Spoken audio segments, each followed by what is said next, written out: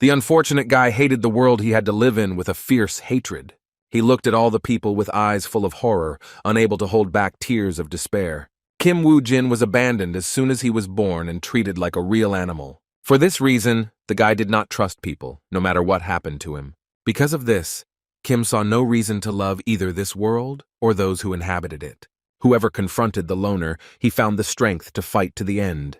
In order to confront his enemies and be able to stand up for himself, he had to become a predatory beast. No matter the circumstances, Wu Jin was always left alone, unable to trust anyone anymore.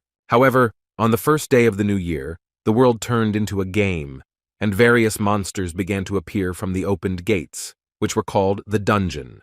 The destruction caused by the aliens was so great that many people died. Along with the monsters, divine beings began to appear, who passed on their special power to people to a small group of chosen ones. Those chosen by a higher power could, thanks to the abilities they received, destroy dungeons and transform into players.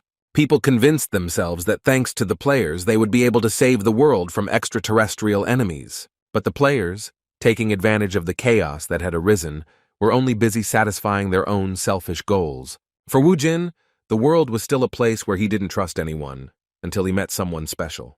That person turned out to be Lee Se Jung, who was one of the first 7 players to gain power. The boy was a warrior, the heir to the sacred light, being the strongest player in the entire world. Unlike the others, he selflessly helped the weak, protecting them from monsters. Lee walked alone against some of the strongest monsters, reminiscent of a hero who came out of the pages of books. Thanks to the strength he was given and his innate skills, the guy was able to kill any enemy. Thanks to this, he became famous all over the world, distinguishing himself from other players with his main goal. The warrior intended to destroy the very last boss in this game that his world was drawn into. For both Kim and the rest of the players, Se Jung was a role model for a hero to look up to. Thanks to his desire to save the world, the boy contributed to the creation of the Messiah Guild. The brave men who shared the opinion of the great warrior gathered around his person one after another. Wu Jin was so inspired that he joined the guild in order to restore the former order in the world. Players with different skills, both swordsmen and archers, joined the guild. The main thing is that they are effective in combat. Thus, thanks to the brave Lee, the players gradually gained the upper hand over the enemy, and for the first time in his life, Kim met people he could sincerely trust and follow through life. The players, who also had the power granted to them, became the real family for the guy that he didn't have. After each battle, the boy sat down near the fire in the circle of his newly made family. Being in the circle of guild members, Wu Jin believed that together with them he could change the world. The thought of this warmed the boy's soul, and for the first time in his long life he felt calm. And now, finally, the day came when the Messiah under Lee's command was left to fight the last battle. The strongest warrior in the world, standing in front of the gate with the main boss, believed that perhaps their battle would be the last. After these words, the player grabbed his sword and raised it against the guild member. The blade pierced the body of Kim Wu Jin, who was completely unprepared for such a turn of fate. The head of the Messiah thanked the warrior, because without him, they would not have been able to achieve such a result. The wounded player fell to his knees, as he too had been cursed by Balman.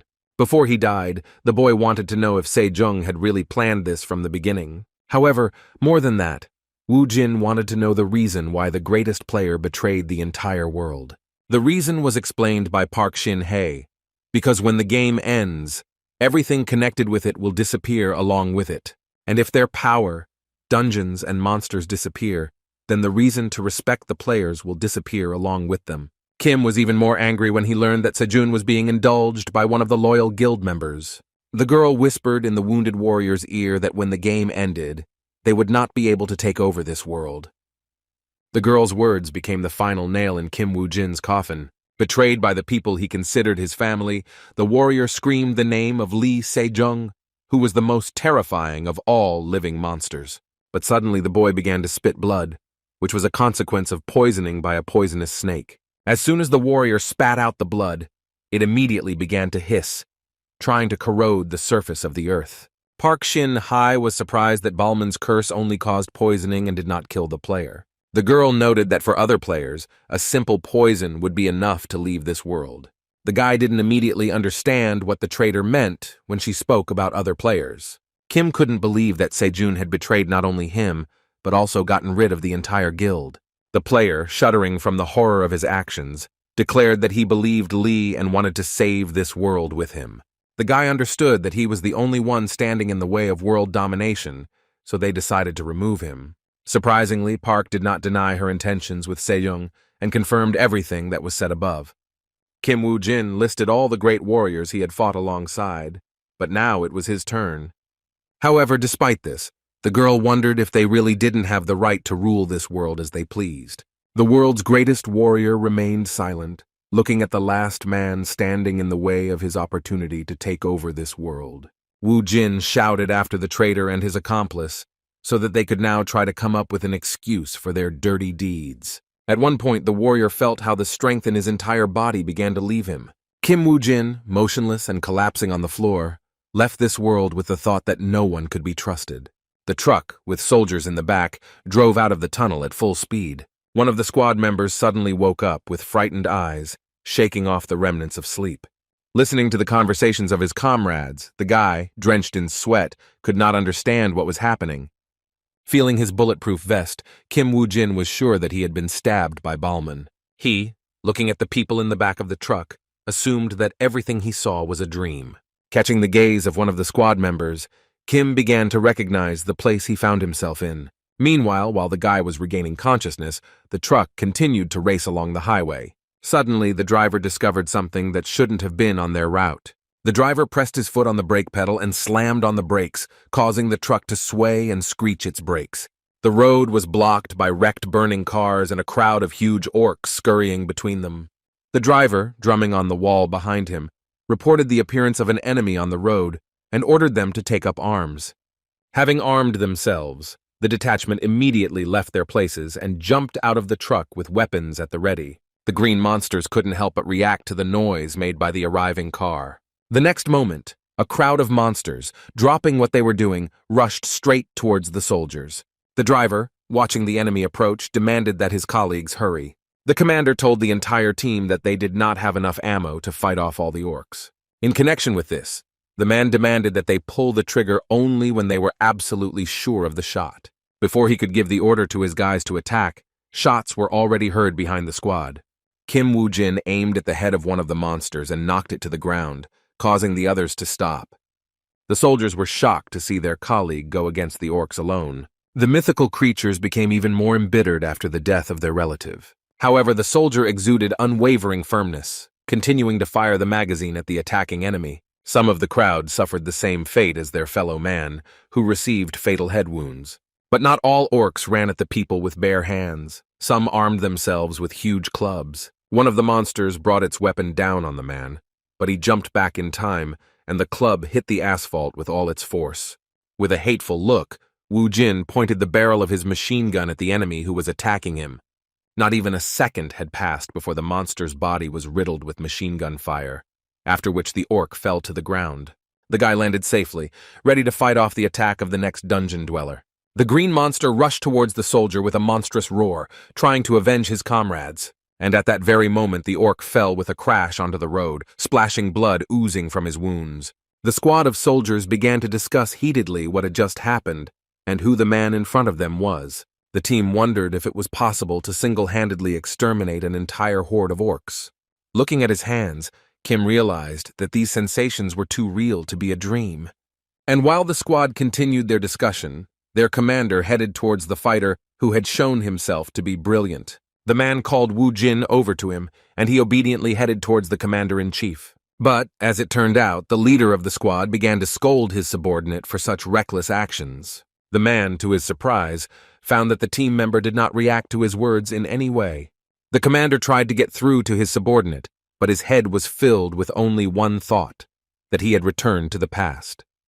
The superior officer demanded that his subordinates respond when he addressed them, but the guy continued to ignore his boss, which caused concern in the commander-in-chief. Sitting on a box, Wu Jin tried to sort out the changes that had happened to him in his head. All the soldiers' thoughts were filled with the warriors from his past life who had betrayed him. Suddenly, the guy heard a characteristic sound that he had heard before. A blue sign appeared in the air before Jin's eyes, indicating that he had become a player.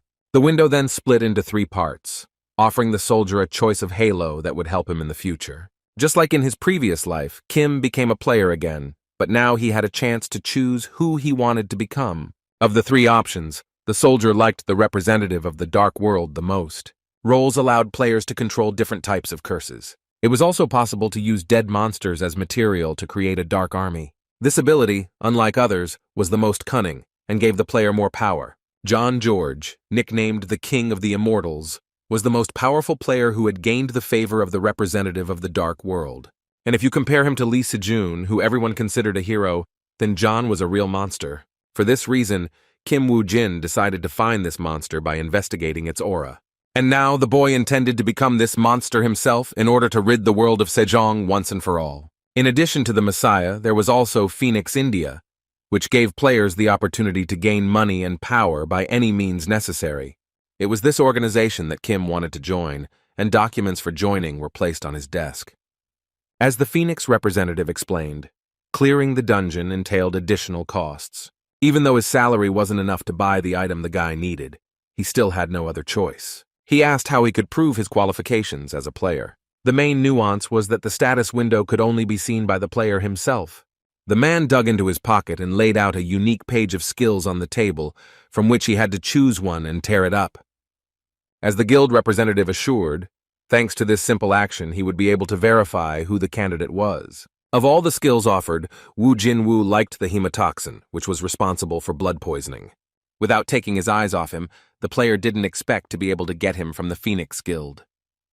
This skill turned blood into a potent poison that was very difficult to resist. Despite the simplicity of the skill, it could increase the effect of the golem, and such a useful ability was never superfluous. Having chosen it, Kim tore up the paper, declaring that he was choosing this skill page, after which a column of magical light formed above the guy, which the organization's representative easily detected.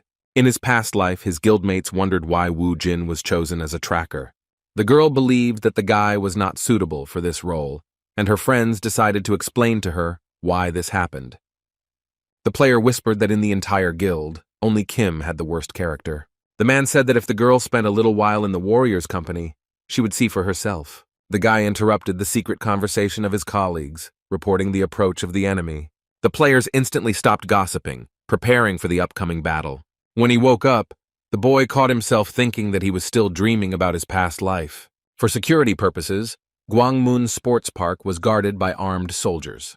Just at this time, players were gathering in the park's parking lot to hunt monsters. The girl who was among the players present hoped that Ju Sopop would teach her how to hunt properly.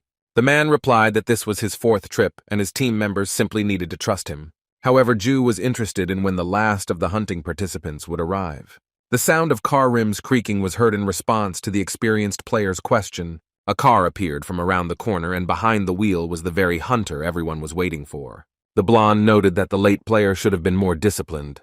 Wu Jin, who hid his face under the hood of his sweatshirt, came out to the hunters from the old car. The girl also attacked the newcomer, claiming that he should be grateful to them since they allowed him to join the hunt. Another hunter suggested that the guy looked like he hadn't received any gear from the guild. The players agreed that the newcomer decided to focus on survival for his first time. The hunt participants decided not to focus on Wu Jin and decided to start clearing the dungeon as soon as possible. Ju asked his team to pretend that they were missing one of their members. As Kim watched the group of players, he heard them discussing heatedly about Sopop's new weapon. Each player was presented with a window with information about the goal, which was to destroy all the goblins in the dungeon. A Phoenix representative asked the team before the hunt began if anyone had any questions for him. Since all the players were silent, the man asked each of them to check their inventory again. Players, examining each other's available weapons, communicated with each other, discussing the contents of their inventory. At the same time, Wu Jin sat silently alone, not knowing anyone present. But for the guy it was not a problem, since he would not have to worry about them. After some time, accompanied by military equipment, a portal to the dungeon opened in front of the players. The girl was shocked, as it was the first time she had seen the portal so close, to which their leader replied that she would be even more surprised when she got inside. After crossing to the other side, the guild member acquired a hat and a magic staff. Once in the dungeon, the players donned their combat gear, and as Sopop had warned the hunters, the world that opened up before them was radically different from the original. All the participants of the hunt found themselves in a dense forest surrounded by giant trees. One of the team members remarked that it was as if he was in a computer game. This statement greatly angered the leader of the squad, Ju, who insisted that everything in front of them was real. And while the man explained to the hunters that they had only one life, the newcomer moved away from them. Looking at the tracks left by the monsters, the guy concluded that there were a lot of goblins nearby. The squad leader approached the player from behind and addressed him to clarify his name. The man said that while the team was setting up camp, Kim was able to explore the surrounding area. Although Wu Jin didn't like the hunter's commanding tone, he nevertheless agreed to carry out the order. One of the players expected the new guy to pester them, but he didn't think he would fall for their trick so easily. The man was amazed at how stupid their team member was, as meeting goblins was very dangerous. Having gotten rid of the extra link, Sopape ordered the detachment to prepare for the hunt, wanting to get all the valuable items. In fact, Kim was not as stupid as he was thought, and he guessed that the hunters were going to use him as bait. And while the Phoenix Guild was searching for monsters in the dungeon, another organization gathered in their headquarters.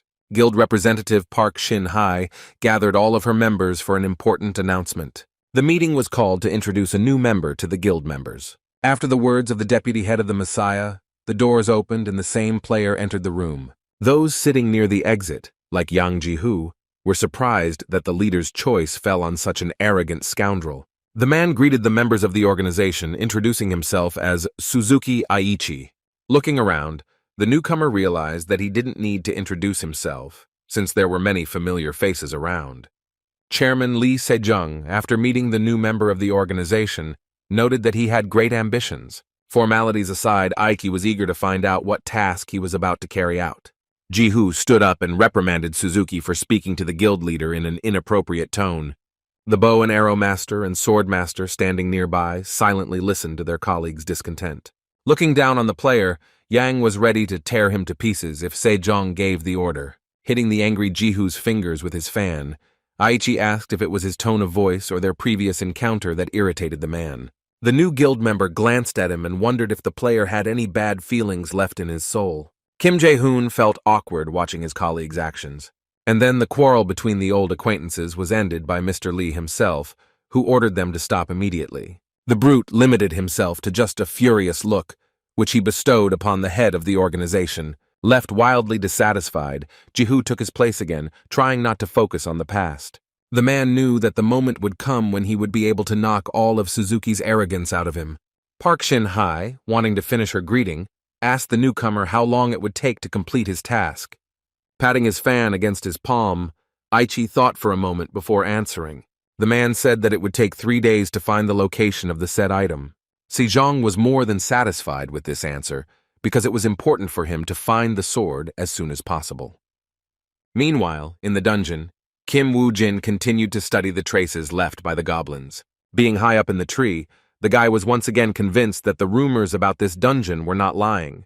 Remembering the past, the hunter found it funny because he had been taught this type of reconnaissance and this fighting style by an experienced warrior. The teacher explained to the player that each trace contained information that would help to survive in the dungeon. Still a very inexperienced hunter, he wondered if it wasn't enough to just become stronger. Suzuki Aichi replied to him that no matter how strong a warrior was, he would always have a weakness. The boy thought that the warrior's words would be a lesson to him, but he was very wrong. Kim's mentor not only killed for the Messiah, but also became a loyal dog for them.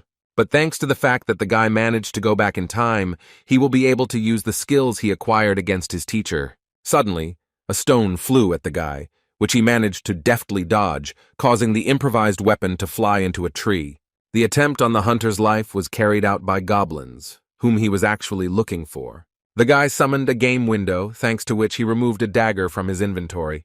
But Wu Jin used a cold weapon to activate the skill he received in the guild. If before the player had to hide from the goblins in the dungeon, now, thanks to the hemotoxin, they were nothing more than a target for him. The goblins were not as quick-witted as the orcs, so they thoughtlessly rushed at the enemy in front of them. The magical creature rushed at the guy, waving a club in front of itself. With the same ease, the hunter dodged the blow of the monster, which opened up perfectly for him. The next moment, Wu Jin stabbed the blade of the dagger into the goblin's hand, which was more than enough. Having removed the weapon from the creature, Kim did not worry about the enemy, as goblins were vulnerable to blood poisoning. But the hunter began to celebrate his victory too early. because for some reason unknown to him, the enemy was still moving. He began to wonder if the poison might not be as potent as he had expected. Another representative of the magical creature family came to the aid of his comrade. The dungeon monster brought his club down on the ground, but the hunter managed to avoid the blow once again. Wu Jin's dagger hit one of the goblins directly, causing the opponent to release his weapon. The mythical creature was shocked, and then his comrade's body collapsed to the ground. Kim had no trouble dealing with the enemy as their strategy was easy to read. But as soon as the guy was stalling for time, the goblins began to gather into a huge crowd. For this occasion, the hunter had a corresponding item in his inventory. One blow of the whip was enough to delay the advancing enemy for a while. The weapon had the effect of the Goblin King, causing the creatures to feel fear of the opponent. In addition, it added 5 units of strength to the owner, and also increased damage against goblins by 30%. Meanwhile, a team of arrogant hunters tracked down the enemy along with valuable artifacts. There was a noise coming from the bushes behind the players, which caught their attention. As it turned out, it wasn't the wind at all, but a small group of angry goblins. The huntress was so frightened by the sight of the monster that instead of attacking, she only clutched her staff. But the enemy never reached the girl, because the leader of the squad appeared in front of her. Having pierced the enemy with his sword, Sopop declared that there was no need to fear simple goblins. The huntress, who had been so brave in the parking lot, was now drenched in sweat and frozen with fear. The male part of the team, on the contrary, was happy with how masterfully Ju dealt with the enemy. The experienced hunter was glad that he had prepared a long sword for this sortie. The player urged the team members to focus, claiming that the goblins were just bags of meat. However, the man immediately paid for his excessive self-confidence by lowering his eyes. Sopape didn't know why, but his sword was stuck so hard in the creature that he couldn't pull it out. It was the perfect moment for one of the goblins to stun the team leader. The blow was so strong that it instantly knocked such a strong warrior to the ground. Unfortunately for the squad, the most experienced of them was not in a condition to continue the fight. The man watched in horror as the goblins surrounded him, realizing that he couldn't handle them all alone. The warrior stood up and addressed the team, demanding that the players save him from the advancing enemy. The hunter showered the members of the squad with curses as they stood rooted to the spot and just watched. Overcoming the fear that enveloped him, one of the hunters rushed at the enemy in order to save the commander. He was also supported by the second player, who attacked the goblins with a battle cry, giving himself confidence. One of the monsters was injured by a magic whip, which was not comparable to life. The creature instantly fell to the ground, blood spurting from the open wound. The rest of the opponents looked at their enemy with undisguised anger, trembling with fear. Kim Wu Jin looked at the creatures with a smirk, as he realized his superiority in the battle. The guy's gaze was so piercing that it forced the goblin to leave the battlefield. But the hunter did not want to leave any of the enemies alive, and once again used the whip of the Goblin King. In a split second, a noose formed around the goblin's neck, foreshadowing his demise. The whip squeezed the enemy's neck so hard that it not only stopped him, but also forced him to his knees. Defeating a whole horde of mythical creatures gave Wu Jin the opportunity to advance to the next level. The boy smiled, as he thought that in order to get the achievement he needed to defeat a stronger enemy. Jin was pleasantly surprised that he had attracted the game's attention, even with so many enemies defeated. The player believed that only fools brandished heavy swords when a certain whip would suffice. At this time, the main members of the group were recovering from the battle with the goblins. The hunter, who was the first to rush to save the squad leader, was interested in what had happened to the new guy. Jusopop was convinced that the boy was most likely dead, since there had been no news from him until now. The men then began to argue among themselves, arguing about whether it was wise to lose a team member. Suddenly, the swearing between the hunters was interrupted by a characteristic sound that came from the depths of the forest. Shaking with fear, the squad huddled together, unable to believe that another battle with the dungeon monsters awaited them. And while the group of hunters tried to control their emotions, Wu Jin raised his level again. Once the guy had acquired the skeleton warrior skill, he turned to the reference book for information. The hunter took from the reference book a part of the scroll with a description of the skill he had acquired. He never ceased to be amazed that he had managed to acquire such abilities in such a short time. John George could control an army of the dead with his own hands, which was his strongest skill. However, this skill was also imperfect, as its flaw allowed Wu Jin to kill a powerful player. Only monsters that were killed directly by the caster's hands could be sacrificed. However, even at this point there were great limitations to transforming them into living dead. Regardless, the hunter tore up the skill scroll, deciding that it would save him some time. With this skill, it will be easier for the warrior to respond to the enemy by using his body to summon a skeleton soldier. So Kim approached one of the dead goblins to test the power he had gained. After using the skill on the corpse, skin particles gradually began to separate from the dead body, and very soon there was nothing left of the monster except a skinny skeleton. Having remained motionless all this time, having lost its support, the skeleton did not fall but firmly rested its palms on the ground. The skeleton rose to its feet in front of its new owner, who watched its actions with curiosity. Wu Jin was captivated by the glint in the eyes of the skeleton that had fought against him in life just a few minutes ago. He watched with interest how his newly minted assistant would behave. However, the guy was somewhat disappointed, because he thought that the dead man would be an order of magnitude stronger. Jin asked the skeleton himself if it was really impossible to do anything with the indicators of his magical power. The puppet just looked at its owner with empty dark eye sockets, without answering the question. The guy was well aware that using such an assistant as his main weapon would be extremely difficult. However, the hunter's attention was drawn to the remains of the players, whose rotting bodies hung from the tree like puppets. Most newcomers did not take into account that the similarity between all monsters was the desire to harm people. Based on this, Kim had no compelling reason to be merciful to these monsters. The Phoenix Guild members had to build a fire to wait out the approaching night. Commander Ju couldn't help but feel dissatisfied that some goblins were such strong opponents. An archer from the hunting party asked him what they should do now. With annoyance in his voice, the man stated that they had underestimated this dungeon in vain. The strongest of the warriors declared that he could not die at the hands of such a mediocre monster. Gathering his courage, Sopapa turned to the hunters, telling them that they would never die in this forest. The man managed to get through to the other players, who were listening to his every word. The hunter asked what was wrong with his team, trying to give them hope that they could handle it with just a little effort. But the archer said that it was not the speech of the squad leader that surprised them all, but something else. The experienced warrior was puzzled as to what had attracted his comrades, and asked them about it again. The hunter managed to say with difficulty that there was something above Sopap's head, but he could not pronounce what exactly. Suddenly, a sign appeared above the squad leader, stating that his level had increased, and even though the man didn't take part in the battle, he knew that the level only rose when someone from the team fought. And while the team discussed the newcomer's achievements, he in turn continued to improve his abilities.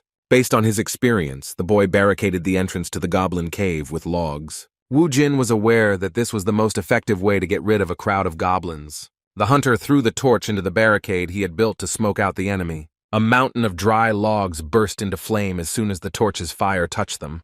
Together with his ward, Kim watched the fire and waited for it to start working. The monsters immediately smelled the burning smell. Something was rushing towards them because of the draft that had formed, and soon the lair was filled with thick, acrid smoke, which caused panic among the creatures. However, goblins were not the kind of monsters that were resistant to carbon monoxide poisoning. The goblins watched as their comrades began to choke one by one from the smoke that was seeping into the cave. Turning to the others, the mythical creature pointed out the source of the problem.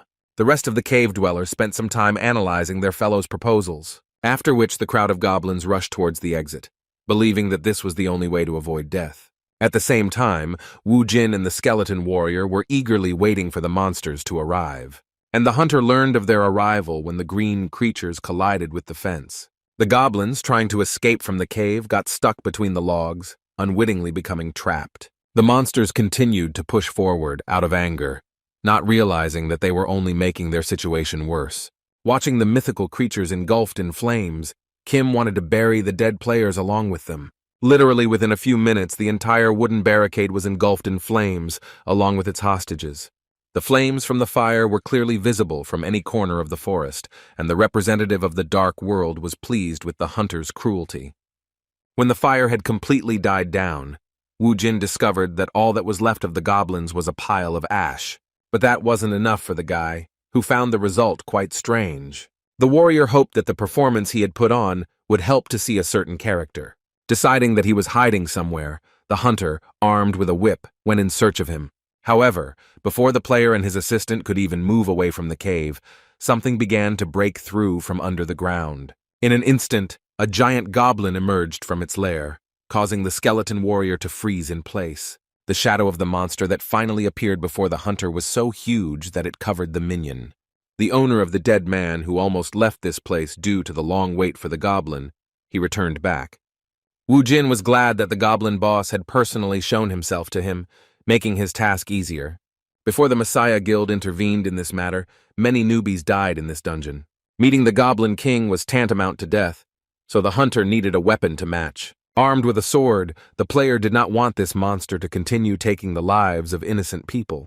The skeleton warrior's gaze fell on the weapon in his master's hands, prompting him to action. The hunter's assistant lifted his bony feet off the ground, heading towards his opponent. Kim was pleasantly surprised that the skeleton was so eager to fight, despite the fact that his enemy was many times larger than him. The puppet looked at its master in its eye sockets, and in their darkness that mad gleam appeared again. Wu Jin, having discovered such changes in the skeleton's behavior, became sympathetic to him. The look of the ward spoke more eloquently than any words, which is why the owner kindly fulfilled his request. Stepping aside, the hunter handed the sword to the skeleton, watching as it fought against the goblin. For the huge monster, the dead man was akin to an insect, which did not pose a threat. Having jumped from its place, the seemingly slow skeleton quickly rushed towards the hidden enemy of the dungeon. With a terrible scream, the Goblin King also rushed to attack Kim's puppet. Because of his size, the giant did not notice how the skeleton walked around him, ending up behind him. With a quick and sharp movement, the dead warrior cut the monster's Achilles tendon. The puppet's action awakened in the hunter memories of clearing a dungeon from a past life. Then the members of the Messiah Guild confronted a monster that was many times larger than the Goblin King in size. Players, seeing such an enemy, did not understand how they were supposed to kill him. However, of the entire detachment, only Kim did not lose his composure and ordered to attack the enemy at the legs. The hunter was convinced that once they knocked the monster down, their chances of winning would immediately increase. As an example to the others, the warrior pounced on the monster, and standing at its very feet, described a circle with his sword. With extraordinary agility, Wu Jin moved under his opponent's feet, leaving deep cuts on his legs. As the player continued to watch the skeleton warrior's movements, it suddenly dawned on him. By this time, the king of the green creatures had dropped to one knee in front of his rival. The monster had not yet managed to pick up his club when the skeleton, having run around him again, came from behind. The boy recognized the style the henchman used, since he himself was proficient in it. Jumping onto the Goblin King's head, the puppet plunged the blade straight into the monster's skull. Wu Jin never imagined that his power would affect the skeleton that copied his attack style. Before he returned to the past, he could handle almost any weapon in existence. The guy told his henchmen that there were only a few people in the guild who were capable of fighting him one-on-one. Looking at the potential of his assistant, the hunter decided to reconsider his plan. The warrior received a notification that a representative of the Dark World, as a reward for his efforts, presented a legendary page of skills. The player was once again pleasantly surprised by his return, as he could not even imagine that he would receive the legendary tier so soon. One of the soldiers on the observation tower announced to the command that the dungeon had been cleared. The Phoenix Guild representative couldn't believe what the military man told him. The man left his shelter to personally ensure that the team had completed the task. The soldier was right, because the hunters did indeed return from the portal, but not in full force. Emerged from the dungeon, looking rather shabby. The organization's employee couldn't believe that someone could clear the dungeon in just one day. He was eager to find out from the hunters how they managed to achieve such a result. It was only when the man ran up to the players that he discovered that Kim Wu Jin was not among them. The whole team became embarrassed as soon as the conversation turned to the newcomer, which immediately brought up bad thoughts. The Phoenix representative guessed that Mr. Wu Jin most likely died in battle while fighting monsters. But before the team could say goodbye to the player, the military man announced that someone else had come out of the portal. It turned out to be a new member of the guild, who, unlike his colleagues, looked quite healthy. The portal closed behind the guy, who didn't even pay attention to the guild members and went about his business. An employee of the organization called out to Kim, intending to have a serious talk with him. With horror, Ju Sopop confirmed his guess that the newcomer was in fact alive. Watching the guild representative interact with Wu Jin, the hunters wondered what kind of tricks he used to clear the dungeon. What angered the squad leader most was the fact that the new guy managed to beat the fighter on his own field. The man wanted to find out who the new guild member, player Kim Wu Jin, really was. The situation of players abusing their powers was reported on federal television. However, despite this, only the Messiah Guild became the first to clear the 5-story dungeon. Following the successful hunt, the guild's sponsors, the Hansung Corporation, saw their stock price rise sharply. While browsing the internet for news, Ju found that all the news was only about the Messiah's exploits. The player was upset that their competitors made them look like performers who were only interested in money. The warrior's colleague tried to calm him down, arguing, mentioning their previous hunt, wanting to know what actually happened in the dungeon. So Pape asked not to remember Kim Wu Jin because of whom they almost died. In confirmation of his words, the hunter pointed to his bandaged head, stating that this happened because of the newcomer. The player's comrade noted that the rumors circulating about this guild member were not a lie after all. The seasoned warrior agreed that Kim was so eager to get the new items that he even ran into a crowd of goblins for this purpose. However, the man embellished the story, saying that he was injured after trying to stop the boy. Comrade Ju wondered why the guild didn't punish Wu Jin for this, but he just waved it off, saying that it was useless anyway. The player's colleague was obliged to punish Kim, who had no idea what was being prepared for him, being focused on his own plan. He felt that he shouldn't have met Lee Se Jung like he did before. The player had to become stronger so that the head of the Messiah would become interested in him. While preparing the plan, Wu Jin collected information on all the people needed for the matter. And to begin with, the guy had to start from the most forgotten corner of Se Jung's life. But as soon as the player visited the guild, he immediately encountered the work of Ju Sepop's acquaintances. The guild leader and his assistant believed that Kim was trying to dispel rumors about him out loud, but the player denied everything, claiming that he simply needed money. The Phoenix chairman once again thoughtfully voiced that the hunter was going to clear the dungeon with orcs only for the sake of money. The man claimed that money was important, but life was more important, which is why he wondered if Kim was worried about his safety. The guild representatives were willing to lend money to their member, but the guy refused, wanting only to be told the date of the hunt. Regardless of the rumors, no matter how true they were, the head of the organization was interested in what status the orc dungeon had. The assistant said that after John Yonggu's group was killed, no one applied for a whole month. The man clarified that Yonggu was a rising star from Park Yeon-wan's group. Watching the newcomer, the Phoenix leader reasoned that he was trying to get into a dungeon that even a specialist couldn't master. Despite this, the guild intended to support the boy just in case, even if he did not live long. Kim Wu Jin in turn knew about the guild's concerns, but for his plan, he needed to get into the dungeon. And in order to kill Lee's hero, he needed to befriend a villain like Park Yeon-wan. Finally, the day of the hunt arrived, and as soon as the player arrived at the location, he immediately met a person from the organization. The man, who had only heard of the warrior through rumors, was surprised when he came on a mission alone. The guild member assumed that the warrior was unable to find partners because of his greed for money. Without wasting any time, the representative of the organization led the guy straight to the dungeon. At one point, the Phoenix employee caught himself worrying about a hunter he didn't care about. This time, the gate transported the player to a desert area filled with hard rock akin to cliffs. After studying the information, Wu Jin realized that he wouldn't be able to clear the dungeon if he went hunting alone. However, the warrior intended to use the orc as a skeleton warrior with whom he could influence the course of events.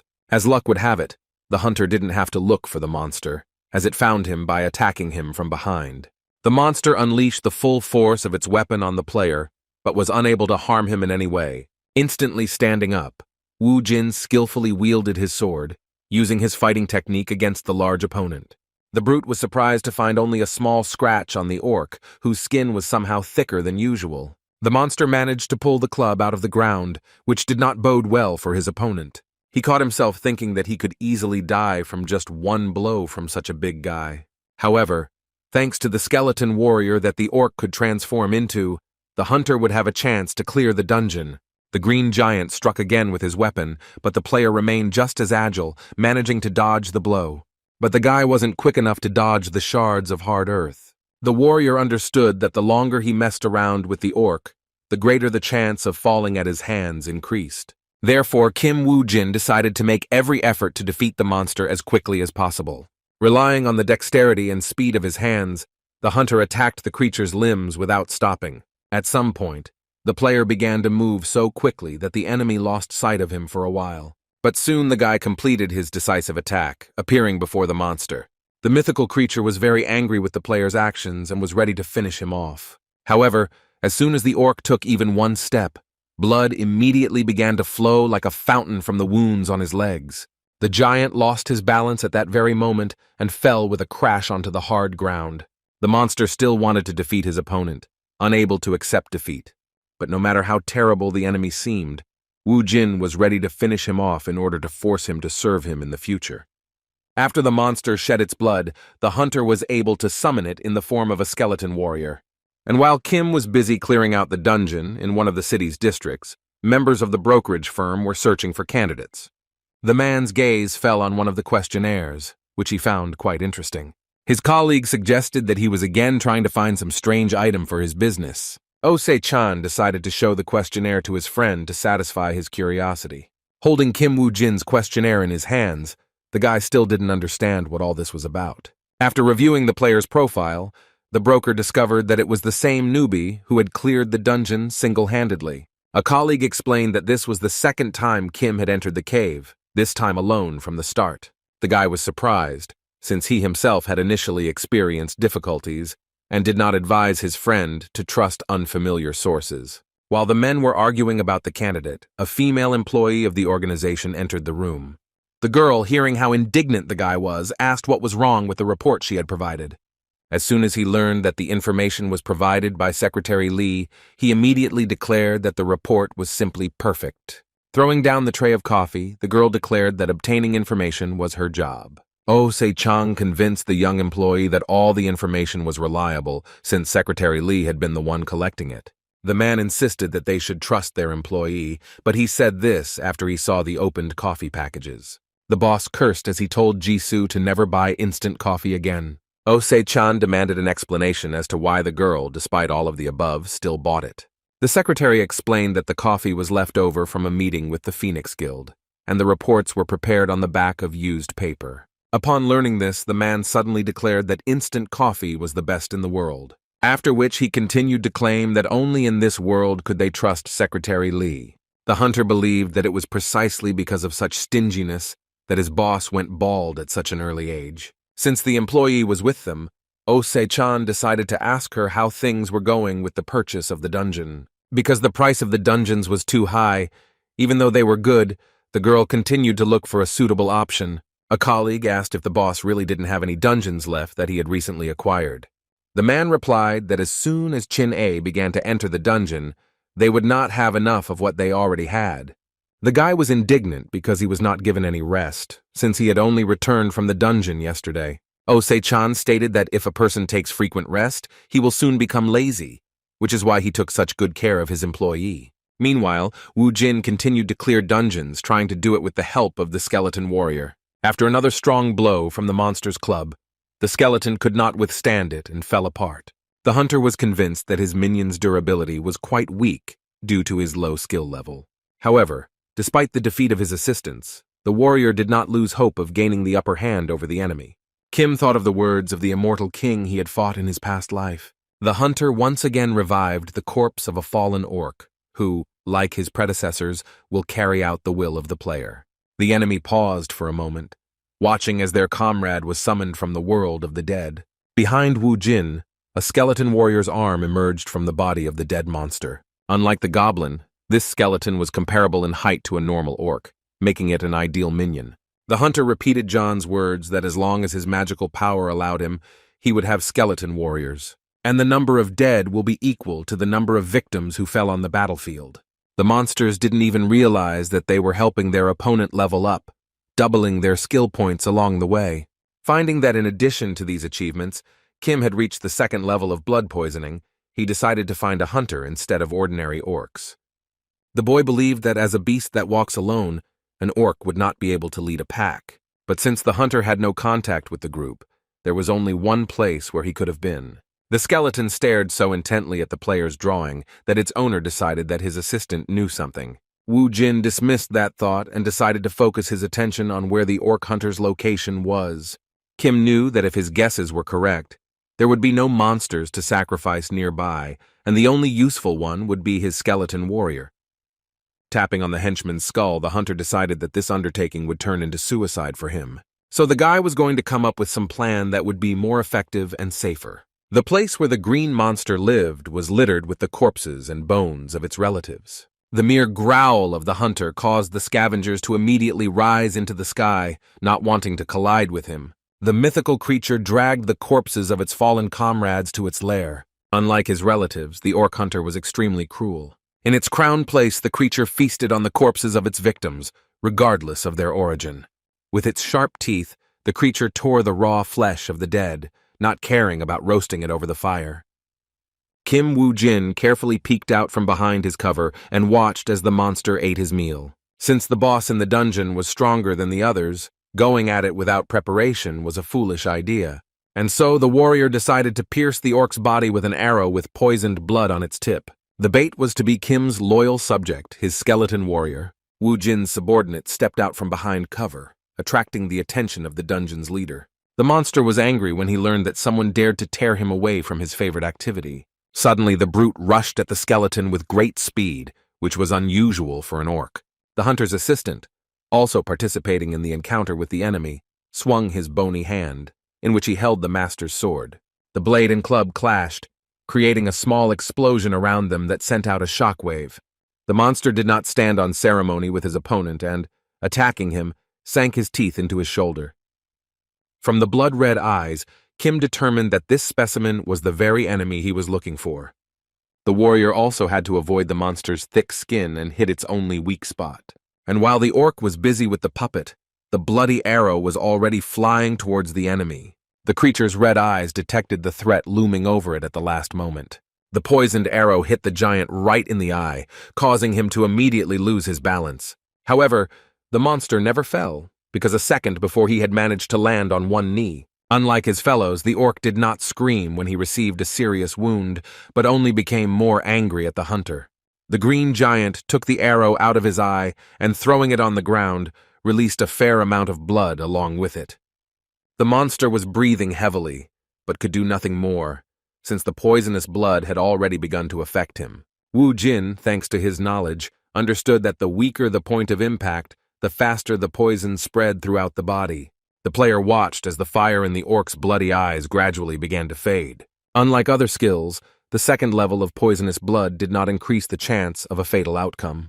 However, this effect was quite enough to finish off the dungeon boss. Wu Jin's henchman raised his sword above his head, ready to put an end to this battle. After defeating the main monster of the dungeon, the player finished the hunt and could return to his world in an hour. While examining the orc's remains, the warrior wondered if there was still one of Park Yong-won's group members left inside the monster. After the boy kicked the bones, his gaze fell on one of the skeletons lying on the mountain. On it, the hunter discovered a characteristic cut that was clearly not left by an orc. Wu Jin concluded that the victim had been attacked from behind by someone who was used to killing in dungeons. Whether it was a deliberate murder or not, if those involved were members of Park Yong-won's group, they could have done it for money or items.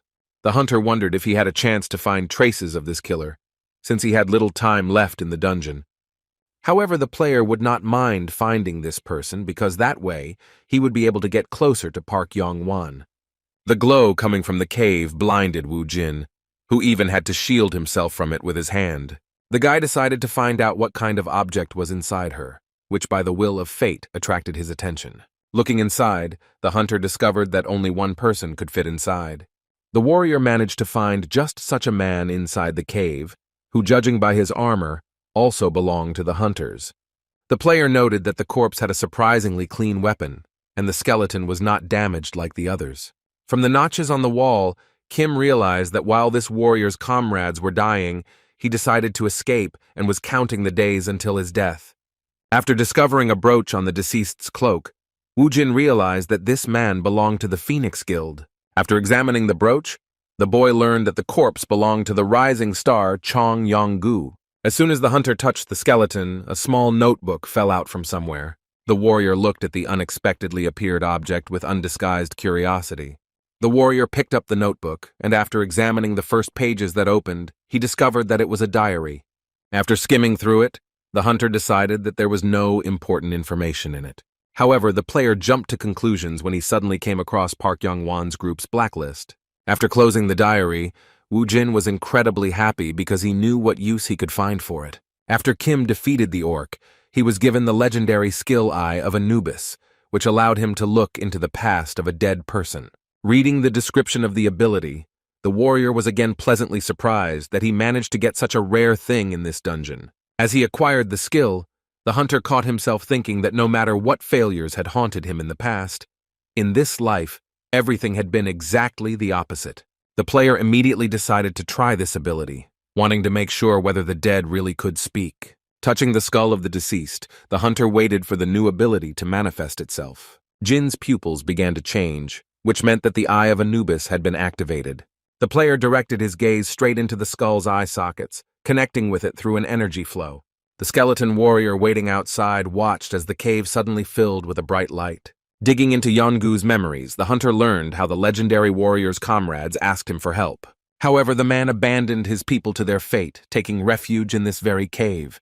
Zhang Yonggu was obsessed with one thought: he should never die. After which the warrior organized a hunt for people, since he considered it not such a terrible crime. The hunter acted in this way because behind him stood the man who would one day become the owner of the Phoenix Guild. And this man who covered up the atrocities of his people was precisely Pak Yongwan. Looking into the dead man's past, Wu Jin experienced far from the most pleasant feelings. After finishing wandering through the memories of Zhang Yonggu, the player dropped the skull of the deceased from his hands. The hunter some time to come to terms with the alien memories that came flooding back to him. Looking into Yongu's past, Wu Jin realized that the warrior had quite a painful past. As the player watched the skull, he realized that he had spent more magic power than he had expected. Wu Jin had completed his preparations, ready to use the information he had received and the list he had found. At this time, at the headquarters of one of the guilds, an employee was asked why he allowed another player to capture the dungeon. The man asked Mr. Pak for forgiveness, assuring him that he would take care of the player. However, after the worker allowed the newbie to clear the dungeon, his words were no longer taken seriously. Park Yong-wan ordered Secretary Kim to deal with employees who did not live up to the expectations of their superiors. And while the employee was begging for his life, the boss was looking at the news in the newspaper regarding the A+ rank dungeon. Although the man found the case of clearing the dungeon alone interesting, he did not find anything surprising in it. Secretary Kim confirmed that the player had a bad reputation in the guild. According to rumors, in the first of the dungeons, the guy abandoned his partners and possibly kept the entire reward for himself. The fact that the newcomer had a bad reputation made it very difficult for the guild to move forward. Suddenly the telephone rang and the head of the organization, holding down the button, ordered to speak. The master's subordinate announced that Kim Wu Jin himself had requested a meeting with him. Based on the results of the A-Rank plus 20 dungeon applications, there were 3 guilds currently competing for them. The problem was that if 3 guilds divided each faction into 6 spots, there would still be 2 spots left untouched. The guild leader's assistant clarified that due to this point, all 3 guilds still have not come to a compromise. Because it was an A-rank dungeon, the drop rate for rare items was higher, and with that came greater efficiency. The head of the organization believed that the players would not give in to each other, and perhaps did not even know what awaited them in the dungeon. Loosening his tie, the man was of the opinion that the overconfident hunters would be a pain in his ass. And on top of that, no one outside either faction applied for the remaining 2 seats. Phoenix's leader was very understanding of players who didn't know what might happen to them when they entered a dungeon without a group. But the chief's thoughts were interrupted by Park Yong-wan, which only worsened the already difficult situation. While talking to the faction leader, the man was shocked by what he had just heard from him. From the conversation of the Phoenix chief, his assistant concluded that the chief was talking about the newcomer Kim Wu Jin. Even after the chief had finished talking, his assistant was still confused. After finishing the conversation, the man revealed that the newcomer wanted to take the remaining 2 seats without the knowledge of the other factions. The director believed that if the rumors were true, the other groups would not worry about this player. The Phoenix chief didn't know if Wu Jin had become part of Park Yong-wan's faction, but it was possible that they would get rid of him after the dungeon. He also said that if the guild agreed to provide seats to a lone wolf, the remaining faction would give way to someone else. The gentleman couldn't help but notice what a strategist Yan Wan was, that he had hidden an ace up his sleeve called Kim Wu Jin. The boss was inclined to believe that it was better to retreat in order to gain the greatest benefit in the future. Secretary Kim asked her boss why he accepted Wu Jin's application. The faction leader found it amusing to watch what the player had to go through to get his man's brooch. The man said he could manipulate Kim and get rid of him at any convenient moment. And an hour later, Pak Yong-wan had in his hands that very same diary of the hunter from his guild. The faction leader assumed that the guy came to him in order to blackmail him and get money. The man tried to assure the newcomer that he would not be able to shake money out of him thanks to some diary. However, the guy said that he came to Mr. Pak not for blackmail, but with a proposal. All the hunter wanted was to get into the single-story rank A+ dungeons. Man, hearing the guy's demands, he only laughed in response, finding it funny. Yong-wan asked the player again if he was aware of what dungeon he was about to enter. Scratching the back of his head, Wu Jin replied that this was the place that the Phoenix and Messiah guilds competed for. The faction leader still didn't understand why a person who knew this fact still wanted to enter this dungeon. Be that as it may, Park Young-wan accepted Wu Jin's proposal, but put forward one condition. The player visited Kyungbu University, where a lecture about an A+ rank dungeon was taking place. The lecturer said that there were at least 1,000 orcs and one orc warrior in the dungeon. Unlike most of the elite players from each guild, Kim listened to the report while leaning against the wall of the room. All the hunters listened attentively to the information about their upcoming hunt in the Class A dungeon. The speaker said that half of the participants in the previous attacks died, but it could not be said that all of these deaths were caused by the fight against monsters. The man said he had to turn a blind eye to it due to lack of evidence. Kim realized that killing players increased the chance of getting rid of opponents and stealing valuable items. After the lecture, which was not yet finished, the guy had heard enough and decided to leave the auditorium. But the reward for killing the leader was a fang of the orc clan, which would eventually be given to the Messiah Guild. As the lecturer said in the distant past, when presenting the prize to the head of the guild, he had no idea how strange it looked. The loner was certain that Lee Se Jung might have already been involved in corruption at that time. After hearing about the fang, the boy decided he had had enough of the training and went outside. The player did not rule out the possibility that if Se Jung was behind all of this, then the Messiah might have had nothing to do with it. The guy also couldn't rule out the possibility that the guild could have planted spies in other organizations. The player continued to speculate, based on his memories, what the Messiah might do next. Soon, a crowd of journalists gathered around the A+ rank dungeon along with the top players from each guild. The monster hunters greeted their fans, basking in the glory and flashes of cameras. The participants from Messiah were dressed in black and white clothes, dressed to the nines, while the Phoenix Guild members wore red jackets that displayed their symbol. The hunters representing Leo wore yellow jackets, while the Skull Guild wore all black and hid their faces behind masks. And Kim Wu Jin, who was among the crowd of hunters, kept to himself, not representing any of the guilds.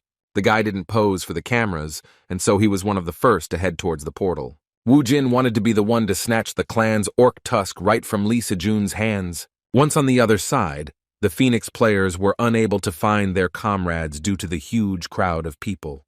The representatives of the Messiah were much more collected and were already preparing to go hunting. While the others were looking for their colleagues, Mr. Lee's guild had already set off. Some hunters admired how organized the Messiah participants were. Others, on the contrary, did not praise the famous players, reminding them that 1,000 orcs await them. And the guild squad didn't even have time to go out into the forest before they met the first of their enemies on their way. One of the team members said that he and his comrades would deal with the enemy. The man successfully used the skill of a tenacious fighter, also successfully using provocation. As expected, the monster's attention was completely focused on the representative of the Messiah. As soon as the orc swung, the warrior was already ready to block his attack. The creature struck the hunter's shield with all its might, causing him to move but not fall. Watching the enemy, the monster was clearly dissatisfied with the result of his attack. Peeking out from behind cover, the man turned to the orc, asking him if this was all he was capable of. The sorceress came to the aid of her colleague, using restraint against the enemy. The monster was immediately enveloped by huge vines that suddenly grew out of the ground next to him. The plants squeezed the mythical creature's throat, making it a soft target for any of the players. The orc let out a piercing scream, calling for help from his comrades, after which the ground beneath the feet of the elite guild warriors suddenly began to shake. The hunters prematurely decided that the tremors were caused by an earthquake. However, one of the players drew the attention of the others to the forest, behind which there was clearly something. Staring into the dark, dense forest, the hunters heard a growing roar coming towards them. Most of the players froze, as they had already guessed the source of this noise. A large crowd of huge monsters, having destroyed a number of trees, attacked the hunters gathered in the clearing. One of the warriors grabbed his sword, not taking his eyes off the enemy's fist flying at him. It took only a few fractions of a second for the blade of the dagger to pass along the entire arm of the monster. Then the angry orc used his whole hand, and although he didn't hit the enemy, he managed to knock his comrade off his feet. Suddenly, boulders of stone appeared from the ground, lifting the monsters off the ground, causing them considerable damage. This was the work of magic users who combined their forces against a single enemy. Following the example of their colleagues, the remaining players, most of whom were swordsmen, rushed into battle. Despite the opportunity to receive a reward for killing monsters, the warriors acted together, putting their own lives first. The hunters had the advantage of height and agility, while the enemy was large and clumsy. And while all the factions fought as one organism, Wu Jin hid in a tree. The guy, as expected, turned out to be right when no one noticed his absence due to the chaos that reigned. While everyone was busy with the crowd of orcs, Wu Jin was ready to take advantage of the situation in order to find the enemy warrior. The player understood that the guild would first try to reduce the number of orcs before taking on the orc warrior, and only after the hunters have dealt with the crowd and minimized their losses, they will go in search of the leader. But right up until this moment, the guy needed to get to the leader earlier, in order to get the reward in the form of a fang. The lair of the strongest monster in the dungeon was located in the area of giant rocks. The warrior sat on a throne carved from solid rock, before which two of his warriors fought. The leader's neck was adorned with a necklace that was decorated with that same legendary fang. With a sharp swing of his sword, the corpulent orc decapitated his opponent in front of the crowd. The loser's head fell right at the feet of the spectators who were watching the fight. Rising from his seat, the warrior raised a giant axe, signifying the fighter's victory. As if to confirm this, the monster screamed menacingly, so much so that his saliva flew in all directions. The warrior, having declared the winner of the battle, heard the chanting of the crowd of his subjects. Kim, who was watching this scene, guessed that the orc who was executed had fled the battlefield, for which he paid. Having seen the main monster of the dungeon, the guy found it even more frightening than he imagined. The warrior's decision to send his minions to fight only played into the hands of the lone hunter. Despite his strength and impressive size, the orc was left completely alone, being an ideal target for the player. Wu Jin couldn't help but smile as he looked forward to being the first of the hunters to strike at the orc. After some time, the entire clearing was strewn with the corpses of monsters, and the leader of the Messiah squad ordered his people to move on. Having calculated the approximate number of opponents, the man concluded that the remaining forces were located elsewhere. The hunter noticed out of the corner of his eye how one of his henchmen quickly ran up to him. The warrior reported that a huge number of enemies were heading their way. The guy added that the enemy numbered about 1,000 units of combat force, which was most likely the warrior's main army. The guild member advised to stop there, but the other hunters disagreed with him. The man who objected to the head of the Messiah belonged to the Lion faction, intending to continue the offensive.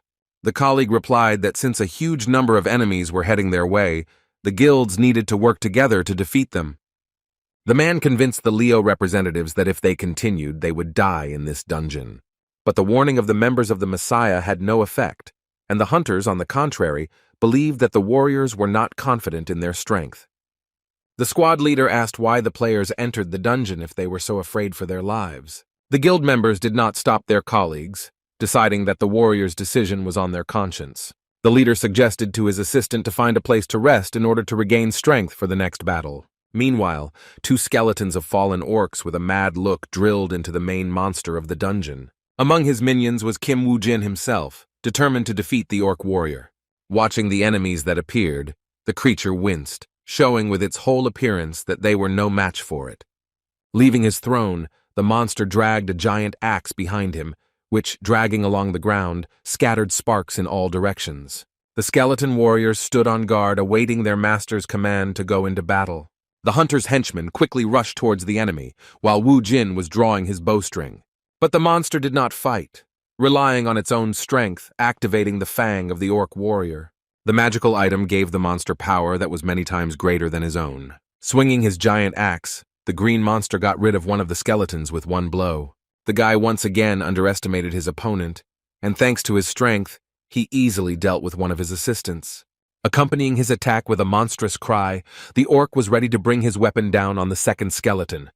The hunter's henchman was serious, not taking his eyes off the monster. The dungeon master completed his attack, ending the pathetic enemy once and for all. At least that's what he thought when the skeleton leapt out of the rising column of dust like lightning. The skeleton warrior slashed at the brute's leg with his blade, but his attack did not produce the desired effect. The player understood that his protege would not last long and did not delay. And while the orc warrior was busy with the puppet, its owner was preparing to fire the decisive shot. The assistant was required to distract the enemy for as long as possible, since Kim had only one chance to hit the target. Swinging his axe, the monster almost hit his opponent, who once again dodged the blow. At that very moment, when the enemy stood with his back to Wu Jin, he fired a bloody arrow at him. Thanks to the magic fang, the orc felt an arrow approaching him. At the last moment, the warrior dodged, and the enemy only managed to hit his hair. Now the dungeon leader's attention was completely focused on the hunter who had given away his location. The skeleton warrior did not stop trying to stop the huge monster that was heading towards his master. The puppet tried to stop the big guy once again using Wu Jin's technique. But suddenly the henchman's sword broke, which came as a great surprise to its owner. Taking advantage of the moment while the enemy was disoriented, the orc brought his axe down on him. This time, after a loud explosion, in addition to the dust raised into the air, the remains of a skeleton also flew towards the hunter. Having finally dealt with the annoying henchman, the mythical creature gave the player an evil look. Considering the events that had happened, Kim decided to change his plan, getting rid of the bow as well. The boy understood perfectly well that it was pointless to fight against the orc while the magic fang remained on him. Resigned to the fact that his strength would not be enough, the player decided to retreat. Turning around, Kim Wu Jin ran away from the dangerous giant as fast as he could. But turning around, the warrior noticed that his enemy, for some reason, did not pursue him. Taking a closer look at the warrior, the hunter discovered that he was distracted by something else. The player came to the conclusion that it was too much trouble for the brute to pursue the retreating enemy. It would seem that such an insignificant detail could still play into Kim's hands, so he could freely leave the battlefield. And yet the warrior wanted to make the orc regret his decision when he let him go. Jumping from branch to branch, the hunter had no idea that above him on the ground were people from the Lion Guild. The squad leader noticed, in addition to themselves, another player who had fled from the battlefield. One of the guild members suggested that the warrior they had discovered could have found the main orc faster than they did.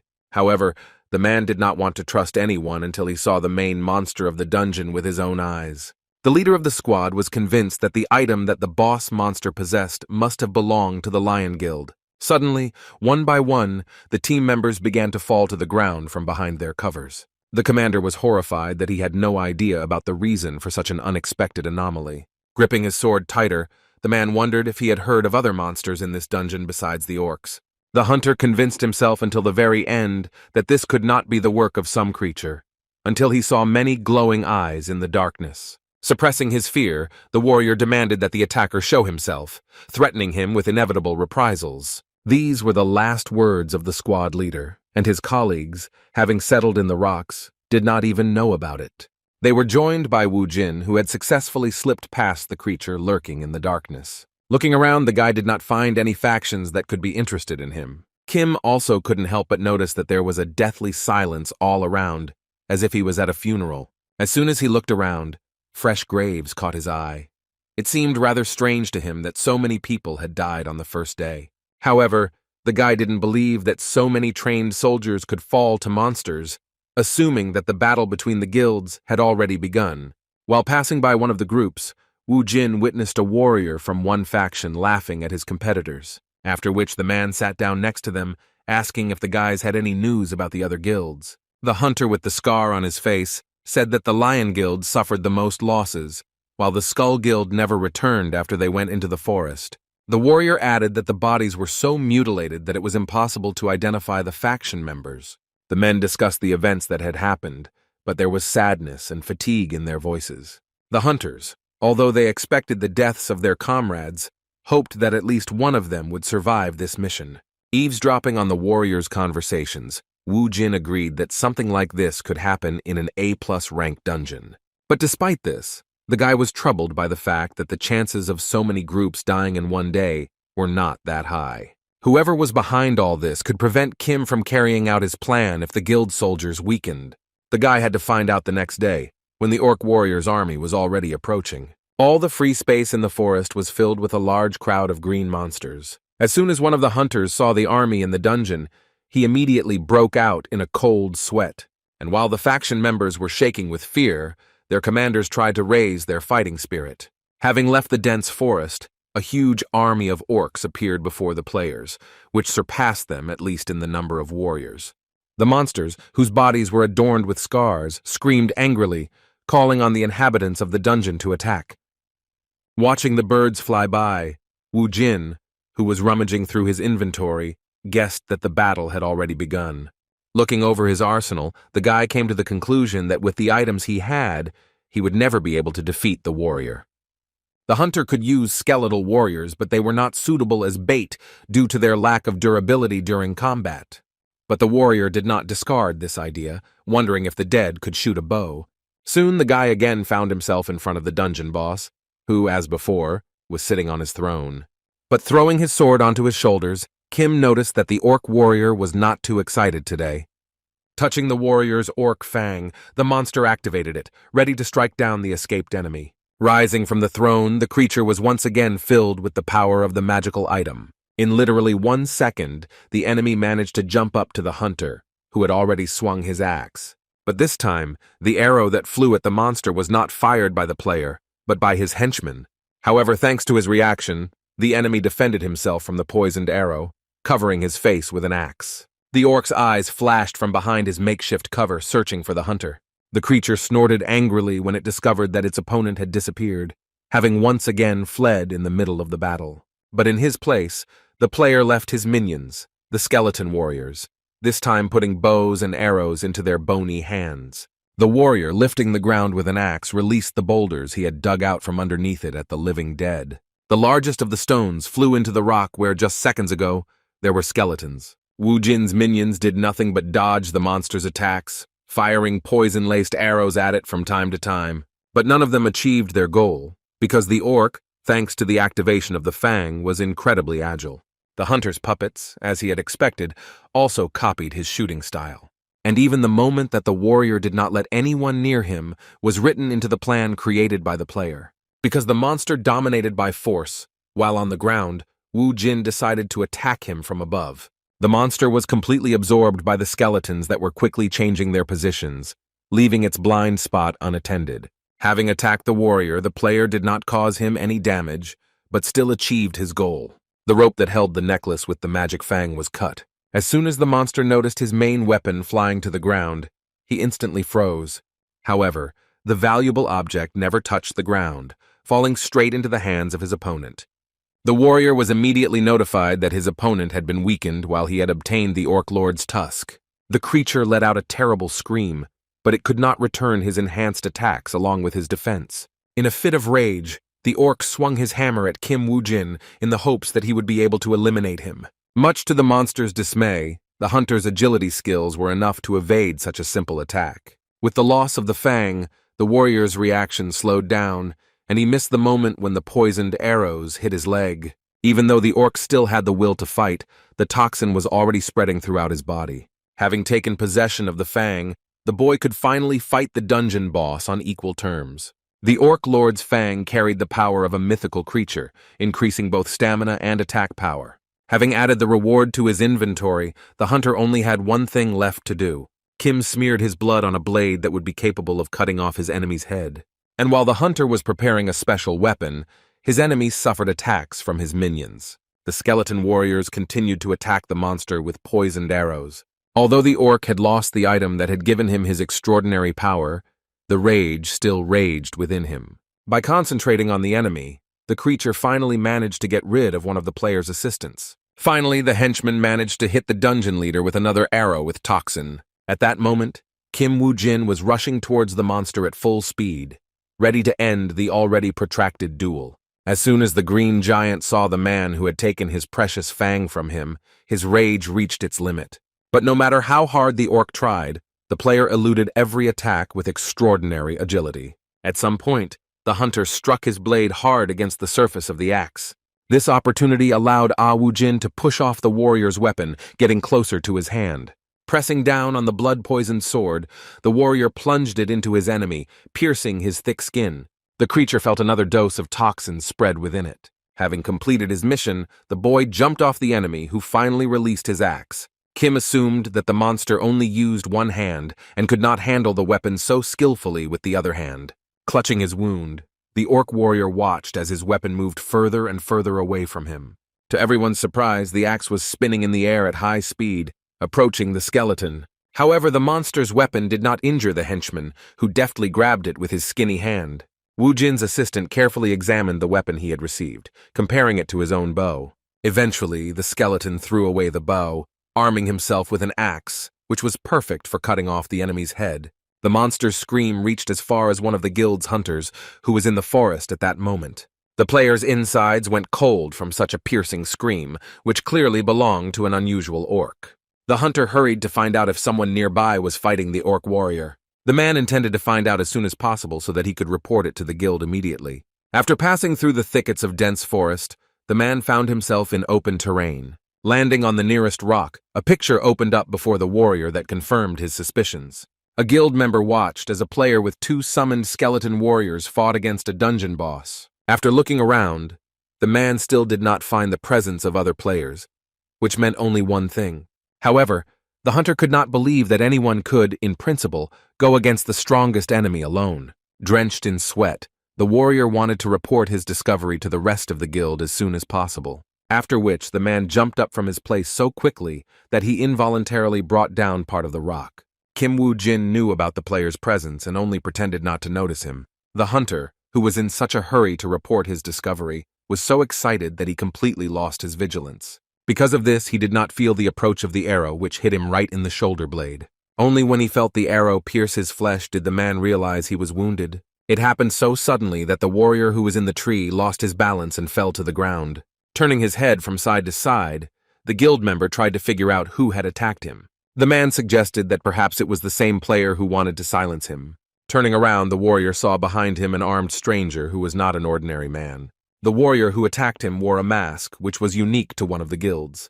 The wounded man could not fully believe that he was attacked by a member of the Skull Guild. However, the hunter was never able to find out who the mysterious stranger was who took his life. Crossing out the photograph, the man noted that there were only 5 people left on the list. He stated that during the battle with the orc, it was to their advantage to kill another player. Observing the actions of his colleague, a player from the Skull Guild reminded that half of the items of the murdered man belonged to the guild. The warrior, who was keeping count of the dead, asked his partner if he really intended to kill the newcomer who was fighting the orc warrior. Even though the guy wasn't on the list, the hunter still planned to kill him and take the reward if he had the chance. The Skull Guild member replied that after the battle, the player would be quite tired, so getting rid of him would be easy. After the ward had to finish the job he had started, he was required to follow his partner. Having grabbed the corpse, the Skull Guild member was confident that if he threw the body to the orcs, they would skillfully do their job. As it turned out, Wu Jin, who was aware of the affairs of the vile faction, was secretly monitoring everything that was happening. Finally, after such a long battle, the battle of the hunters against the crowd of orcs was over. One of the hunters shared his thoughts with the commander that if they continued in the same spirit, they would be able to quickly deal with this dungeon.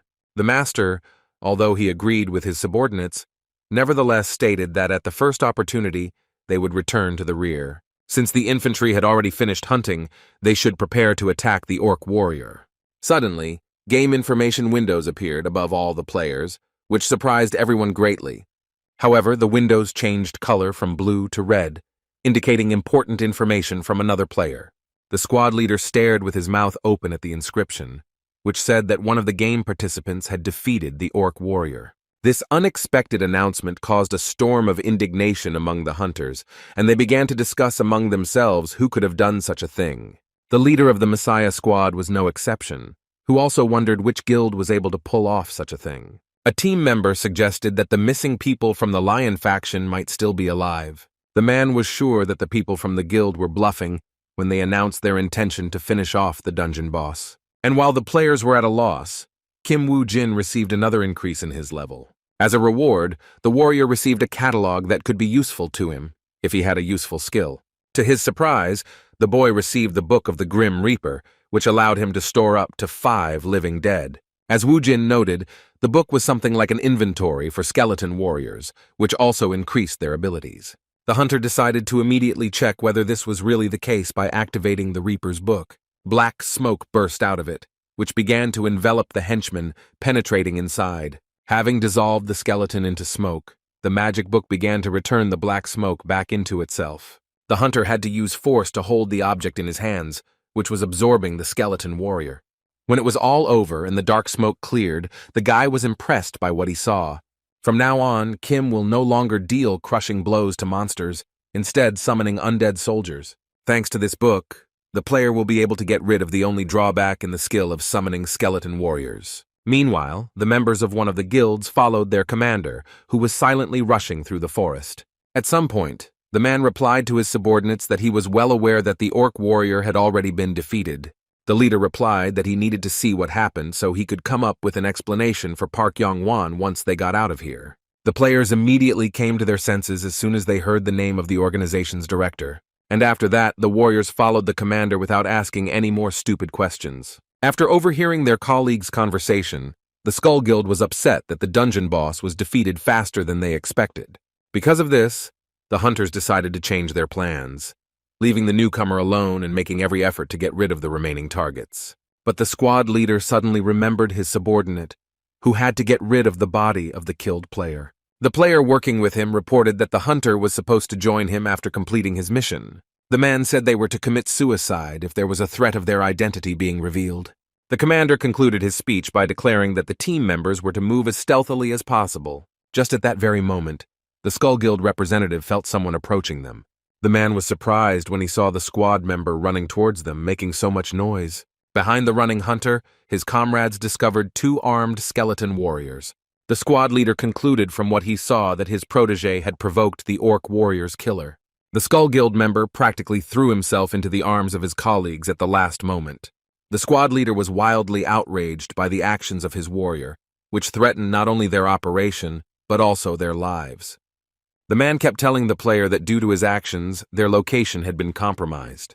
The Skull representative mused that if a lone individual attacked them, the battle would attract the attention of the other guilds. Risking leaving the mission unfinished, the man took up his sword, ready to get rid of the boy and thus destroy all traces.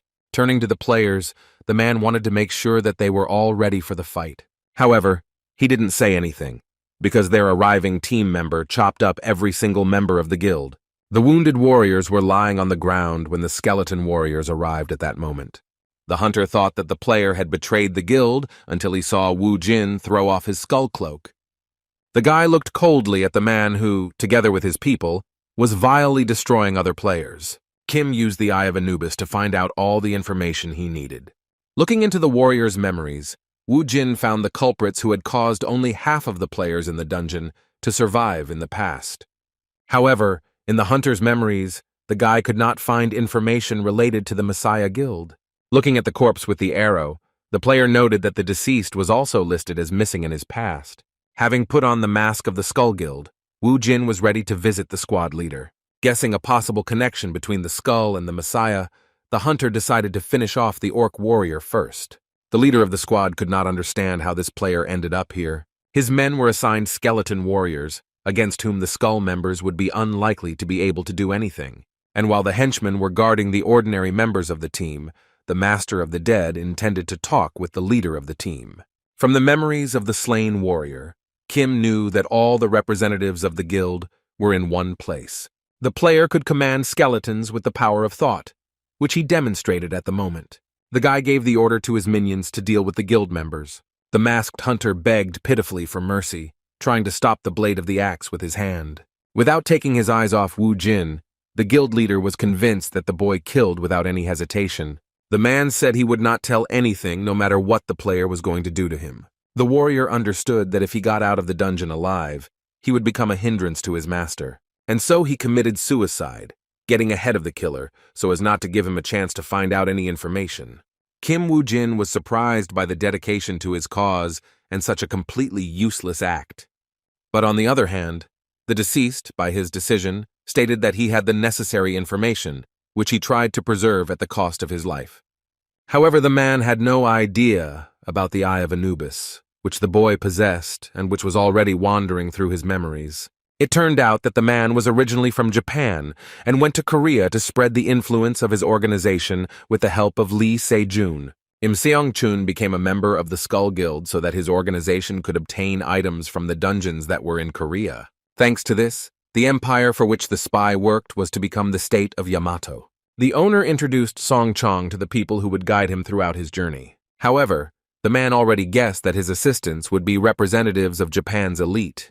As the spy had expected, they turned out to be masters of the bow and arrow, as well as of the blade. Im Seong-chong was so honored to meet such great people that he took an oath, pledging to carry out his mission. After some time, the man received the task of getting rid of Su-wan, who was a dungeon broker who stood in the way of his colleagues from Japan. Song-chun's protege asked who the broker who lived in Korea was, and it turned out to be Ose-chan. After finishing wandering through the dead man's memories, Wu Jin was somewhat disappointed when it turned out that it was all about vanity. The boy became angry when he learned that his loyal comrades had also succumbed to temptation, betraying their values. Together with the sword master and the bow and arrow master, Wu Jin conquered many dungeons. In his past life, the player found not only a family but also people to follow as an example, overcoming difficulties side by side with him, and the boy wanted to be like these legendary hunters. The archer and swordsman were not only Kim's teachers but also his moral support. Even in the toughest battles, Wu Jin was willing to trust them with his life. At least that was the case before. But, as it turned out, they were no different from Lee Se Jung, who was hated by hunters. Returning to the past, the guy had a chance to prevent the vile guild members from carrying out their plan. The warrior wondered if the Ose-chan Guild's next target might be on their blacklist. Wu Jin came to the conclusion that if the people from Yamato took the broker's place, then Lee would benefit from it. As long as Se-chan is on the list, he will be found like moths find light. As luck would have it, the player also needed a broker who could find a dungeon for him. Meanwhile, a car with people representing the guild parked at the gate. Sunbae. Nim told his partner that once the dungeon was cleared, chaos would immediately break out near the portal. It will involve players fighting each other for items they get during the hunt. Except for the Messiah Guild, everyone will be trying to get an extra item, and until that moment, they still had time to rest. However, the restless partner again disturbed Sionbei, Nim, pointing at something outside. The man looked at the guy with displeasure, not noticing how the gates began to open from the side. The partner was speechless as soon as he saw one of the players emerge from the portal. It turned out to be Kim Wu Jin, covered in blood, holding the wound with his hand. Plus, level dungeon was cleared, and medics immediately ran to the player who appeared. They advised to carry the stretcher as quickly as possible before other players started to emerge from the portal. Soon, when the hunters found themselves in their own world, they split into their guilds, after which they began to argue with competing factions. The newspapers reported that a fight had broken out between guild members, who blamed each other for the missing dungeon reward. Irritated by the disappointing news, Park Yong-wan crumpled the newspaper, unable to read about it any longer. The man wondered why the players were unable to find the hunter who had slain the orc warrior. The commander of the detachment begged the gentleman to believe him, regretting that he was unable to obtain the valuable item. The guild leader was interested in how his subordinate would be able to compensate for the time and resources spent. Hunting was not a charity business, and Puck didn't have the luxury of giving his wayward employees an endless number of chances. Holding back his displeasure, the man demanded that the guild members be reimbursed 5 times more than what had been spent during the week. Lee's assistant said that player Kim Wu Jin was being treated at the hospital after sustaining an injury in the dungeon. The director of the organization was unhappy that there were no useful guys left, and those who were managed, on top of everything else, to get injured in a 1-story dungeon.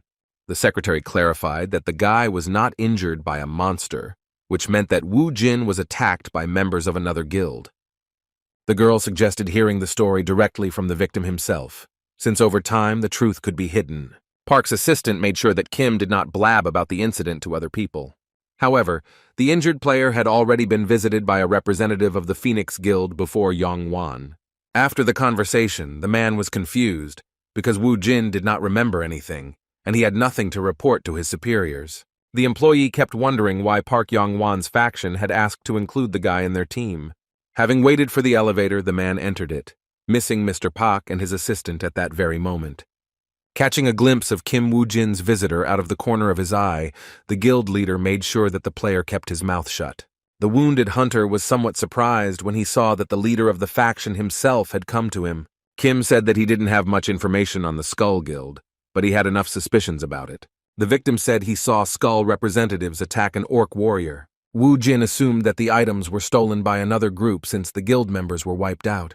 The hunter also added that he saw how the traitors used the stealth skill. Park Yong-wan had heard about this skill, which meant that those guys were targeting the dungeon boss, just like the other players. The guy said that if it weren't for the poisoned blood skill, he would have died right there. The faction leader stated that the guy was lucky, and no one but him witnessed how the skull was destroyed.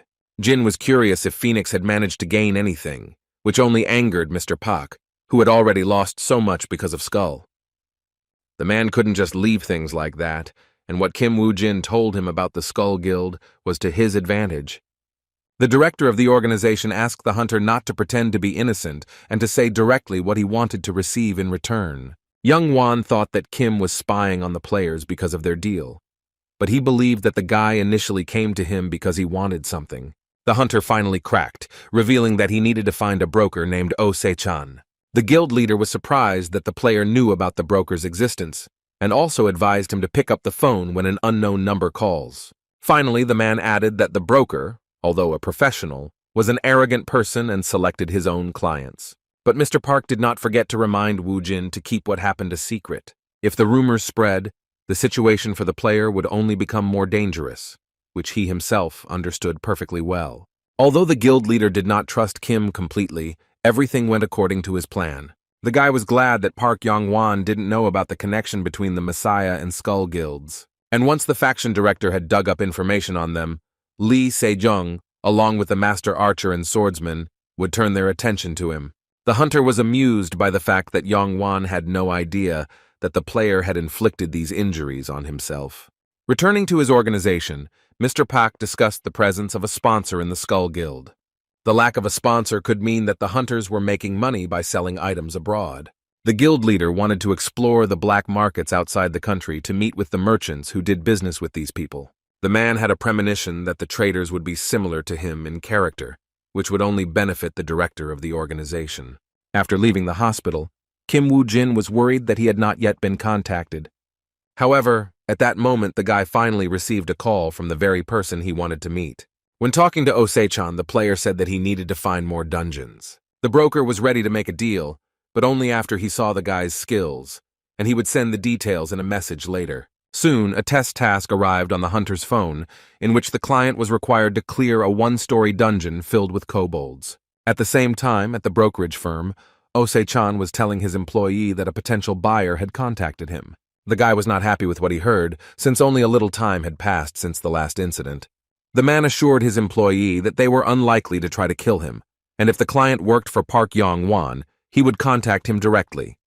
The boss wasn't worried because the guy first had to pass a test to prove he had the necessary skills. Dropping the phone from his hand, the man hoped that the client would be as capable as they said.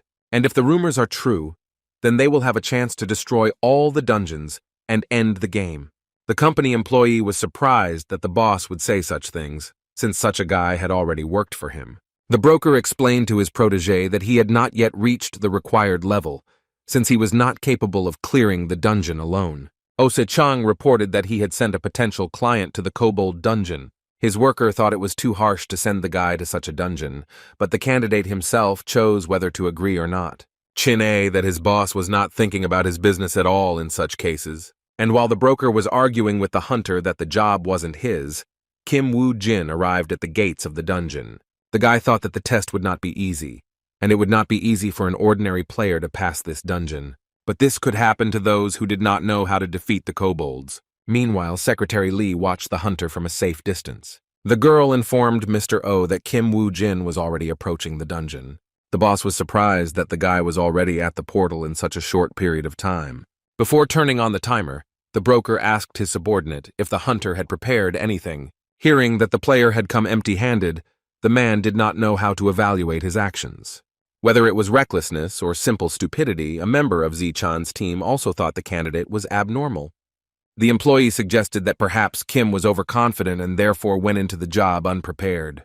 The boss didn't mind if the candidate's confidence turned out to be a bluff. Meanwhile, the members of the Messiah Guild discussed the current situation within the organization. Kim Jae-hoon assured his interlocutors that the damage from the unsuccessful hunt was not that great. However, the great warrior could not agree with the boy, since 5 of his students died. Jae-hoon realized too late that, in addition to the loss of valuable items, the squad had also lost its men. The swordmaster wondered whether Se Jung knew about their connection with the Skull Guild or not, since he was the one who first offered them an A+ dungeon. The hunters tried to calm the boy down, claiming that he could not have foreseen what events would happen in the dungeon. The man was worried because he was told that their people were destroyed along with the orcs. The guy apologized to the guild members, assuring that he would take up the investigation again if they gave him a little more time. The swordsman saw no need for this, since Skull's men were already investigating, and to calm Jae-hoon down, he offered him a drink. The player noted that despite the state of affairs, at the moment they all remained allies. Messiahs. The warrior just wanted the boy to understand how deeply offended they were by what happened. But the swordsman did not stop pouring the drink, which was already overflowing, spilling onto the surface of the table. The man was of the opinion that a glass of alcohol would help resolve any disagreements between comrades. As he left the meeting, the hunter added that he would only be able to settle the issues smoothly if they were truly comrades. Kim was angry at himself for underestimating the masters and not being able to come up with another plan right at that moment. Once on the street, the archery master was informed that the situation with the losses on their side had already been sorted out. The warrior was told that none of the guys on the hit list were involved. The only logical explanation was that the culprit did not have the best skills.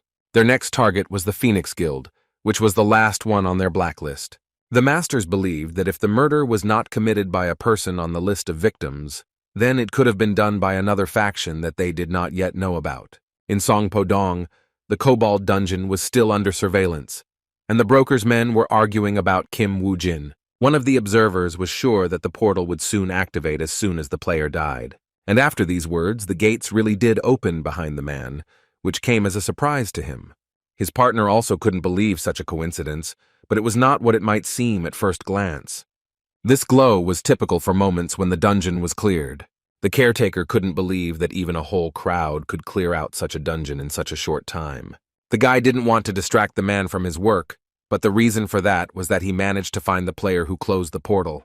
The observer pointed his finger at an old car that was already racing down the road. The player had traveled so far away from the portal that Zichan's men had no chance of tracking him. The boss was furious when he learned that the hired workers had missed out on an important client. The man swore so loudly that his secretary had to cover her ears to avoid going deaf. Ose-chan demanded that the mercenaries work for their money, but the girl reported that he did not pay them. The boss was sure that the workers were hired for money, but they turned out to be acquaintances who simply agreed to help. Then Ose-chan decided to thank the volunteers by inviting them to have a couple of drinks. Suddenly, the boss announced that he had decided to quit drinking from today. Secretary Lee was about to leave, because if the hunter was Wu Jin, then he should have gotten in touch if he planned to work with them. The man once again noted how coolly his employee worked. For some reason, he remembered his first meeting with Lee, when the girl did not yet have such a character. The hunter who showed up asked if everything was okay with the secretary, but Ose-chan assured the guy that perhaps the girl simply had business for the day. However, all that the chief was interested in at the moment was the fact that Wu Jin had managed to clear the dungeon in half a day. As soon as the director noticed exactly how much food Chinne had bought, he almost had a heart attack. As he walked back home, Kim kept wondering what the company employee's gesture meant. After the player cleared the Kobold dungeon, he discovered one thing. A radio with a note was left on the hood of his car, indicating that it was the broker's doing. The guy was curious if they really wanted to make a deal with him, which is why they left the radio. And while Wu Jin's affairs were not entirely clear, Jae-hoon's reputation hung by a thread. The boy remembered how Se Jung offered him help to young Chi-hu, and he could not meet the master in such a state. The mental anguish of the Messiah Guild member was interrupted by a sudden phone call. Having received information about the Skull Guild, the guy, without thinking, turned the car, heading to the indicated place. Park Young-won wanted to deal with his problems quietly, feeling that he shouldn't have to explain the reason. The man asked his client if he had spoken to the person he was supposed to protect. Park wanted to contact this person after he finished the conversation, hoping that they would not let him die and help him get out of the dungeon. Kim Jae-hoon, who had arrived, watched the conversation between Yong-won and his interlocutor from the balcony. The guy was curious how much Mr. Pak knew about the guild and what he had already planned. A man approached him from behind, who also considered Pak to be quite influential, but his knowledge of the skull was questionable.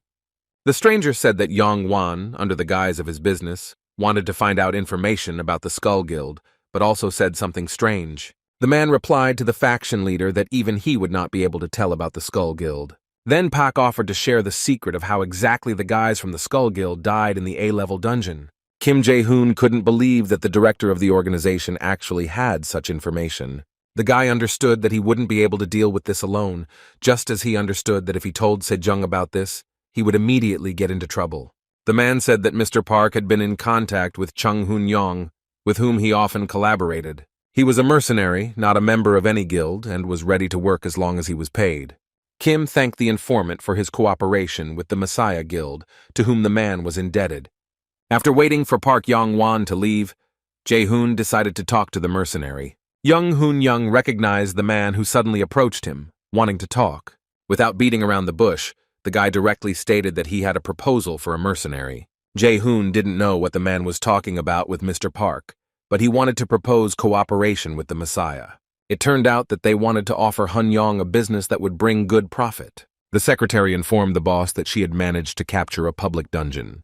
The girl was worried that if they intervened directly, they would complicate an already difficult situation. Park Yong-won was convinced that after he had caused so much noise, the Skull Guild should take action. When the man finished preparing for the performance, he decided to invite the lead actor, Kim Wu Jin, to attend. At this time, still in the establishment, Jae-hoon was trying to figure out what Park Yong-won was planning. The mercenary hired by the guild leader told the boy that he and 4 others were hired to protect one person. It turned out to be Wu Jin, but the Messiah Guild member couldn't believe that the player went against Skull alone. The next day, Kim contacted the broker and decided to find out if he had passed the test. The man confirmed the boy's suspicions, asking if he had been hiding his real skills. The player replied that he showed them only because he was asked to do so. The owner of the company said that he left a list of dungeons for purchase in Box 19 at Ilsan Station. Wu Jin thanked the broker for his work, but said that he would choose a dungeon later, as he would be busy with other matters. The client said that he would contact Ose-chan in a few days, which generally suited the man. The guy who worked for the broker was feeling inner turmoil, fearing a deal with this hunter. However, the boss was willing to take such a risk, since the business he was involved in was entirely built on risk. When Mr. Park met Kim, he offered to use him as bait, which was extremely dangerous. Park Yong-won insisted that it was only a matter of time before the rumors they were talking about reached the Skull's people. The head of the organization tried to convince the guy, asking him if he would not have lost his life if he had just sat and done nothing. For this matter, Mr. Pak hired several experienced guys who would accompany him into the dungeon. Wu Jin didn't agree, demanding to hear some reason why they had to act this way. It all turned out to be banally simple, since Yong-won was in debt to these people. But he couldn't stand it when he was in debt to someone. The player sympathized with his partner and asked for more money for this task. The man agreed because he expected such a decision from the guy, so he easily took his bait. Secretary Pak placed a skill in front of the hunter, because the stronger he becomes now, the higher his survival rating in the dungeon will be. Wu Jin thought it was ridiculous that Park Yong-won expressed his regret since he had already met with the Yamato faction in the past. And then the head of the guild went down the path of betrayal, choosing the enemy's side in the fight. Kim could not even imagine that by collaborating with this man, he would be able to receive such a gift. Meanwhile, the Phoenix Guild squad wandered around the dungeon and one of its members complained about his fate. The detachment commander, tired of listening to his men whine endlessly, ordered everyone to shut up and walk in silence. The man said that Park Yong-won abandoned them to their fate, even though it was unfair to them. One of the guild members would not tolerate this treatment, wanting to know how long they should stay in this dungeon. The team leader had no answer and told them to spend their time not whining but looking for monsters. However, the Phoenix representatives had no idea that they were being followed by people from the Skull faction. A deal was taking place under the bridge in which Chung Hoon-young and his comrades participated. The man reported to Park Yong-won that he need not worry since all preparations had been completed.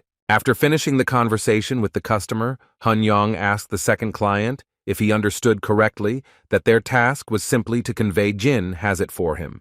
Looking at his fee, the mercenary decided that they were underpaid, since they were losing an important client because of this deal. Jae-hoon said that he could always give more money, but only after the work was completed. However, instead of paying extra, the man asked to make a deal with the Messiah, after which the extra payment would not be necessary. Unfortunately, the guy couldn't arrange it in any way, since it was a personal request, not related to the guild. As they watched Kim leave, the mercenaries discussed how rich they would be once they completed this task. Hun Young claimed that not everyone in the guild was like Lee Se Jung, and there were also common people among the members. However, the mercenaries didn't care about this. They just had to enjoy life after receiving the money. Meanwhile, another dungeon was cleared by a small group of hunters. All members of the Skull Guild remained alive, but not all players returned back. The Phoenix Guild representative was shocked, suspecting that all the hunters they sent were dead. These people were professionals from Park Yongwon's faction, and it was quite strange that they did not survive. Turning around, the man wanted to find out what happened in the dungeon from the representatives of the Skull Guild. However, the players seemed not to hear the questions asked by the man, continuing to get into the car. He wanted to hear at least some explanation so that he would have something to say to the families of the victims. Lowering his mask, the Skull member, with a mad gleam in his eyes, told how he tore the hunters apart. After which the player got into the car, and the car with the rest of the team members sped away. The squad leader decided to remind his colleague to be careful and not make any noise. After contacting his superior, Matsumoto reported the completion of the work, inquiring about the next task. Jae-hoon reported that he had found a target who was planning to enter the dungeon at the end of the current day. The squad leader received information about an upcoming hunt for a lizard warrior in a 2-level dungeon. Park Young-won was glad that he discovered a foreign faction in Korea while using the Skull Guild.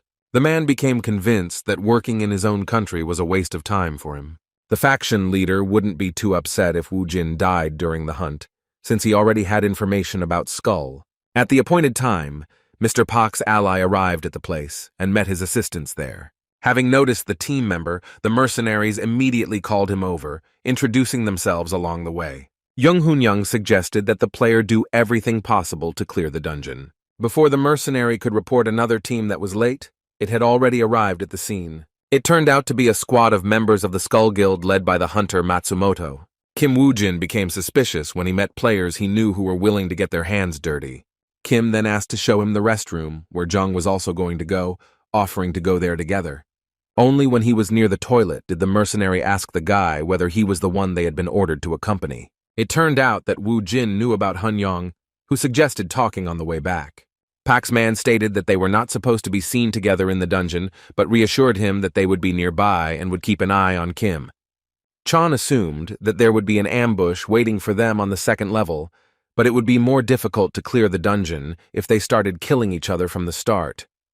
The mercenary advised not to worry, because they were experts in their field, so you just had to trust them and enter the dungeon. Agreeing with the team member, Wu Jin was told to go first so as not to arouse the suspicion of the Skull Guild. The man watched with a smile as the loner went into the dungeon. Hun Young couldn't imagine that completing this task would be easier than he thought. Soon, all the participants of the hunt found themselves in a dungeon where they had to get rid of the goblin in order to move on to the next level. Since the clearing conditions were not that difficult, Chong suggested that everyone split up. The man noticed that Kim had come here alone and was ready to lend him someone from his team. Chinook volunteered to accompany the lone hunter. The mercenary ordered everyone to kill the goblin as quickly as possible and move to the 2nd level. The two teams went their separate ways, leaving Kim Wu Jin in the company of Jin Wook. Mr. Pak's man looked back and gave the young hunter a mysterious grin. Looking at the Skull Guild squad, the player understood that the real battle would unfold on the 2nd level. Matsumoto didn't understand why they couldn't go after the target right now, since there was a high chance that he could die prematurely. Hiding behind the skull mask, Jae-hoon replied that he hired the guys to accompany Wu Jin. The guy thought that if things didn't go according to plan, there might be trouble if the player ran away. The squad leader believed that Jae-hoon had come to the dungeon because he didn't trust them, but the boy denied everything. Having made a stop, the mercenary decided to find out what Wu Jin was doing, who was hunting orcs at that time. The fact that the guy used poisoned blood for hunting made Chong think seriously. The mercenaries' men thought they could control the boy, but their commander was worried because everything was going too easy. As he stood up, the mercenary asked if Jin Wook was still following Kim Wu Jin. The man decided to lull the boys' vigilance because when they came to him, he would feel safe, and then they would grab him. When the men hired by both Yan Wan and Jae-hoon arrived at the scene, they found only slain monsters. Hun Yong's man insisted that Wu Jin had just been there, to which his boss replied that the guy must have left some kind of trace. The man was sure that this was the right place, but he was worried why Chinook did not show himself to them. Looking at the battle site, the hunters could not fully understand what had happened here. But the more Jong Hoon-yong stayed here, the more convinced he became that they were trapped. Suddenly, a member of the squad addressed the mercenary, pointing to a place nearby. On the ground, in a pool of blood, lay their missing comrade Chin-uk, who was most likely dead. But that was not all, because Kim Wu Jin was also in the same state next to him. The first thing the team leader ordered was to examine Chin-uk, while the others were to comb the surrounding area. The team immediately focused, and each of its members began to carry out the instructions. When examining his wounded comrade, the mercenary discovered that his neck was injured. The man told his friend to remain still and stop talking so he could stop the bleeding. Although Chinook fell silent, he still wanted to tell his colleagues something, pointing at something with his hand. The man found the hunter pointing to a lone wolf lying nearby. Sweating profusely, the mercenary replied that it no longer mattered. The only thing that mattered was keeping Chinuku alive. Hearing only fragments of phrases, Hun Yong inquired about the health of his ward. The mercenary was in grave condition, and even spells were unable to bring him back to life. The squad leader wanted to find out what happened, because the players could not fight each other, since they were on the same side. The man recalled the words of Kim Jae-hoon, who told him to keep the agreement a secret because it related to the Messiah. Suddenly, Young Hoon Young realized that their client was planning to get rid of them as well. The team member who tried to heal the wounded man stated that his magic was powerless here. Before the mercenary could say anything else, a skeleton warrior suddenly appeared behind him. As soon as the man turned around, the puppet had already dealt him fatal blows with a blade. The next second, blood gushed from the wound inflicted on the hunter by the henchman. The group member couldn't believe that their doctor was killed after Chinwook was seriously injured. Jung Hoon Young confirmed his suspicions that they had fallen into a trap set for them by a player who was used to killing other players. The mercenary reproached himself for not immediately realizing that Kim Jae-hoon was deceiving him, since his request had been strange from the very beginning. However, without a healer, the hunters had practically no chance of survival because they were surrounded by skeleton warriors. And while the deceived group of mercenaries fought for their lives, the members of the Skull Guild wasted their energy in vain. The brute replied that the monsters continued to advance on him, knowing that he had an attractive appearance. The colleague disagreed with the warrior, claiming that the monsters were coming towards him because of the player's terrible cologne smell. Sniffing himself, the man asked his friend if he knew how much the cologne had cost him. A member of the Skull Guild scolded the careless hunter, reminding him how many monsters were sensitive to smells. While the players were talking, another group of inhabitants of this dungeon came to the smell. One of the monsters, its mouth wide open, pounced on the largest member of the team. However, it was not difficult for the man to grab the monster that attacked him by the limbs. The player then tore the creature into 2 pieces, spraying a fountain of blood in front of its fellow creatures. But even a demonstration of such power did not stop the monsters, who most likely lacked the instinct for self-preservation. This time, also with his bare hands, the man smashed his opponent's head with 1 blow.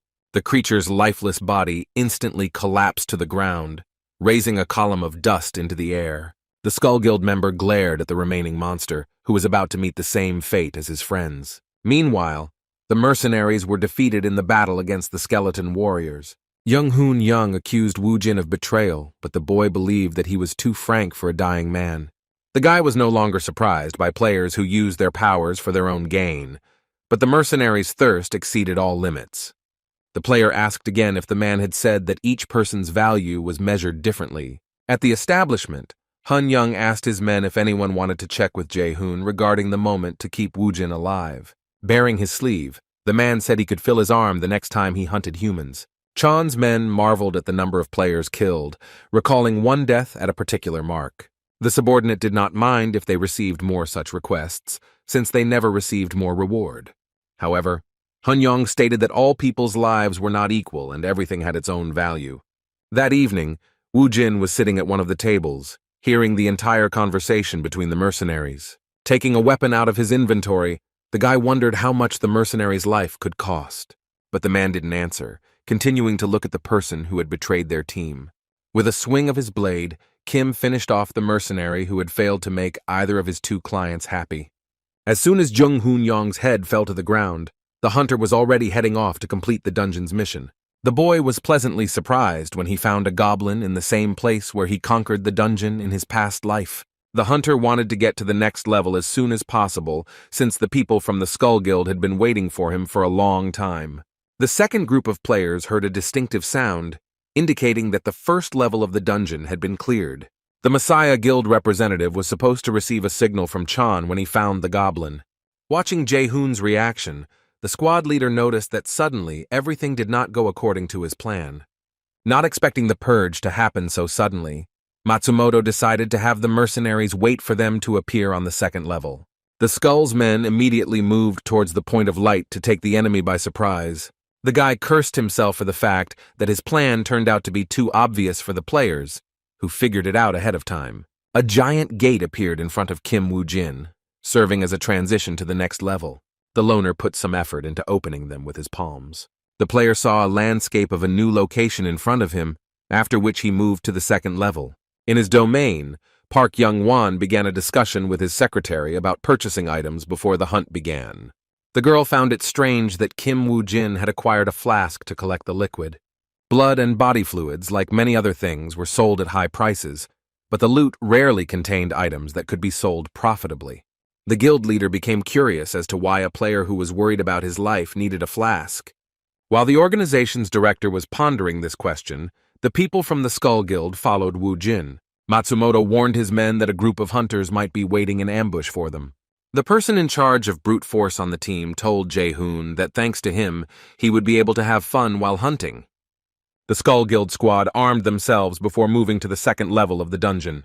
The team found themselves in a forest near a large lake, at the bottom of which one of the monsters was peacefully sleeping. The hunters were confused, as they thought the mercenaries would attack them as soon as they appeared.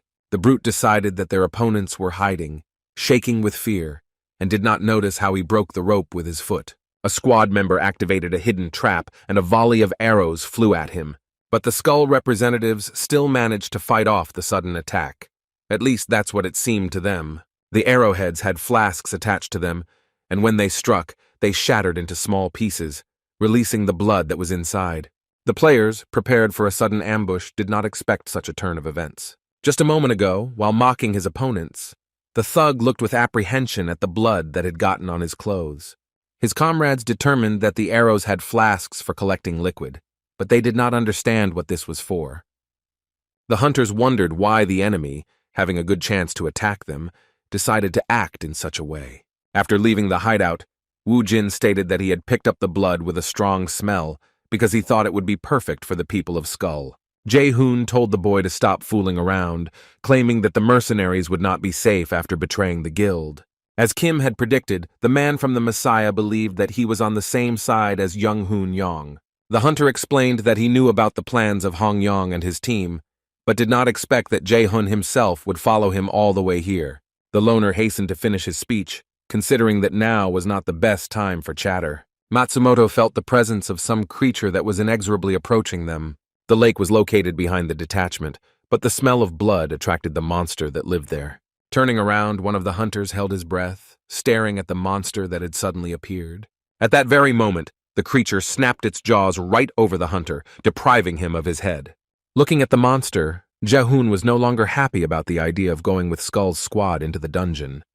However, the sea monster did not stop at the player's head and began to swallow him whole. Matsumoto now realized that Wu Jin had used the vials of blood to attract the creature that lived in the water. Showing one of these flasks, the guy explained that the blood in them belonged to a goblin. It was the favorite snack of the warrior lizard, which was destined to become the Skull's people, whose clothes were stained with blood. The leader of the squad was furious that they had been so easily fooled by some newbie. The warrior, pushing off from his place, practically flew towards his opponent. The commander's men were outraged that he, clouded by anger, so easily abandoned them to be torn apart by the lizard. The players crossed swords, and the contact of their blades created a powerful shockwave. The Skull Guild member continued to shower the enemy with insults and threats. While holding back the hunter's attack, Wu Jin teased him so that the player would lose control of himself in a fit of anger. Purely by chance, the guy's gaze fell on the enemy's blade, on which the master's emblem was emblazoned. Kim admitted that he initially thought Matsumoto was an ordinary guy when he came here. However, he now realized that the hunter was a master swordsman's apprentice, which took him by surprise. Guild member Messiah continued to search for Young Hoon Young's boys, believing that Kim Wu Jin was not their main problem. The brute didn't understand why Jae Hoon, who was accompanying them, was doing nothing while he was fighting the monster. The man ordered the boy to immediately help him deal with the monster. However, he was in no hurry to provide assistance, since he did not want Hun Yong's men to catch up with them at the most inopportune moment. After unsuccessfully attempting to eat another member of Skull's team, the monster retreated for a time. The players' blades continued to sparkle, while the strength of one of the warriors gradually faded. The loner stated that Master Matsumoto was losing his touch, but he never imagined that someone like Skull would become his student. As the boy expected, the swordsman's apprentice, although an experienced fighter, was beginning to lose his composure. The hunter understood that it would be difficult to defeat such an opponent by fighting with a sword, so he bit his lip. Matsumoto didn't pay attention to this, as his vision was clouded with rage and he was preparing for another attack. Wu Jin was off the ground in an instant, jumping back to a safe distance. Having described an arc in front of himself, the representative of the Skull Guild still missed. In flight, the hunter spat the blood that had accumulated in his mouth straight into his opponent's face. The player was immediately knocked down, but not by the attack itself, but rather by the unexpectedness of such a move. The squad leader was more angry than usual, as Wu Jin had humiliated him with such a prank during the battle. The warrior, poisoned by the hemotoxin, gradually lost his stamina, making a long battle unprofitable for him. In order not to waste time, the Skull Guild member decided to finish off Kim in a special way. As soon as the hunter raised his blade to the sky, he began to gather streams of air around himself. The guy was surprised when he saw a technique that was familiar to him, which was not available to every warrior. Only a few, including Lee Se Jung and the master swordsman, possessed such knowledge. Matsumoto decided to prove to Wu Jin that he was serious by using the Holy Light Executioner skill. After describing another arc, the player slammed the sword into the ground, activating the Blade of Destruction. A huge blow of destructive force went straight towards the lone wolf, raising a column of dust behind it. This attack required no small amount of endurance, but when poisoned, it took even more strength from its performer. The squad leader's hands began to tremble, while he regretted that he had destroyed the target and not brought it as ordered. But the player couldn't believe it when he felt the presence of a man behind him, who was clearly Kim. While the hunter was wondering how Wu Jin had dodged the Blade of Destruction, the boy was already preparing to answer. Turning around, the warrior felt the enemy's blade pierce his body several times. Literally at that very moment, the hunter felt incredible pain that filled every cell of his body. Matsumoto remembered how he was able to master the Blade of Destruction that his teacher taught him. However, the warrior understood that he could only use this skill once. The master swordsman, watching his student's demonstration, praised him for his efforts. Looking at the boy's shaking hand, the master said that this technique was too difficult for him. The teacher insisted that the boy refrain from using it against an enemy who knew his weaknesses. Pointing to the remaining targets, the master stated that one day Matsumoto might meet a man who could withstand this technique. But if this happens, the guy will be caught by such an enemy and eventually killed. After taking the final blow from Kim Wu Jin, the master swordsman's apprentice finally met such an opponent. The sole survivor of the Skull Guild was distraught to discover that their leader had fallen in battle. It only took a moment's distraction to become a victim of the dungeon lizard. The monster's blow was not only sudden, but also extremely strong, so much so that the hunter could not withstand it. As Jae Hoon watched as yet another of the master swordsman's students was defeated, he realized that they were all useless. The guy was sure that he would not be able to win now, still believing that Hun Yong's team was alive. The Messiah Guild representative proposed to Wu Jin to make a truce to conquer the dungeon together. He was sure that otherwise, at this rate, they would remain food for monsters. However, Kim had a different opinion, stating that it would be easier for him to clear the dungeon alone. Jae Hoon was so scared that he didn't understand the meaning of the player's words, after which the guy finally received a visual explanation, watching as a bone hand appeared out of nowhere. And then the black smoke that was floating around Kim Wu Jin summoned several more skeleton warriors.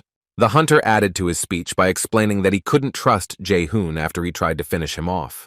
Guild member Messiah realized too late that the loner had more than just the blood poisoning skill. The player lost his guard for a moment, causing the monster to get too close. Having reached the shore, the lizard opened its mouth to eat the remaining member of Skull's crew. But the desire to survive turned out to be stronger, and Jae-hoon stepped aside at the last second.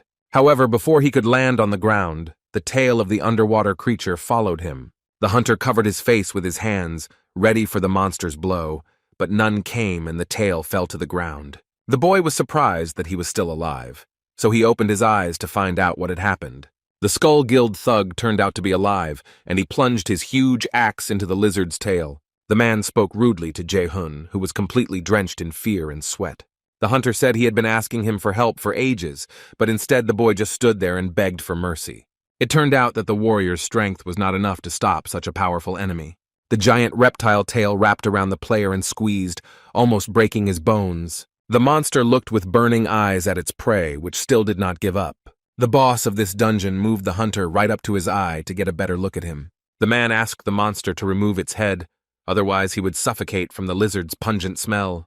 Before Kim Jae-hoon's eyes, the monster finished off the player by squeezing his tail so hard that the victim's bones actually broke.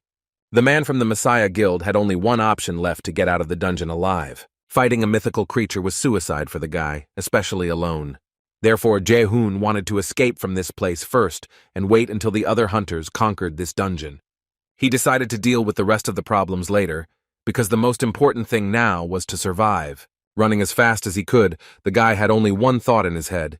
He couldn't die such a miserable death. As he ran, Kim saw something rush past him and decided to go back to find out. It turned out to be an orc skeleton warrior who plunged his sword into the lizard, exposing it to poisoned blood. The Messiah's subject did not know that the player's summoned undead could move so quickly. Skeleton that fought against the strongest monster in the dungeon, but several at once. This could mean that Wu Jin was very strong and could easily get rid of Hun Young's team, who had not yet shown up. Watching the monsters fight, the boy realized how the Skull Guild members were killed in the A+ rank dungeon. The loner used his minions to eliminate players he didn't need. Now all Jae-hoon needed to do was get out of the dungeon and report it to his superiors. True, the monster continued to pursue its victim, deciding to destroy the entire team. The skeletons were just waiting for the moment when the creature would run so that it would expose its weak spots to them. In an instant, Wu Jin's puppets left deep wounds on the monster's paws, after which the lizard immediately fell to the ground, raising a large cloud of dust behind it. Jae-hoon was saved thanks to the poisoned blood skill, which significantly reduced the lizard's strength. But the monster was not so easy to kill. He rose again, his red eyes flashing. Guild member Messiah never thought that the warrior lizard would be so resilient. Looking around, the reptile once again found the player with its gaze, who had repeatedly run away from it. Jae-hoon couldn't understand why the creature followed only him, as if the skeletons were invisible to it. Wu Jin's minions had a much easier time fighting the monster with Jae-hoon acting as bait. The fleeing hunter believed that the loner did not understand the current situation at all. There was a time when people could only rely on their level and items when clearing a dungeon. The girl did not understand why she would apply dirt to her body, but her companions explained that the lizard warriors had poor eyesight. Therefore, by covering oneself in mud, one could successfully camouflage oneself so as not to fall into the clutches of the monster. The players asked their team member if this method was true. Kim Wu Jin, who was a former member of the Messiah Guild, responded that it was something else. And while the player was reminiscing, Jae-hoon continued his marathon, running away from the lizard. The hunter knew he couldn't run forever, so he had to change tactics. The guy didn't know why, but he noted to himself that the lizard was only aiming at the players. That's why Kim Jae-hoon wanted to involve Wu Jin so that he wouldn't suffer alone. However, the hunter had a different opinion and decided to teach the Messiah Guild member a lesson by putting him in his place. A skeleton warrior appeared in front of the player who was running away from the lizard, blocking the path to the loner. The guy was outraged that some puppet dared to block his path, but the player managed to jump over Wu Jin's henchman, entrusting him with dealing with the monster. Jae-hoon thought he got off easy enough, but he forgot to take into account that there was another skeleton next to the warrior. The dead man's blade caught up with the hunter right in the air, which he never expected from a simple puppet. The guy rolled head over heels on the ground after being suddenly hit. Jae-hoon miraculously survived as the skeleton merely removed his mask, leaving only a small cut on his face. The player sensed something was wrong when the undead surrounding him suddenly disappeared. The lizard that was chasing Kim once again found itself dangerously close to him. Suddenly, the creature buried its muzzle in the ground, sending a shockwave that threw back the hunter who was running away from it. While watching this performance, not a single muscle on Kim Wu Jin's face moved. Having landed awkwardly on the ground after the fall, the guy felt that he had injured his leg. But without focusing on the injury, Jae-hoon turned around to see what had happened to the lizard. On its back were two skeletal warriors, which caused the monster to suddenly collapse. To his happiness, the boy discovered that the puppets had finally killed the creature, and now he could safely get out of the dungeon. Wu Jin hurried to the wounded warrior to thank him for his help in killing the lizard warrior, after which the hunter added that no matter how good it was time for him to end all of this. Jae-hoon realized that the loner wanted to get rid of him, and began to ask him for help, wanting only to get out. The owner of the skeleton warriors told the boy that his new friend should take on the task of rescuing him. Turning around, the Messiah Guild member discovered that the monster was still alive. Wu Jin asked the wounded player if he was curious as to why the creature was only targeting him. Without waiting for an answer, the loner himself explained that the monster's eyes worked as heat sensors. That's why the monster wasn't interested in skeletons that didn't emit heat. After these words, the lizard pounced on its victim, which it had been hunting for so long. As Jae-hoon watched the dungeon boss approach him inexorably, he decided that his life was over. Plus rank dungeon was discovered. The Phoenix Guild announced that they would refuse to enter it. Park Young-won and his secretary closely followed the press conference. The girl couldn't even imagine that such a problem would arise when her boss was planning to conquer a 6-level dungeon. The guild leader thought it was a waste of time to listen to weaklings and had to concentrate on the new dungeon. Park Shin-hye announced in an emergency press conference that her guild was also postponing the dungeon expedition. Oh Se-chang, who was also following the news, couldn't help but notice the fact that even the Messiah Guild had postponed their hunt. The broker's employee stated that not much was known about the death snake, even though 2 years had passed since its appearance. The guy was sure that there was no point in discussing the difficulty of hunting this monster, since not a single player had returned from it alive. The broker seriously thought about the fact that such a dangerous monster had appeared in the country. The man reflected on the fact that the people accepted the Messiah's decision without any doubts. However, as he continued digging through the news, Ose-chan came across something and figured out the guild scheme. The boss asked what would happen if they all delayed entering the dungeon, to which the guy replied that only fearless players would then gather together. Stuffing his mouth with noodles, the hunter added that the government would also want to get rid of this dungeon. The broker agreed with Chin-a's opinion, but suggested that at some point a player might appear who could defeat the lizard warrior. And then it dawned on the guy that the members of the Messiah Guild were deliberately trying to buy time. Oh, Se-chang didn't know if this was really the case, but by delaying the hunt, they were increasing the number of unclaimed items in the dungeon. After defeating the lizard, the poisoned blood skill, the rank of the skeleton warriors, and the player himself increased significantly. Jin had the advantage that his puppets did not emit heat, allowing him to defeat the dungeon boss much faster. But the player was worried about the fact that he had gotten involved with guys who had connections with the Messiah Guild. Because of this, it will be difficult for the hunter to move freely in the future. In addition to the favor of fate, Jin had a sword made from the shell of an armored turtle. The same weapon, which was not easy to destroy, was once used by a master swordsman. The hunter handed the received reward to his puppet, ordering it to be used in battle from now on. The skeleton warrior watched the reward presented by his master with delight and awe. Returning to Matsumoto's body, Wu Jin decided it was time to speak to him using the Eye of Anubis. The soldier who was on the observation tower, as soon as he saw the glow in the sky, reported that the dungeon had been cleared. The man in charge of the players asked what had happened to the other participants in the hunt. An employee of the organization, having learned that everyone was dead, asked the surviving player to tell in detail what happened for his report. All Wu Jin said to the guild member was that the lizard warrior was stronger than they thought. In seclusion, the player called someone and told them that everything had gone exactly as Park Young-won had predicted. One of the guys was using a sword of a unique rank that had previously belonged to a master swordsman. The hunter stated that the master was a member of the Messiah Guild, as well as the head of the Yamato faction that dominated the Skull Guild. Suddenly, Wu Jin felt like he was being watched, so he hid the file containing the items he found in the dungeon. He said he would try to get more information if he got to the bottom of the matter. There was a bug installed on the TV in the room that recorded every rustle in the room. Kim Wu Jin left the room as soon as he finished the conversation, knowing that he was being monitored. Matsumoto had previously explained that the bug was not installed because the guild didn't trust the players, but as a precaution, the employee informed the hunter that they would be contacting a person the guild was monitoring. The Skull Guild had fallen into their own trap, but what Wu Jin was most interested in was how they would deal with Park Yong-wan. Just at that moment, Kim received a call from Mr. Park, who might have been causing him trouble. The director of the organization was not upset about the killing of all the players, but wanted to know if the hunter managed to get anything for him. The guy lied that he couldn't find anything because he was focused on survival. Instead, Wu Jin said that he knew who was behind the Skull Guild and would tell Yan-wan everything tomorrow. After talking with Pak, the guy went to Ilsan Station, where the list of dungeons was in the 19th storage cell. He believed that Osei-chan was a careful broker, but he may not have realized that he himself was a target. Looking into the cell, the hunter found a folder with a list, hoping that the information would not disappoint him. After stopping in the parking lot, Kim Wu Jin began to look at the list right in the car. The guy was pleasantly surprised when he started looking through the documents and understood why the Messiah considered the broker a nuisance.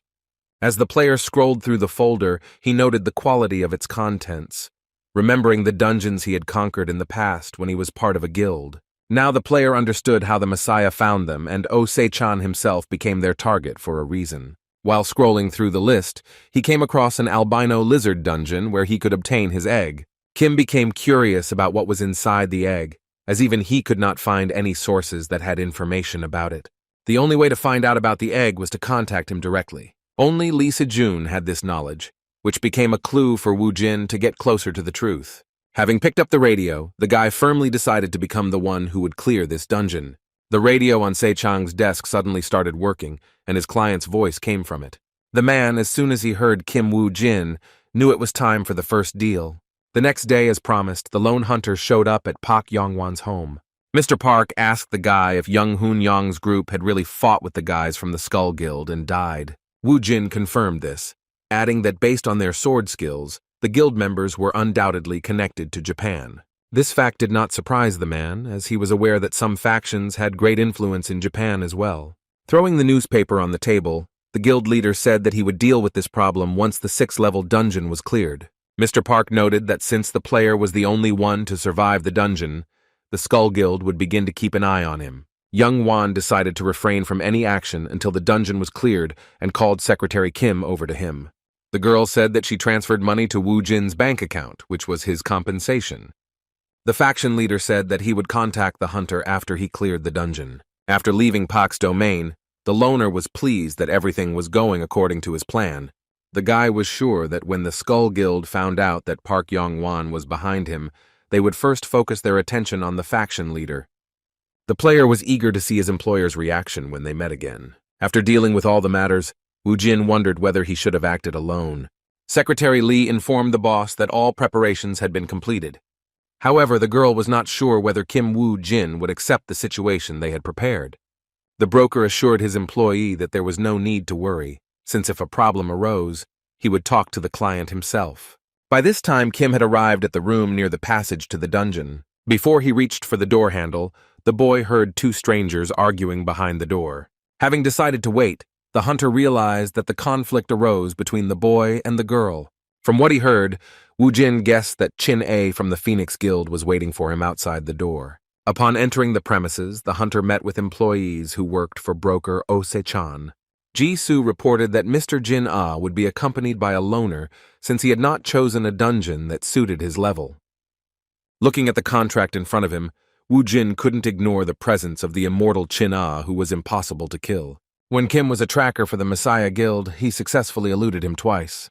The hunter heard for the first time that he had to enter the dungeon with the examiner. The guy didn't like the disdain with which the client treated him and his colleague. Wu Jin immediately apologized, but his voice was sarcastic. He deliberately wanted to irritate Chin Ah. Listening to the hunter's discontent, Kim noted that his future partner, as usual, was rather hot-tempered. To resolve the situation, the loner wanted to personally talk to the broker. Secretary Lee replied that the boy could have used the radio to contact her boss. When Wu Jin first contacted Se-chan, the man already knew the reason for his call. The broker assumed that the client was unhappy with the examiner who was supposed to enter the dungeon with him. However, the client was worried about the examiner himself, who could die during the cleanup. After all, no one knew in advance what might happen in the dungeon.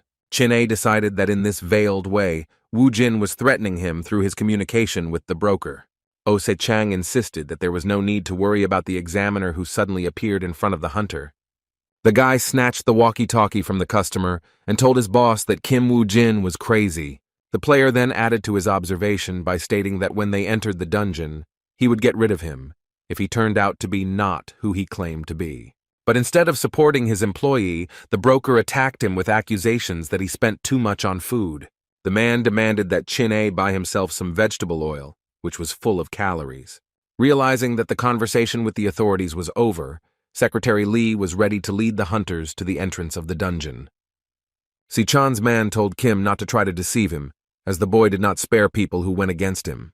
The guy claimed that he had never let anyone get away with it, which Wu Jin had brought at face value based on his memories. Watching the players, the girl informed the boss that they had just left, asking if everything would be okay with them. But the broker, with complete confidence, ordered Ji-Soo not to worry because he was sure of one thing. If Jin-A doesn't return from the dungeon, then Kim Wu Jin will remain there with him. The hunters had to defeat 111 direwolves before moving on to the next floor. The examiner stated that he would do his best to ignore the client because he had made him angry. The guy was curious about how Wu Jin would defeat all the monsters on his own while he watched from the sidelines. Sitting down, Chin-A assured that after some time the player would begin to beg him for salvation. With a stern expression on his face, the loner looked at the hunter, who continued to mock him, expressing his regrets. The examiner explained that he felt sorry for the warrior because it was too difficult to cope with such a task alone. While eating, a wonderful idea, as he thought, came to the hunter's head about how exactly he could humiliate the client. The guy said that if Wu Jin begged for forgiveness on his knees, then maybe he would lend him a helping hand. The loner suggested that his companion had most likely received a blessing from the river Styx. Only people with the severe life fighter halo could obtain this legendary skill. Its owner, even if he loses his head or heart, will become immortal and will not be able to die. Jin-A considered himself a lucky man who was very fortunate to have an immortal body, but only until the moment he met Kim Wu Jin.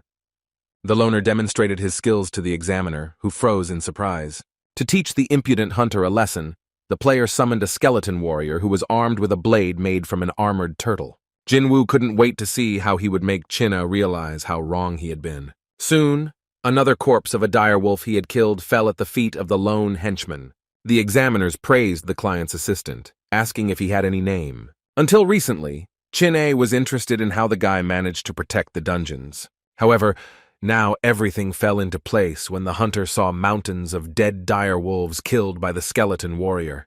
From the very beginning, as soon as the player saw the creepy skeleton, he decided that he would become a hindrance. However, the puppet could swing the sword effectively no worse than a high-ranking player. But also, as Kim Wu Jin's level increased, so did the number of undead he could summon. Si-chan's man should have kept an eye on Kim, rather than become an enemy of the dangerous one. The player was about to tell his boss about what he had seen, while the client asked to evaluate his work. Having come to his senses, the guy decided that Wu Jin hardly needed his help. The examiner said he would tell his boss about it after they finished cleaning up. The hunter stood up when he realized that the player had spoken to him in an informal manner. As soon as the guy finally straightened up, black curly shadows began to appear next to him. Chin-A immediately reacted when he felt the presence of strangers near him. From the ground, through circles of black smoke, skeletal warriors began to appear, surrounding the examiner. As the hunter examined the 5 skeletons, he couldn't help but notice that they had become somewhat aggressive. Then Wu Jin asked his companion again if he should not have sat and watched until Kim begged him. The warrior replied that the words he had spoken were merely an ordinary joke, which he believed was clear. Scratching his head, the player admitted his guilt, and stated that he had in no way intended to offend the client. However, as he spoke these words, the broker's subordinate had already moved his leg back, preparing to run. After pushing off, the hunter was already in front of Wu Jin, ready to strike, swinging his fist properly. But his opponent was faster, grabbed Chin-A by the arm and threw him to the ground. The boy looked up at the sky, unable to breathe after he fell heavily on his back.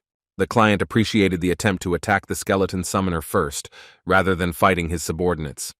The legendary warrior jumped to his feet, realizing that Kim Wu Jin had been hiding his skills all this time. The guy immediately replied that no matter what Kim wanted from him, he knew how to keep secrets. The loner replied that in any case it was not so important, because he would still get what he wanted. Before Chinna could do anything, the blades of the enemy's minions were in his face. To prevent the warrior from trying anything, the skeletons pressed the blades of their swords against the player's body. Soon the examiner was tied up, with no way to free himself. While hanging high up on a tree, the boy demanded that Wu Jin untie him immediately. The hunter wondered how long he had been in this state. Se Chang's man demanded to be fed, believing that they were trying to starve him to death. With undisguised displeasure, Wu Jin nevertheless took pity on the warrior and cut the rope. The prisoner immediately flew down, however. His body went numb, and he was unable to land on his feet, falling on his back again. Kim Wu Jin decided to give his opponent a chance to prepare and prove himself. He explained that he had shown his skills to Chin Ah, and now it was his turn. Kim demanded that his prisoner become bait, because then the skeleton warriors would be able to successfully carry out the attack. But the guy flatly refused. The loner clearly didn't like this answer, and he asked the warrior again, taking out the rope again. If Chin A decided to refuse, then Wu Jin offered him an alternative, intending to hang him again. Unfortunately, Se Chan's man agreed to the deal because he simply had no other choice. One by one, the boy destroyed the dire wolves, thereby clearing the way for Wu Jin's skeletons. Chin A was one of the best warriors who could distract monsters and take most of the damage on himself. The predatory creatures of the dungeon always attacked their opponent in groups in order to defeat him for sure. However, such a technique did not work on this hunter, as his strength was enough to fight off each of the enemies. But the boy noticed that he was no longer able to hold back the dire wolves, which were becoming more and more numerous. At some point, the player was literally crushed by predatory animals, who fell on him in a crowd at once. The guy miraculously managed to break through the huge number of monsters' carcasses crushing him. Suddenly, a skeletal shadow loomed over one of the wolves that had not yet joined the pack. Turning around, the dog saw a large skeleton that never belonged to an orc. Kim Wu Jin's puppet raised his sword towards the sun, which subsequently decapitated the first direwolf. The hunter's henchmen easily cut down predatory animals left and right, which were busy with the bait at that time. But not all enemies were cut into pieces, some of whom died from broken bones. This was facilitated by Chin A, who felt a second wind scattering the enemy in all directions. Wu Jin, who was nearby, watched the examiner's work with interest. The carcasses of the direwolves reached the tree where the skeleton summoner was located at that moment. The enraged hunter, who acted as bait, trampled the animals into the ground with fierce hatred. The player's work could be judged by the traces of blood remaining on his fists. The boy was breathing heavily after finally finishing the battle with the seemingly endless stream of wolves. After the fight, Chin A was informed that he had successfully leveled up. Looking up, the hunter discovered Kim Wu Jin, who had been watching him the entire time. The loner noted that his old acquaintance was not the same as before, but he was still not so easy to kill. Kim believed that the examiner would be his small acquisition in the near future. Before Chin A had time to catch his breath, he discovered something that he considered to be pure madness. A crowd of savage direwolves rushed towards him again, baring their sharp fangs. But the wolves were brought to the hunter by Wu Jin, who this time acted as bait. And then it all happened again, and Zichan's man continued to beat the enemies with his bare hands. At the same time, the skeleton warriors dealt with the enemy using cold weapons. After some time, the player who had been fighting the wild dogs had another chance to catch his breath. Suddenly, the boy discovered how the remaining wolves were trying to bite his leg. The warrior then grabbed the direwolf by the head, which gave the hunter a fierce look. The player threw the wild beast at the skeleton's feet, declaring that he should deal with the last enemy. Upon seeing the animal, a mad glitter appeared in the puppet's black eye sockets. After clearing the level, Chin A turned to Kim's assistants, telling them that they had met the wrong master, who was overloading them with work. The examiner also added that unlike others, they all worked hard, wanting to somehow thank his minions for their help. The hunter raised his hand and asked the skeleton to give him a high five, but all the dead man did was turn his skull, causing a storm of indignation in the fighter. The guy demanded an immediate explanation as to why the puppet was ignoring him. The hunter wanted to grab the skeleton by its shiny skull, but it deftly dodged. Kim Wu Jin watched from the side as his companion was about to determine today's ranks along with the skeletons. Chin A's behavior was completely different from what the loner remembered. Previously, a mighty warrior with an immortal body fought against the Messiah's guild. Now he was sorting things out with the dead. Because the hunter used bones instead of flesh to use his immortality, Kim was never able to reach him. In the current immortal warrior, the player did not see the same malice that was in him before. China's cruelty could have been caused by Osei-chan's death in the future, which could mean that the Messiah Guild would be erased from the future. Occasionally glancing at the client, the hunter still did not know his true intentions. Wu Jin brought with him just enough direwolves for the player to be able to deal with them without dying. The warrior noted that Kim, during his recovery, did more than just analyze monsters and dungeons. The client felt an understanding of what was happening to such a level that the guy was ready to admit that Wu Jin was superior to him in all aspects. Unexpectedly for Chin-A, his companion praised him for the work he had done and suggested that he move on. The player said that the second level will be 10 times better than this place. The gate moved the hunters to an open area nearby where there was water. Scratching his head, Chin-A informed his partner that he was so tired that at some point he decided he was going to die. Zichan's man asked for a short break after working all day. Ignoring every word the hunter said, Wu Jin took out the flasks of goblin blood from his inventory. The boy looked at the flasks suspiciously, stating that they did not look like elixirs. Instead of explaining, Kim asked his companion if he was a good runner, after which, without waiting for an answer, the skeleton summoner threw the flasks of blood onto the ground. The player smashed them near the examiner, who demanded an immediate explanation. Continuing to obscure the matter, Kim Wu Jin advised his partner to start running away right now. Hearing the loud cry of the monster, the immortal warrior turned in its direction. The mythical creature scattered tree branches with its snout, coming to the smell of blood. The monster turned out to be an albino lizard, which devoured its future prey with a predatory gaze. Chin-A couldn't relax because of his problematic companion's latest invention. The newspapers reported that the Korean government supported foreign guilds' participation in the A+ rank dungeon. Osei-chan predicted this development because the Messiah refused to take part in the hunt. The broker asked Secretary Lee how long the list of foreign guilds would be. The girl finished making the list, but it still remained to compare and analyze it. The employee was worried about her colleague, Mr. Chin-A, who was supposed to return before the list was announced. However, no one in the organization knew that at this time, the immortal warrior was desperately fighting for his life. The hunter, like Jae-hoon once did, could not understand how it happened that the lizard hunted only him. Following closely behind the monster was a squad of skeleton warriors, who from time to time inflicted wounds on the albino.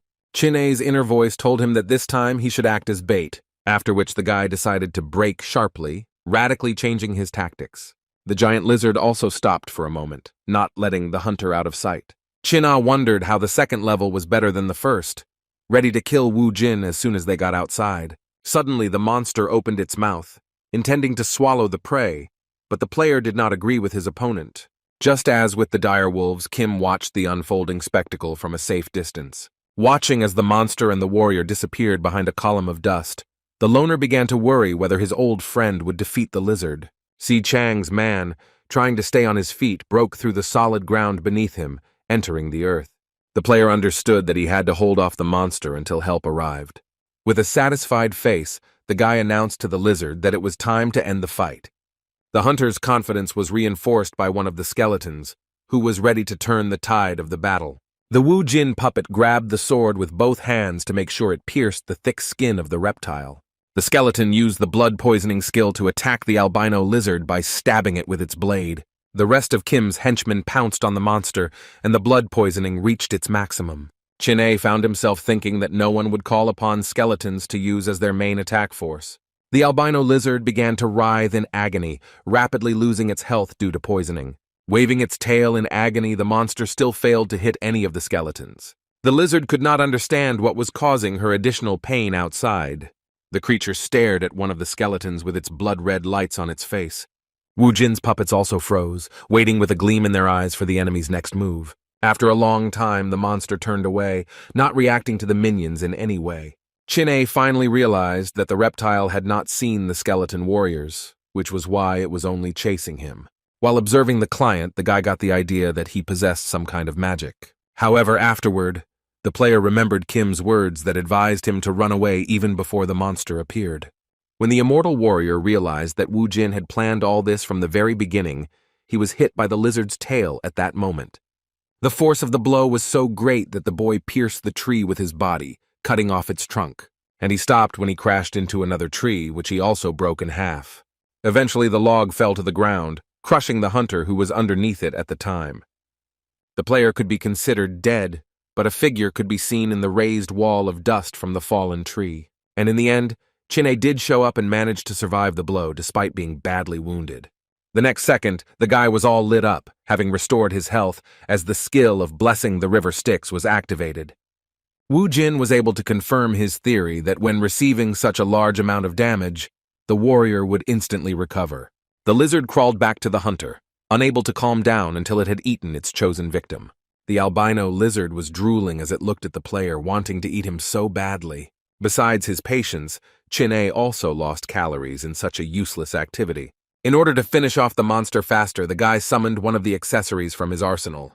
The immortal warrior has armed himself with a spiked knuckle duster, which will help him equalize his forces with the enemy. In an instant, the hunter found himself at the monster's feet and made a powerful swing with his hand. What was remarkable was that a stream of air gathered around the fist with the knuckle duster. As soon as Se Chang's man struck once, he showered the monster's paw with a series of powerful blows. Weakened by the poison, the monster's leg gave way and he fell to the ground. Meanwhile, skeletons that were invisible to the monster rushed onto the battlefield. The albino lizard continued to focus all of its attention on the player, ignoring the presence of Kim's assistants. The boy, watching the actions of the skeletons, realized that they were using him as bait, just like their master. The puppets attacked the monster from all sides, stabbing it with poisoned blades. The reptile let out a monstrous scream as the poison spread throughout its body. One of Kim Wu Jin's assistants intended to put the final point in the battle by attacking the enemy from above. This attack was decisive as the skeleton plunged his sword into the creature's head, depriving the dungeon boss of the remaining strength. Before the eyes of the immortal warrior, the monster finally threw its huge carcass to the ground. Now the guy could breathe a sigh of relief, when the lizard was defeated and the dungeon was completely cleared. Once the danger had passed, the skeleton summoner joined the hunter. At this time, in one of the other dungeons, a hunt was underway for a crowd of ferocious trolls. With just one movement, the monster cut off the heads of the skeleton warriors who attacked him. Several of the hunter's henchmen tried to detain the mythical creature. Thanks to their numbers, the puppets eventually knocked the monster to the ground, after which the dead began to beat the creature until death, letting rivers of the troll's blood flow. The man who had summoned them was unhappy with the awkward way his assistants were moving, believing that more skeletons needed to be summoned. After destroying 50 trolls, the player's level increased, but he still did not get the attention of the messenger of the underworld. The hunter was unhappy that, although he had destroyed so many enemies on his own, he still had not received the reward he deserved. In the dungeon with the albino lizard, Wu Jin looked at the monster he had killed with interest. By this time, Chin-A was extremely hungry, and therefore demanded that he and the client get out of the dungeon. The examiner asked if there was anything else that would cause them to be delayed, but the loner remained silent in response. The hunter began to feel the lizard's belly with his fingers, as if he wanted to find something inside. Kim was in no particular hurry, carefully examining the monster's carcass while his companion slowly lost patience. Having felt something, the necromancer decided that he had found, presumably, the very place, after which the hunter, with a sharp movement of his blade, ripped open the belly of the albino lizard. Opening the cut, Kim Wu Jin extended his hand towards the wound, happy that this find had finally reached him. The hunter held in his hands an albino lizard egg that shone like the moon in the sky. The Messiah Guild had gone too far to find out what this rare item was hiding, and Kim was determined to find out right now. Chin-A unexpectedly discovered that the condition for clearing the dungeon was the protection of the egg. The guy forgot about this nuance because he was busy all day, but he was more interested in what the client was going to do with him. Wu Jin demonstrated this by smashing the top of the egg with the hilt of his sword. The immortal warrior was shocked by such a sight and asked his companion to stop because they did not know what it was capable of. But it was too late, as pieces of the shell were already scattered on the ground. The loner was surprised when he looked inside the egg, from which a bright light was coming. As it turned out, the albino lizard egg contained an unknown skill page. While Se-chan's worker couldn't believe his eyes, Kima was shaking with anger. The skill the player received was the power of Apophis, which gave resistance to any type of poison. For some reason, the king's deadly poison skill was inside the egg. The king would not be harmed by any of the poisons, and with his skill, he would brutally kill people on the battlefield. The Messiah Guild decided to judge the king of fatal poisoning, in the process of which many of its members lost their lives. Without knowing much other than the fact that the guild owned it, however, the Deadly Poison King could not steal this skill. The only reasonable explanation was that the Messiah intended to create a king to make them look like saviors. Boiling with anger, Wu Jin was once again made to realize by Lee Se Jung that their comrades' deaths were in vain. The player tore the skill page to master it and prevent the future death of his comrades. Having acquired the power of Apophis and gained resistance to any kind of poison, the hunter still wanted to get even with Se Jung. The necromancer was absolutely sure that he would kill the leader of the Messiah Guild with his own hands. The immortal warrior did not understand why his companion was in a bad mood after keeping the reward for himself. After a long hunt, the players finally left the dungeon, returning to the familiar world. Upon entering the room reserved for the players, the boys found a paper bag on the table. The examiner immediately put his hands into it, simultaneously praising his boss. Chin-A was very hungry after all the tests, but did not see the long-awaited food inside the package. The hunter became very angry when he found only 2 bottles of drinking water and radios. Scratching his ears, the broker, thinking that someone was discussing him, waited for the moment when his radio started working. The man's face broke into a satisfied smile as the players had contacted him earlier than he thought. Ose-chan praised the hunters for completing the task in less than 3 days, and the players in turn demanded to know what was happening outside. The director of the organization immediately sat down at the computer, browsing the news feeds on the internet. There was no news regarding Park Yong-wan, but there was a problem with the foreigners whose top 5 guilds had merged. It was also known about one hunter who caught a golden dragon in a 5-level dungeon. When the first dragon appeared, people were interested in its skin, which was durable and could cope well with high temperatures. Players believed that armor made from this skin would open up a world of new possibilities for them. But in fact, history was changed by the gastric juice of the golden dragon, but unfortunately, Wu Jin did not know how to use it. Later, hunters discovered that the stomach juices helped remove seals and curses. Most likely, Lee Se Jung used this means to remove the seal from Balmung. In the past, Kim Wu Jin lost his life because he did not obtain such a valuable item sooner. That was all the significant news in the last few days, but it was enough for Kim, as he had heard what he needed. Ose-chan stated that the examiner would tell him the details of the hunt himself, and Wu Jin would be given a regular phone for future communication. The broker assured the player that their connection would be untraceable and would be much safer than walkie-talkies. The boss ordered Chin-A to return to the office immediately, which only angered the guy who had been working around the clock all this time. Ose-chan knew how to put pressure on his employee and promised him a hearty bowl of rice. Snatching the radio from the player, the immortal warrior turned to the director, demanding at least 10 portions. As he was leaving, the guy paused for a second and glanced in Kim's direction, hoping that he wouldn't have to work with him anymore. After which, the hunter loudly slammed the door behind him, leaving the client alone. Arriving early in the morning, Chin-O complained that Ose-chan did not allow him to rest, even though he had submitted his report the day before. The broker threw his subordinate an updated plan that had undergone changes since yesterday's report. The player was surprised to find that he had been given a quest to hunt a tailed lizard in an A+ rank dungeon. Chin-A decided to go there alone, but the chief immediately objected, insisting that someone with skills had to go with him. Then the guy started looking through players, but none of them were suitable, because he didn't know a suitable candidate with the same level as him. Ose-chan decided to hint to the employee that there was another candidate in the person of Kim Wu Jin. As soon as the warrior heard the player's name, he broke into a sweat and declared that he would no longer work with this person, after which the player began to recount the details of his report from yesterday, claiming that this guy had made him the prey of the monster. The hunter threatened to go on a hunger strike if he had to work with Kim, but his boss was only too happy about it.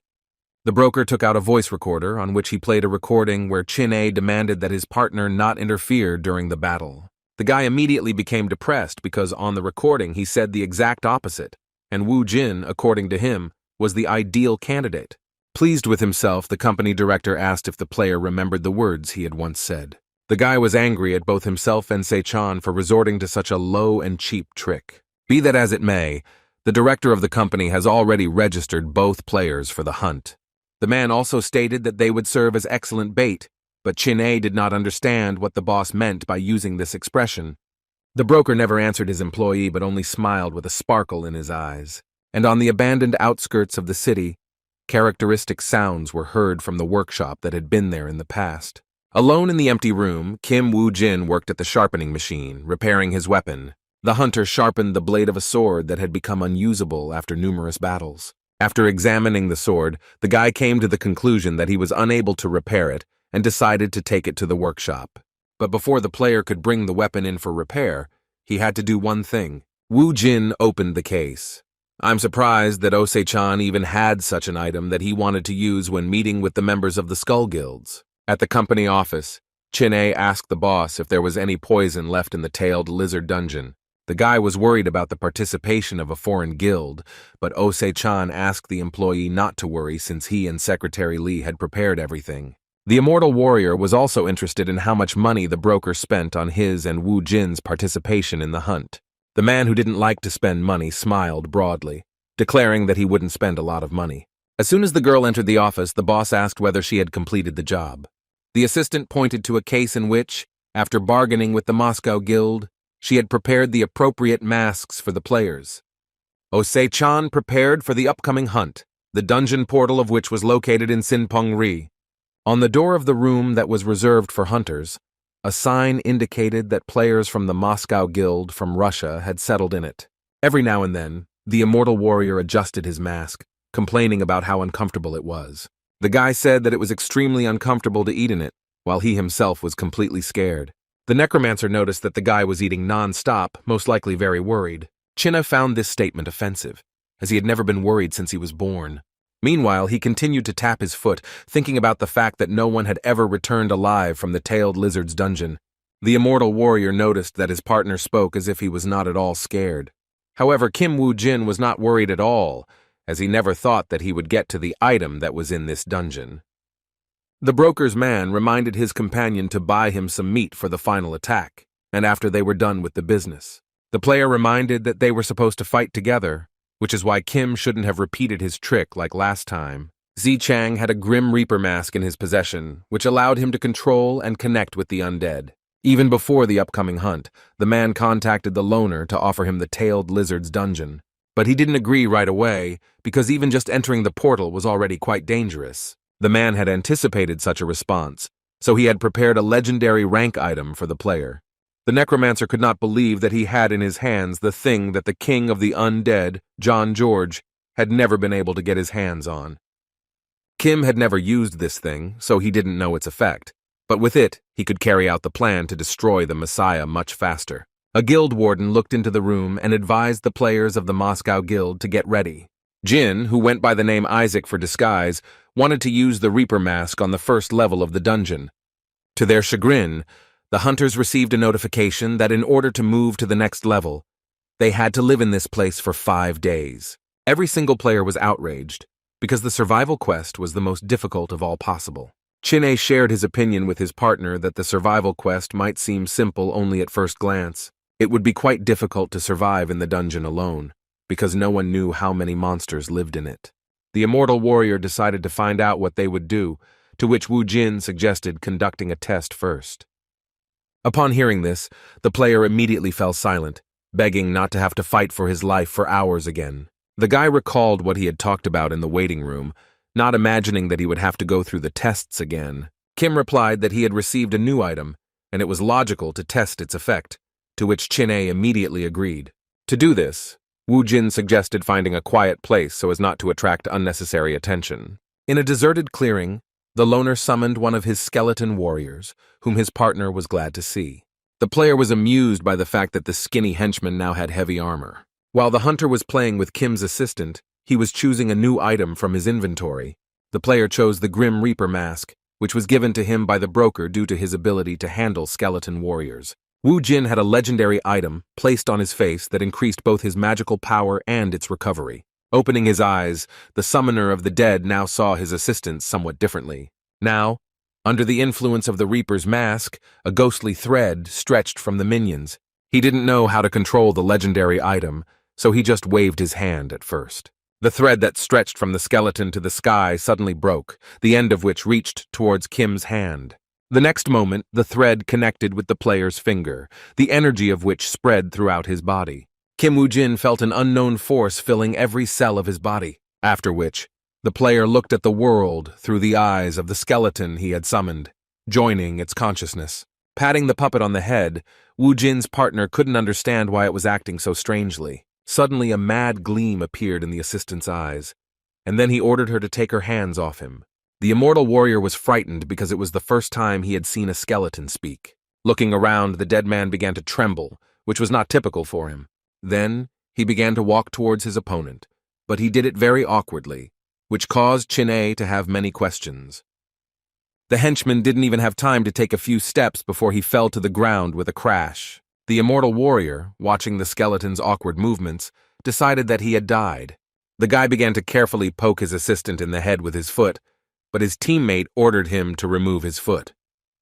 Beads of sweat appeared on Wu Jin's face, which was quite difficult for him to control the skeletons. Meanwhile, in the main clearing, where all the hunters were gathered, one of the groups was deciding on their next steps. And Yun Chun of the Haiti Guild advised them to act slowly, since they didn't know what kind of monsters might appear here. The player suggested observing what was happening for a couple of days, and if anything happened, it would be reasonable to join forces for survival. Looking around at the rest of the hunt, he assumed that the others had gathered in the clearing with the same thought. However, the player noted that no one had as much influence as the Messiah Guild, so it was advantageous to be close to the crowd. And while the hunters were dividing into groups, Chin-A was already fighting against the monsters with the help of an etiquette injection strike. Armed with brass knuckles, one such blow was enough to knock down any opponent. It turned out that the guy was worried about the survival quest in vain, because all the enemies on this level were very weak. Following the warrior under the control of Kim Wu Jin also easily dealt with the enemies. By this point, the hunter had mastered the Reaper's mask so well that the puppet could accurately replicate all of his movements. Chin-A's self-confidence instantly vanished as he watched the skeleton deal with the monsters. The hunter was burning with excitement at his partner for having received such a powerful item. The hunter noted to himself that walking in the skeleton's body was difficult for Wu Jin at first. And even after mastering the technique, the skeleton still sometimes lost its balance and fell. But despite this, the loner managed to learn how to skillfully control his puppet in the shortest possible time. The hunter was a little alarmed that his partner could now control the skeleton warriors directly. The warrior felt it was unfair that he was going straight at the monsters, while Kim hid in a safe place with his mask. Suddenly, another minion was summoned in front of the skeleton that was under Wu Jin's control. Se Jung's man couldn't believe his eyes when he saw the skeleton of a huge orc. The warrior understood that in order to use the summoning skill in such a state, no small amount of strength was required. Wu Jin was surprised that he was able to use summoning while connected to the skeleton, but it cost him 3 times the magic power. Still in his minion's body, the player inquired about his partner's condition. Chin-A was offended by the loner, stating that he was required to look into the face of the interlocutor during a conversation. The guy was so angry that he intended to inject etiquette into the little skeleton. Reacting to the player's remark, Wu Jin instantly appeared behind him. The immortal warrior was very scared, but Kim, still calm, only repeated his question. The fighter replied that he was feeling better now, and hastened to add that he had taught the monsters a lesson, as if they were the ones who lacked manners. Wu Jin was glad to hear this and suggested that his partner leave this place. Se Jung's man didn't understand why he had to go since he had been fighting like a madman all this time. The hunter couldn't just leave the location where there were still many orcs. Trying on the Reaper mask once again, Wu Jin replied that this fight was just the beginning. Having learned of his companion's intentions, the hunter remembered that his body was not feeling very well after all. Finding the right words, the guy, remembering the name, happily replied that he had anemia. However, he did not stop there, continuing to add symptoms to himself, such as dizziness. Suddenly, the blade of the sword in the hands of the skeleton that was connected to its owner began to beat against the armor. The puppet replied that since the hunter had anemia, he was ready to give him iron. The immortal warrior declared that being poked with a sword would not help him in any way. The skeleton replied that the hunter had definitely gotten better since he could scream like that again. After exposing his partner's lie, Kim Wu Jin asked him to follow him in order to prepare. Unfortunately, Chin-A could do nothing about his crazy hunting partner. One of the trees located in the forest began to tremble from the rhythmic blows on it. Soon it fell to the ground with a crash, raising a cloud of dust around itself. One after another, without any fatigue, Kim Wu Jin cut down the trees in the dungeon. As always, remaining ignorant of the hunter's plans, The immortal warrior did not understand why he was constantly chopping down trees. On the second day, the players began hunting goblins, leaving them with no choice but to flee. The squad, keeping up with the monsters, decided to focus on the central part of the enemy. With quick and dexterous movements of the sword, the warriors left only a wet spot of the inhabitants of the dungeon.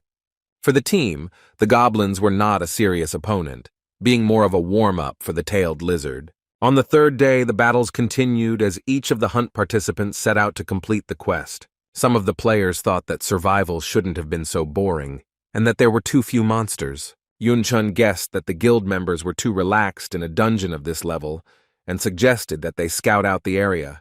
By this point, a team of 2 hunters had erected a giant fence made from felled logs.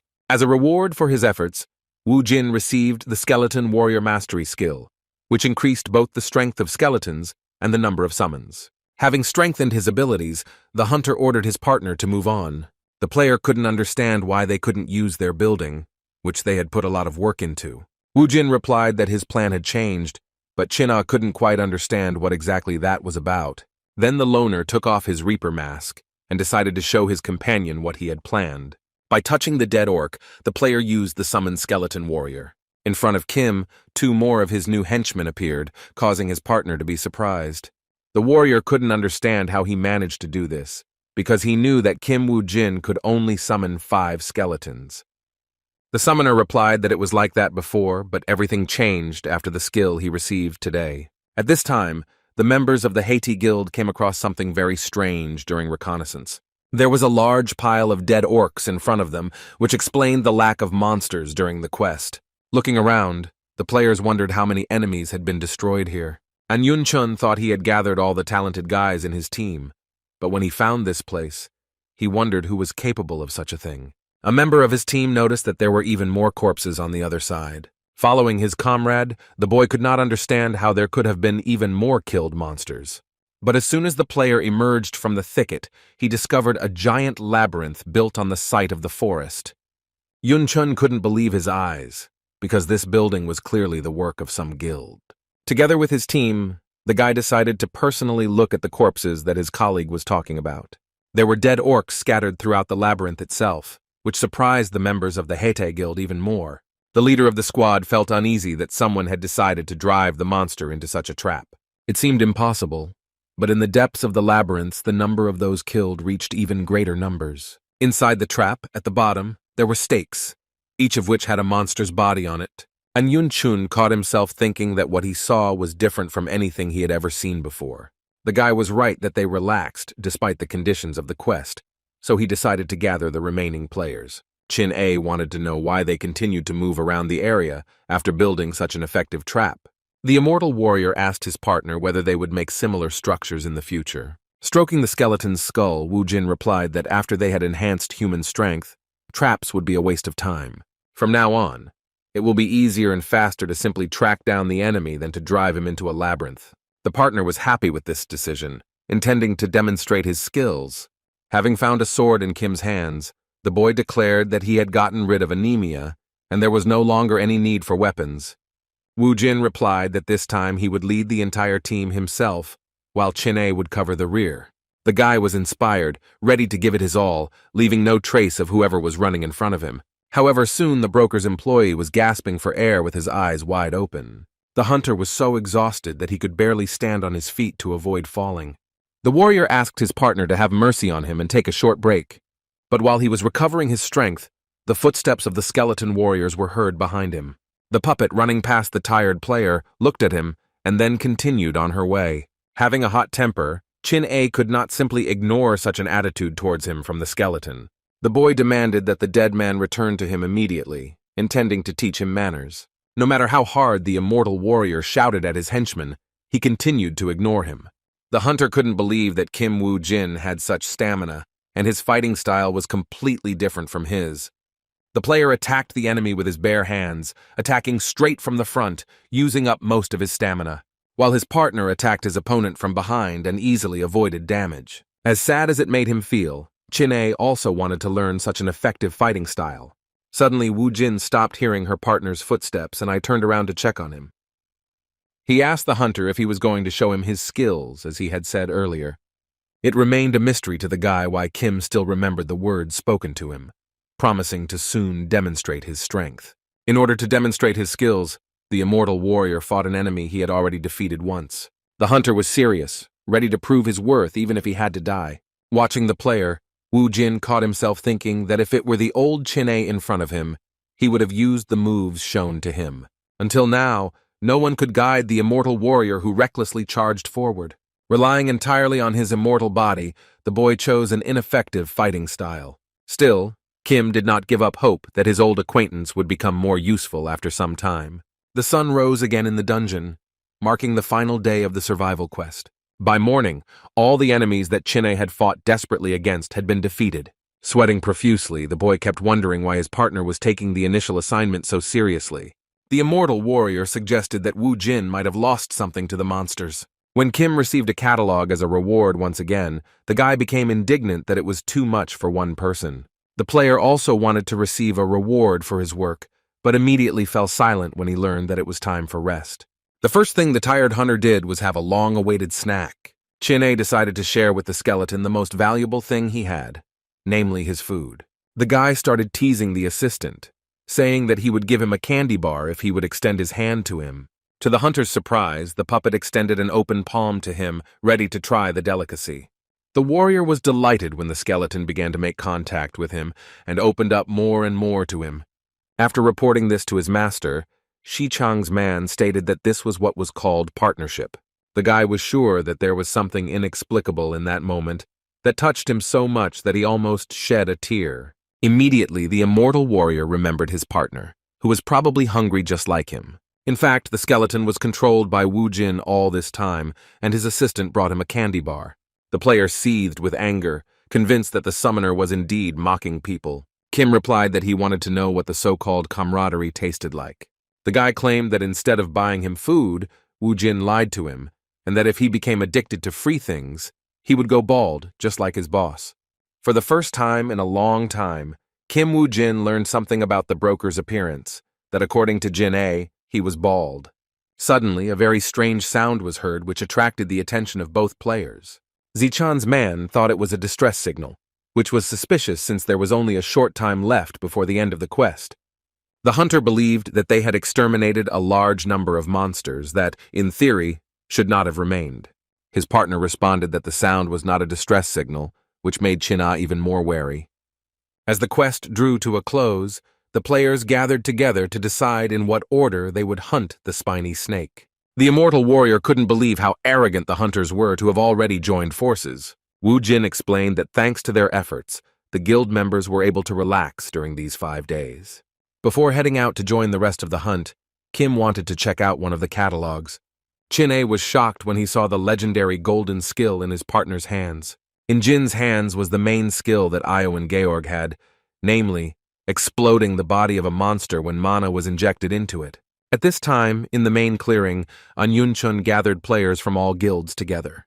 Having gathered all the surviving hunters, the guy wanted to get down to business immediately. The representative of the Heite Guild said that in a few minutes the quest would be completed and they would move on to the next level. He asked everyone present if anyone objected if the alliance, including his team, decided to try to attack the snake first. In a whisper, the immortal warrior turned to his partner, noting that the hunters had followed exactly as Kim had told him.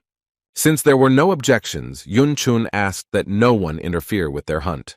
The guy threatened the players that if anyone dared to interfere with them, he would immediately kill them. Not expecting such a turn of events, Chin-A also whispered to his partner what they were supposed to do now.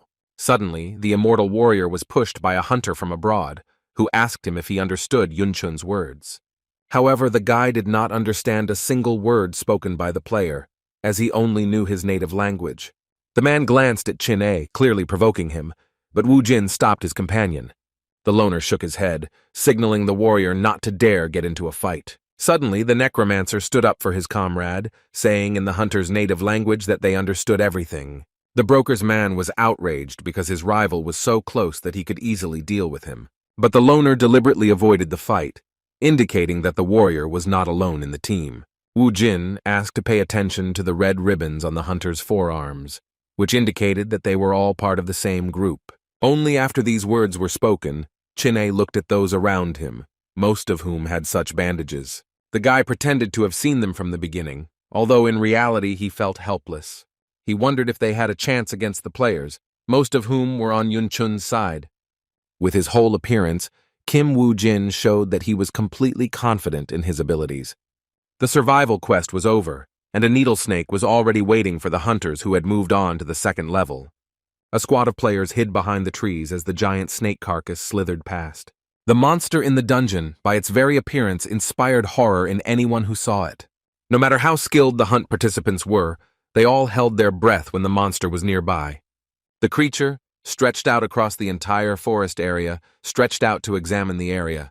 But the monster didn't know that a group of hunters led by Yun Chun was already waiting for him. Having waited for the right moment, the guy commanded the players to begin the attack. Players who possessed magical abilities attacked the enemy from a distance.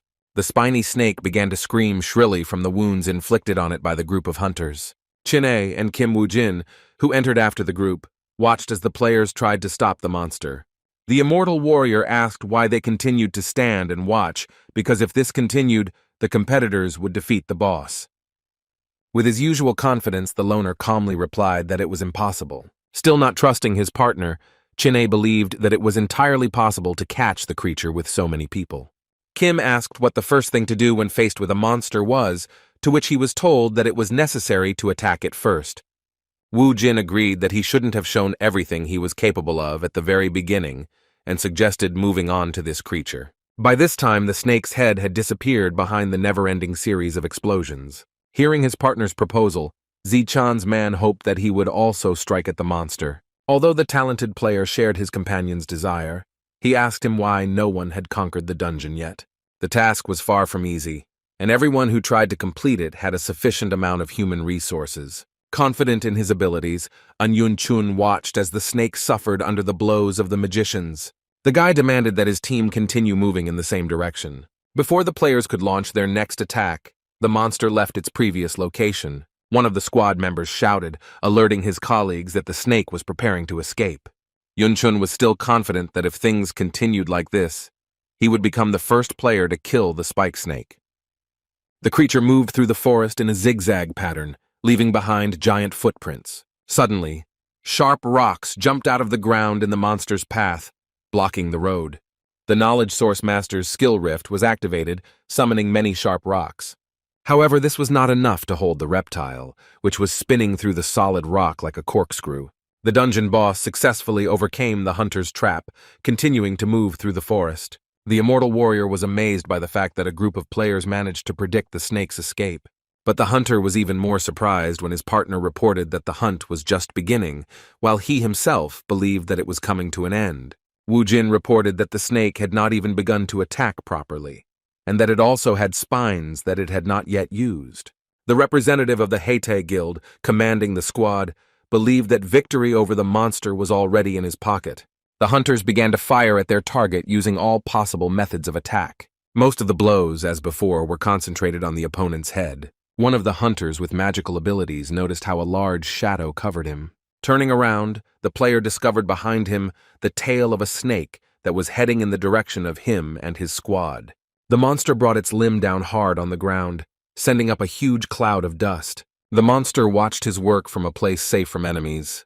The squad members were unable to continue the attack, taking cover from the stones and small branches raised in the air.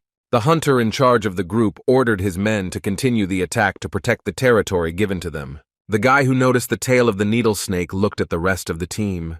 The warriors tried their best to restrain the dungeon boss's limb. Having risen, the hunter intended to help his colleagues, thereby finishing off the enemy. After which, the attack on the monster resumed again, and everyone who was able attacked the target in the head. Without taking his eyes off the creature, Yun Chun noticed that the creature's movements had slowed down considerably. Then the commander-in-chief ordered all the soldiers to go into close combat with the enemy. The snake watched the approaching crowd through the smoke from the magical charges with burning eyes. But suddenly the mythical creature rushed into the sky, dispersing the remaining smoke. The next moment, the snake's back increased in size, completely covered with sharp needles. Yun Chun knew they had no chance of winning, so he ordered the fall to be stopped.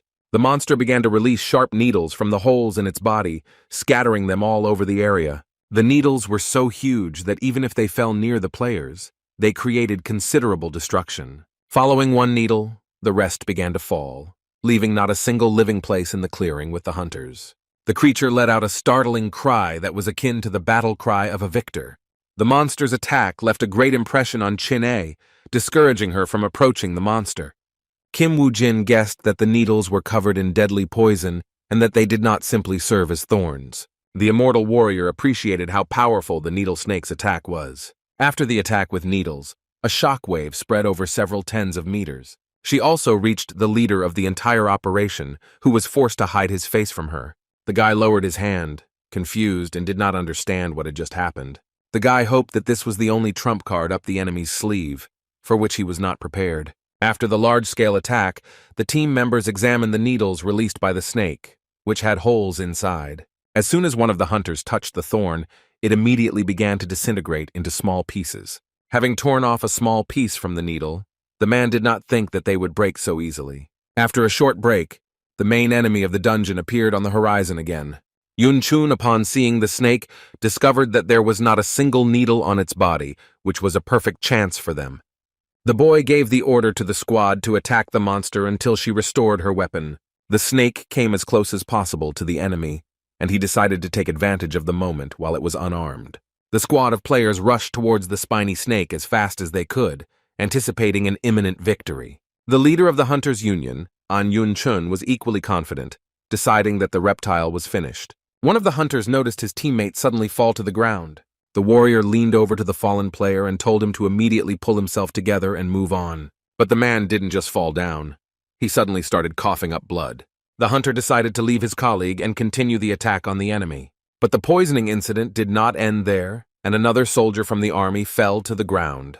The player began to choke from a strong cough, also spitting out clots of blood. Suddenly, one after another, the participants of the hunt began to fall to the ground, sick with the same illness. Following them, the player who first discovered this disease also felt the urge to vomit. The remaining players stopped their advance after realizing that their comrades had been poisoned by the venom of the spiny snake. Due to the fact that most of the hunters died from the effects of the poison, the rest of the squad could not move forward. The boy could not comprehend how his people had been exposed to the poison, since there was no indication of poisoning. Looking back at the thorns, Yun Chun didn't want to believe that the thorns released from the snake's body were poisoned. To his regret, the boy came to the conclusion that the strongest warriors fell because the poison turned out to be fatal. One of Wu Jin's henchmen was watching everything that was happening, hiding on a tree branch. By controlling a skeleton warrior with the help of the Reaper mask, the player could observe what was happening on the battlefield. He informed Chin-An that Yun Chun's plan had failed because of the poison of the spiny snake. Chin-A couldn't believe that the spikes that flew out of the monster's body were poisoned. However, Kim corrected his companion, explaining that the players had already taken damage before the massive attack, and if the spikes were saturated with poison, then the players with high health would be the first to receive damage. This confused the immortal warrior even more, leading him to speculate that the thorns were poisoned at a specific moment. The broker's man suggested joining the hunt, but his partner rejected the offer. Now that they knew how the snake behaved during the fight, it was time to make their move. Seeing Wu Jin heading towards his minions, Jin-A was worried that he was going to head towards the snake. Kim replied that he was going to go to the monster anyway, ordering his partner to stay put and get ready. At first, the warrior felt relieved, but then he realized that he had been given orders, that he had not gone into the dungeon as a laborer. Then Wu Jin suggested that his partner go with him, adding that most likely Jin-A would not object. The hunter immediately began to deny it. I assure you that the skeleton summoner misunderstood him. The spiny snake continued to rage in the vicinity of the forest, but still had not restored its spines. Without being noticed, Kim Wu Jin got as close to the monster as possible to detect the poison. The hunter determined that the poison had neither smell nor color, and the players, having relaxed their vigilance, simply did not notice it. Before the poisoning, the entire team had suffered irreparable damage. However, Wu Jin was different from all the fallen players in that he activated the power of Apophis. Once the player inhales the venom of the spiny snake, he will upgrade the poisoned blood skill. Suddenly, the hunter's gaze fell on one of the weapons that was lying on the battlefield. Kim glanced at one player's spear and decided to rummage through the dead man's inventory. The deceased had a sufficient number of piercing weapons that would be ideal for the current enemy. Wu Jin was wondering which of the list was the best for cutting through the thick skin of the reptile. The player responsible for the operation, in desperation, hit the tree trunk, unable to do anything. And Yun Chun blamed himself for what happened, for completely losing his vigilance. The commander's assistant interrogated one of the survivors, asking how many people had managed to escape. The warrior had no idea, because when he himself ran away, he saw no more than 30 people. The hunter suggested that the squad leader find team members who might still be alive. But the commander ordered to stay where they were and gather the remaining warriors, since those who remained on the battlefield were most likely dead. The subordinate burst into a rant, declaring that with the remaining men they would not be able to attack again.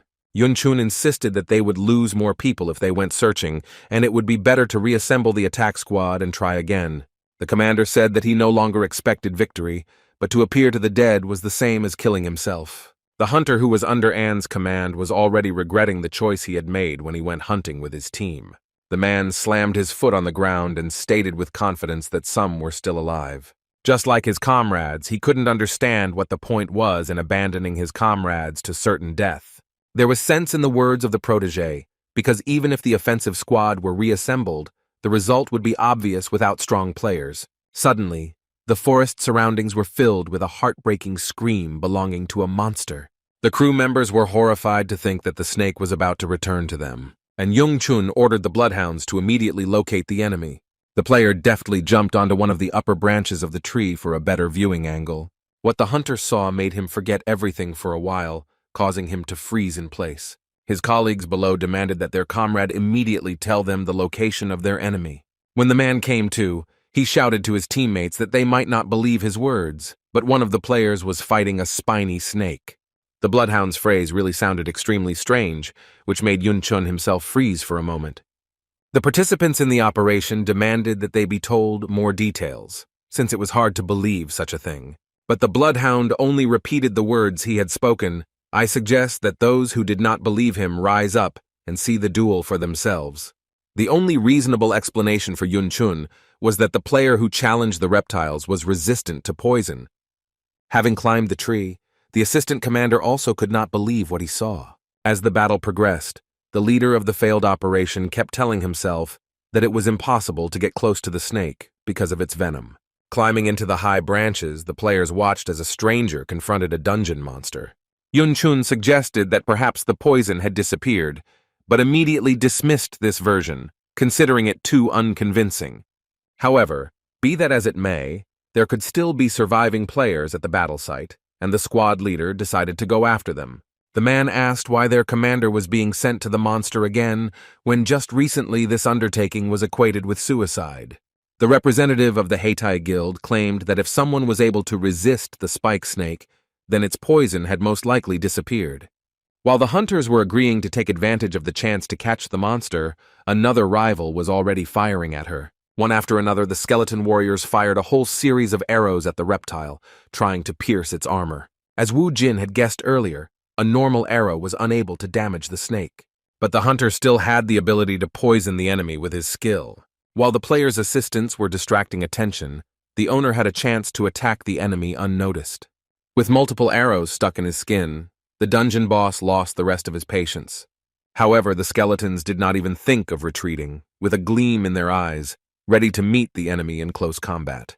The needle-like snake quickly descended to the very ground, and opening its mouth was about to swallow one of the annoying opponents. The creature lunged straight at the minion, but his reaction was enough to dodge the monster. The creature decided not to return for its prey, but continued to crawl to avoid attack.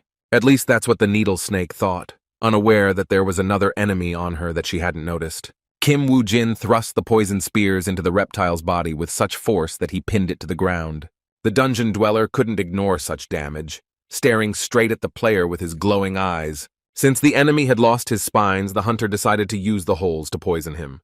The player speculated that the holes were akin to human pores, which would only increase the trauma inflicted through them. Wu Jin saw through the enemy, who pretended to want to escape only to make people come closer to him. The hunting party was too careless to see through the spiny snake's deception. Unlike them, Kim knew that the spikes were not the main weapon, and through the hole, the creature released a huge amount of poisonous gas. With a well-aimed throw of his spear, the summoner of the skeleton warriors hit the monster right in the eye. The reptile, having been poisoned for the second time, began to wriggle in pursuit, feeling the poison spread through its body. The loner jumped off the snake in time, which in its dying state was destroying everything in its path. Watching his enemy suffer, Kim wanted to know how the snake felt when it itself became poisoned. At the same time, on the mountain, the immortal warrior was moving the corpses of the orcs from one place to another. The hunter complained to the skeleton that he had been told to lie low while his partner had gone into trouble.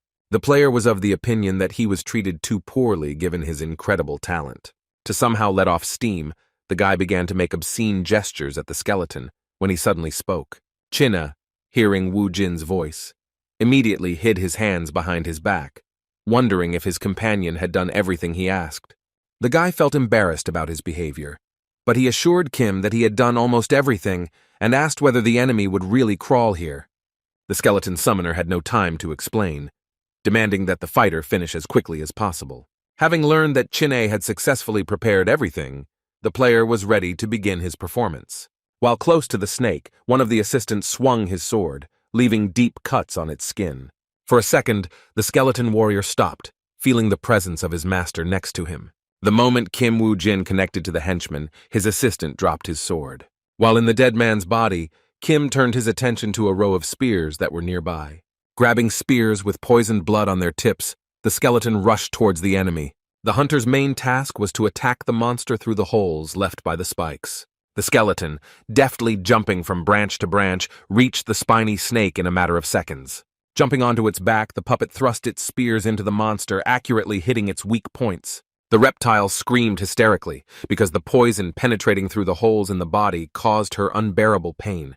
The snake stared at the skeleton with its only remaining eye, after which Wu Jin separated from his henchman. The monster opened its mouth and pounced on the enemy, causing her to experience extreme pain. At that very moment, an attack was being prepared from above on the dungeon boss. After moving into a new body, Kim Wu Jin once again made the spiny snake suffer by spreading poison throughout its body. The enemy was so weakened that he could no longer fight or in any way resist another blow.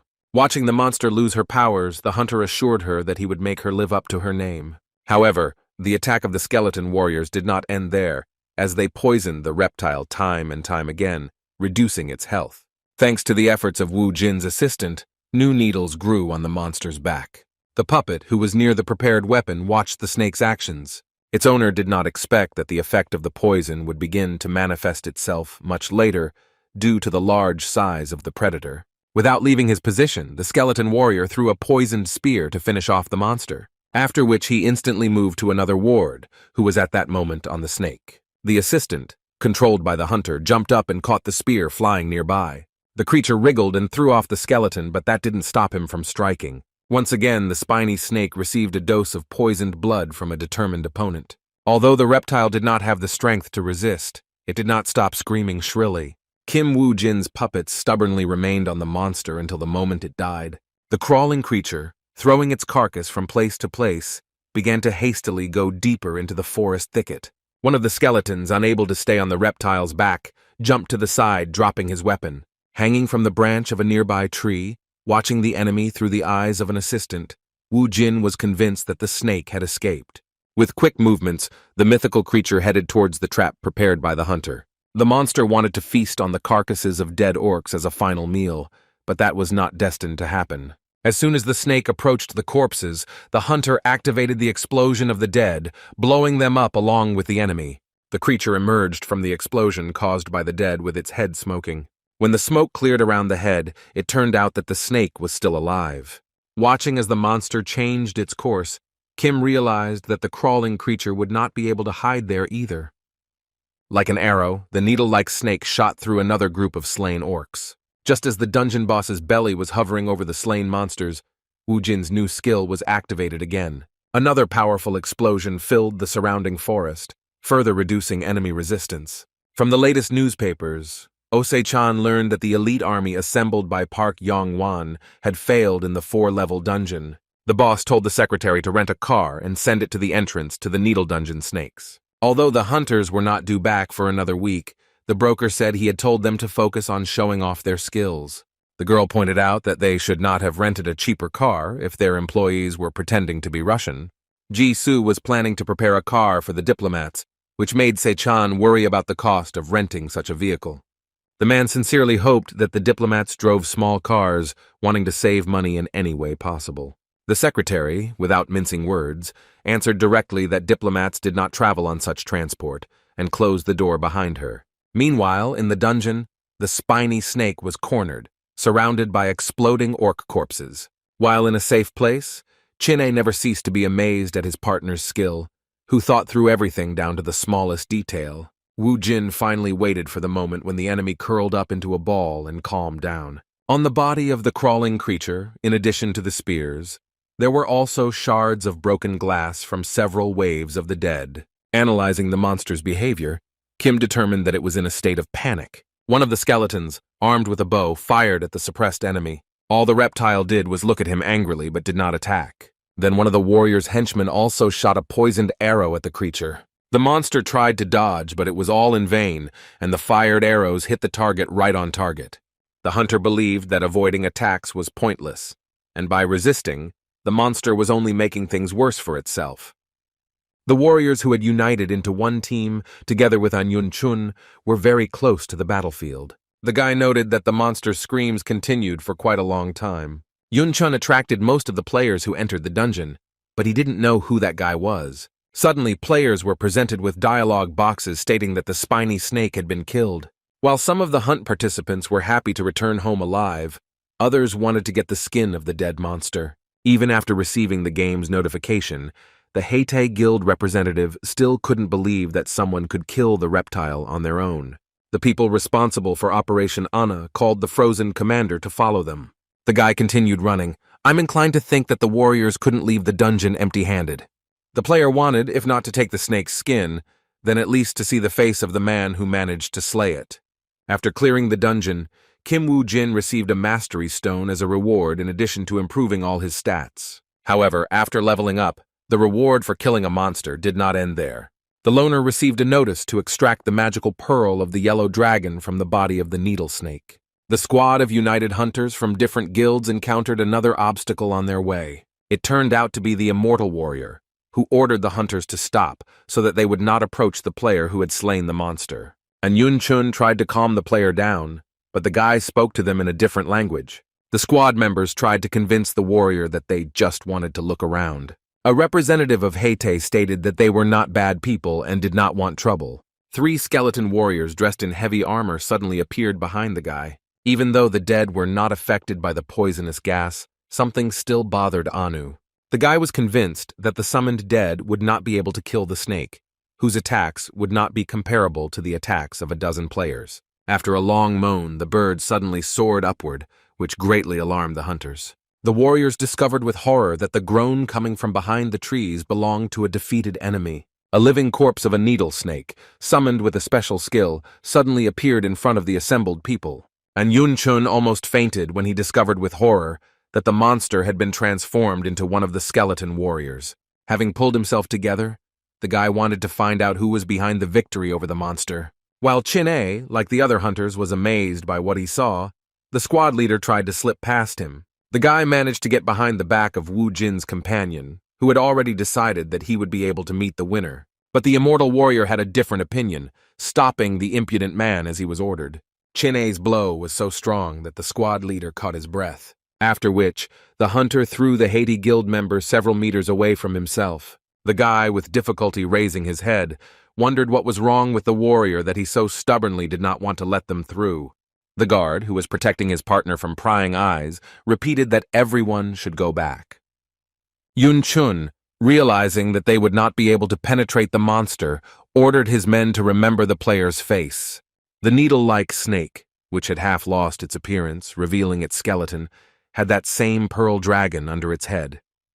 Although the attempt to summon the skeleton warrior failed, Kim managed to find a secret artifact. Due to his low rank as a hunter, he was unable to summon the snake as a skeleton warrior. Because of this, the reptile's corpse fell to the ground, creating an explosion that raised a large cloud of dust. Although the lone wolf failed to acquire a new henchman, he received his reward. In his hand was the legendary Golden Dragon Magic Orb, which contained powerful mana.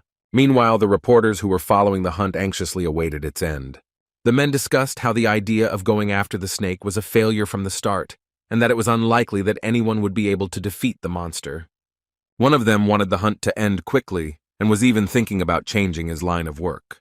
The sleep that had been cast over the reporter vanished as soon as he heard that the dungeon had been cleared.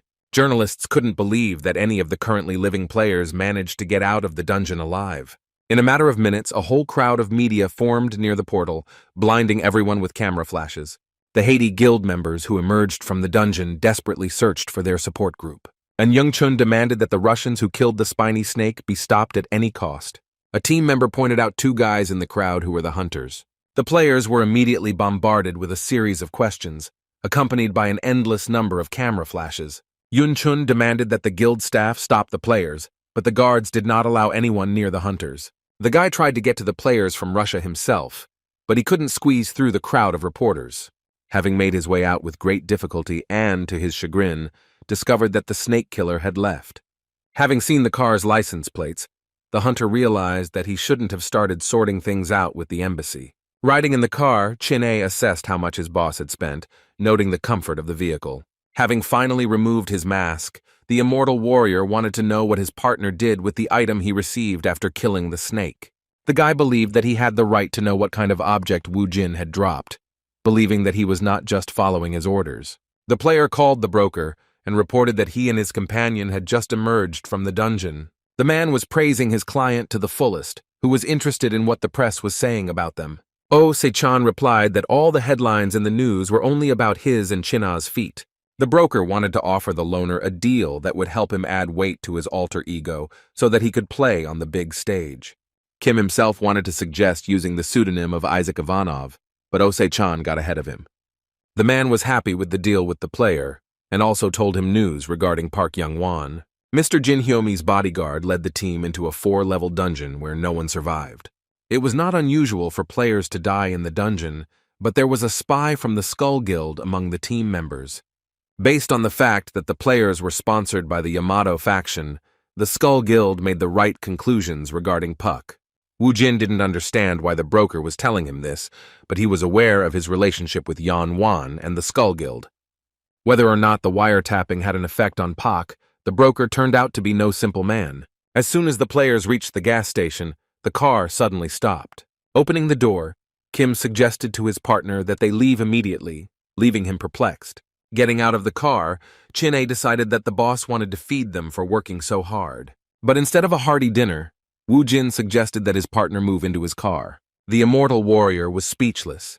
Then he learned that he should have moved to such a wreck. As soon as the guy got into the car, he began to curse Se-chan for his greed for money. The hunter complained that he had to drive in a car that was so dirty it looked like it was from a junkyard. Upon learning that the car belonged to Kim, Chin-A instantly changed his mind and began praising compact cars. The other man's words reminded Wu Jin that there was a food allowance in his glove compartment.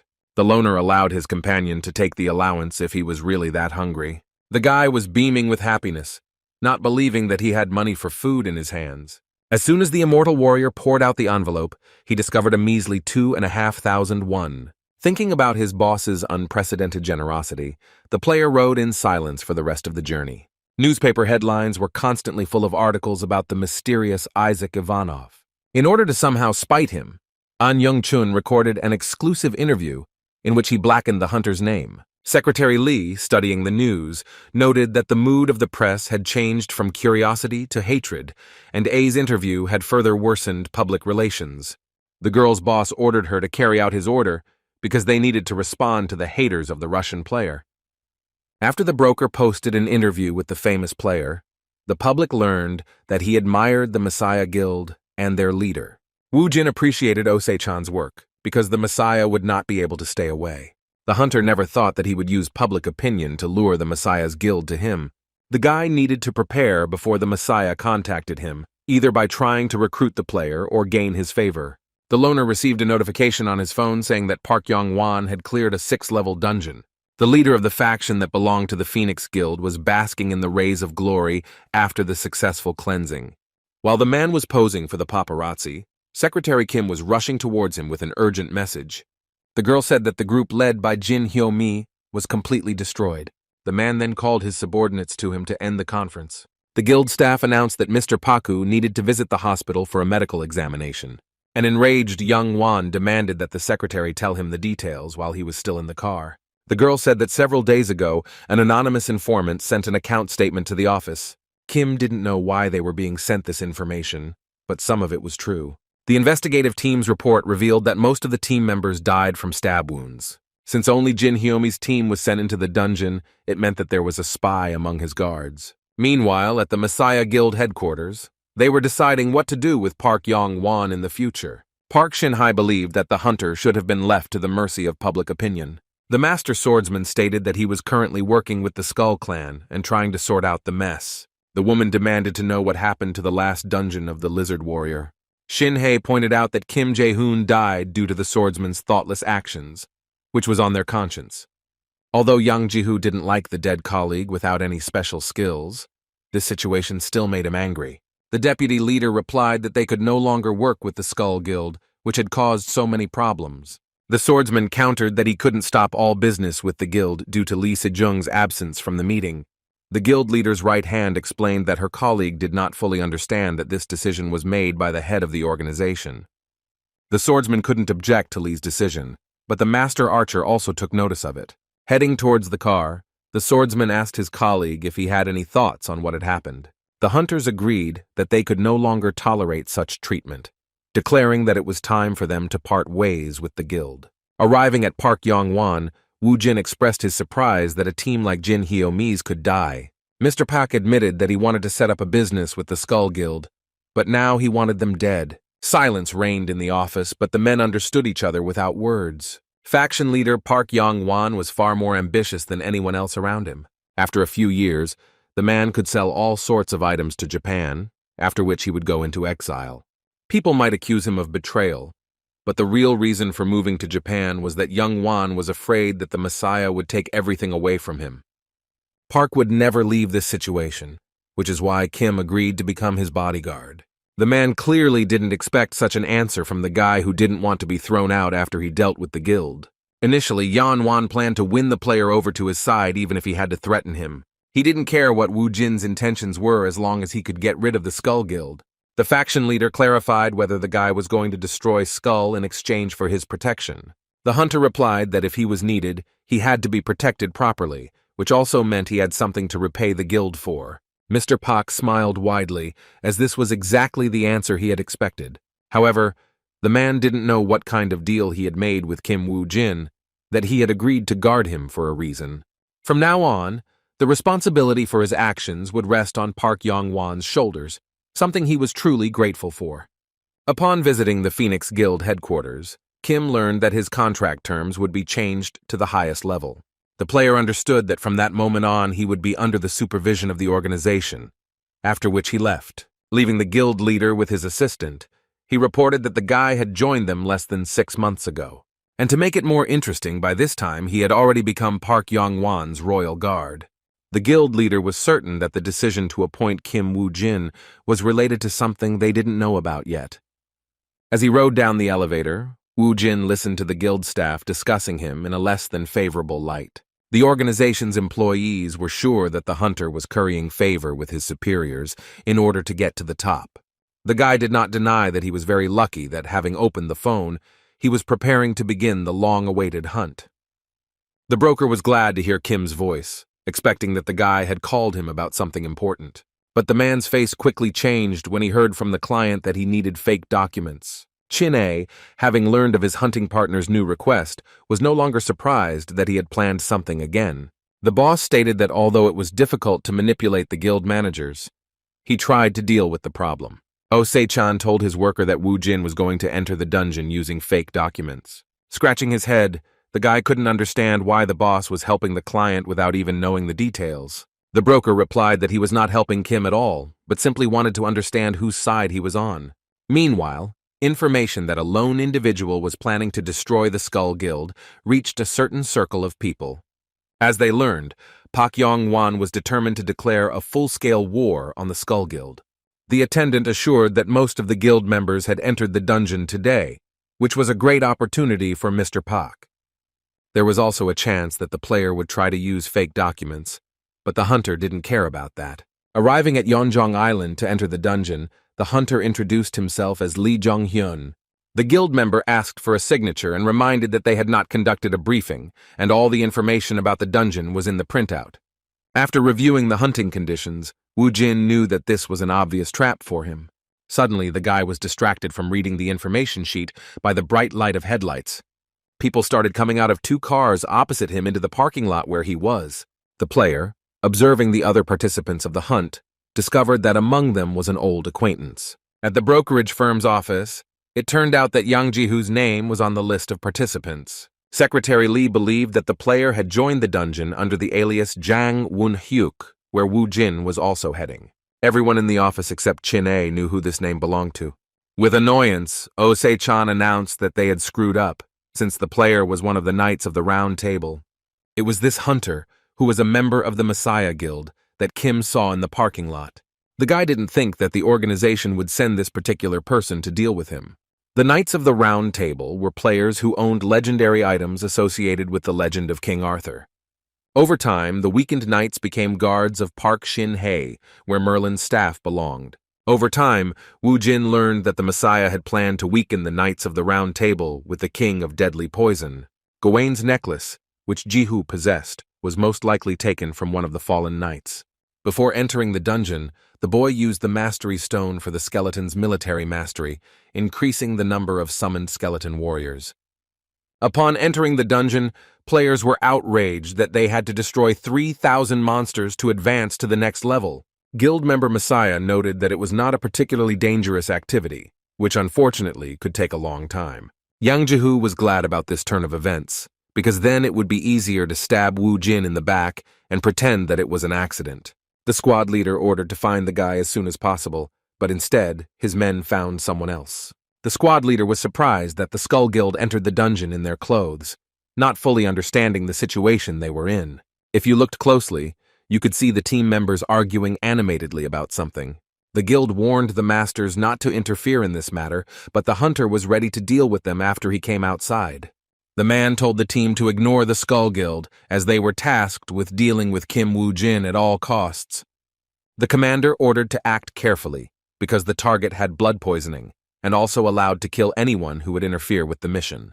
While racing through the forest, the Phoenix Guild member didn't think that they would attack Skull right away on the first level. The guy personally decided to check how the battle with the Warring Guild was going, hiding behind a tree. Peeking out from behind the shelter, the boy wondered if Park Yong-won's royal guards had also entered the dungeon. The player appreciated that someone from Mr. Pak's team brought a necromancer with him, summoning skeleton warriors. However, the hunter was confused by the fact that he still had not seen Kim Wu Jin himself. Turning around, the boy discovered that Wu Jin had come to him, ready to take up arms. Unsheathing his blade, the guild member swung it, ready to strike his target. But literally the next second, with his armor cut, the player tried to convince that he had nothing in common with the Skull Guild. Kim replied that the hunter who was above said that he was just in it. Not understanding which guy Wu Jin was talking about, the hunter carefully raised his head up. On one of the upper branches of the tree that was below the guy hung the corpse of a hunter from the Skull Guild. The wounded man, looking at the masked corpse, understood that he would never have said such a thing about him. At that moment, the guy remembered their conversation, in which his colleague asked him not to interfere under any circumstances and to report what happened to the head. For this reason, the player continued to insist that he had no involvement with the Skull Guild. But the guy was unable to convince Kim Wu Jin with his lies, which ultimately took his life.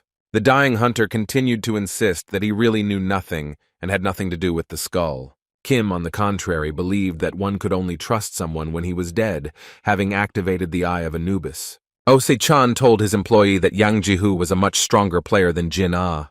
The words spoken by the chief caused the immortal warrior to completely lose his appetite. The man found this strange to hear, because before that the hunter had eaten 5 boxes of pizza. Not wanting to listen to Jin-ah's indignation, the broker decided to change the subject by asking him about what kind of player Kim Wu Jin was. After thinking for a moment, the guy replied that this man was the most cunning of those he had ever dealt with. With some displeasure, the immortal warrior explained that Kim would never enter into an unequal fight.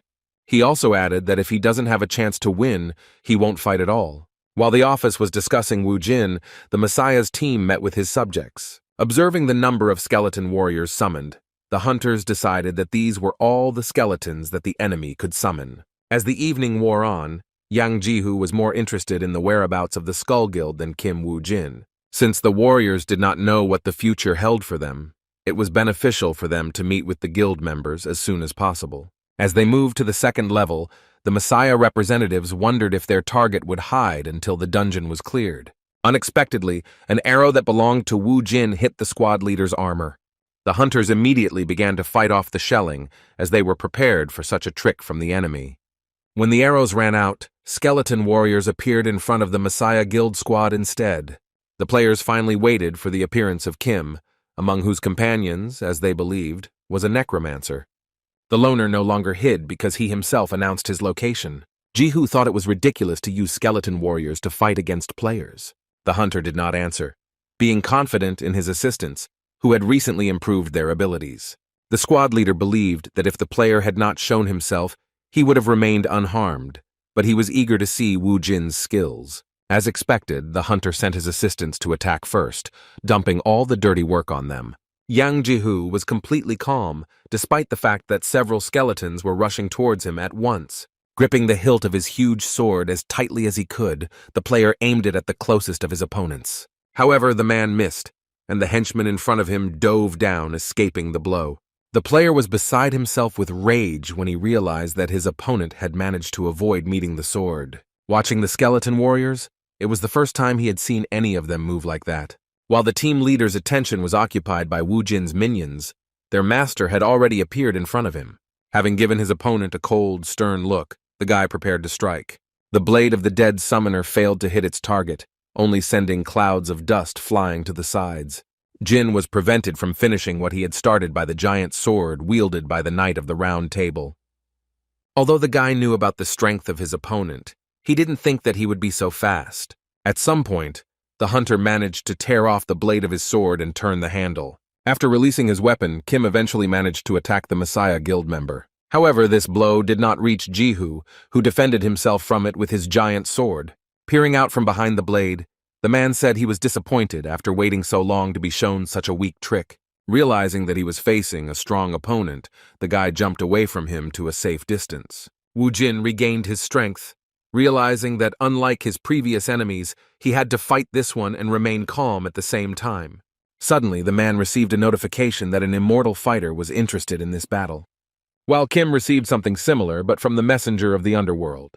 Jan was interested in the fight, since he only received such notifications when he fought a worthy opponent. The skeleton summoner needed to change tactics, otherwise it would be difficult for him to deal with such an enemy. Osei-chan asked the employee to stop stuffing his stomach with such food and answer his question. Jin-A stated that Kim Wu Jin was not such a big problem to bother his head with. The player decided to use his main skill by involving his assistants in the fight.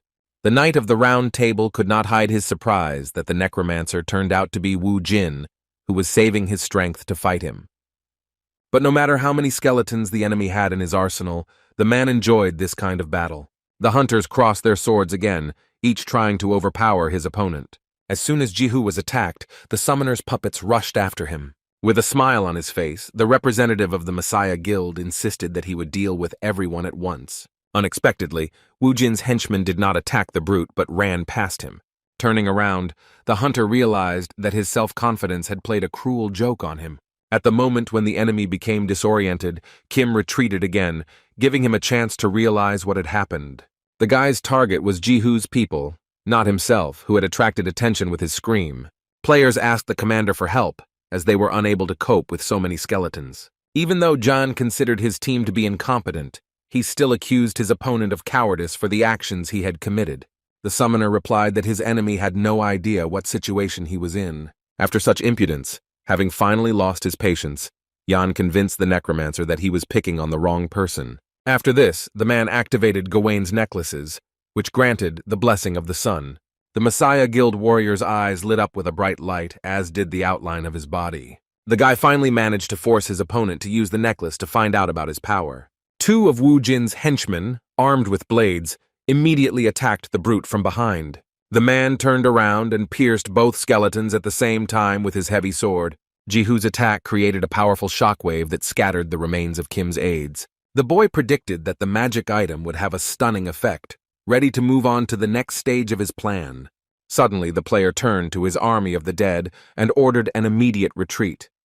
The man, looking at the guy with eyes wide with surprise, decided that he had misheard. The very next second, all the skeleton warriors stopped attacking, running in different directions. The Knight of the Round Table was sure that Wu Jin wanted to hide because he could not win in an open fight. The captain intended to pursue the enemy and ordered his men to deal with the skeletons and then join him. The boy thought that young Jihu still didn't care about his subordinates, perhaps because he was confident in his own abilities. Gawain's necklace gave him this effect, which significantly increased all the characteristics of the owner. However, the warrior's problem was that he had no idea how to properly use this valuable item. Before Kim had time to come to his senses, the squad leader was already following him, leaving a noticeable trail behind him. Guild member Messiah wanted to get to Kim Wu Jin at any cost, whom he had come to hate. The player believed that his opponent had no chance to escape after he used the sun's blessing. Intoxicated by his own mighty power, the hunter did not notice that there were dead goblins beneath him. Suddenly, Jihu was blinded by a bright flash that appeared right under his feet. The activation of the corpse explosion effect created a gigantic explosion that echoed throughout the surrounding area. It was so huge that even the team of the overconfident player could see it. The fighters who took part in the hunt in the name of the Messiah were so excited that they lost the power of speech.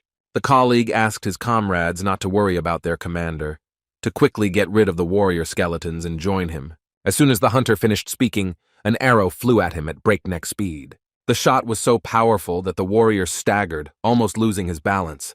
The team members had no idea that the injured player had been exposed to poisoned blood. After cutting off the arrow, the man said that one should not underestimate the enemy's minions. From the smoke left behind by the explosion, Gawain's necklace could be seen, as well as the silhouette of its owner. The man demanded that his opponent stop running away like a coward and show himself to him. Emerging from behind cover, Wu Jin confirmed that he was clearly losing in an open fight. So the guy continued running, saying at the end that if Jihu wanted to catch him, he should have run faster. While pursuing Kim, the Knight of the Round Table realized that he would not be able to catch up with him at this rate. Then, in order to speed up, the man activated the immortal fighter effect called Haste. Having approached the guy closely, young Jihu swung his blade with all his might. Turning around, the guy's expression didn't change when he saw the enemy's sword above him. Suddenly, the ground beneath the thug's feet began to collapse, dragging him down with it. In a matter of seconds, the Knight of the Round Table found himself in a huge pit and continued to fall into it. It was another of Kim Wu Jin's prepared traps, at the bottom of which lay several corpses of monsters. Following this, another gigantic explosion occurred, tearing apart the dead underground. The trap left behind a huge crater, at the bottom of which the figure of an unkillable warrior was visible. The veins on the man's head bulged with anger. So much did he want Wu Jin to stop playing with him and move on to a real fight. Approaching the pit, the guy explained that he had a certain strategy, and he did not do all this out of boredom. He said the strategy was based on enemy weaknesses, topography, and various possible scenarios. And finally, the player mentioned that such violent leaders as Jihu brought nothing but harm to their comrades. A memory surfaced in the hunter's mind of how other players discussed his person. The man didn't like the way they gossiped about him behind his back, demanding that they tell him everything to his face, whoever had something to say. A man with a fan in his hands appeared from the crowd, and from the words of the big guy, I concluded that he did not regret the death of his subordinates. Suzuki Aichi stated that Ian had muscle instead of brains because he ignored the dangerous place where he set up camp. After such impudence on the part of the stranger, the hunter pounced on him, wanting to teach him a proper lesson. However, the hunter failed to catch the upstart, who deftly jumped aside. Aichi was so agile that he managed to trip the big guy at that moment. Subsequently, Yan Jihu slammed into the ground with all his might, burying his head in it. Rising to his feet, the man justified himself by saying that it was not his fault, and that the group died because they were too weak. Then, leaning towards the hunter, Suzuki said that he was a useless leader, that he brought nothing but harm to his comrades. But everything fell into place when the warrior realized that Kim Wu Jin's tactics reminded him of Suzuki Aichi's tactics. The guy said that he didn't have to give the command to the skeleton warriors out loud, and that he didn't need to shout for the team to retreat, so he asked Ji-hoo why and for what purpose he did it. The Knight of the Round Table realized that he had been led astray by a provocation, having been deliberately lured to this place. Wu Jin was pleased that his opponent had finally understood everything, and at the same time, he pointed out that the effect of the sun's blessing was coming to an end. The hunter had no answer as he was shocked that Wu Jin knew the duration of his skill. The player was angry at himself for getting into such a situation, but he took his anger out on Kim. The guy, in turn, did not react at all, smilingly calling the squad leader pathetic, since he still did not recognize who was in front of him. The Messiah Guild representative didn't understand how he could know who Kim Wu Jin really was. Yang Ji-hoo once again fell for Kim's tricks, which made the warrior talk, and he didn't even notice how the blessing effect ended. The skeleton summoner informed Ian that along with the necklace's effect, someone else had finished their work. The man's heart sank as he heard the crowd approaching behind him. The next second, the perimeter of the crater was surrounded by a dozen of Wu Jin's henchmen. The player said that Yang Ji-hoo was so focused on catching him that he didn't even notice where he ended up. Kim reported that they were pretty close to where they first collided, because they had been running in circles the entire time. Thanks to this trick, the guy's assistants managed to finish off the allies of the Messiah Guild. That is why the skeleton warriors were able to get to their master so quickly after completing their mission. The big man's eyes turned bloodshot when he heard that his subordinates had been destroyed. The Knight of the Round Table was filled with anger, demanding that Wu Jin stop looking down on him. The warrior activated the Immortal Fighter skill to increase his speed. Ji-hoo climbed out of the hole in the blink of an eye, holding his huge blade out in front of him. However, even in the face of the impending threat, the guy kept his cool. The player was calm, as one of the skeleton warriors stood up to protect him and blocked Ian's attack. The puppet master advised the enemy not to get overexcited, since they had only just begun the battle. By this time, Ose-chang sent Chin-ah to carry out another assignment. The guy was indignant that he was being overloaded with work, that this time he had to check the member of the Messiah Guild. Not long before, the broker asked his employee to visit Kim Wu Jin in the dungeon of the two-headed dogs. The immortal warrior assured that nothing would happen to the client, suspecting that the boss was worried about whether Kim Yang Ji-hoo would lose. But Ose-chan thought just the opposite, that if the warrior from the Messiah Guild lost, then they would need to be convinced of something. The man was sure that Kim Wu Jin thought the same thing and would want to know the company's goals. Just like the reason why they came up with Isaac Ivanov, or the relationship between Park Young-won's faction and the Skull Guild, or for what reason did they continue to help Wu Jin, knowing that the Messiah Guild was behind all of this. The man stated that after clearing the dungeon, they needed to know whether Kim would continue to cooperate with them or not. Scattered across the ground were the remains of the skeleton warriors who had fallen under the heavy hand of Yang Ji-hoo. Breathing heavily, the hunter noticed that his body was becoming slower due to the effect of the poisoned blood. And what was even worse was that there were still too many of Kim Wu Jin's puppets. The warrior did not believe that skeletons could in principle be taught such a fighting technique. The Knight of the Round Table was struggling to hold back the onslaught of one of the large orc skeletons. And while the man was holding back the attack, another of the summoner's minions ran alongside. Although Ji-hoo noticed the enemy, he was unable to stop him, and he slashed at him with his blade multiple times. The leader of the squad screamed in pain, once again feeling the poisoned blood spreading throughout his body. The hunter began to swing his sword with all his might, driving away the skeleton warriors. Suddenly, without expecting it, the representative of the Messiah Guild fell to the ground. To his dismay, the warrior discovered that his legs were beginning to weaken, no longer able to support him. Wu Jin praised himself for strengthening the number of skeletons with the Mastery Stone in advance. Now that Yang Ji-hoo was completely under the influence of the poisoned blood, his fate was sealed. Fighting with the summoner's assistance with his last strength, the Knight of the Round Table demanded that the boy fight him personally. Soon the man became so weak that he could not even stand, but continued to demand a one-on-one duel. Literally lying on the ground, Ji-hoo insisted to the very end that he could still fight. However, the very next moment, the hunter lowered his head and fell silent forever. By defeating Yang Ji-hoo, Kim Wu Jin received a portion of the underworld envoy's influence, raising the rank of the skeleton warriors. The guy should have received a reward for defeating such a strong warrior by breaking into his inventory.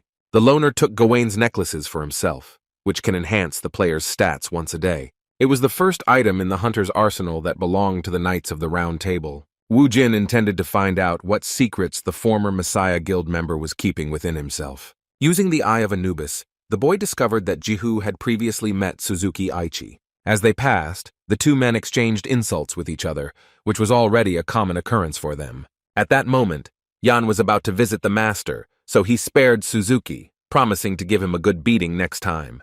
The bloodhound, who also felt hostility towards the bully, was looking forward to their next meeting. Looking ahead, Kim came across the moment when the hunter joined the round table. It was a great honor for the player to meet the guild leader, Lee Se Jung. As soon as the necromancer met the face of the enemy he hated, he was immediately overcome with anger. The necromancer was sure that the Messiah Guild would not simply leave the fact that one of its members had died. But Wu Jin was going to make everyone who supported Se Jun's ambitions pay, and the injustice. A hunt for a two-headed dog was in full swing in the dungeon, during which players used monsters as bait. One of these groups, having collected several goblin corpses, waited for the boss to appear. A team member claimed that if they attacked the creature while it was eating, they could catch it without loss. However, the squad did not need to bother, as a window that popped up above their heads reported that the dog had been defeated. The dungeon was cleared, and Wu Jin once again proved that he could escape from any trap prepared for him. What the guy certainly couldn't expect was the appearance of Chin-A, who was already waiting for the player near his car. The broker's employee replied that he was running various errands and had come here after hearing something interesting. The immortal warrior had something to convey to Wu Jin, but he also wanted to talk on the way. Handing the envelope to Kim, the examiner voiced the wish of his superior, who wanted the boys to go out into another dungeon together. Chin-A also casually asked how everything went in the dungeon with Yang Jihu. The player expected the appearance of the Knight of the Round Table, but the company's employees also knew about it. From Jihu's memories, it was clear that he entered the dungeon under an alias, and Osei-chan still agreed to make fake documents for Kim.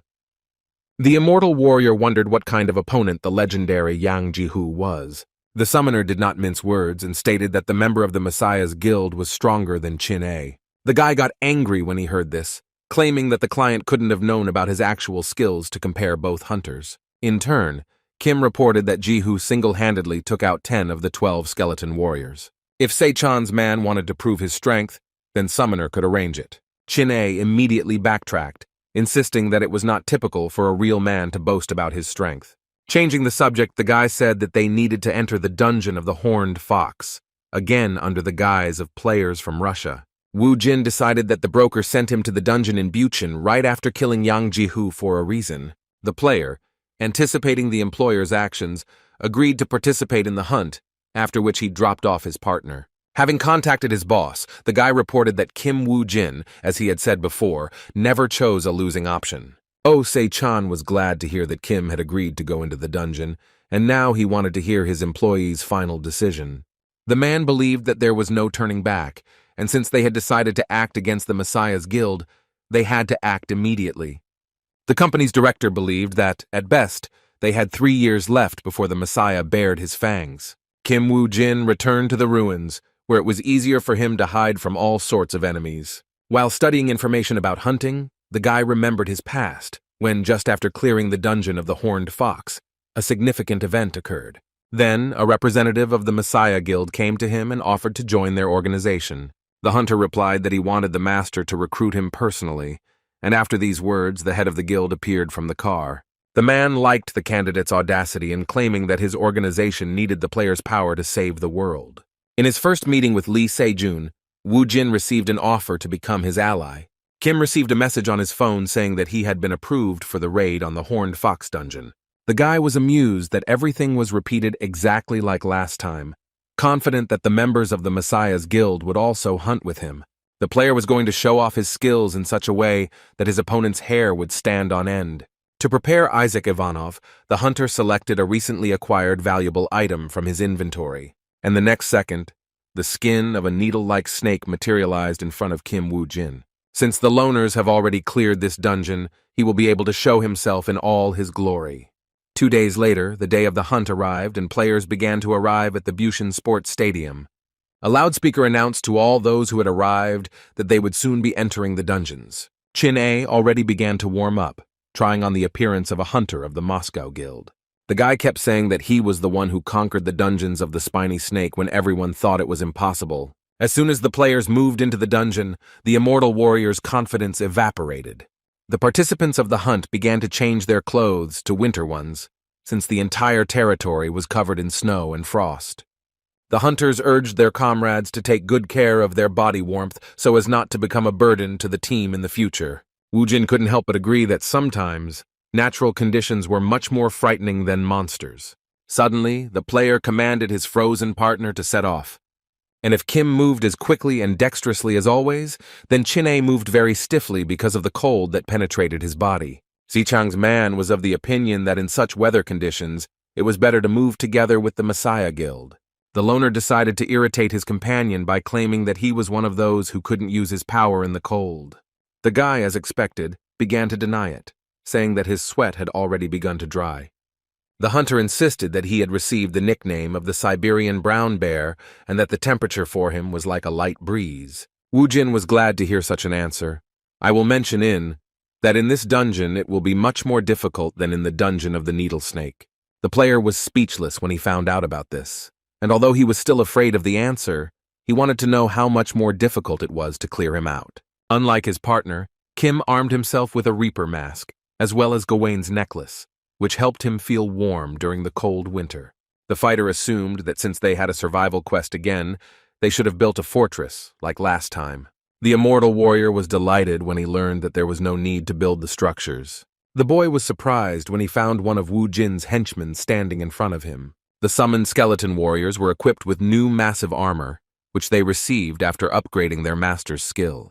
Chin-A, observing the assistants' updated equipment, asked why they were all dressed up like that. After taking a closer look at the armor, the guy said that it was made from the skin of a spiny snake. The brokerage firm employee was outraged that his partner took all the skin for himself, and it would have cost a fortune to make the armor.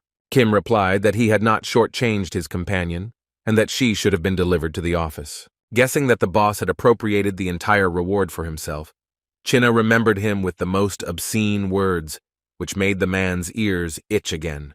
The girl, who was involved with the Messiah Guild, was interested in the disappearance of Russian hunters. Kang Yunchi decided to ask those present if any of them had seen where Isaac Ivanov and his partner were heading. The team member apologized for missing the moment while setting up camp, but the leader said that an apology would not help. Yunchi thought that while clearing the dungeon was important, it was even more important to understand whether it was worth creating an alliance with the Russians. The squad leader said that she would be leaving for a short time, and that the team should finish building the camp before she returned. The subordinates wanted to stop the girl, but she insisted that she had to see for herself. But before the Messiah Guild could reach him, the summoner and his companion were found by a pack of direwolves. The obedient puppets scattered the wild predators with extraordinary ease. However, the immortal warrior also couldn't stand aside and miss out on all the fun. Army, demonstrating its fighting power, did not even know that outsiders were watching it at that time. The girl couldn't believe that there really was a group of skeleton warriors in front of her. Kan noted that the skills of this group of undead were on a completely different level. The captain's assistant waited for further instructions, assuming that the hunters needed assistance. The huntress realized that her actions would only hinder the players who were above her level. The Messiah Guild member pulled herself together, as she had to win Isaac over to the organization's side at any cost. Suddenly, a whistle sound was heard, which the squad leader recognized as a distress signal coming from the direction of the camp. Wu Jin, having discovered that the hunters had responded to the alarm, was convinced that everything was going according to his plan. It turned out that the direwolves managed to break through the Messiah Guild team's line of defense. Monsters, but the hunters tried to hold them back with all their might, waiting for the captain to arrive. It got to the point that wild predators surrounded the players, continuing to approach the camp. The leader of the squad descended from the sky straight into the epicenter of the battle, creating a huge explosion upon landing. Once the dust from the explosion settled, the hunters discovered a small crater containing Yunchi. The girl angrily stated that the players were only facing first-level monsters. The subordinates convinced their leader that they would protect the camps, advising her to retreat. At this time, one of the direwolves that was on the hill howled pitifully. After the animal called its comrades, the ground beneath the players' feet began to shake. To his horror, one of the team members saw a huge crowd of direwolves rushing towards them.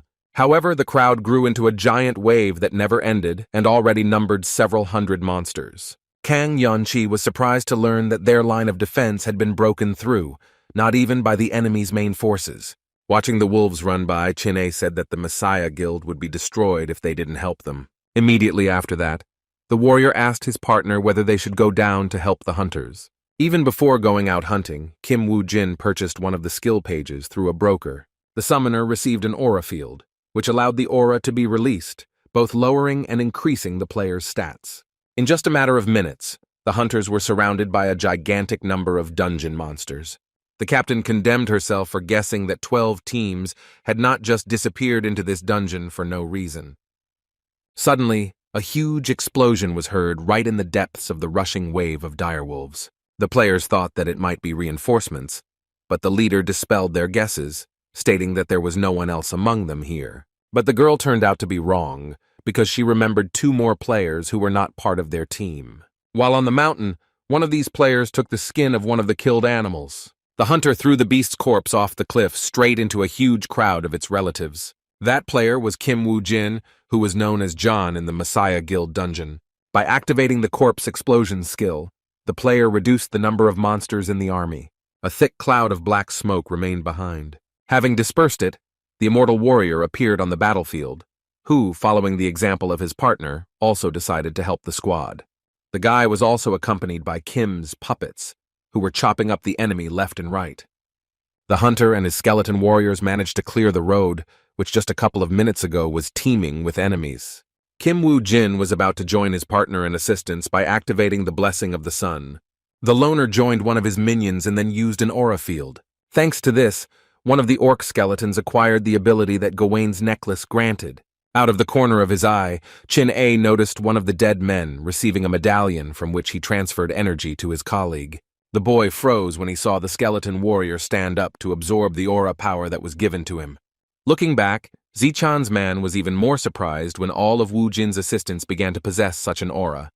The appearance of the puppets frightened the immortal warrior, who now looked even more frightening. The dead man, instead of the usual crazy shine in his eye socket, now seemed to have 2 small suns shining. One blow from the skeleton was enough to scatter a dozen furry opponents. Chin-O felt uneasy as Kim's henchmen behaved like berserkers. Turning his gaze to his partner, the hunter wondered what incredible magic he had used. His boss's client did not suppress the enemy using the Sun Blessing skill alone. Instead, the summoner activated an aura field, allowing others to use the necklace's effect. This method of attack was not only safer, but also more effective, especially against a large number of monsters. The lone wolf watched as his minions destroyed a gigantic army of direwolves in the blink of an eye. But the hunter did not stand idle, continuing to throw corpses at the animals running past, after which the area was again filled with the deafening sound of an explosion, scattering the remains of the monsters. The captain couldn't believe that the spike snake hunter had formed a barrier, thus blocking the wave of monsters from the middle of it. Yanqi, turning to her people, declared that the wave had stopped, and this was their only chance. And while the battle was raging in the dungeon, the brokerage firm was discussing assistance from the Messiah Guild. The owner of the organization asked his assistant if the Messiah Guild could openly oppose their saviors. They will also most likely reward players, allowing Ose-chan to kill 2 birds with 1 stone. Secretary Lee replied that the guild had many players with excellent skills, but was unsure if Wu Jin would be able to surpass them. The man was absolutely sure of this, based on the speed with which the boy developed his abilities. Ose-chan hinted that he was even ready to lend Kim some money, which is why the girl stopped typing. Jisoo asked again if her boss really rated the client so highly. The broker said they had to make every effort to ensure their identities were not revealed. The blade of the Messiah's team member's sword entered the last of the remaining direwolves. The man asked his comrades if the battle was really over. Wiping sweat from his forehead, the hunter admitted that if it weren't for his colleagues from Russia, they would have been in big trouble. The team captain expressed her gratitude to the players, thanks to whose efforts not a single member of their guild was harmed. Suddenly, the girl realized that their saviors, due to their nationality, might not know the language. In broken Korean, the members of the Moscow Guild reciprocated and then hurried away. Chin-A whispered that Wu Jin had forgotten about their plan, but it turned out that once the players had destroyed the monsters, the place was no longer dangerous. Kim explained that staying with the Messiah increased the chance that they would be discovered, but now the guild would not dare to claim that they had cleared the dungeon with only their own forces. The summoner dropped a line that the dungeon had become a great place to level up, causing his companion to be shocked. When asked if they would repeat such things as they did during the last hunt, the loner only smiled. As evening approached, Chin-A was burning with fatigue, believing that he had gone crazy when he had teamed up with this man. But despite the warriors' titanic efforts, the level of both players rose again. By this time, Wu Jin had reached level 35, wanting only one thing: to destroy his main target. Reaching out to the window that had appeared before him, the hunter prepared to accept the increase in the rank of poisoned blood. From now on, Wu Jin could turn blood into poison, as well as create dark blood, which would allow him to more quickly carry out his plan for revenge.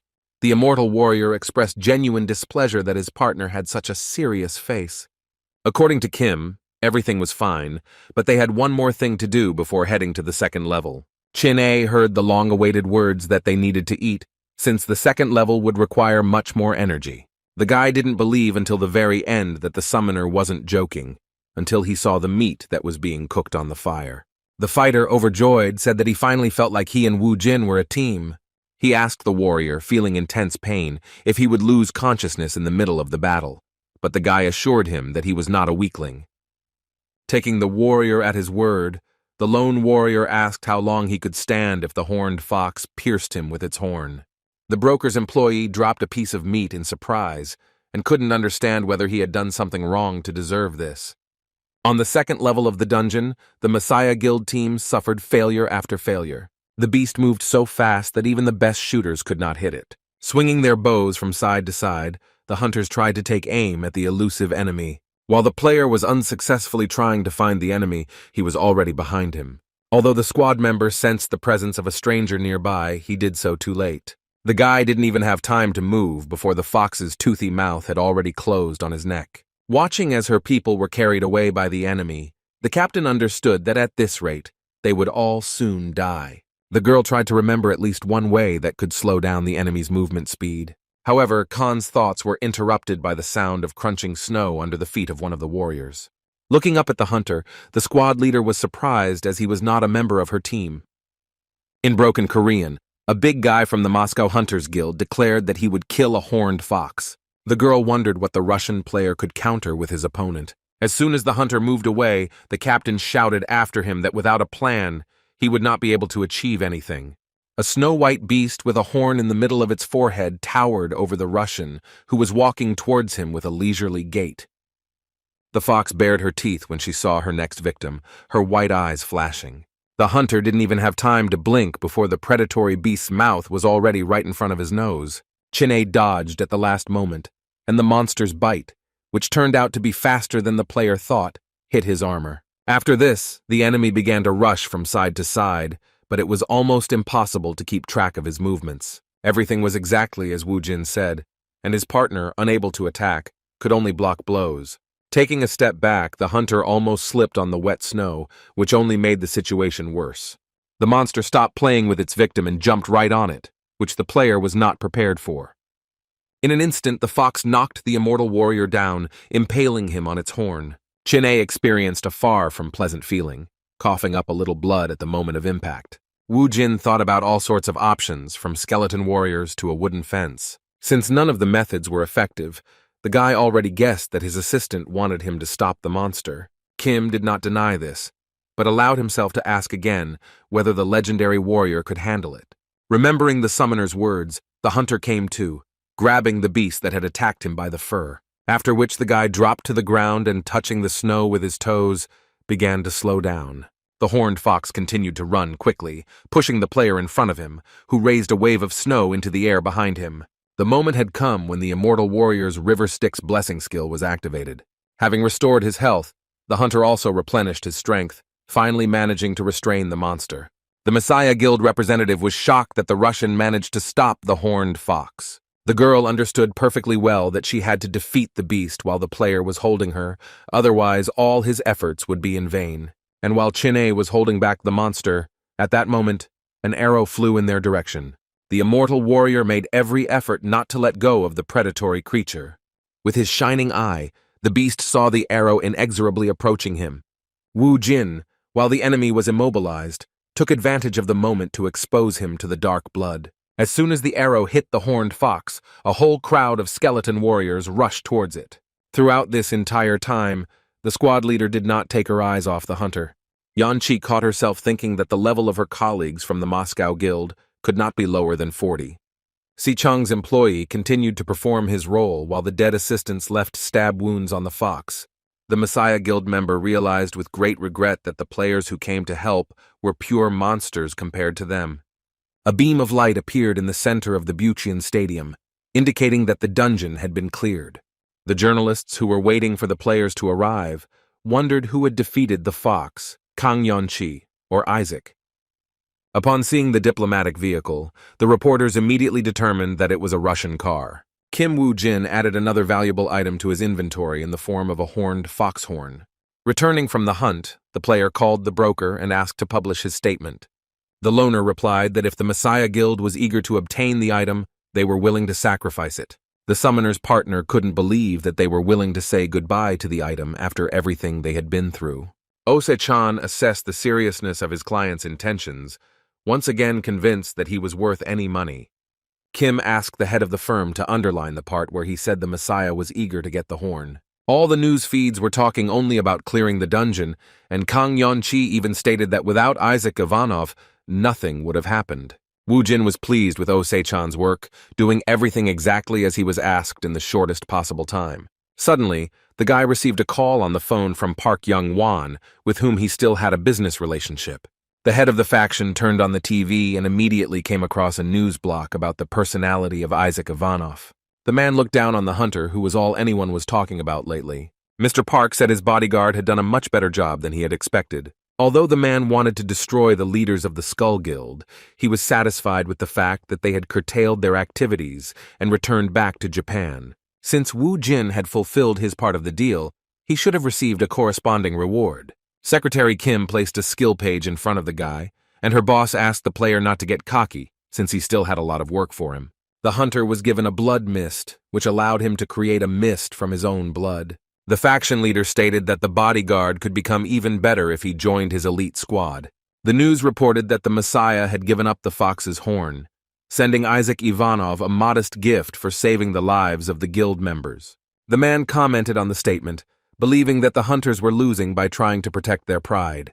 Kim knew that the Messiah would try to steal the horn, but that only worked against people they considered enemies. The player considered all the options, and when he decided to give the guild a horn, after such a gesture, they would never see him as an enemy. Mr. Park's bodyguard replied that the Messiah's losses would depend on what they rewarded their savior with. In order to master the blood mist, level 40 was required, which meant that Yan Wan wanted Kim to continue to work on himself. Wu Jin stated that he needed dungeons to level up, which his employer didn't see a problem with. The man offered to buy several dungeons through a broker and then send him the invoice. Isaac Ivanov's hunting partner also learned about the Messiah Guild's decision regarding him. The boy was surprised at how Wu Jin managed to pull it all off, knowing in advance that he would receive both a gift and keep the horn. China was curious about what exactly the guild would gift his partner, to which Ose-chan replied that it would be a golem summoning skill. The chief replied that the guild members had decided everything before making a public statement. The man added that it didn't matter what the gift was, and that it would have been better to give it before the press found out about it. As the boy opened the package of chocolate cookies, he suddenly realized that he had been shortchanged. The immortal warrior insisted that he too had worked hard and should at least have a claim to breadcrumbs from the table. The boss immediately put 4 large boxes in front of the employee, referring to the fact that this was his reward.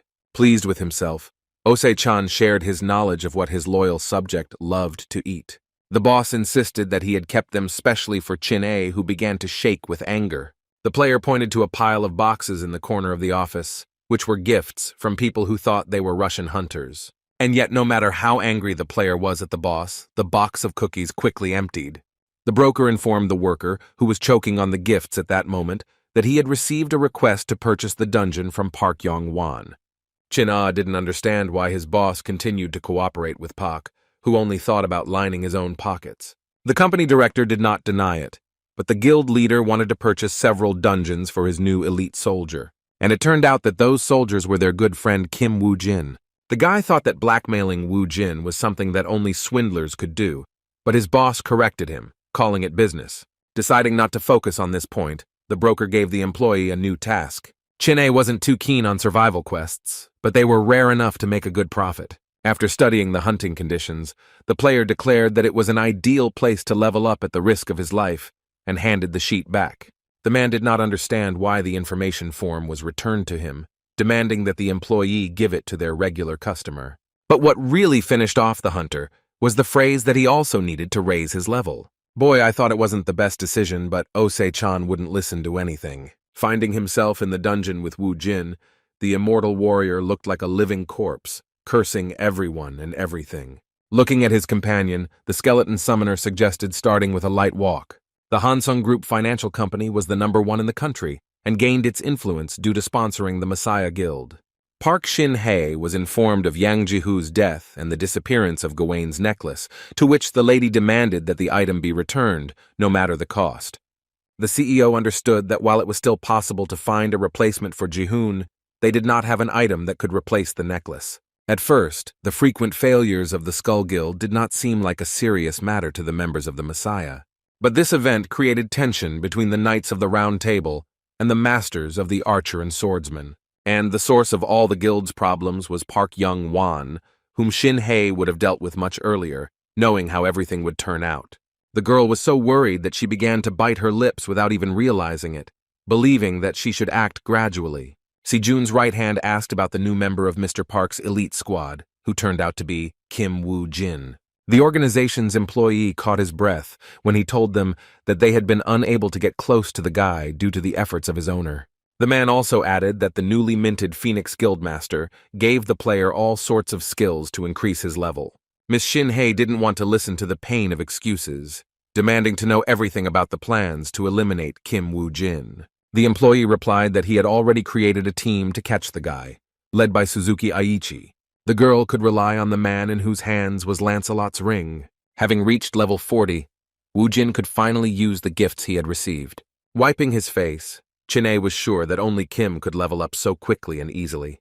Setting up traps was more important than it seemed at first glance, but what was surprising was that the guy knew exactly where the monsters would be.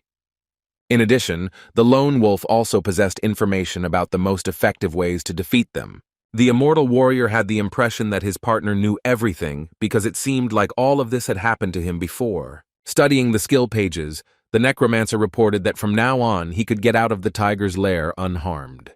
The broker's man asked his partner if they could move on to clearing the dungeon after Kim learned new skills. The hunter had a different opinion, saying that now it was time to put the skills into practice in order to understand how much offensive power they possessed. When the dungeon was cleared, unlike his partner, Chin-A exited the portal on all fours. Upon discovering the state her colleague was in, Secretary Lee immediately rushed to his side. The girl was seriously scared for the guy, asking if everything was okay with him. Going down to the hunter, the girl asked if he was wounded, while simultaneously examining the player for wounds. The hunter showed his skinny face to his colleague, after which he barely audibly whispered that he was hungry. Wu Jin wanted to talk to Jisu's boss, who suddenly let go of Jin-A, who in turn hit the ground. In order not to waste time and help the company employee, the secretary handed the loner her phone. When Kim dialed Se-chang, he assumed that he should have been in Kaesong at that time. After finishing the conversation with his client, the broker wondered what the guy was thinking about when it came to making his choice. After the gate appeared, North Korea opened the door, which became Kaesong, which allowed the rest of the world to help the country with the monsters. As a result, the city became a haven for gamblers who committed crimes and were completely consumed by the thirst for profit. In Kaesong, a bus carrying players who had just escaped from justice was driving down an evening street. But one of them, who was not a local, tried to stop the trembling in his body by continuously twitching his leg. A man approached the boy and mistook him for a porter, a person thanks to whom players took as many items as possible. The new guy insisted that the stranger was mistaken, but the criminal could tell from his appearance alone that the guy was there for the first time. The bandit stated that the newcomer did not look like someone wanted for a serious crime, and wanted to know the real reason why he ended up there. The stranger said that even if the guy was not one of them, most of the passengers were rapists and murderers. The man confided that since they were gamblers, they could return at any time if they could get some money. Fidgeting with his fingers in excitement, the guy said that he was here because of the betrayal of a person he trusted. The criminal was ready to bet that if the guy worked hard, he would make his traitor pay. The bandit suggested that the newcomer contact him if he suddenly needed anything, after which he went back to his own people. The newcomer told the criminal the pure truth, and he was going to take revenge for the betrayal of the entire world. And the one responsible for this monstrous act was the head of the Messiah Guild, Lee Se Jung. The criminal who met the newcomer said that all the passengers were expendable. When the bus entered the territory, the gates immediately began to close behind it, and the people outside ordered them to get out. At the same time, in the broker's office, Chin-A could not believe that his partner had gone to North Korea. The guy was aware that the most hardened criminals gathered there, and therefore to go there, you had to be crazy. The hunter was curious about what Wu Jin wanted in this underworld, while Se-chan's thoughts were occupied with the expenses of the trip. The boss was so upset by the impressive expenses that he began to take out his anger on his employee. The player recalled that his partner had mentioned the skin of a spiny snake, but instead of answering, his superior stated that he did not know why Kim had gone to Kaesong. The immortal warrior caught the broker red-handed, changing the subject of the conversation because he had something to hide. The man mentioned that at that time, a guy who was much stronger than Wu Jin was also currently in Kaesong. The strong player had about a 50th level, and no one could compare with him in the rating, but the broker really wanted to be wrong. Jin-A did not believe that there was someone stronger than Kim Wu Jin, asking for the name of that person. The boy should have heard this name. He was the hunting dog of the Messiah Guild Suzuki Eichi. The hunter was informed that Miss Park wanted players to maintain the same leveling rate for their next target. And the next target of the messy guild people was Kim Wu Jin, who was on the bus at that very moment. When the boy left the transport, he heard that Suzuki's subordinates did not know the identity of the hunter. Aichi insisted that if the lady wanted her people to be on guard, then the guy was no ordinary guy. The bloodhound concluded that since the new victim was unknown to them, they had to quickly clear the dungeon and move on to the investigation. The subordinates of the guild's faithful dog reported that their man assured them that there would be no problems with the porters and that they could act according to plan. Kim never thought that he would meet his old friend in a place that he had avoided as much as he could just a couple of days ago. Having barely reached level 100, he was limited in his actions because that rank was too high. That is why the guild had to raise a new dog to work in the shadows, and the choice fell on Wu Jin. If it weren't for the dire situation, Mr. Lee wouldn't have personally looked for the lone hunter. Kim guessed that Suzuki had already received Lancelot's ring from Shin-Hei, so he had to kill the dog in the bud while he had the chance. Before the hunters had time to enter the dungeon, one of the porters killed one of the locals and then fled. Guildhound Messiah did what he did best, trying to find clues. The man, analyzing the actions of the criminal, came to the conclusion that he, without hesitation, delivered the only precise blow in his life to important places. Suzuki realized that the killer had done something similar before and ordered his men to take care of the remaining porters. The subordinate bloodhounds, armed with weapons, kept an eye on the consumables. The informant stated that the porters did not even have weapons in their inventory, so he asked the players not to act hastily. The man didn't have time to finish saying that he had a separate contract as the hunter used his blade. The porters, who witnessed the execution of the traitor, froze in fear. Unfortunately for Aichi's people, they had to put the newcomers to death ahead of time. Not a minute had passed before the hunters had brutally dealt with all the porters. Shaking the blood off his sword, the subordinate of the Messiah Guild dog wanted to clarify whether he should deal with the escaped killer. The squad leader explained that the guy killed one to stall for time, most likely intending to eliminate them one by one when they split up. Suzuki's priority was to find information about the victim when suddenly, not far from the group, a log fell. A golem appeared from behind a tree in front of the hunters and threw a tree trunk in their direction. The chief, watching the monster, with a calm face, declared that his patron was the messenger of the underworld. The man decided that since the killer couldn't use his skills without making sacrifices, the golem was a distraction. One of the hunters used the fortune keeper's skill, conclusion, to restrain the enemy. The stone creature from the earth was attacked by elastic roots that restricted its movements. Due to the golem's immunity to cutting weapons, players have swapped their blades for bludgeoning weapons. To make the enemy less dangerous, it was necessary first of all to deprive him of his legs. Suzuki's men pounded the monster's stone legs from both sides, gradually knocking off small pieces. The guild's faithful dog Messiah appreciated how well the players worked as a single team, that they themselves guessed to change weapons without an order. Soon the hunters, separating stone by stone, practically deprived the golem of one of its legs, and after the monster lost its limbs, the man who attacked him decided to deliver the finishing blow. Leaping high into the air, the hunter raised a huge hammer above his head to bring it down on the golem. When the impact weapon hit the monster with force, the monster raised a huge wave from the attack as it fell to the ground. The battlefield was covered with a wall of raised dust from the stone monster that had fallen to the ground. The players heard a strange sound that resembled someone's whistle, which was rapidly approaching. The foggy cloud was dispersed by the trace of an arrow that was fired at a group of warriors. The hunter realized what was happening only when the arrowhead was already at his nose. The player desperately tried to defend himself by covering his face with his hands, but the arrow never reached him, being cut in half. Its fragments fell into the ground in front of the feet of the hunter who had lost his vigilance. Miraculously surviving, the crew member asked his captain for forgiveness. Aichi, who cut the flying arrow, advised not to underestimate the enemy just because he was alone. The hound analyzed the enemy that was targeting the healer while the others were busy with the golem, while still having the ability to attack at long range. The group members announced another attack from a gifted enemy, causing their leader to become genuinely interested. One of the Suzuki boys saw a crowd approaching them, surprised that any other players besides them had entered the dungeon. Taking aim, the team's archer announced that he would try to buy some time for the others. The player used the multi-shot skill, causing several more arrows to appear from one of his arrows. But the arrows fired into the crowd of enemies passed through it, only leaving holes in their clothes. The archer wondered who their attackers were that were not being hit by arrows. At some point, the attacking players shed their clothes, revealing their true forms to Suzuki's group. Raising his sword up the mountain, a large skeleton warrior in first-class armor pounced on the archer. The dead man cut through the hunter's bow, at the same moment hitting its owner as well, leaving a scratch on his cheek. The man instantly ran away from the serious opponent, summoning a blade to replace his bow. Wiping the blood from the wound on his face, the player wondered if the enemy was too agile for a skeleton. There was one summoner puppet for each squad member. Unlike normal warriors, skeletons did not stop fighting for a second and did not have to worry about injuries. The team's assistant captain had never seen a dead person use their mind in battle before.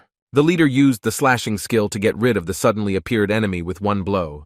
The man understood perfectly well that the skeleton warriors were copying their master's movements. Based on this, the hunter had an idea of the abilities of their summoner. Aichi came to the aid of his men, rushing past one of the enemies, dealing him only one blow. This was quite enough to cut the enemy into two parts.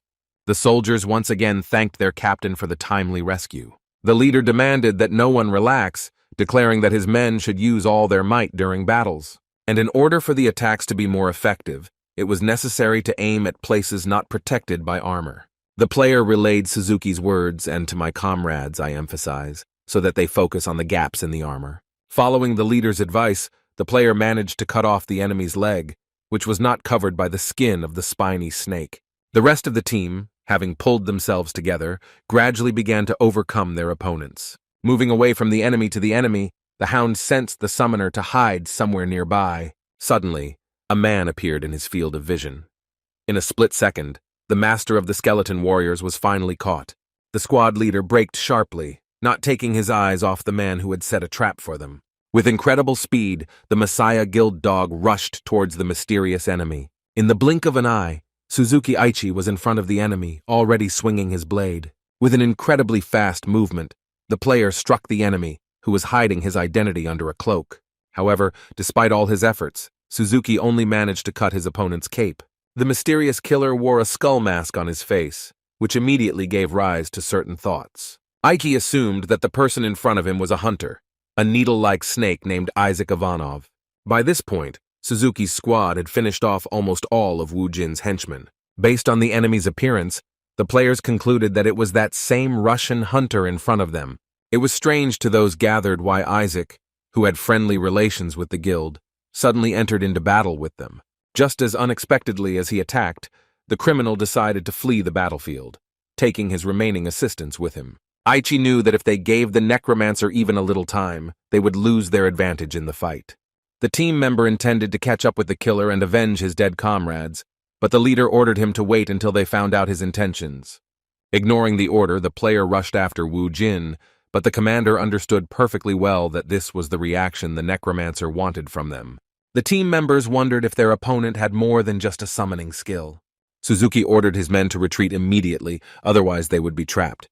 As if to confirm what Aichi had said, a deafening explosion was heard, caused by the corpse explosion skill.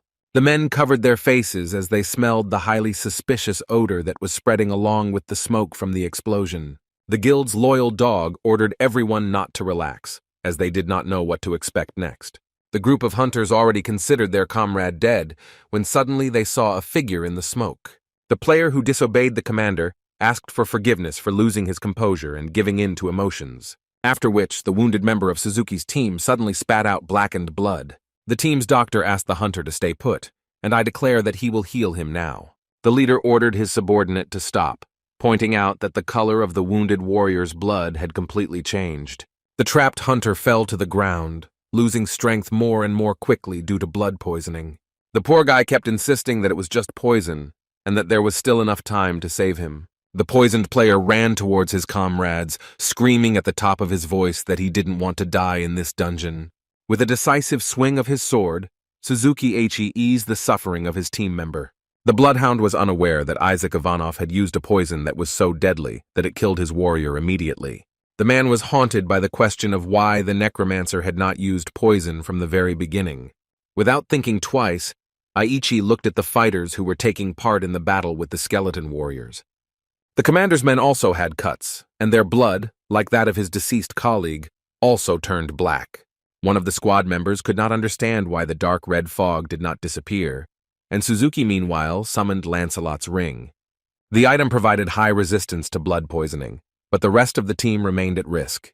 The hunter ordered his men to move away from the dark fog, which was poisoned, although the players did not smell any smells. Immediately after this, everyone began to choke from poisoning, simultaneously losing their health. As Aichi watched his squad die in agony, one of the skeleton warriors snuck up behind him. The hunter's reflexes allowed him to recognize an approaching enemy before he struck. But it turned out that the enemy puppet's target was not the squad leader, but his subordinate. As soon as the man guessed Wu Jin's next move, the boy was already next to him. After exchanging a series of short blows, both opponents retreated from each other to a safe distance. Suzuki's interest in Isaac Ivanov was further awakened when he received a notification from a patron. Kim received exactly the same notification from his patron, along with a small cut left by Aichi's blade. The guy intended to kill the enemy with one blow, but if he was not careful, he himself could die. Even though it was already late evening outside, Osei-chan's brokerage firm was still open. Secretary Lee reported that Kim Wu Jin went to the dungeon, most likely to get rid of Suzuki. While pondering his client's decision, Osei-chan believed that Wu Jin would be a great ally. The boss told the girl that the time had come when it was necessary to resort to a special method. It turned out to be the power of the pharaoh, which Secretary Lee had been working on for many months. Meanwhile, the entire Messiah Guild squad, except for their commander, died from the effects of the poison. Wu Jin was also going through hard times, having lost his skeleton warriors and been badly beaten by Suzuki Aichi. The man turned to his opponent, asking if the guy was finished with his tricks. Even though Kim had used the effect of the sun's blessing on himself, the difference between him and the bloodhound was enormous. Bleeding, the hunter admitted that he had been too confident in his decision to face Suzuki. A representative of the Messiah Guild admitted that he had to deal with a player from Russia who lost too much blood during the fight. The man noted that if it weren't for Lancelot's ring, he would already be dead like his subordinates. Approaching Wu Jin closely, Aichi raised his sword over him in order to quickly end the fight. On the verge of death, the loner remembered the words of Park Yong-wan, which he told him during their last meeting. The Phoenix Guildmaster said that they would not be able to provide him with surgery or a transfusion due to the poison in his blood. To give the player a chance when he is on the verge of death, the employer has prepared something for him. The skill page that Mr. Park gave to his bodyguard was supposed to save the guy's life at least once. At the last second, the hunter, who seemed to have found his second wind, pounced on Suzuki. The bloodhound was outraged by the fact that the necromancer fought desperately until his last breath. As it turned out, the guy didn't want to attack at all, but only to touch the enemy's wound using blood absorption. Messiah's faithful dog literally froze in surprise as he watched Kim use a skill unfamiliar to him on him. During the flight, The player tried his best to suck out at least some of the enemy's blood, after which both hunters, due to lack of strength, were unable to land normally, which is why they fell painfully to the ground. The ring was powerless in this situation, and the characteristics of its owner were sharply reduced due to profuse bleeding. By stopping the bleeding, Wu Jin also recovered a small portion of his health. Kim was surprised that Suzuki, knowing Lee Se Jung's true nature, for some reason still obeyed him. The man was amused that this was the reason Isaac Ivanov attacked them, claiming that many were wrong when they said that the world was going crazy. Wu Jin didn't say a word when he learned that Aichi was a supporter of Mr. Lee's ideas, believing that ending the game was stupid. Instead, the player removed the item belonging to Lancelot from his opponent's finger. The necromancer claimed that Suzuki Ichi was supposed to die at his hands, that having lost the item, he was instantly poisoned. After some time, the dungeon was cleared, but not all players returned. After leaving the dungeon, Kim was surprised to find high-ranking officials already waiting for him. The guy was under the bright light of car headlights, and in front of him was a man in military uniform. The stranger told the hunter that he had been waiting for him, and also asked him to take the radio that had been prepared for him. A broker contacted Wu Jin, wondering if the player knew who he killed in the dungeon. Ose-chan was silent in surprise when he heard that his client saw no problem in killing the Messiah's guard dog. The man had no problem with this, but he didn't think the guy would be anything but trouble. The broker expressed interest in what Kim intended to do next, so he wanted to meet when the client returned from Kaesong. The director of the organization was tired of communicating via radio, wanting to discuss an important issue in person. Wu Jin saw no reason to refuse, as he was satisfied with his partnership with the broker. Secretary Lee arrived at the crypt in the local cemetery at first light. After standing in front of the cell for a while, the girl finally dared to open it. Inside the cell was a photograph of her at school age with a man. The secretary was flooded with memories and bit her lower lip to suppress her emotions. The office worker soon left the cemetery, and her face once again returned to its imperturbable expression. In one of the dungeons, a huge fire broke out in the evening, which could be seen from everywhere. The whistle sounded, which was a signal for retreat, which the hunters, however, were already doing. However, while everyone was rushing away from the disaster, one of the participants in the hunt was heading into the very heart of the fire. The warrior, thanks to his experience and steely character, remained calm in such situations. This man was none other than Chin-A, who was hiding under the mask of a representative of the Moscow Guild. But this time the guy had Lancelot's ring, which he received from his partner. Not long before, the players had been arguing about whether it was even possible to carry out Wu Jin's plan. Kim claimed that it was necessary to wait for several seconds for the target to remain immobilized. For the first time, the immortal warrior received an item from his partner, which he advised him to wear just in case. The brokerage firm employee felt embarrassed that he perceived the ring as something personal and not as a way to fight monsters. The hunter explained to his companion that Lancelot's ring protected against almost everything except burns. The necromancer also revealed that the firefox's flames could have a negative effect on the player, while the ring could save his life. Despite the inevitable risks, the warrior had to hold the fox, and then he would be rewarded with as much food as he wanted. The passion for food motivated the hunter so much that he immediately rushed at the dungeon monster. The wild beast rushed forward, trying to knock down the enemy who had grabbed hold of his fur. The immortal warrior clasped his hands together and then pressed hard on the grip. The mythical creature screamed in pain, and the player had the opportunity to stop it for a while. The fox began to live up to its name. Literally in an instant, it completely caught fire. The hunter holding her felt the heat hit his face, but he still didn't let go of his hands. The creature doused the enemy with flames and also cast a curse of darkness on him, causing the guy to go blind. However, this was not enough to stop Chin-A, who wanted to empty his partner's wallet. Wu Jin had by this point mastered the blood weapon skill, which allowed him to create it from his own blood. The necromancer armed himself with a sharp spear and then threw himself straight into the fire in which the fox was hiding. The monster screamed pitifully, doing everything possible to make the warrior let him go, but all the creature's efforts were in vain. Angrily, the broker threw the newspaper on the table, in which he read that the government had transferred the A+ rank dungeon to the Messiah Guild. The man was worried that if the Messiah acquired Japan's treasure, she could blackmail other countries. With the emergence of Isaac Ivanov, the guild's actions became more aggressive, and China and America could also be in their hands. Zichan's thoughts were interrupted by Secretary Lee, who suddenly entered the office. The boss's gaze fell on the subordinate's shoes, which were stained with dirt and grass particles. Sitting down at the table, the girl asked to give her a minute so that she could present her report. The broker, looking at the calendar, replied that working hours had not yet started, so Lee did not need to hurry.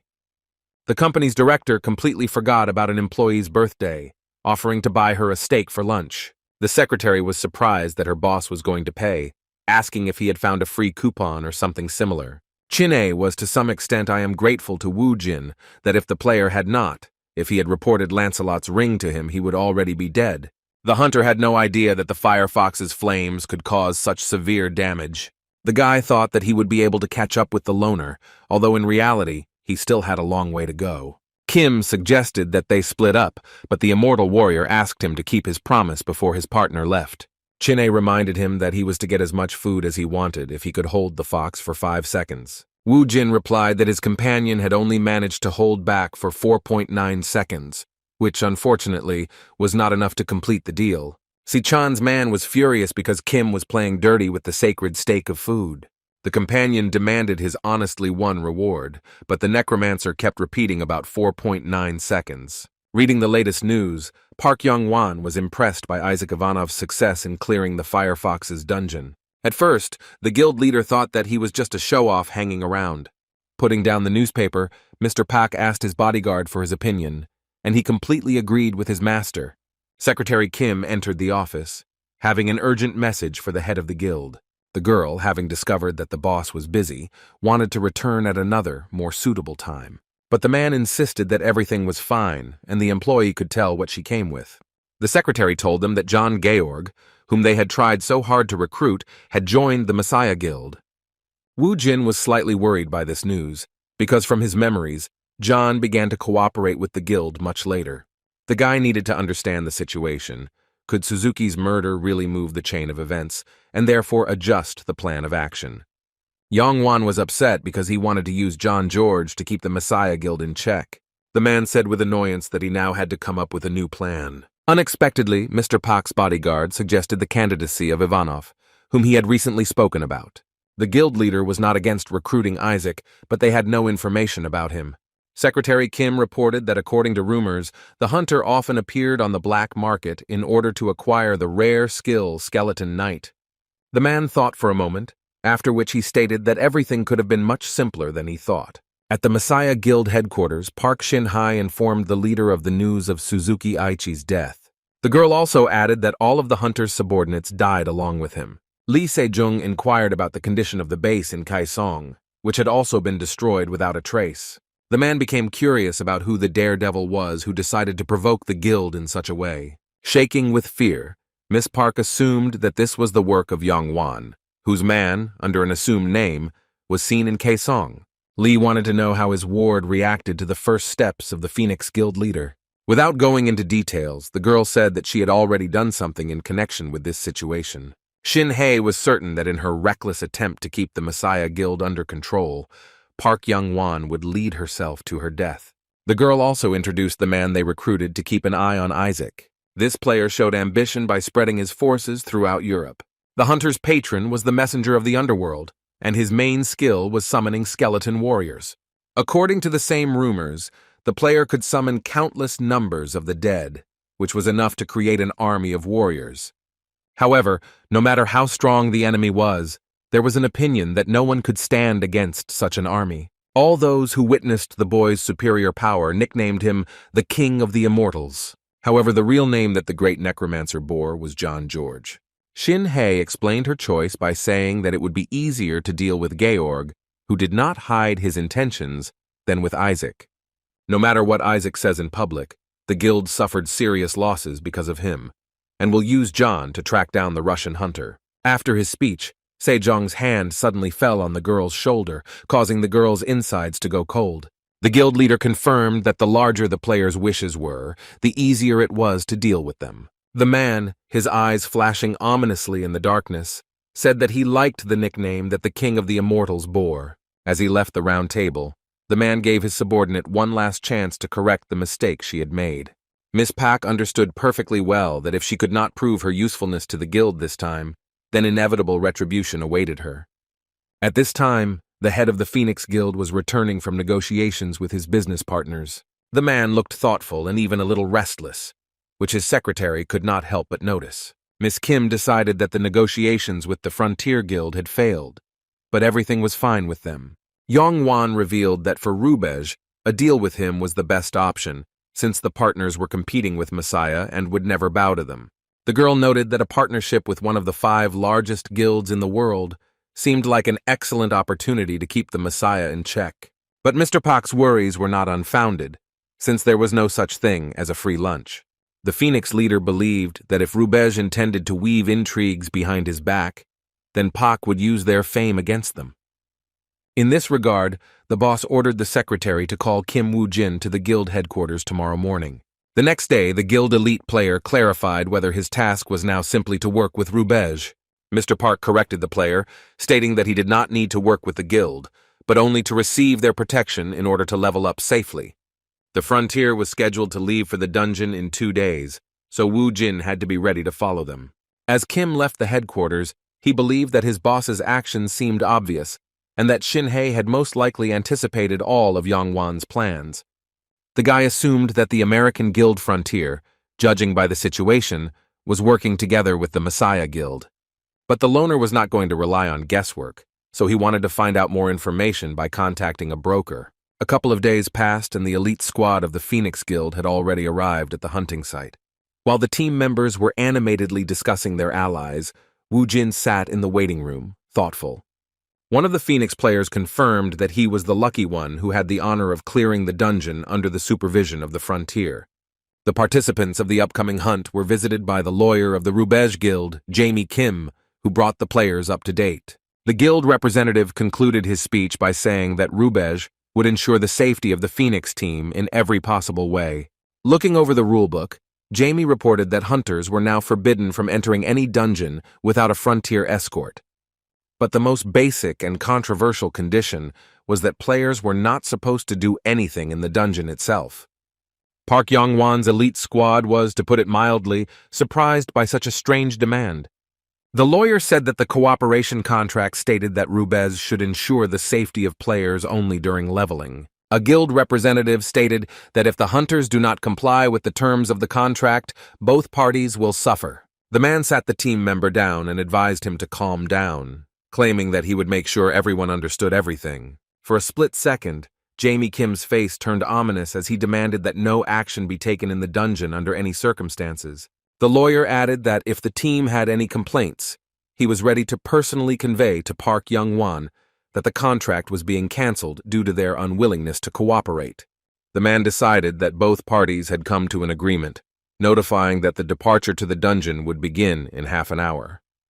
Wu Jin, thinking about the lawyer's words, assumed that the Frontier was going to control Yan-Wan's people under the terms of the contract. At that very moment, Kim received a call from Ose-chan, informing him that plans had to be radically changed. The broker believed that entering the dungeon was not the best idea, and that most likely the Messiah and Rubej were in cahoots. It was strange that the Messiah would decide to join forces with the strongest guild in America, but the man needed to look into the matter much more deeply. Ose-chan advised his client to abandon this dungeon, and in return he would find him a safer one. The loner still wanted to fall into the enemy's trap, but his interlocutor considered such a decision reckless. The guy replied that if it weren't for his recklessness, he wouldn't have worked with the broker, believing that now was not the best time to talk. The interlocutor agreed, since they could be wiretapped at any moment, intending to come up with a new plan as soon as possible. Wu Jin demanded that the broker report all news regarding the Frontier, and that the man deal with the consequences. Without thinking twice, Ose-chan finally agreed, giving the client the advice to go wild as much as he liked. Once in the dungeon, the Phoenix Guild team did nothing, but their level still increased. One of the hunters found it strange that his colleague had already increased his rank twice. Finding himself in his third dungeon, the man could not get used to the fact that he still did nothing during the hunt. Players tried to find the positives in the current situation, that at this rate, they would soon be able to clear the dungeon together with Park Yong-wan. Although there was no official information, there were rumors that Mr. Pak was preparing to raid the 6th-level dungeon. Meanwhile, after analyzing the actions of the Frontier, Kim concluded that the guild was speeding up the purges in order to weaken the Phoenix leader. To the relief of the hunt participants, a notification appeared about the complete clearing of the dungeon. Sam from Team Frontier was unhappy that Team Phoenix members were moving without his permission. The boys didn't understand the elite fighter's claim, since they thought they had finished their work in this dungeon. A representative of the American Guild said that their partners were forbidden to do anything without orders. The loud laughter coming from the brokerage firm's office could be heard throughout the entire block. The man was amused by the fact that Wu Jin was forced to do nothing, while the guy, in his opinion, found it extremely unpleasant. Throwing a newspaper news release on the table, the man stated that all this could soon end, since Pak had already announced his raid. Kim agreed that the guild leader didn't have much of a choice, but to strengthen his status as soon as possible. Se-chan said that once Young Wan enters the dungeon, his partners will show their true colors. Looking through Secretary Lee's reports, the broker reported that the information the guy had requested would seem much more interesting to him. The next day, a meeting with the head of the organization was scheduled in one of the cafes. The loner was unhappy that Se-chan sent his employee instead of himself. The girl who worked for the broker asked the client for forgiveness for this, remembering how it actually happened. Jisoo discovered that her boss was thinking about meeting Wu Jin in person. The secretary herself offered to go to the upcoming meeting instead of her boss, and she justified her decision by saying that it was no less important for her than for the director of the company. At the meeting, Hunter Lee told another version, that allegedly Se-chan had important business at the last minute. However, despite this, the plan will still be implemented without any problems or hitches. Skimming through the information Kim had previously requested from the broker, he discovered something interesting. It turned out that the report contained information not only about the main members of the Messiah, but also about the guilds with which they had close relations. Zichang's employee added that according to sources, the Messiah Guild had also infiltrated the world's 5 leading guilds in addition to Frontier. The girl suggested that they first break off the enemy's hands, which helped him commit atrocities. Only in this way, Miss Lee believed, could they see a glimmer of hope in the current situation. After which, the girl put a large envelope with the mentioned payment on the table, which should have been more than enough. Looking through the list, Wu Jin was once again convinced of how well the broker and his people knew their business. The document presented contained a list of items used by the Knights of the Round Table of the Messiah Guild. However, in addition to the main members of the organization, 5 guilds were also included that were suspected of collaborating with the Messiah. Looking over the list, Kim confirmed that this payment was indeed more than enough. In the report, the player discovered a member of the Frontier team, Sam Oliver, whose magical item was Percival's spear. The man on the list was a hunter, who had been following him during his joint dungeon expeditions with Rubej. Pointing to the report, the boy asked the secretary to pass on the message to her busy boss. Wu Jin demanded that they get him the exact same one as last time, pointing to Oliver's photo. One of the Rubej team members couldn't get through to his colleague who had been daydreaming lately. The hunter replied that he was simply thinking, stating that there would be 5 players participating today, but they would only have to eliminate one. The man decided that the player was absent-minded because he had more than one murder to commit. The guy confirmed that the other team should deal with the remaining extra participants. Hunter had the nickname Lucky Sam, but he was no longer sure of it when he received a call from Chief Naomi. While looking through the reports, the boss reported that Wu Jin, who was being followed, had already survived several assassination attempts by other guilds. Since the boy was at the top of the kill list, Rubej specially lent him Percival's spear. Gritting his teeth, the player was determined to destroy the target at all costs, so that the legendary spear would not kill him. Soon, the American Guild team entered the dungeon, where they had to hold out for 4 days. The hunters were dejected to learn that they had been given a survival quest, in which the target was not supposed to know that they were being hunted. If the squad makes such a mistake, they will have to chase the victim for 4 days. However, it will be much more difficult if Wu Jin eventually moves on to the 2nd level of the dungeon. Kim sensed the hostile mood of the Rubez team, predicting that the players would make their move on the 1st level. But for the experienced necromancer, this was not a shock, who also prepared for a counterattack. When the team members asked Sam Oliver when they would begin their mission, the guy responded that they should finish everything quickly. The owner of the Percival spear suggested taking Wu Jin aside and making it look like an accident. Unexpectedly, the target of the Frontier Guild left his colleagues without any explanation. The captain of the enemy team did not expect that the guy would decide to run away at the very beginning of the hunt. The hunters ordered to capture the rebel at any cost, who had already rushed into the thicket of the forest. Sam didn't understand why his men didn't dare carry out the order, risking losing the enemy. Frontier team followed the escaped player, leaving their partners from the Phoenix Guild at a loss. The guys were left wondering what happened to Kim Wu Jin, who seemed to have gone crazy. The man claimed that it would now become incredibly stuffy for them to remain under Oliver's control. Looking around, Kim's pursuers, to their regret, successfully lost their target. Not wanting to experience the commander's wrath, one of the players advised splitting up to find the fugitive faster. However, his teammate did not support this idea because the dungeon was teeming with monsters, and it was better to turn to Sam for advice. The hunters came together opinion that Kim Wu Jin could not have guessed that they would be faced with a survival quest. After waiting for the group to return to the starting clearing, the loner left his shelter. The necromancer could finally use the item that he was unable to try it out due to heavy security. In the Firefox dungeon, the hunters managed to obtain another legendary item. It was the Ultra Plus ring, which helped its owner go beyond his capabilities. Since the ring increased the damage of all skills by 1, Kim had the opportunity to summon a new skeleton warrior. And while the hunter was busy looking through the skills available to him, a monster crept up on him unnoticed. A whole crowd of predatory beasts appeared just in time for Wu Jin to test his increased strength on them. The returning Rubez group reported that their targets had managed to disappear among the trees. The captain's assistant believed that the only logical explanation was that there was a traitor who had leaked information about their mission. But Sam disagreed with his comrades, pointing out that a traitor would likely bring reinforcements instead of running away. The subordinates wondered what they should do in such a case, because they couldn't just wait for the player to show up himself. Oliveira replied that they would have to use all the quest's possibilities and would not kill monsters, so as not to exhaust themselves. To top it all off, the team's leader got rid of the rest of the Phoenix members before things got out of control. Up until this point, the information Naomi's boss had provided was true, and Wu Jin was still difficult to deal with. However, no matter how hard the representative of the American Guild tried to understand what was happening, he could not predict the enemy's actions.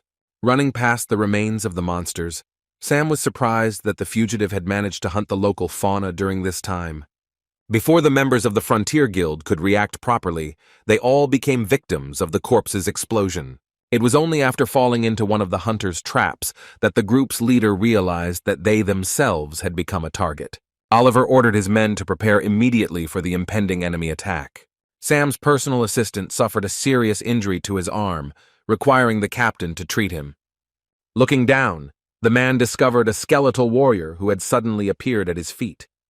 The next second, the blade of the assistant summoned by the necromancer pierced Oliver's subordinate. Another member of the squad asked the captain to do something about the wall of dust that was raising up in the air and making it impossible to see anything. However, it was too late to solve the problem when, after dispersing the smokescreen, an arrow pierced the player's body.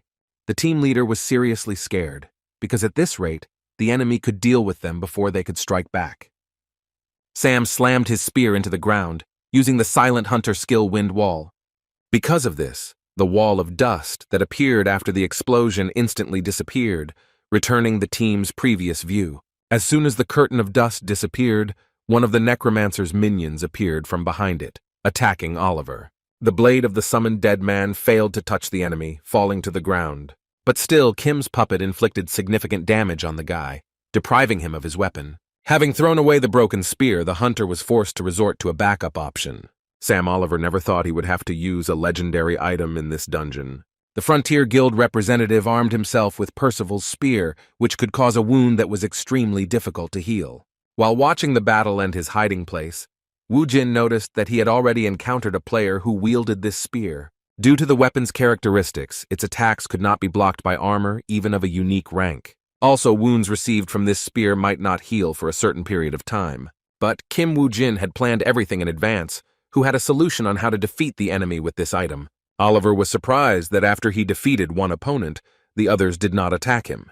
Moreover, the skeleton warriors suddenly began to retreat, which puzzled the team captain even more. However, the hunter did not have to wait long to find out the real reason for this decision. Another summoned skeleton warrior appeared in front of the player, but this time it belonged to the species of predatory beasts. As soon as the monster moved, Sam noticed how quickly the enemy moved.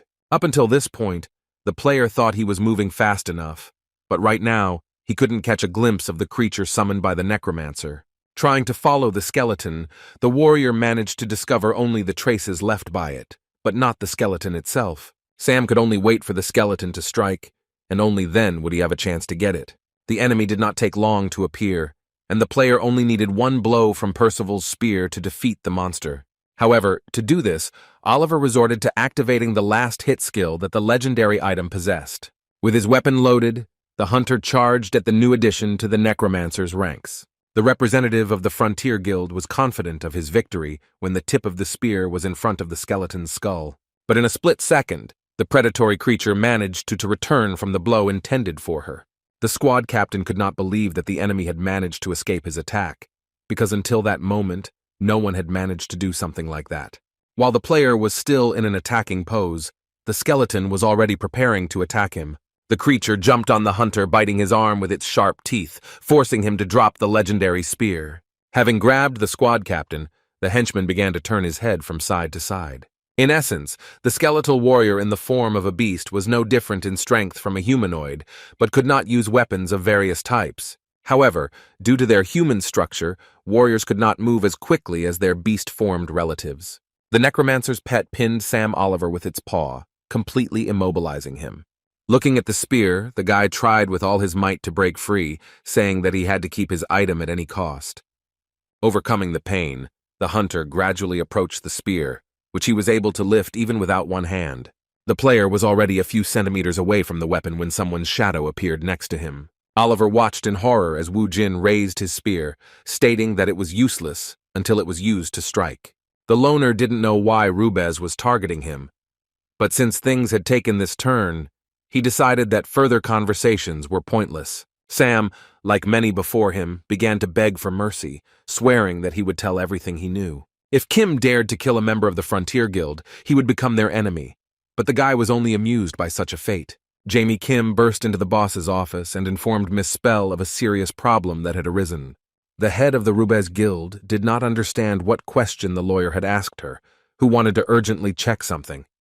After reporting the destruction of the agents guarding the entrance, the man inserted the flash drive into Naomi's laptop. Jamie played the CCTV footage, which left the woman shocked. In the video, the guards were shooting back at the enemy, who was currently hiding in the shadows. But in the next scene, the organization's employees were attacked by none other than Sam Oliver. The director could not believe it with her own eyes, thinking that something devilish was happening. Mrs. Spell tried to understand the reason why she needed this. In the video, the guy stated directly to the camera that he had some kind of agreement with Kim Wu Jin. The woman was shaking with fear, because if the player knew who stood behind his bosses, then it would definitely be the end for her. And while Rubez was resolving an emergency situation, someone was discussing secret matters in a deserted parking lot. The guy hiding in the shadows of the salon informed his interlocutor that the cleanup had been successful. The man, having tried on the image of Sam Oliver, decided that it was time to move on to the next step. Chin'e wondered if it wouldn't be better to lay low for a while rather than causing a stir in the Frontier Guild. Taking off his mask, Wu Jin replied that there was no better place to hide than the dungeon. During a meeting with Secretary Lee, the hunter asked to make a mask with Sam Oliver's face for him. The player stated that a suitable opportunity had arisen to carry out the plan, advising his partner to prepare. However, the immortal warrior did not share the ideas of his interlocutor, who had no reason to get involved in all this. Chin'e tried to reason with Kim, but they didn't listen to him, and the hunter was already talking to Ose-chan about the frontier. At this point, there was no news, which could mean that Chief Naomi was trying to handle the case on her own. The broker could not say with complete certainty that Naomi Spell was the Messiah's informant, but there were some grounds for this. From Oliver's memories, Wu Jin found no information about the leaders other than Naomi. Be that as it may, things had already gone awry for the guild, due to the betrayal of their man. Ose-chan asked Kim to hide in some dungeon so that Park Young-won would not find out about everything while he would scare Spell with Sam Oliver's ghost. The hunter reported that he had already dealt with this issue, having found himself a frozen forest screamer dungeon in Taiwan. The broker's face twisted when he learned that of all the possible options, the guy went there. Chin'e was not happy that his partner wanted to drag the poor guy into the dungeon, who had 23 unsuccessful cleanups to his credit. The head of the company warned that the Messiah had tried to clear the dungeon 4 times, but none of her attempts had been successful. Even in Wu Jin's past life, this place had not been completely cleared, with 43 failed attempts. No one has ever managed to close the gates of the dungeon, causing most of Taiwan to be overrun with monsters. Even Lee Se Jung himself couldn't do anything since the dungeon had a level restriction to enter. But there was a possibility that for killing the monster, there would be a reward that would help the necromancer in the fight against the Messiah. But the information the player had was not enough to deal with the screamer. The broker gave up trying to convince the client, although his employee believed to the very end that his boss would succeed. Ultimately, Ose-chan agreed to help Kim Wu Jin with the matter, automatically signing him and Jin-ah up. The hunter calculated that the chance of clearing the dungeon in Taiwan was about 10%. But such numbers did not frighten Se-chung, who believed that this would be quite enough to achieve victory. The immortal warrior thought differently, because such a small chance of returning from the hunt alive was tantamount to death.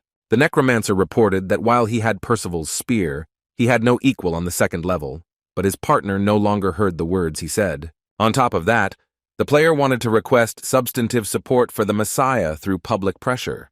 Newspaper headlines were full of news that Isaac Ivanov was preparing to clear out a 2-level dungeon in Taiwan.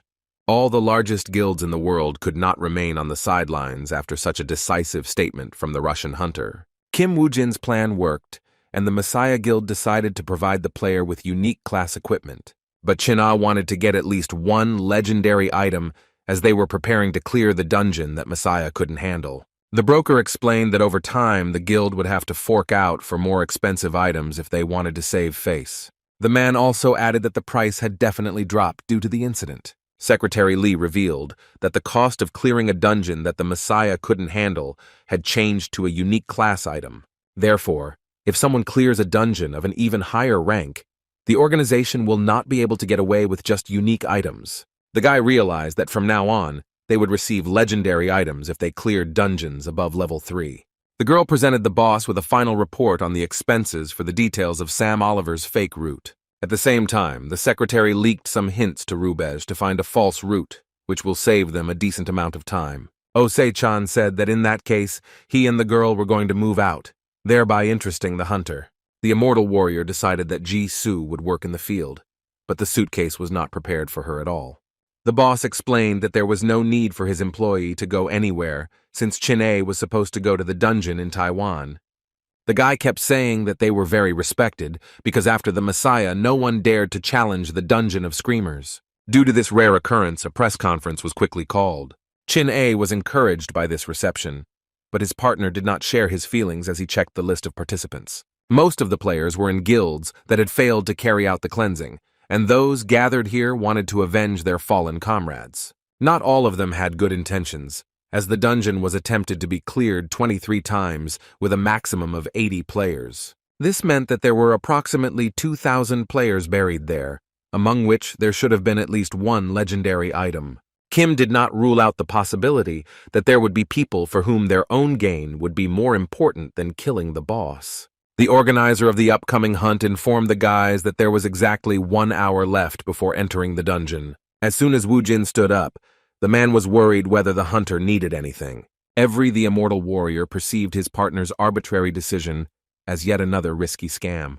The local guild member was surprised that the player wanted to personally address the hunters. The legendary hunter from Russia was escorted onto the stage, which was all aglow with camera flashes.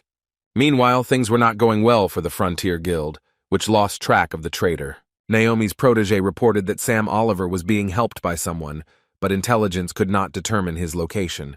The guild leader demanded that they do everything possible to keep Sam and Kim Wu Jin, or else get rid of both of them. Around this time, Ose-chan was told of a certain problem that he had to look into with his own eyes.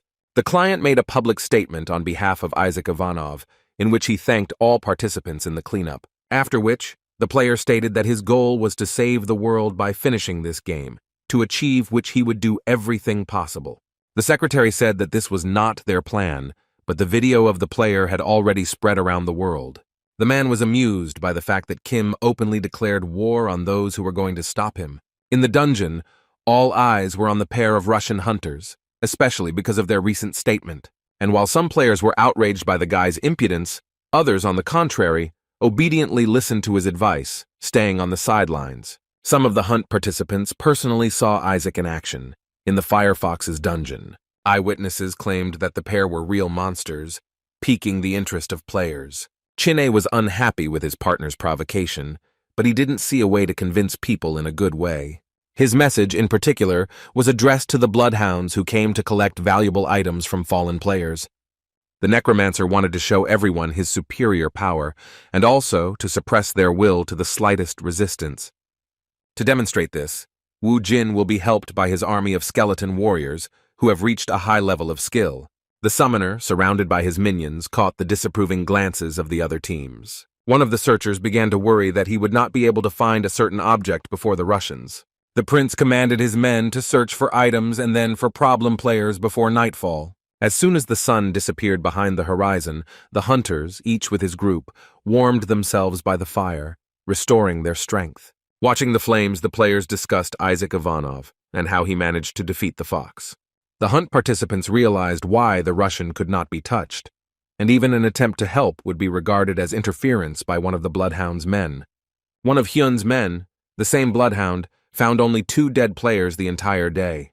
At first, the boy suspected that other guilds might have stolen the item, but soon after a day of searching, he came to a different conclusion. Having encountered many monsters on the first level, the player did not notice a single strong one. The idea that any hunter below level 50 could have died here was doubtful.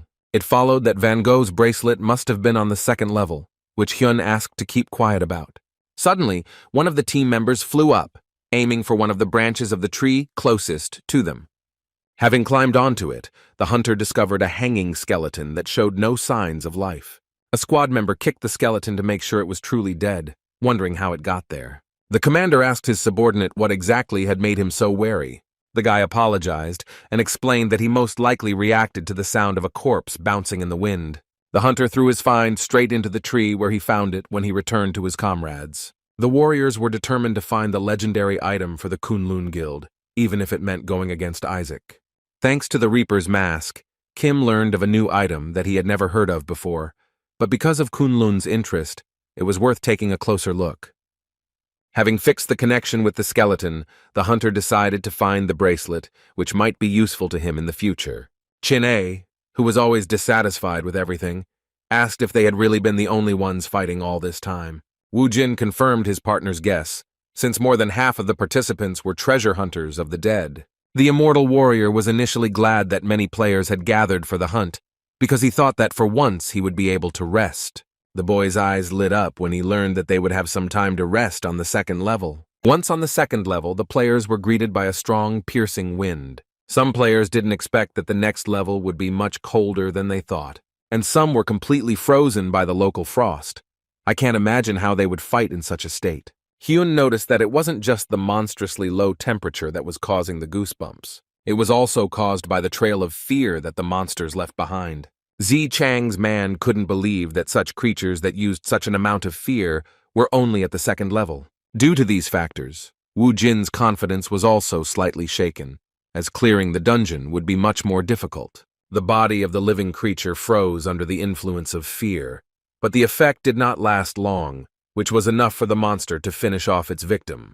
Since the hunters were in a 2-level dungeon, there weren't many monsters left that used fear. The eye patch player stated that his guild would be the first to inspect the surrounding areas. After these words, the group of players immediately concentrated and went deeper into the forest. Chin-A was outraged that, under the pretext of a cleanup, the hunters began to look for valuable items. Kim argued that such people were of no use in fighting anyway, intending to come up with a plan without taking their existence into account. After checking a few corpses, Hyun's team didn't find the bracelets they were looking for so carefully. The players left the area and moved on, but were unaware that they were being followed. The hunter with the bandage was angry that someone had already gotten ahead of his group, deciding that they needed to hurry. The team split up to search the dead in hopes of finding anything of value.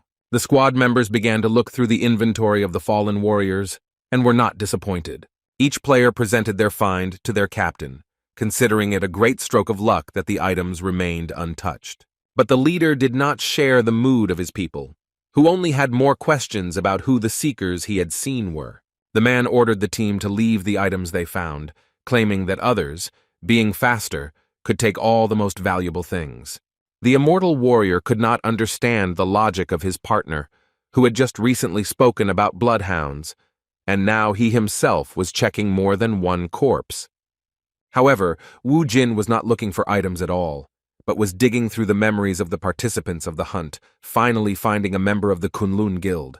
Having learned that the dead man's surviving allies had died on the western side, the player called his partner to him. Having run to the new place, the necromancer began to examine the corpses again, which further misled the assistant. Clutching the dead man's head with his hands, Wu Jin opened the Eye of Anubis to look into his past. The monster grabbed one of the Kunlun Guild members, who ordered his comrades to quickly run away. Having lifted the player above itself, the creature dealt with him brutally, spilling a lot of his blood. Van Gogh's bracelet flew off the boy's wounded hand, into the forest, right onto one of the spiky protrusions on the enemy's body. The creature threw its victim against a tree, further injuring the guild member. Even on the brink of death, the boy tried to keep Van Gogh's bracelet, which was the treasure of Kunlun. This was the last thing Kim saw in the memories of the murdered man. He received all the necessary information. The necromancer looked at the hand of the deceased, which had been viciously torn off by the monster that lived on this level of the dungeon. Chin-Ah didn't like the way Wu Jin treated the dead, and his iron patience came to an end. The prince reported that even his boss, who was greedy for easy money, would never have done something like that. Unexpectedly, Kim Wu Jin called his partner a pretty nice guy. The guy decided that he had misheard, or that he had simply misunderstood what Kim had said. The necromancer buried the body of the Kunlun Guild hunter properly, constructing a grave out of stones. While the monsters were not visible on the horizon, the hunter wanted to explain his plan to his companion. The player summoned a white-toothed wolf in the form of a skeletal warrior who played an important role in his plan. Chin-A's eyes lit up as soon as he saw the creature, or rather what was left of it. Riding on top of the monster, the boy wondered when Wu Jin had managed to prepare such a minion. The fighter thought about the fact that Kim could only summon humanoid skeletons, when suddenly he received Percival's spear in his hands. The hunter was afraid that riding on the remains of the wolf, and thanks to this spear, he would have to destroy the boss dungeons. Kim Wu Jin praised the warrior for his resourcefulness, which meant that he understood everything perfectly well without any further explanation. The couple set out to find the monster, who wore Van Gogh's precious necklace on her body. One of Hyun's henchmen discovered the player's grave and reported it to the commander. The team member didn't think that anyone from their guild had done anything, but he thought it was better to dig it up just in case. The leader stated that if it wasn't their brother, then they shouldn't have wasted their time on him. The Kunlun representatives left the burial site, and because of Wu Jin, they continued to search for their comrades. While Se-chan's man was worried that it would be difficult to pierce the ogre's skin, Kim was more worried that the monster had already become a hunter. If the dungeon was not cleared, the killed monsters would respawn in the same numbers, but the survivors would become stronger due to the experience they had gone through. Monsters that had gone through battles with players were not encountered very often, but there were exceptions among them. With each battle, the main monsters gained combat experience, and at some point noticed that the players were gathering around their fallen comrades. Most likely the monster began to use dead players as bait to catch their colleagues. Chin-A didn't understand where his partner was, so sure that the dungeon boss was an ogre. Wu Jin replied that they had been gathering information all this time, which the fighter took for looting. But the guy still couldn't understand how the necromancer managed to come up with this idea just by examining the corpses. At that moment, a group of hunters from Kunlun found themselves on icy lands where there was a huge pile of corpses. The hunters perceived their find as a gold mine, losing all vigilance. The one-eyed warrior began to suspect that there was something fishy here, because corpses very rarely lay next to each other. The man was worried that if there had been other cells nearby, they would have taken the items from the corpses. Even more questions were raised by the strangely shaped blood trail, indicating that the bodies had been dragged from somewhere. Hong Nim looked around and realized with horror that they were trapped by the enemy. The squad leader ordered his men to leave as they were all trapped. Even before the hunter's ward wanted to ask him a question, his entire body was enveloped in an unknown fear. Suddenly, the warrior discovered that his body had stopped moving, which made him extremely scared. Hearing sounds from behind him, the player wanted to see what was going on there, but he couldn't move an inch. Literally a second later, the hunter saw one of his comrades collapse in the snow, gushing blood. Following him, in front of the player, shrouded in fear, 2 more corpses of his team members flew. Shrouded in an unknown fear, the hunter tried to make out the enemy's face, but it was all in vain. The player turned his head just a few centimeters and discovered a giant monster's club rushing towards him. The ogre left the immobilized treasure hunter in a wet spot, flattening him on the ground. The creature of the movie with his gaze of the remaining member of the team, who was the leader Hong Nim. The hunter, in a desperate attempt to avenge the dead, attacked the monster. The man rushed past the monster, leaving a wound on its body made by his blade. But the man was very surprised when he suddenly heard a sound that reminded him of a metallic clang. Upon landing, the upper part of the hunter's sword followed him into the ground, breaking into two pieces. Hong Nim didn't understand how a unique class blade could break so easily, and the monster's skin. The leader of the Joy felt an unknown fear envelop him, paralyzing his body. Just at that moment, two hunters were rushing into the ogre's lair, fully aware that they were walking into an enemy trap. Having finished feasting on the commander, the monster threw the body of the dead hunter into the snow.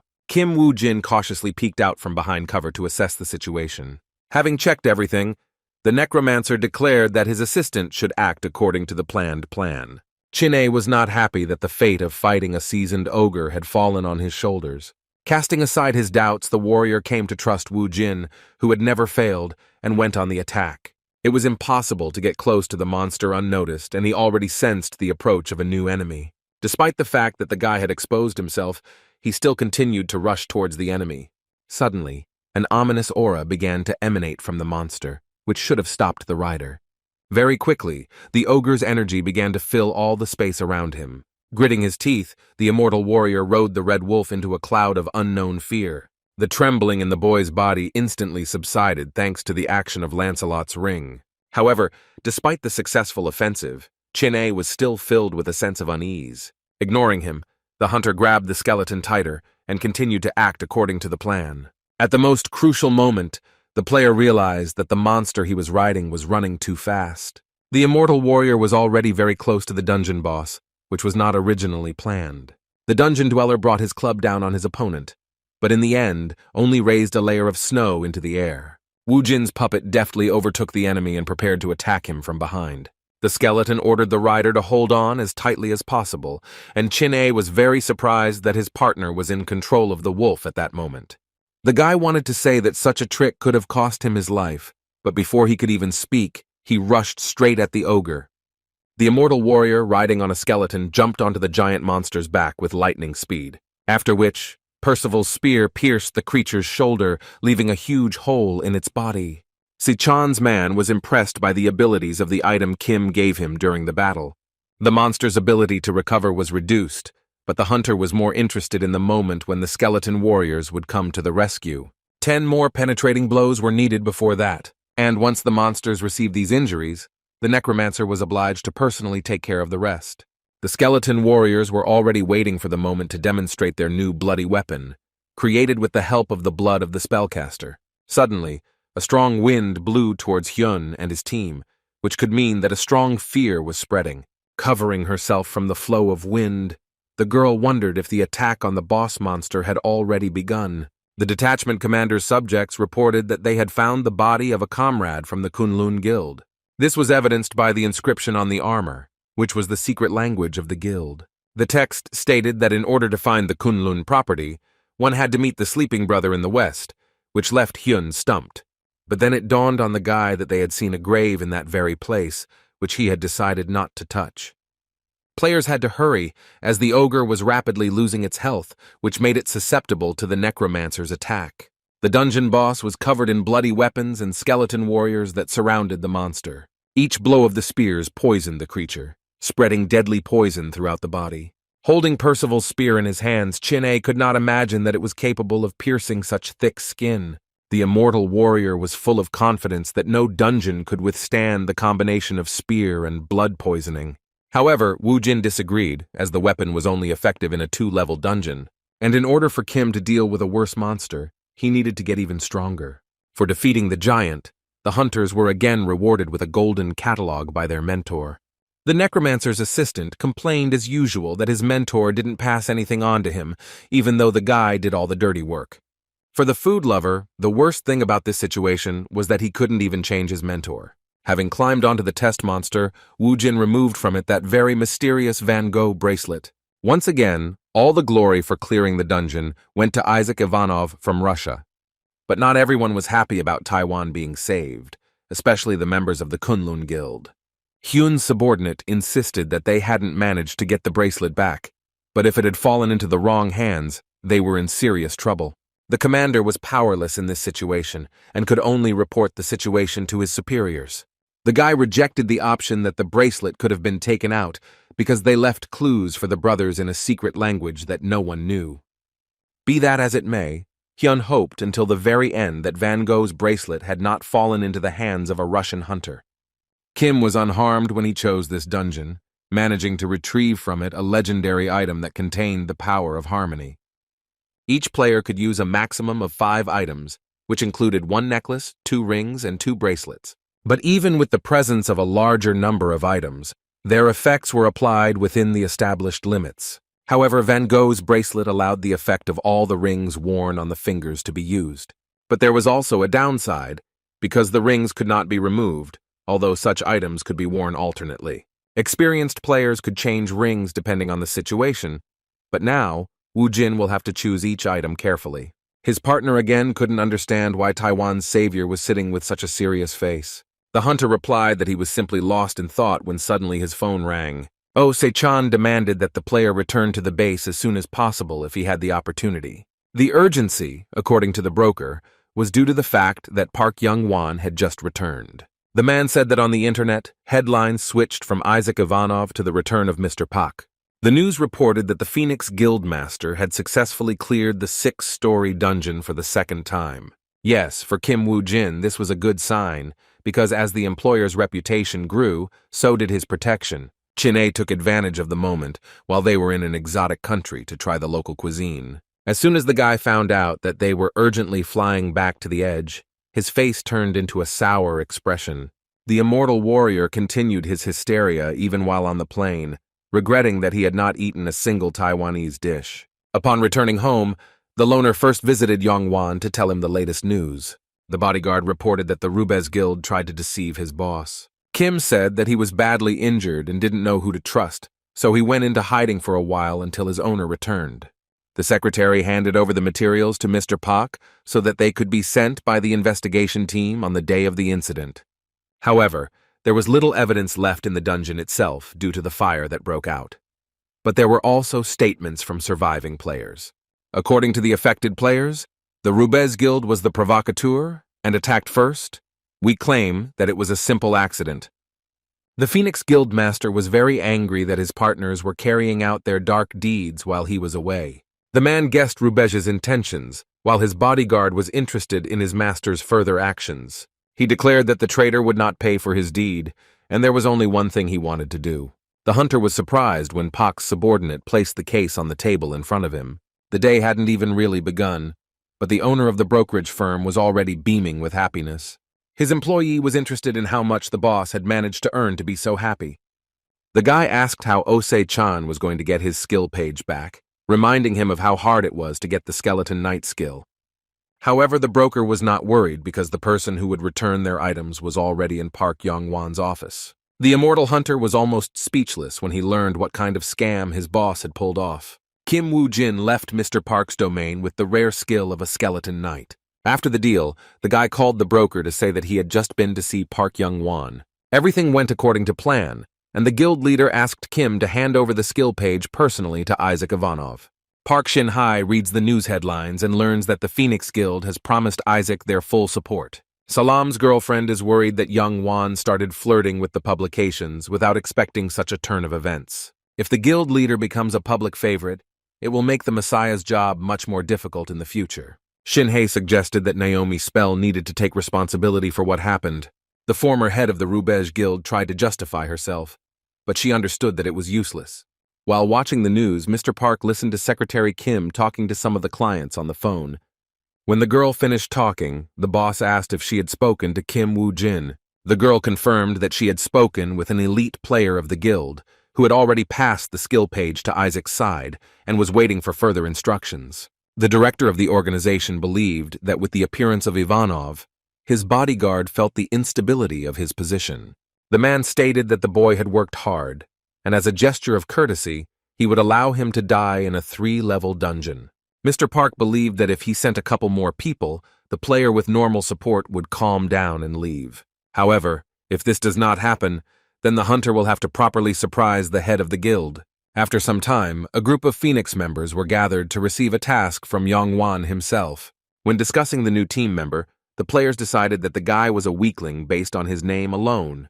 But one of the squad members claimed that according to rumors, Wu Jin had emptied one of the dungeons that had not been cleared thanks to his skills. Yun Yan Hong thought that if the guy had excellent skills, they wouldn't have been asked to accompany the hunter into the 3-level dungeon. The colleagues tried to calm the girl down, claiming that they could not dispute the order of the head of the guild. Young Hong didn't like the way Park was running the organization, and considered joining rivals in the Messiah Guild. A team member reported that Kim's patron was the messenger of the underworld, and his ability was the blood poisoning skill. The players were heatedly discussing the abilities of the new Otrada member, who had skills that Isaac Ivanov also possessed. The players' conversation was hidden by a car driving into the dungeon. The team member was irritated that, on top of everything else, the player arrived last. The girl was very surprised when she found such a used car in the possession of a hunter with a good reputation. The squad members were surprised when Yun said the controversial Kim deserved respect because of his frugality. While reading the conditions for moving to the next level, Wu Jin noted the generosity of Yan Wan, who sent him an escort to the dungeon from the rank. Yan Hong approached the guy and asked if this was his first time in a 3-level dungeon. The girl stated that the necromancer would be of little use in this place, which attracted the attention of the loner. A member of the Phoenix Guild demanded that the boy do what he was told, otherwise she threatened to finish him off. Yan Hong wanted the new team member to kill the monsters first so she could assess his level. We want to know the time of the task and the quantity, but the girl decided that the player still won't be able to do everything as she says. The huntress did not limit Wu Jin with numbers. The main thing was that he killed as many as he could, leaving him alone. At this time, the employees of the brokerage firm were discussing another hunt in the dungeon, where their friend followed. Jin-ah, the neighbor, denied being idle, wishing he could at least relax a little while Kim Wu Jin was away.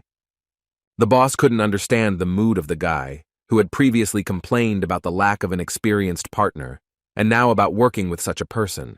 Suddenly, the employees' phones received a notification from the dungeon management department, reporting an escaped monster. The immortal hunter didn't believe that something like this had happened before. I wonder which guild was watching this dungeon.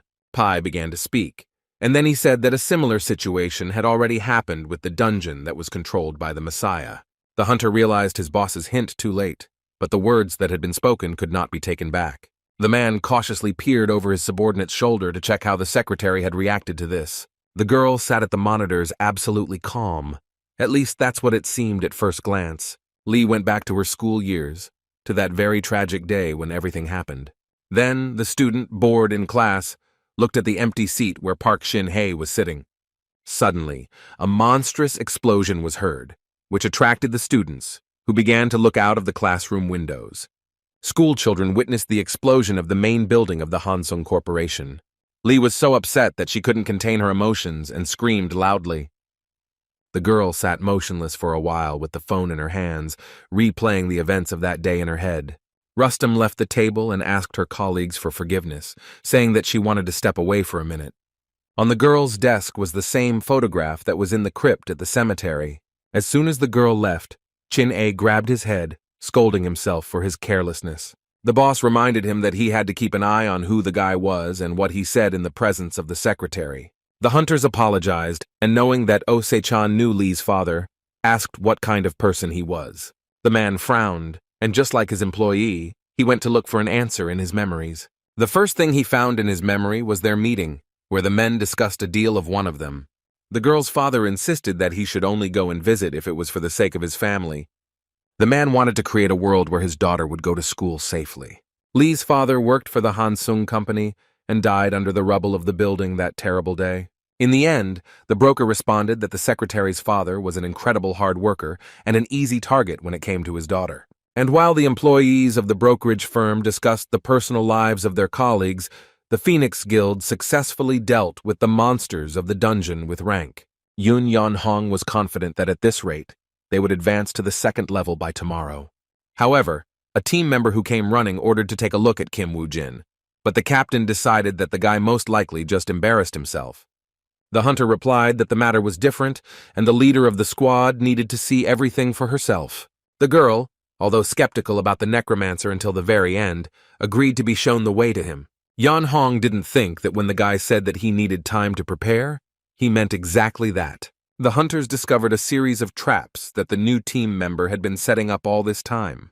The captain couldn't help but notice the player's efforts, but such lessons wouldn't cause much damage to the monster. The hunter was being chased by a pack of enemies, which gave the Phoenix Guild the opportunity to see the warrior in action. Wu Jin rushed to the center of the circle where the eyebrow pillars with blades sticking out of them were located. The lessons that pursued the player were not graceful, so when they ran past sharp pillars, they left cuts on their bodies. The squad captain was already preparing to shout for help to the unfortunate player, who was hoping for something incomprehensible, driving the monsters into such a simple trap. But the subordinate tried to stop Yan Hong from ruining Kim's plan.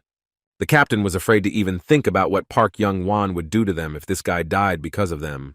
Then the player pointed out to the girl what the necromancer was doing on the battlefield right now.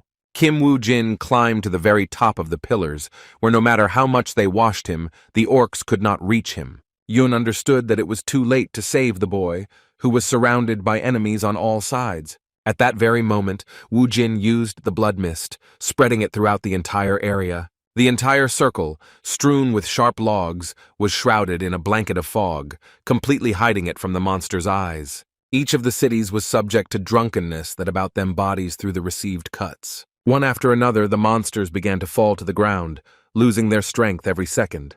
The squad captain could not believe that Kim had combined poisoned blood with bloody mist. The team member stated that the player had killed at least 100 monsters, and Yan Hong admitted that the guy was an amazing warrior. The girl's eyes widen at the mere thought that she will win over to her side the man who has deservedly earned Park Young-won's favor. A heavy flask, which had previously contained the summoner's blood, fell to the ground. Although this skill was useful, it consumed too much of the hunter's blood. Having increased this skill by 1 unit, the guy leaned his hand against the orc's body, using blood absorption on him. Jin was very lucky that he also had a skill that could easily compensate for the shortcomings of the blood mist. After making sure that all the enemies were defeated, the captain ordered her subordinate to convey something to Kim. Yun Young Hong stated that after which it was impossible to tell Wu Jin that he was eliminated. Warming herself by the fire, the captain asked the necromancer for forgiveness for having behaved tactlessly. The girl admired the incredible skill of the loner and suggested that, working together, they will be able to conquer a 3-level dungeon. Before Yun could finish her speech, the boy announced the amount of 100,000 won, explaining that it was the cost of each time the poisoned blood was used. The commander did not expect that in order to use blood, the player had to spend money. Wu Jin explained that his supply of poisoned blood was limited, and it made sense for the team to pay the player to use his skill. The guy continued speaking, but the girl interrupted him, agreeing with the position expressed. Yan Hong agreed to 30,000 won, but the necromancer did not agree and decided to make a discount of only 1,000, which in the end came to 99,000 won, after which the hunters began to bargain, then lowering, increasing the cost of the service by exactly 1,000. The member at the pie understood why their leader was bargaining, but he didn't understand why Wu Jin was playing along with her. The next morning, the Black Troll Dungeon was defeated by a group of hunters. Kim responded to the difficulty of the Phoenix Guild team's work, which, thanks to the captain's calculations and his blood poisoning, increased the hunting speed. Yun was a good strategist, but her way of communicating with her subordinates left much to be desired. Everyone on the team groveled before the girl, fearing her hot temper. At the next level, the hunters only had to survive for 6 days. Well, as everyone knew, there were many monsters present for survival. The girl said that they had unexpected expenses, so they needed to be sure that they were paying for something. The hunters decided to go on a reconnaissance mission to determine the approximate number of monsters. Having climbed into the trees, the boys examined the area, but they did not find a crowd of monsters. Their colleagues also threw up their hands, not understanding what the catch was in this level of the dungeon. The player was wary that there were too few ships in the quest, as well as the small size of this dungeon. However, the hunters came across a large trail that was clearly not left by ordinary monster. The Phoenix Guild members were horrified, assuming that this was not a quest with many monsters, but just the opposite. a battle with one dungeon monster for 6 days. Quests like this had a low survivability rate due to the difference in difficulty compared to the first level. The players rushed back to the squad to report their discovery, which was located near a giant cave. Yun Yan Hong was looking for possible ways to complete this quest if her people's guesses were confirmed. The guys added that the size of the dungeon was also unusual, and its area was more like an island surrounded by rocks. For this reason, everyone had to be extremely careful when any of them ran along the edge. The captain wanted to avoid grueling battles for her men, but Wu Jin's poisoned blood could help defeat even the strongest boss. The single most important problem remained that players did not know the nature of the boss monster. The commander ordered to avoid the monster with all their might in order to survive, but the monster found its prey itself. The monster of the dungeon turned out to be a white troll, which, as soon as it discovered strangers on its land, growled angrily. The players, frozen with fear, did not understand where such a creature came from in a Category C+ dungeon. Unlike her subordinates, the team captain did not lose her cool, ordering everyone to disperse immediately. While the players were running away, Yan Hong decided to buy them some time. The girl fired at the enemy in Crimea using the multiple shot skill. The arrows multiplied and pierced the white troll's body, but with difficulty pierced his skin. But even this was quite enough, regardless of the monster's ability to regenerate. Thanks to Kim Wu Jin's blood poisoning, the Phoenix Food members had little time to maneuver further. Suddenly, the monster's wounds healed, at the same time pushing out the enemy's arrows. The enraged dungeon master ran as fast as he could after the Phoenix Guild representative. The girl hoped that the technique would work, assuming that for such a creature, perhaps there was not enough poison.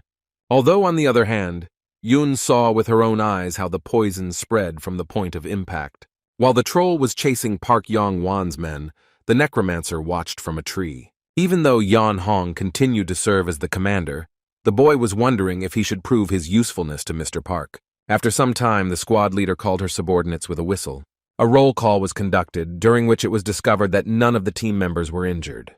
Looking around, the girl became worried because she did not see Kim Wu Jin among the group members. The guy calmed the commander down, immediately appearing before her, saying that he wanted to increase the amount of blood he bought from the hunter. The loner agreed, but he set one condition, but he only wanted to tell the captain about it when he was alone. The Phoenix Guild players wondered what Yan Hong and Wu Jin were talking about. Kim proposed a risky undertaking, but insisted that if his method was not used, the amount of fat would certainly increase. He put his hand in front of him and the necromancer used the bloody weapon skill. But instead of a full-fledged weapon, the guy made only a small tip. Throwing the tip into the bag, Kim declared that the weapon made by thickening his blood was much more effective than the blood applied to the arrow. Taking the bag prepared by the player, the girl threatened him that if any of her people were harmed, she would personally finish him off. Returning to her team, Yan Hong announced an urgent strategic meeting. The hunters, radiating confidence, were ready to meet the dungeon monster. But the next second, doubts got the better of the players, who simply needed to dodge the enemy, not block him. The guys didn't have to wait long for the monster, who himself appeared straight into the trap prepared for him. Covering themselves with shields, the hunters used the immortal fighter's taunt skill. Instantly succumbing to her, the white troll, without wasting a second, pounced on the players. While pursuing a pair of hunters, the creature had no idea that it was in the crosshairs of their colleagues. The squad members used a flame skill, completely covering the monster in a wave of fire. While the monster had not yet come to its senses, the players took advantage of the moment to hide. Watching the battle from the sidelines, Wu Jin and Yan Hong prepared to strike at the enemy. While discussing the plan, the guy said that he should be aware that the rolls had some resistance to fire. The necromancer stated that they would not deal damage with fire magic, using it only to mislead the creature. The flame will allow the team members to make a cut on the white troll's body. Waiting for the right moment, the captain shot an arrow tipped with Kim's blood at the enemy. The subordinates who were near the monster at that moment witnessed the arrow hitting the wound before it had time to heal. Having entered the creature's body, the bloody tip began to spread poison throughout the monster's body. Wu Jin watched his partner work, noting her hunting skills. Even when the wound healed, breaking off the arrow, it was unable to stop the spread of the poison. The players who attracted the troll's attention from the very beginning used provocation on their wife. Their colleagues, thanks to magic, held back the dungeon boss by using the flame skill. The loner noted that by the time the troll realized that the same attack was repeated over and over again, it would be too late. By this point, Blood poisoning had spread throughout the monster's entire body, robbing it of its strength. And at some point, the poison completely paralyzed the white troll, who fell dead to the ground. The hunters began to celebrate their victory over the monster, receiving the White Troll Hunter achievement. Yun Yeon Hong couldn't believe that they had managed to clear the dungeon without any casualties on their side. Along with the members of the Phoenix Guild, the most skilled warrior among them also received a new achievement. The girl wondered why Wu Jin needed to be here, to which the guy was ready to answer but already outside the dungeon. The guy didn't forget to mention the use of his poisoned blood, which amounted to 217 times. Kim hoped to pay him back upon leaving the dungeon, leaving Yun stumped by this question. The guild leader nervously fiddled with his fingers on the table as he decided what to do with Naomi's spell. Park Yeon-wan asked again if the boss wanted to compensate for the incident during the dungeon clearing.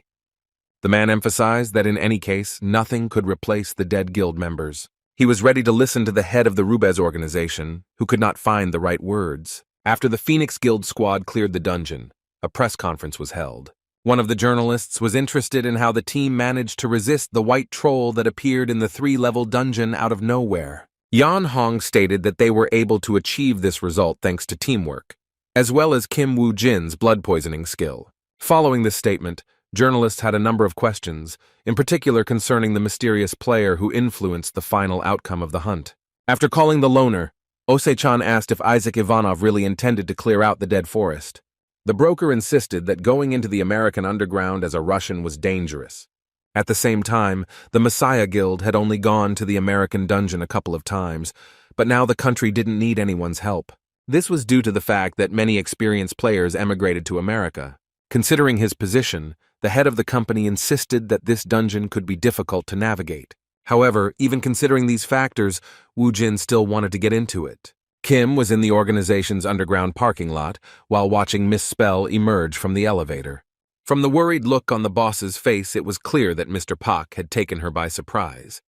For some reason, the broker was confident that the Rubez Guild would agree to take such a step. However, the man did not know whether the other side of the front, the Great Guild, would join the frontier. Although Wu Jin didn't know how the Great Guild would react to what had happened, everything was working in his favor at the moment.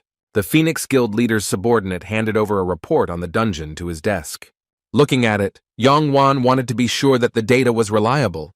Miss Kim responded that she had contacted all the players who participated in the cleanup. The girl reported that Yun Yong Hong was in command, but the strategy itself was proposed by Kim Wu Jin. Knowing about the difficult character of the huntress, Mr. Pak was surprised that she agreed to this. The secretary revealed that what was more surprising was that Yun paid the player for the extra expenses when she used his poisoned blood. This only amused the girl's boss, who immediately realized that this guy was unusual, but did not expect that he would be so handsome. The man regretted that he had not accepted the hunter earlier, deciding that from now on he would treat him with due respect. Young Wan wanted to talk to the guy who was just about to come up to his office. At the meeting, the issue regarding the dead forest was discussed, in which, in addition to the Great Guild and the Frontier, Isaac Ivanov also wanted to fight. The head of the Great Guild, Carrie Rowana, asked her colleagues what they thought about this. The organization's employee was outraged that they could trust the clearing of a complex dungeon to some stranger. However, although the Rubez Guild had already given its consent, the guild members considered it right to oppose this decision. The man was also offended by the fact that the government refused their offer to clear the dungeon, which only made Miss Carey laugh. The real reason they were rejected was because the Sins were concerned about the potential damage to the guild if they failed. Now the guild could use this reason to gain government approval. The boss was not against anyone joining the hunt, leaving her people perplexed. She stated that the Great Guild would announce a reward for clearing the dungeon, which would be King Arthur's ring. The hunters began to rise up against it, reminding the director of what it cost them to obtain this item. Rowana asked her colleagues to calm down because by raising the rate she was not going to give away anything for free. Meanwhile, at the primary together, Jin-ae met with Kim Wu Jin to convey something to him. His boss asked him to pass on the skill of being a loner, mentioning that it suited him. The immortal warrior tried to convince Ose-chan that Kim kept his skeletons in the Book of the Dead. The skill was very useful for the player, who was definitely going to use it. The brokerage firm employee brought his partner back to reality. I wonder if he will be able to clear the dead forest. Not only were the Great Guild and the Frontier unable to clear it, but it was also filled with the living dead, making it a bad combination. The necromancer was also worried about this at first, but Chin-A had to fight the undead in the front lines. Turning away from the fighter who was sleeping in a fit of rage, the player learned from the broker that the American government had agreed. But anyone could take part in the hunt, and as a bonus, the guild sinned to give the winner a legendary item. The organization was confident that their player would receive a prize, but the interlocutor was more interested in the award itself. Having learned that Arthur's ring would be the prize, the hunters boarded the nearest plane. A few hours later, the players found themselves in America, and the plane itself landed in San Francisco. Chin-A believed that the Great Ones truly wanted to protect the dungeons, since they offered the ring. However, Wu Jin didn't think so, believing that it was a provocation and that the guild would take the prize itself. The hunter found it funny that the guild didn't consider his partner a serious opponent. Still, he was sure that the guild could not underestimate its competitors in order to provoke them just like that. The necromancer tried to understand the reason why the Great Ones were so confident in their victory. Carrie Rowanna's subordinate reported that all raid participants, including Ellis Heighton, successfully entered the dungeon. The man in no way doubted the hunter's abilities, but he was worried about the prize offered by the guild. There were rumors circulating around the guild, and within the guild itself, regarding the master's controversial decision. The woman specified that she would offer the ring as a reward, but did not specify that she would not use it. The members of the organization did not even suspect that one of the hunters had come down armed with this item. Upon entering the dungeon, all the participants of the hunt dispersed into groups, but in the center of the clearing there were local players. The girl leading the Great Guild squad introduced herself as Ellis Heighton. Before the start of the cleanup, the squad captain suggested that all guilds come to an agreement. Chin-A's indignation knew no bounds because they had only just begun the hunt, but it didn't look like the guild would not fight anyone. Wu Jin guessed that the guild wanted to determine the order in which the players would attempt to defeat the boss, and it would depend on their contribution on each level of the dungeon. It was unclear to the partner what treasure was being discussed, but since there was a valuable item at stake, then cooperation could be forgotten. Originally, Kim had planned to watch and not interfere, but now all the hunters had to show their cards. Having discovered the remains of dead animals, the necromancer used the power of the pharaoh, which allowed the killed monsters to be used as sacrifices. The Great Guild wondered what to do, since all the players were in a hurry from the very beginning. The team leader could not allow herself and her men to stand still while their rivals were running around them. After activating King Arthur's ring, Ellis armed herself with Merlin's staff, which increased the strength of its owner. Because the ring enhanced the effects of the Knights of the Round Table's items, Hayton exuded incredible power that was overflowing. Taking on the appearance of a small lizard skeleton, Wu Jin watched what the Great Guild team was up to. The girl saw no point in dragging out time until the second level and wanted to show the players who was in charge in the dungeon. Now Kim knew why the guild was so confident of their victory, having such a trump card up their sleeve. The necromancer was prepared for King Arthur's ring to be used in the dungeon, but he didn't think that Alice also had Merlin's item. Merlin's staff was Park Shin Hai's symbol, which could indicate that there was some kind of connection between the Great Guild and the Messiah. But for the player, it was even better that he had the opportunity to take possession of the staff before it fell into Shin Hei's hands. Partner thought that they would simply analyze the enemy's strength at the first level, but he was wrong. Allowing the Great Guild to get hold of Merlin's ring and staff was a true sacrilege, so Kim wanted to give it his all from the start. Meanwhile, Hayton was already in full swing exterminating monsters in the dungeon, burning their bodies to ashes. Thanks to Merlin's staff, the girl used the fire spirit skill, destroying the remaining orcs. The giant tongues of flame that surrounded the squad leader rushed towards the enemy. The creatures could not resist such strong magic when the fiery spirit penetrated through the enemy's body. The team member guessed everything. Why, with such an amazing level of firepower, it was impossible to attack the fourth level at once, and not just the third. Suddenly, the man found a huge skeletal warrior in front of him, next to whom was Isaac Ivanov.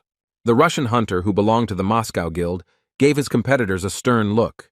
Judging by the player's appearance, Ellis figured that they weren't the first to get to this place. Using the Pharaoh's power skill again, the boy summoned the monsters that had been burned by the Great Guild representative. Squad member Ellis was ready to pounce on the guy, but the leader stopped him, allowing him to feed the skeleton with fallen monsters. The girl told them not to fall for the stupid provocations of their opponents.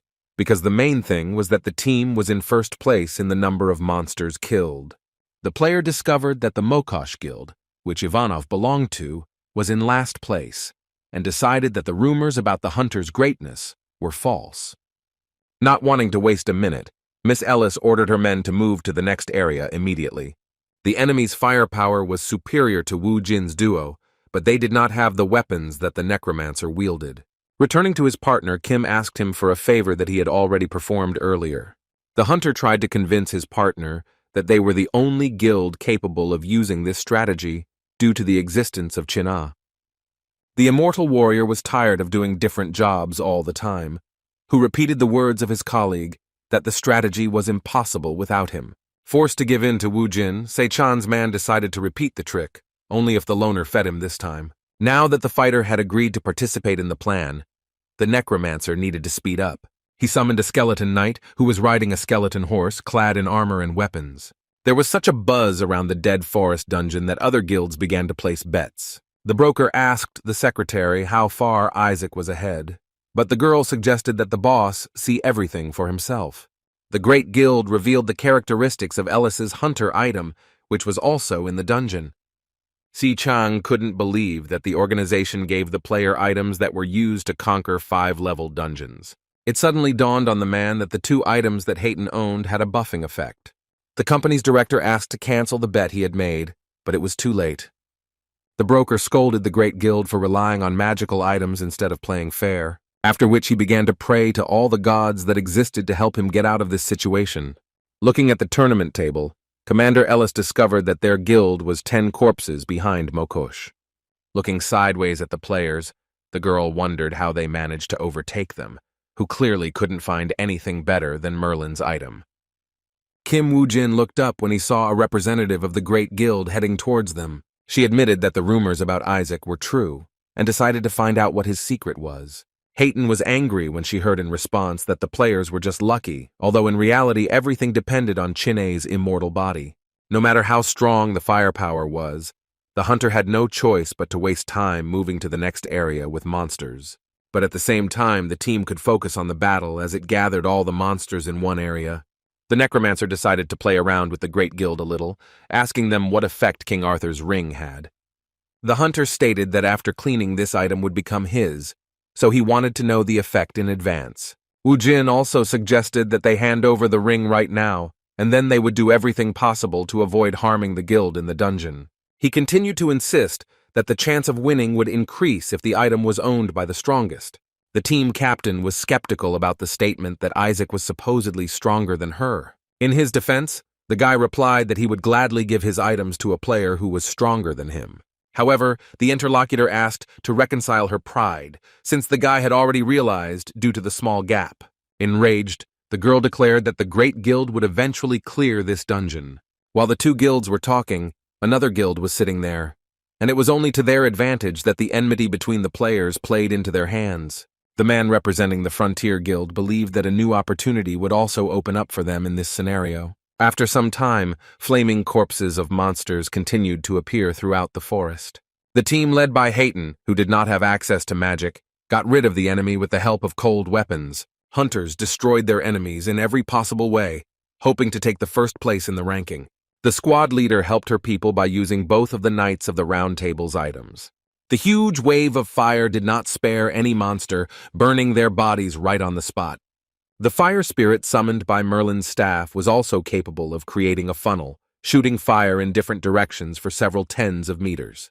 Thanks to the magical items that the guild provided them with, the hunters could easily deal with any of the monsters in the dungeon. After the filigree cleared area, the girl demanded that her ward find out their place in the ranking. To his great surprise, the squad member discovered that their difference with the Mokosh Guild had only increased. Miss Ellis decided that the player had misunderstood her and went to the table herself to check the results. The girl was amazed that despite the fact that their firepower was working non-stop, they still lagged behind Ivanov. As soon as the scout returned, Hayton immediately demanded to know what was happening on Isaac's side. The out-of-breath player was only able to say the number 50, which was very strange, since the score had long since passed the 10,000 mark. But the hunter did not mean the number of monsters killed, but the number of skeleton warriors under the necromancer's command. While trying to summon the skeleton warrior again, Wu Jin failed, and the skeleton creatures disintegrated. The hunter confirmed that this was the limit of his magical power for now. Throwing the empty flask to the ground, the summoner decided to save his mana to use his other skills. Turning his head back, Wu Jin looked at the result of his work. The player was bowed to by an entire army of puppets he had summoned, which numbered several dozen warriors. Meanwhile, Chin-A, as usual, distracted the enemy's attention. A lover of delicious food was pursued by a huge crowd of angry monsters. As he put on the Reaper mask, Wu Jin couldn't help but notice that the boy had learned to perfectly time his attacks. This time, the necromancer entered the mind of the skeleton knight, who was riding a horse that matched his own. The huge clearing turned into a real battlefield, where the corpses of dead monsters exploded here and there. Much to Chin-A's relief, he was replaced by an army of minions led by Wu Jin in a skeletal body. The stupid orcs were confident of their victory. I don't even suspect what their opponents were capable of. One blow from the spear was enough to make a hole in each of the monsters. Following the rider were the rank and file warriors, who were also no less strong than their leader. The Mokosh Guild suppressed the wave of orcs that attacked the enemy from all directions. The sound of explosions of corpses one after another shook the area, informing about the superiority of Isaac Ivanov. After checking the results after clearing the first level, Ellis decided that further competition was pointless. None of those present had permission for Ivanov to be the first to fight the dungeon boss. The member of the Frontier Guild had to change his plan due to the loss of the Great Guild, but he could not let King Arthur's ring go so easily. Although Hayton admitted her defeat, she reminded him that if they lost on the second level, they would be next after Isaac. Moving to the second level, the hunters were surrounded by thick fog. A figure in the fog suggested that the squad leader relax, but the girl was not in the mood for jokes. Jay Jackson asked not to worry, as he came with a business proposal to join forces. Last time, the Great Guild and Rubez worked together, but failed. But the players could not give the American treasure to the Russian guy. Still suspicious of Jackson, the huntress nevertheless became interested in his proposal. The player came from afar and said that accidents often happened in the dungeons when one of the monsters attacked from behind. The girl wanted to object to her colleague, but the man assured her that this was not the situation where it was worth arguing about the correctness of the action. Jay insisted that there was little time left before the second level was cleared, and if Arthur's ring disappeared, then it would not only be Ellis who would be held accountable. The man advised that he should think carefully about his proposal, since both guilds were on the same side. Suddenly, the girl declared that she would never have agreed to such meanness, and he was worried that his colleague would just give the ring to the Russian, asking what she would do if Isaac managed to clear the dungeon. Hayton explained that while they had priority to fight the boss, the Frontier Guild tried to pull off the same circle behind their backs. The hunter did not deny it, but still insisted on joining forces in the current situation. Captain pretended not to hear anything, adding that if Rubez interfered with them, she would make Jackson regret it. The hunter's attention was drawn to a notification that the land turtle had been destroyed, and therefore the level had been cleared. The second stage boss, whose lifeless corpse lay on the ground, had a giant hole in his shell. Having dealt with the turtle, the immortal warrior finally had a chance to catch his breath. Trying to get up, the guy instantly fell to the ground, clutching his side. Wu Jin asked how Chin-A felt, who revealed that his ribs were cracked. The guy said that his partner would be in the same condition if he were in his place. Restoring his strength with the help of bars, the guy claimed that they were alive only thanks to him. During the time the warrior had been with Wu Jin, the blessing of the river Styx had increased by 3 levels. The hunter wondered where they were rushing to, since the first attempt was already behind them. It turned out to be quite simple. The players were in a hurry so that the Great Guild would not be able to catch up with them. Soon, all the participants of the hunt moved to the 3rd level of the dungeon, where they were surrounded by an ominous aura. The arriving hunters were being watched by someone with whom absolutely all members of the guild were soon to meet. At the gathering place, the players discussed who killed the land turtle, but no one had any information about it. Everyone noticed that there was a rotten smell all around, and the fog was much worse than on the previous level. Players received a notification that their life force was slowly being consumed by a black fog. The ring on Chin-A's finger was activated, giving her powerful resistance to the black fog. The guy became genuinely interested in whether his partner had really calculated everything. Ellis Hayton ordered her men not to panic and to take the antidote immediately. The commander assumed that something like this could happen, so she stocked up on the potion, but it was only enough for half a day. Jackson, turning to his colleague, stated that things were not going well, and that they would only last a few hours. Hayton replied that they were in a similar situation, and both guilds didn't have much time left. The hunter again reminded him of his offer, stating that the girl would not fight with the remnants of life force when Isaac made a mistake. As soon as the hunters started talking about the Russian warrior, he and his team set off to look for the dungeon monster. Considering all the possible options, Ellis was still in a less-than-ideal situation. Still, the girl decided to cooperate with the Rubez Guild, since she had no other choice. Pleased with himself, Jay expected that his chances of getting King Arthur's ring had increased significantly. However, the hunter kept silent about the whole truth, and his team had much more than a few hours of antidote left. While Rubez played a double game, Wu Jin and Jin found the boss of this level.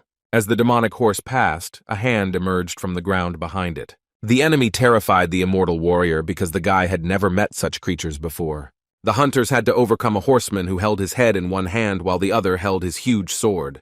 The skull, which was separate from the body, called the dead from the earth with its cry. A whole army of the living dead has formed in front of the player, led by a skeleton necromancer. Kim claimed that they needed to pretend to hunt, but if they left the front lines, then the other guilds would have a chance.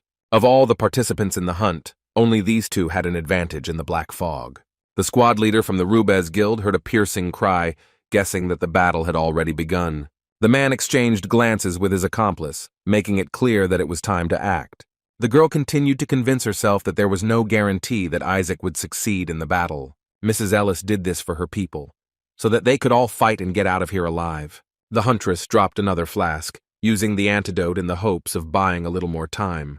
The dead men looked at the two hunters who had wandered into their territory with red, hate-filled eyes. But literally one blow was enough to finally deal with one of the risen dead. Chin-A, accompanied by one of Wu Jin's puppets, made his way through the crowd of enemies. Unlike the summoner, only the immortal warrior had a chance to reach the headless horseman. The necromancer immediately reacted to the birds rising in the air, which greatly alarmed him. It turned out that the birds were frightened by a detachment of orcs that suddenly appeared and were rushing towards Kim. But instead of running, the guy remained standing in place as he waited for the arrival of future helpers. Climbing the tree, Jay Jackson could not imagine what was happening on the battlefield. The corpses exploded one after another, easily dealing with the crowd of orcs. The man couldn't believe that Isaac had prepared himself, but he became worried as the explosions got closer and closer. In the end, in addition to the monsters, the commander of the frontier squad, whose appearance Wu Jin was also waiting for, also got it. While the necromancer and his partner fought the headless undead, the fog slowly devoured the remaining players. The hunters were so exhausted that they fell to the ground, deprived of the antidote. Members from the same guild supported each other as best they could with words, "I hope that everything will end soon." Subject Heighton reported a rapid increase in deaths among hunt participants. In complete despair, the man asked the captain to make a strong-willed decision. The team no longer has any antidote left, but Jay Jackson, whom Miss Ellis was counting on, still has not shown up. Suddenly, the hunters announced that Isaac Ivanov had returned after a long battle with the boss. After waiting for the moment when the guy surrendered, the leader of the Great Guild squad commanded her people to prepare for the fight. Everyone present began to applaud as they were sure that now the situation would change radically. One warrior declared that he was returning back to the battlefield as he had not yet finished with the monster. Hayton was offended by this behavior. Since the moment the necromancer appeared, it was the turn of the Great Guild. The huntress claimed that Isaac had wasted half a day, and that the most important thing was saving the lives of the remaining players. To which Wu Jin replied that he had merely returned the wounded of the Frontier Guild to safety.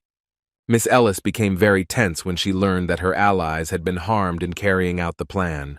Turning around, the representative of the Great Guild discovered the hunter lying on the ground. It turned out to be Jay Jackson, who was seriously injured, but it was unclear under what circumstances he received his injuries. But the girl still did not come out, declaring that it was their turn, and the moment when the player left the battlefield was equated to failure.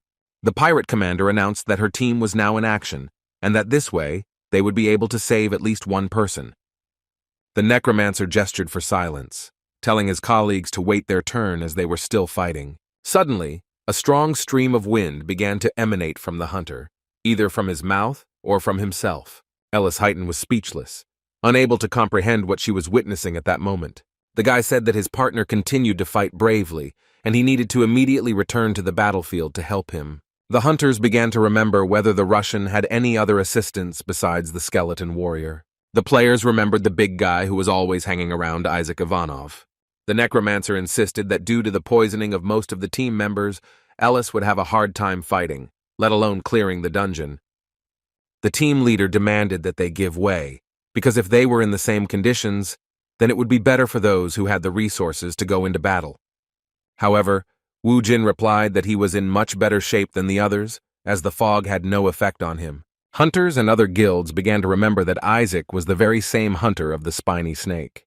Hayton also remembered that the spiny snake was emitting poisonous smoke, and the first hunter to defeat it was Isaac Ivanov.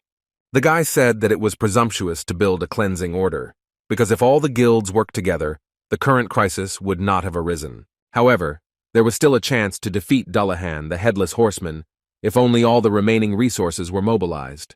The owner of King Arthur's ring was ready to break down, but the assistant stopped her, drawing attention to the seriousness of the situation. The other guilds picked up on Kim Wu Jin's idea that they should have fought together from the start instead of fighting over items. The hunters came to the conclusion that the Great Guild was to blame for everything, having deliberately started this game of determination. Players wanted Alice to take responsibility for her words, and Isaac, on the contrary, to bring the wounded while continuing to fight the enemy. Now all the eyes of the hunters were on Hayton, who began to treat her with great hostility. The participants of the hunt reminded the girl of her words about the value of the life of each player present. The necromancer advised the squad leader to be more careful in her next decisions when she would be rescuing those present. Sweating profusely, Ellis remembered her opponent's words when he spoke about the chance of winning, which would increase if the item was wielded by the strongest. Then, the guy stated that he would gladly give up his items for the cleanup, forcing the girl to make this gesture of goodwill right then and there. Wu Jin declared that all the players who were holding their breath at that moment would witness the Great Guild's request. Meanwhile, Dullahan continued to summon the fallen warriors of this dungeon from his graves. Chin'e caught himself thinking that his energy would run out before he even started fighting the boss, and his partner was in no hurry to return. The guy should have remembered about the necromancer, as he immediately appeared and responded to the fighter with a compliment. The immortal warrior was so angry that he was ready to tear his companion to pieces, but he did not do so. The very next second, with Merlin's staff in hand, Kim Wu Jin began to study the strong aura. The player, having 2 items of the Knights of the Round Table, increased the magic power to its limit. The partner could not believe how Kim managed to get these items, to which the loner replied that he had received all the prizes in advance. Now the duo could easily break through the army of the dead and destroy the Dullahan.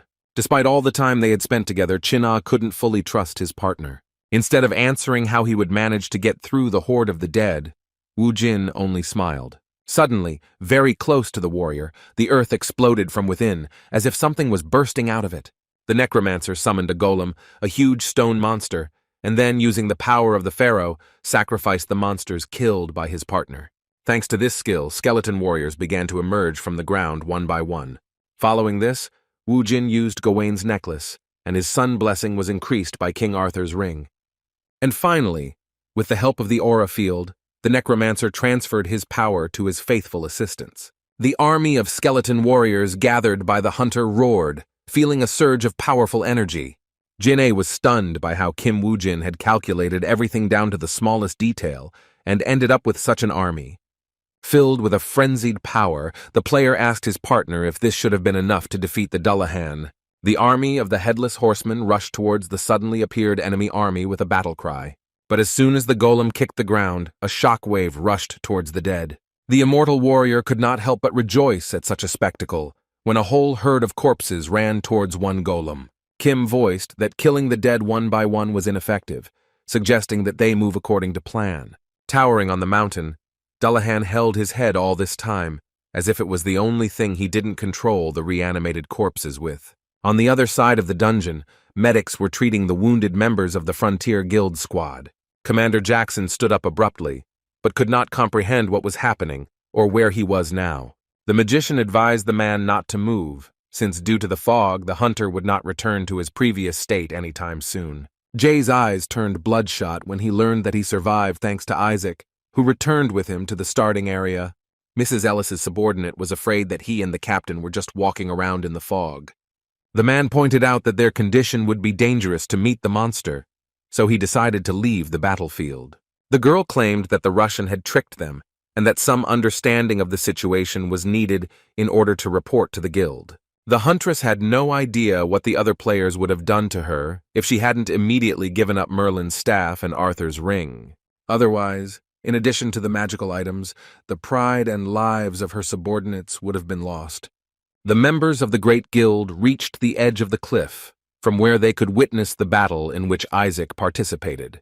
The huge army of the living dead was confronted by skeleton warriors together with a golem.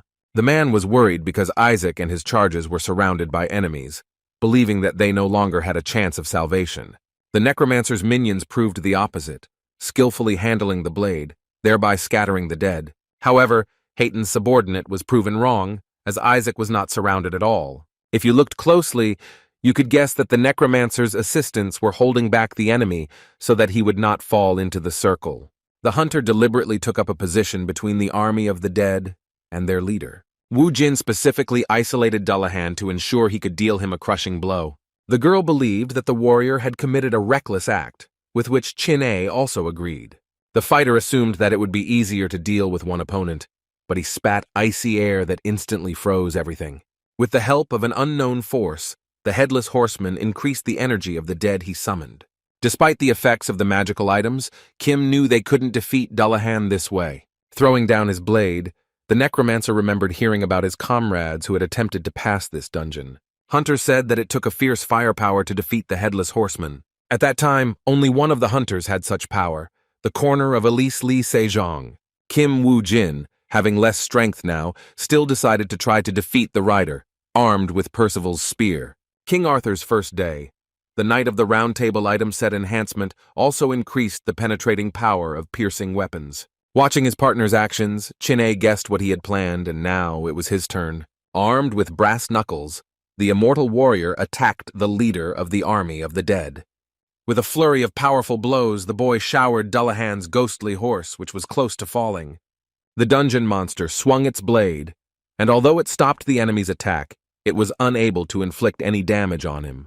Chin-A almost managed to dodge Dullahan's sword, which left a cut on his cheek. However, the Headless Horseman blocked the hunter's attack with the blade of her sword. Upon touching the weapon, the immortal warrior's hand began to become covered in ice again.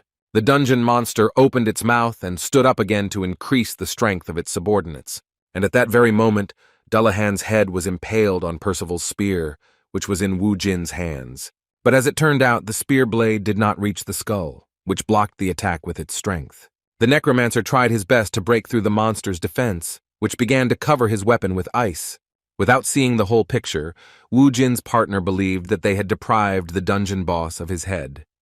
The enemy resisted to the last, so much so that the spear was half covered with ice. The hunter became worried, watching as the loner spent a long time fiddling with the icy head, which even the legendary item could not penetrate. Kim Wu Jin ignored his frozen hand and continued to press on the dead man's head. And finally, the hunter's persistence paid off, and a crack appeared from the eye socket of his skull. And the next moment, the dead man's head cracked with such a crunch that could be heard throughout the entire area.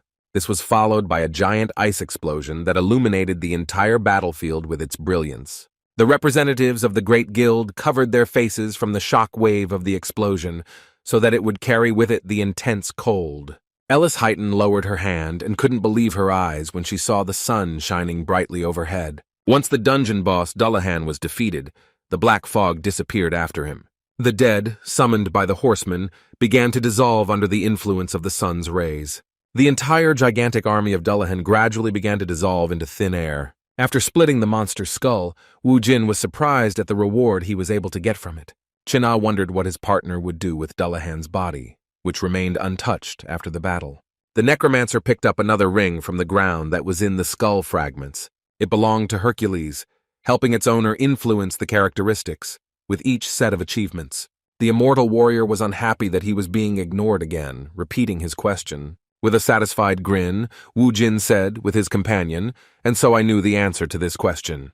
The newspapers were once again full of headlines about Isaac Ivanov clearing out yet another difficult dungeon. Osei-chan was overjoyed because he had managed to save the money he had bet on himself. But unlike the broker, Carrie Rowana was not happy with the Mokosh Guild taking their magical items. The master glared at Ellis Heighton, blaming her for what had happened. At the same time, Park Young-won was delighted by the headlines that mentioned his name as the person who helped in the fight against Dullahan. Investing in Isaac at Wu Jin's request was a good decision, which is why some people started comparing Phoenix Guild to Messiah. The guild leader's thoughts about the growth of his organization's shares were interrupted by Secretary Kim. The girl reported that representatives of the Mokosh Guild wanted to contact the boss. Sometime later, Kim Wu Jin had already packed his things and wanted to make sure that the broker had fulfilled his request before proceeding to the next step. The man assured that he did everything as he was asked, advising him to use the item he received carefully. While packing his suitcases into the trunk, Chin A said that before the client had even finished cleaning up, he was already back in business. The guy said that he would go first because he was very hungry, and he and his partner would not have lunch together anyway. The loner thanked the brokerage firm employee for his work and wished him a good journey. The partner insisted that when someone thanked someone, they would definitely buy him something. Kim replied that he would soon pay the hunter for whatever he chose from the menu, causing the guy to go into a trance. But he quickly left it, demanding to know the exact date when they would buy him food. But Wu Jin never answered, driving away in his car. Miss Pak from the Messiah Guild was indignant that the person she was talking to could not attend the meeting. Due to the current situation, the guild could no longer delay the attack on the 7-level dungeon. The master archer Shin Hei spoke with also had a problem with Kim Wu Jin, who killed many of his students. The girl was worried that due to the clearing of the dead forest, all public attention was focused on Isaac and Yan Wan. Pak didn't reveal that the master was planning to ruin everything for them right now, with banal revenge, which angered the archer. However, the man did not think that he should give up everything for the sake of a newbie who had completed a 3-level dungeon. The master swordsman also supported his colleague, stating that the guild was concerned about such trivial issues as this. The soldiers did not understand that due to Ivanov's popularity, the status of the Messiah was extremely unstable. The problem was also that the Russian hunter was improving his skills as quickly as Se Jung had in the past.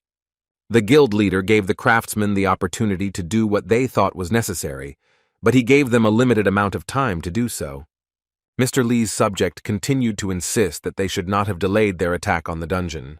The man looked at Shin Hee with a menacing gaze, making it clear that his decision was immutable. The girl guiltily agreed that the attack on the 7-level dungeon should have been postponed. The masters thanked the guild leader for his understanding and then left the meeting. When some of the members of the round table left, there was silence, which was broken by a man who was present in the room. The player drew Shinhei's ire when he suggested that the Messiah's fame was not as good as it used to be, if the rumors weren't exaggerated to begin with. Looking at the empty chairs of the masters, the guy said that before all participants were present at each meeting, but not like it was now. Georg believed that the guild members were now acting independently of the main one, which was similar to the disorder within the organization. However, the guy hoped that he was transferred here not for the sake of demonstrating something like this, which is why Miss Pak advised the player to sit behind his words. Lee Se Jung, in turn, asked the guy what he could do and suggest in this situation. The hunter clearly didn't expect such a question from the guild leader, which caught him off guard. At this time, the ruler of Phoenix summoned his best elite player. Young-Wan thanked the hunter for offering to invest in Isaac, so he wanted to ask the guy one more thing. The employer immediately stated that if Wu Jin could complete his task, he would provide a worthy reward. The whole thing was that one of the players wanted to become Kim's partner in a dungeon raid to see his skills. The customer was one of Pak's bodyguards, who, according to him, simply needed the necromancer to go with him. For a moment, there was silence in Young-Wan's office as the loner considered the deal that had just been made. It was important for Jin to know who the hunter was who wanted to take him as a hunting partner. Suddenly, this man turned out to be none other than Isaac Ivanov, who had defeated the Needle Snake. Shortly after the conversation in the office of the head of the Phoenix Guild, one of his best warriors was near the dungeon. Mr. Park was interested in how Wu Jin's meeting with Isaac had gone, during which the Russian had told his partner about the ordeal. Young Wan reminded his man how important it was to show his best side. While the guild representatives were talking to each other, a car with that same legendary hunter drove up. The bright light of the headlights illuminated the men, which made Young Wan incredibly happy, as he was finally able to meet Isaac in person. Surprisingly, the same hunter came out of the car, despite the fact that at that very moment he was next to Pak. The head of the Phoenix Guild shook hands with the hunter from the Mokosh Guild, asking him to also take care of him. The man who was accompanying Isaac translated the words spoken by the Korean in a whisper, after which the translator said on behalf of Ivanov that the boy also asked Yongwan to take care of him. Watching the players entering the portal, Pak imagined the Russian hunter a little differently. Taking off his mask, Chin-A asked if he had managed to deceive Park Yong-wan. Praising himself, the guy began to think about ending his career as a player and devoting himself to the stage. A few days before the hunt, Wu Jin informed his partner that his superior would also be present during it. The immortal warrior asked what they should do in this situation, but Kim reassured him, claiming that Pak would only be at the entrance to the dungeon. Sichan's employee didn't understand how Wu Jin would go inside with Isaac if they were the same person. The necromancer pointed at his interlocutor when he said that he would go with Isaac. The guy finally realized what his partner was planning, but something was needed to carry out this plan. Looking at his plate, the hunter declared that it was impossible to get rid of such a service with pork, so he ordered beef from the chef. After a hearty dinner, Chin-A couldn't help but wonder how much the beef would cost his comrade. The guy was ready to carry out any of the assignments if the payment was of the same nature as he saw Kim's credit card. It had the Phoenix Guild logo on it, which piqued the food lover's interest. The player asked where his partner got such a card, which was personally given to him by Pak Yong-wan for the meeting with Isaac Ivanov. Chin-A couldn't believe that Kim promised to pay for the work with food, paying for it with the guild's wages. Looking at the necromancer, the guy caught himself thinking that his habits were very similar to those of his boss. In the dungeon, a squad of orcs suffered at the hands of skeleton warriors, who by this time had learned to fight on par with experienced players. From ordinary assistants, the monsters became full-fledged members of Kim Wu Jin's team, and the task of eliminating the monsters was simplified by the fact that the group included fighters such as the warrior knight. This time, the hunters didn't even have to strain themselves when killing the initial monsters. During the fight with Dullahan, Chin-A failed to get a good look at Merlin's staff, which looked simply amazing. Observing the items he obtained from last time, Wu Jin used the ring and staff and didn't expect that they would have such a hidden power. Because the magic power remained even after using all the skills, the necromancer would not be able to get the most out of the items. Meanwhile, his partner was pondering the fact that the skeletons continued to level up while they were simply resting. The guy caught himself thinking that soon he wouldn't even be able to compare in strength with Kim's henchmen. The hunter looked at the immortal warrior, who always had such a frivolous, evil look. The guy was worried that he would be forced to work hard again, threatening to tell Pak on Isaac's behalf that Wu Jin had conducted the test. However, the blackmail did not work, since the necromancer was thinking about failing this test anyway. After some time, Se-chan received a call on his phone from his regular client, who was already like a partner to him. The man was curious about how the test went, and I also want to know if Kim Wu Jin passed the test. The player responded that he had failed the test, more concerned with whether anything had happened while they were in the dungeon. The broker revealed that the Messiah had postponed the raid on the 7-level dungeon, but the reason for the cancellation was not disclosed. Besides Lee Se Jung, only the Master Swordsman and Master Archer could act independently. This turn of events led the loner to think that an internal conflict had arisen within the guild. The head of the firm was of the same opinion, and the Master Archer was not an original member of the guild, although he had deep connections with it. But these were just the broker's guesses, and that before attacking such a complex dungeon, he first needed to deal with personal problems. Therefore, if the necromancer answered that first of all, he had to finish what he started. Wu Jin said that he would think about the rest after eating, turning his partner's attention to himself. By unfinished business, Kim meant meeting with the head of the Phoenix Guild. Mr. Pak was disappointed because she had clearly said that no matter what, his warrior had to pass this test. In his defense, the hunter from the elite squad apologized for not being able to live up to expectations. The man was not interested in empty apologies and wanted to know what happened during the test. Isaac stated that Wu Jin was lacking in skill, but despite this, he asked if the boy could help him if needed. Mr. Pak was interested that the Russian asked his man to help, from which one could draw a conclusion based on the ambiguous success of the task.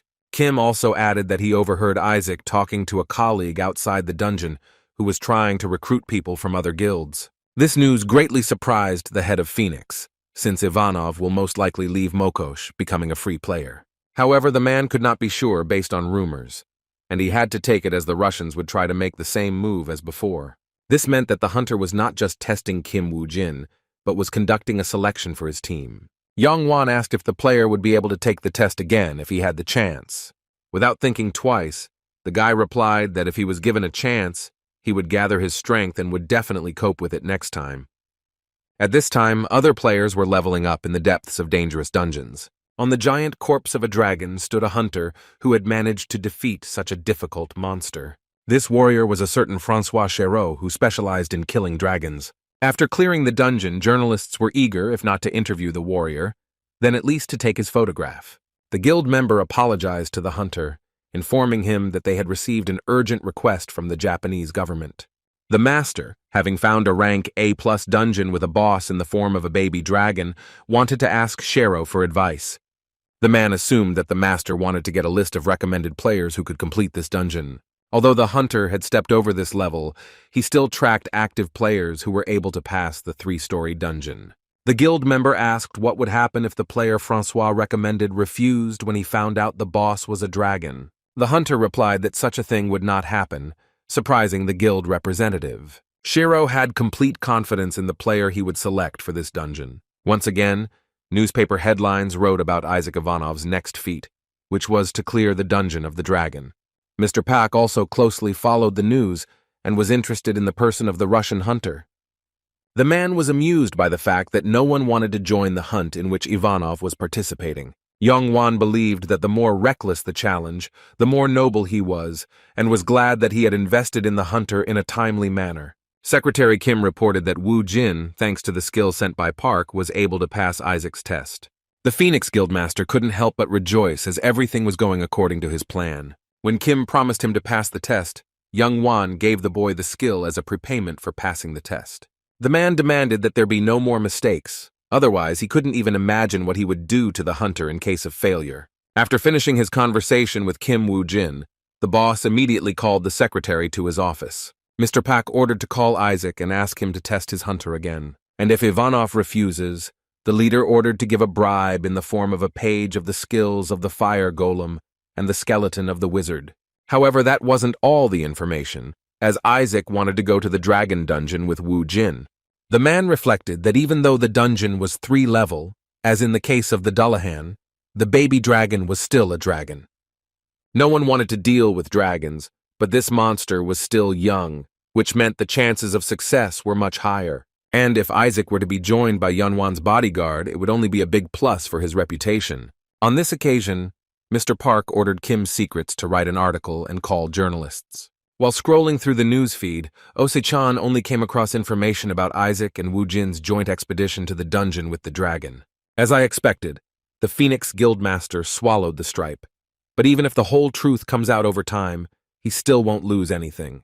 The broker checked with his assistant to see if she had given Kim Wu Jin everything he had asked for. In addition, Secretary Lee checked to make sure there were no problems with the goods. Looking at her watch, the girl stated that at this time the player should have been in the dungeon using the gift he gave her manually. The necromancer's partner felt the hunter's face, wondering how he came up with the idea of putting a mask on the skeleton. Even though the guy's boss complained that it cost him a pretty penny, it was worth it, looking much more realistic than a simple mask. The more Chin'e looked at the copy of Wu Jin, the more surprised he became, asking if his partner had seen the double in real life. A double was a monster that could take the form of other creatures, but it hid in dungeons in the form of orcs and goblins. The doppelganger fabric could be purchased on the black market and used to create an item that could perfectly disguise itself as a person's appearance. The necromancer ordered his partner to stop playing with the skeleton, threatening that if he broke the disguise, he would report it to Secretary Lee. The offended guy stopped touching Kim's double, justifying himself by saying that he wanted to take a closer look at such a thing. The immortal warrior wondered if he would have to deal with all the monsters alone again. This time, Jin made his companion happy, for whom he left only the 3rd floor. Chin'e couldn't believe his luck, but he asked again whether the player was joking with this. He called Merlin's staff from his inventory, and the hunter replied that he could handle the first 2 floors himself, while he would leave the cub with his assistant. But this was not surprising, since the necromancer called to his aid the skeleton warriors with a fire golem. The team of assistants was recently joined by the corpse of Dullahan and his animal, and also a completely new member of the team, a skeleton mage whose capabilities Wu Jin has not yet had time to try out. In addition to physical assistance, the hunter also protected himself by wearing Van Gogh's bracelet, which was later engraved on his wrist. After all the items were synchronized, the hunter felt a powerful surge of strength. At this time, Chin A did not take his eyes off the necromancer, sincerely envying his acquired skill.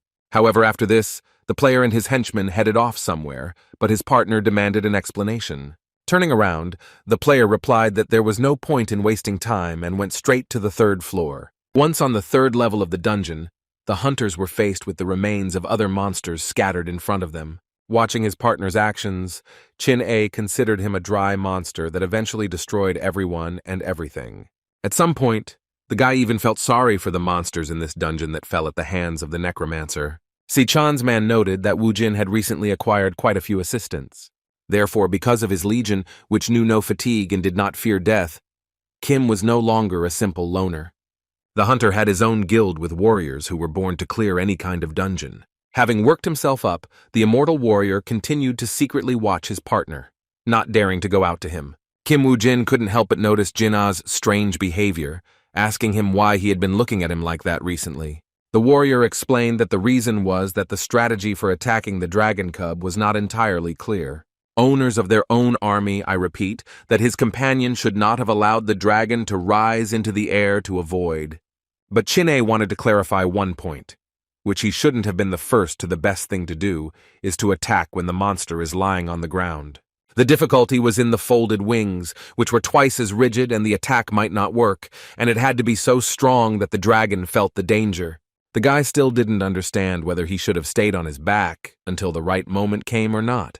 Putting his finger to his teeth, Wu Jin ordered his partner to be quiet as he heard the monster approaching. Flapping its wide wings, filling everything with a wall of dust, the dragon prepared to land. But before he himself descended to the ground, the dragon threw his prey onto it. Carefully peeking out from behind cover, Kim watched the actions of the winged monster. The monster sank its row of sharp teeth into the flesh of the animal it had killed, beginning its meal. It seemed like the perfect moment to attack, but the necromancer told Chin-A to wait. Suddenly the dragon stopped eating and became alert as if he had sensed something.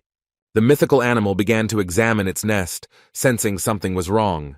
The monster roared and spread its wings, intending to take off, noticing the changes in the nest. Even though everything didn't go according to plan, the hunters might not have had another chance, so Kim decided to take a risk. Using the explosion of corpses, the necromancer destroyed the top of one of the rocks that was nearby. The winged monster, which was just under the exploded rock, was caught in a rockfall. However, the dragon tried to maneuver between the falling stones, which he did successfully. However, the monster's luck did not last long, and after the small fragments, a giant stone fell on his back. Descending on the animal skeletons, Chin-A replied that he understood Kim's plan, but wanted to clarify the point in case the dragon did manage to fly.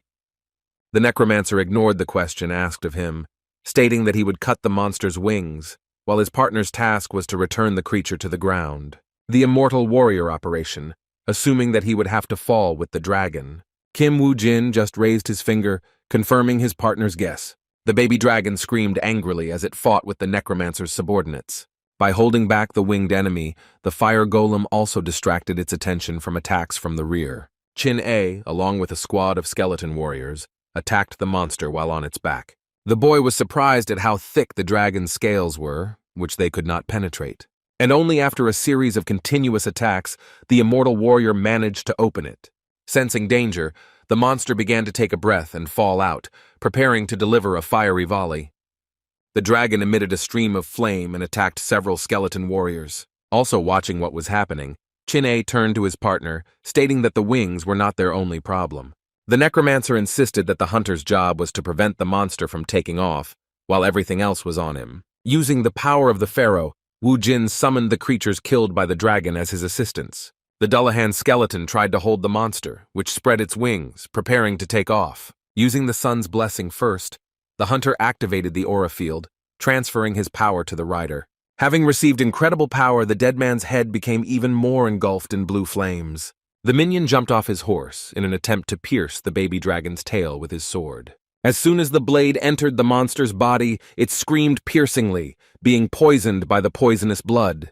The winged creature waved its tail, throwing off its opponent, who left a sword sticking out of his body. At that moment, the dragon flapped its wings and took off from the ground. Chin-A became very scared. When the monster began to move, the immortal warrior tried with all his might to stay on it. But the hunter quickly gave in, falling heavily from the monster's back to the ground. The necromancer began to shout out the name of his comrade, hoping that nothing terrible had happened to him. However, literally the next second, the guy was standing firmly with both feet on the ground. Moreover, the player managed to return to his dirty position with quick, tricky movements. Chin-A thrust his spear into the dragon's body, from which he subsequently hung, dangling above the ground. With a loud cry, the winged creature, flapping its wings, rose into the sky. The immortal warrior literally hung on the brink of death, clutching the weapon embedded in the claw on his wing. Wu Jin shouted at his partner to come to his senses and not let the monster rise even higher. Jumping down, the hunter thrust his spear into the monster's wing, pressing down on it with all his weight.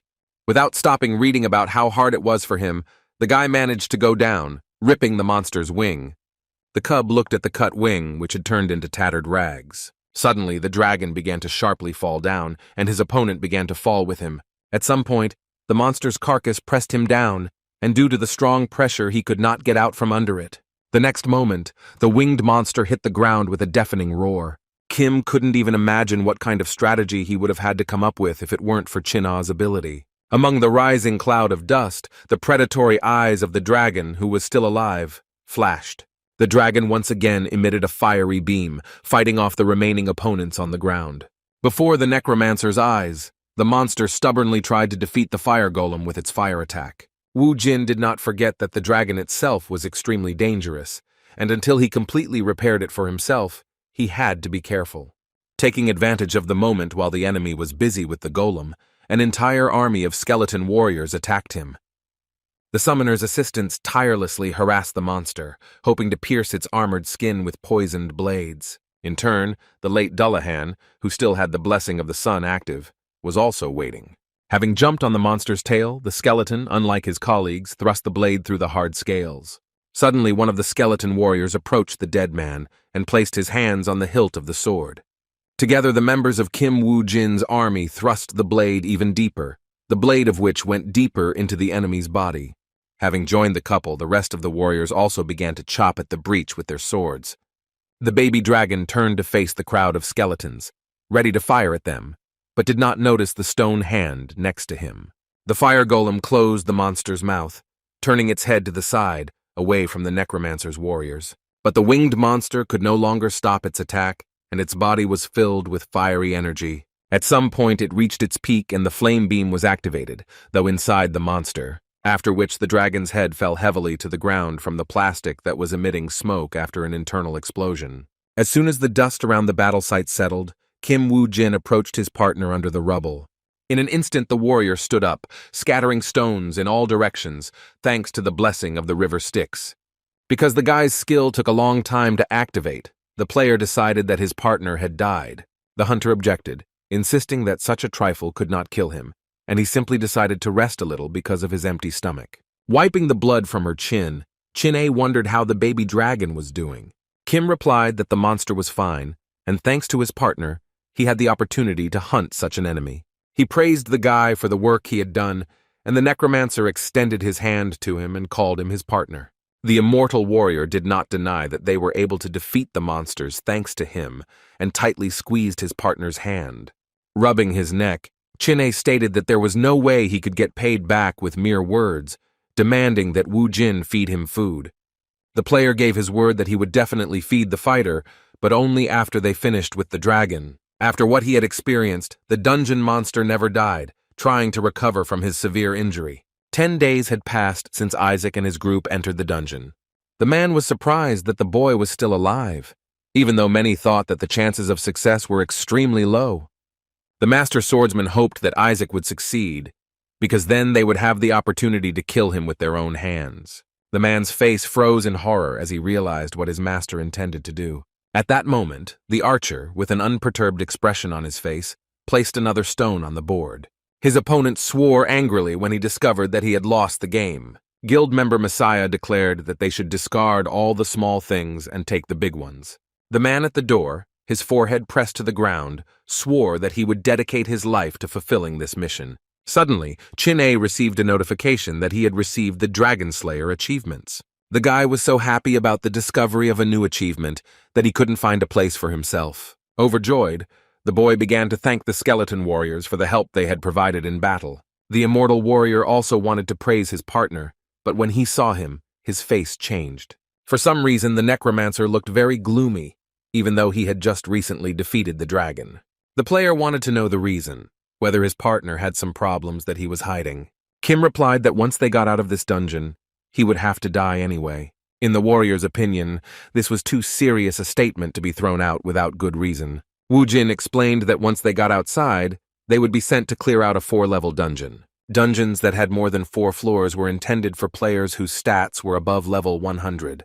Therefore, the conclusion was that the group at the top in the world enjoyed political and economic privileges. However, the players wanted to make more profit, so they organized a cartel, dividing the territories among themselves. Such people, who possessed immeasurable strength, lived peacefully for their own pleasure, but they were not insured against the fact that one day uninvited guests might appear on their territory. These guests could stay on the cartel members' premises for a limited amount of time, because such people were like an eyesore for the high-caste hunters, which they sought to remove as quickly as possible.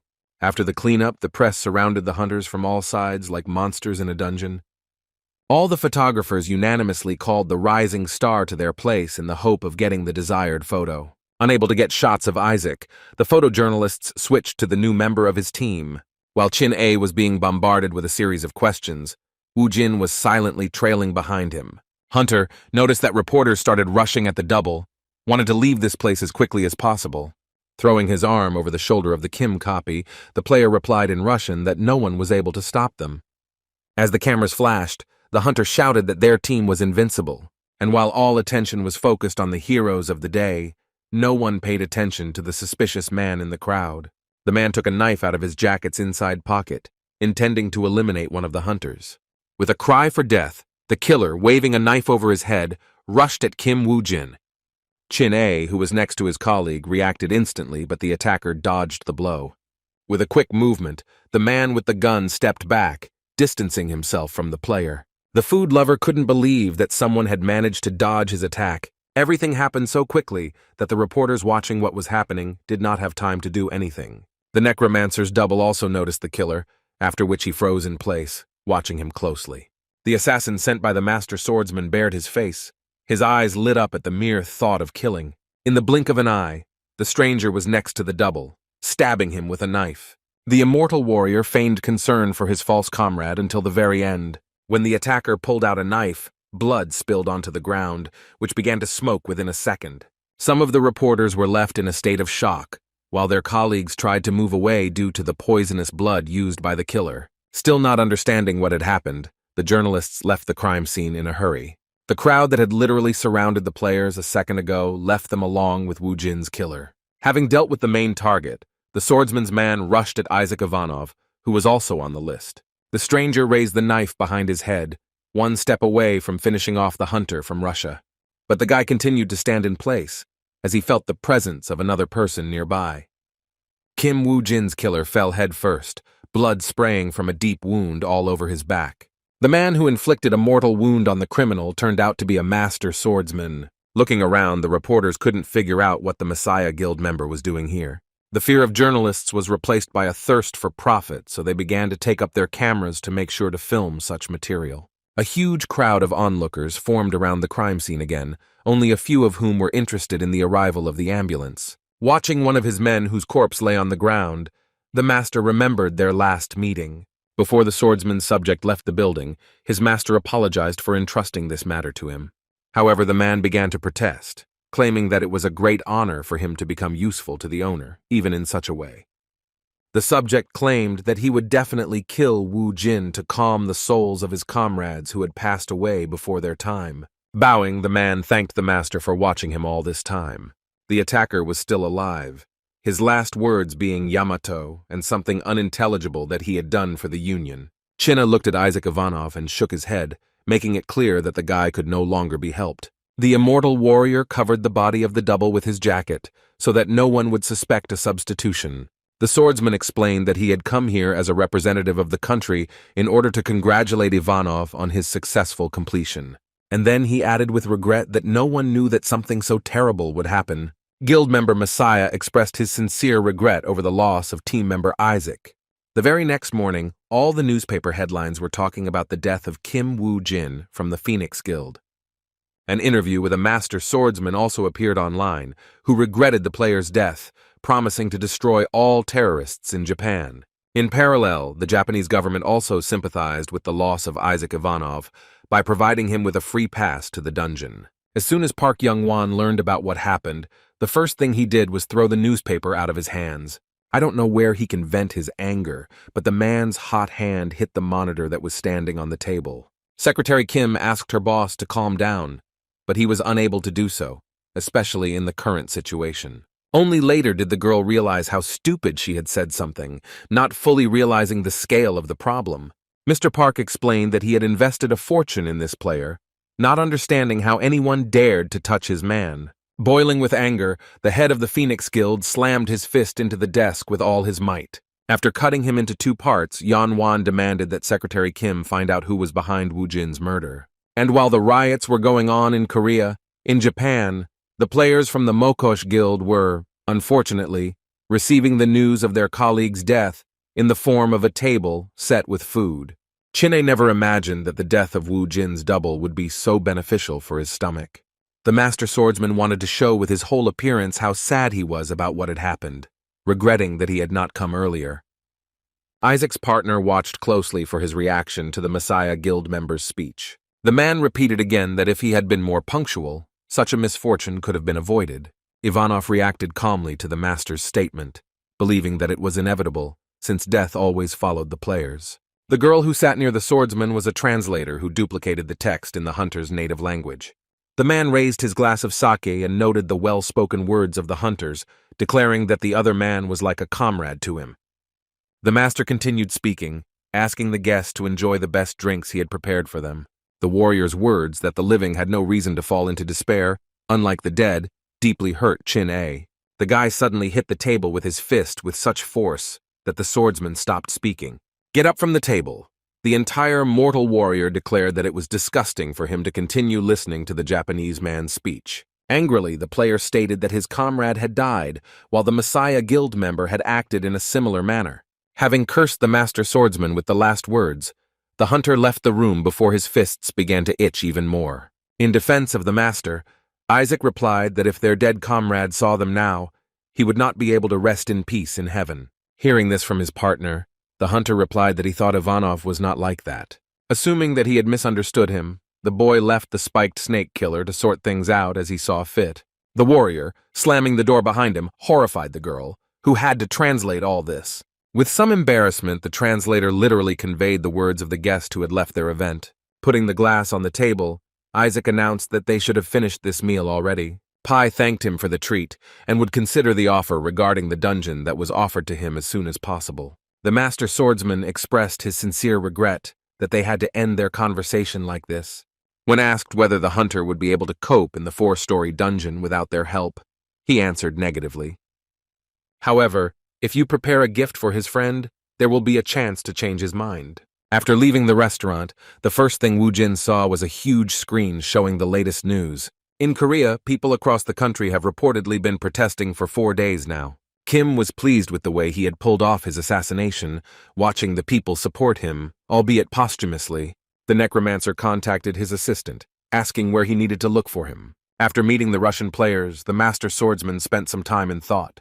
Having finally made a decision, the man called his ward named Sakura. The girl appeared before the owner in a matter of seconds, kneeling before him.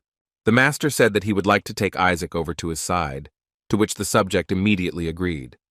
The situation was not very good from all sides, but it was stabilized when Wu Jin was eliminated.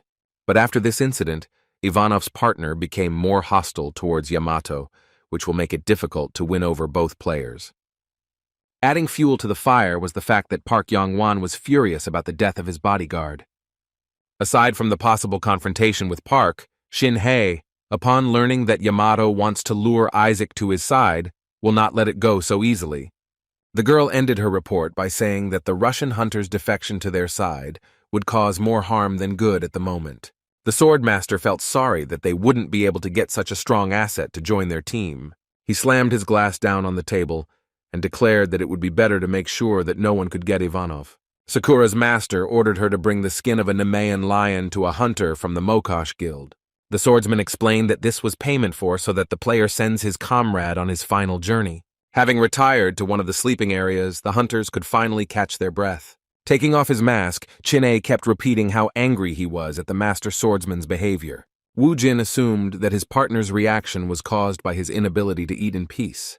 The necromancer's words offended the guy, who was outraged by who his comrade took him for. Si-chan's man insisted that he couldn't be bought so easily with food, which made Wu Jin skeptical. Having changed the subject, the warrior said that he became angry after he saw the faces of those who, after performing a dirty trick, brazenly extended their hand to him. The player could understand his partner to some extent, but he didn't think that the master would contact him immediately after he had accomplished his plan. Kim thought that Chin-A would be obsessed with food, but his anger came in handy, preventing his conversation with the swordsman from dragging on. After learning that the hunter had scripts that would help them leave the restaurant, the guy started to bite his elbows when he realized that he could still eat. Soon, an interview with Isaac and his partner appeared on the internet, showing that despite some minor disagreements, they still remained one team. Newspapers reported that a player from Russia promised to attack the 4-level dungeons on Mount Fuji. In the latest newspaper news, Oh Se-chan read that the Japanese government expressed regret over the death of Kim Wu Jin.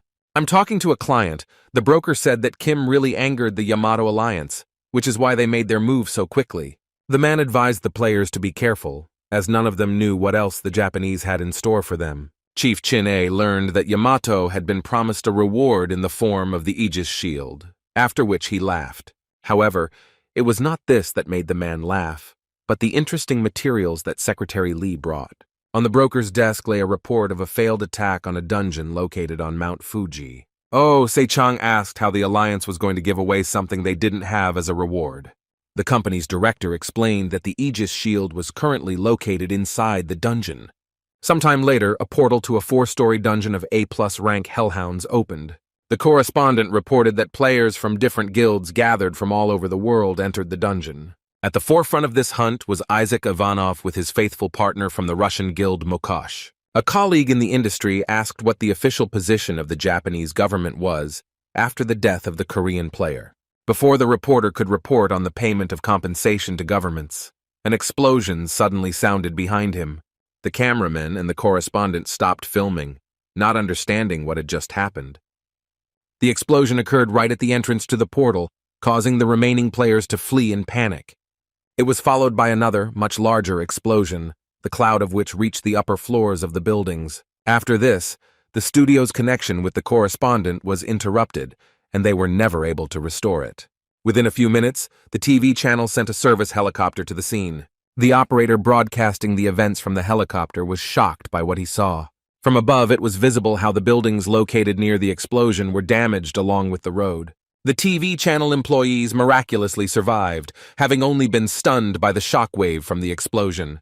The operator asked if his colleague was okay and was able to get back on his feet.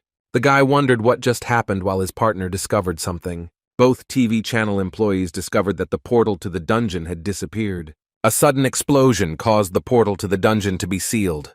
The entire press was buzzing about the fact that Isaac Ivanov's group was stuck in a 4-level dungeon with no chance of rescue. The master swordsman was pleased with Sakura's result, which decided to isolate the enemy inside the dungeon. However, the master stated that if he were to handle the matter personally, he would have sent a couple more reliable guys as well. The girl was sure that such methods were unnecessary, since this was the first dungeon of this level for the hunters. The swordsman's subject stated that even they couldn't clear the dungeon. "I assure you that the players won't even want to hunt the monsters." But Sakura couldn't even imagine that the master would appreciate her little prank. The girl explained that she had placed the Aegis shield as an additional reward, which was located inside the dungeon. As he was getting up from his place, the master asked his subordinate again, although she thought that her actions looked like a prank. Sakura became worried because from the owner's tone, she assumed that she had made a huge mistake. The man said that recently more and more people have been wondering about the location of the shield. If others find out that Yamato failed the cleanup while having a legendary item in her arsenal, they will become wary of the dungeon. Therefore, the better their cleanup goes, the lower the organization's reputation will fall. The swordsman decided that the shield would be a reward for anyone who would break through the dungeon in the future, which would serve as both bait and a trap.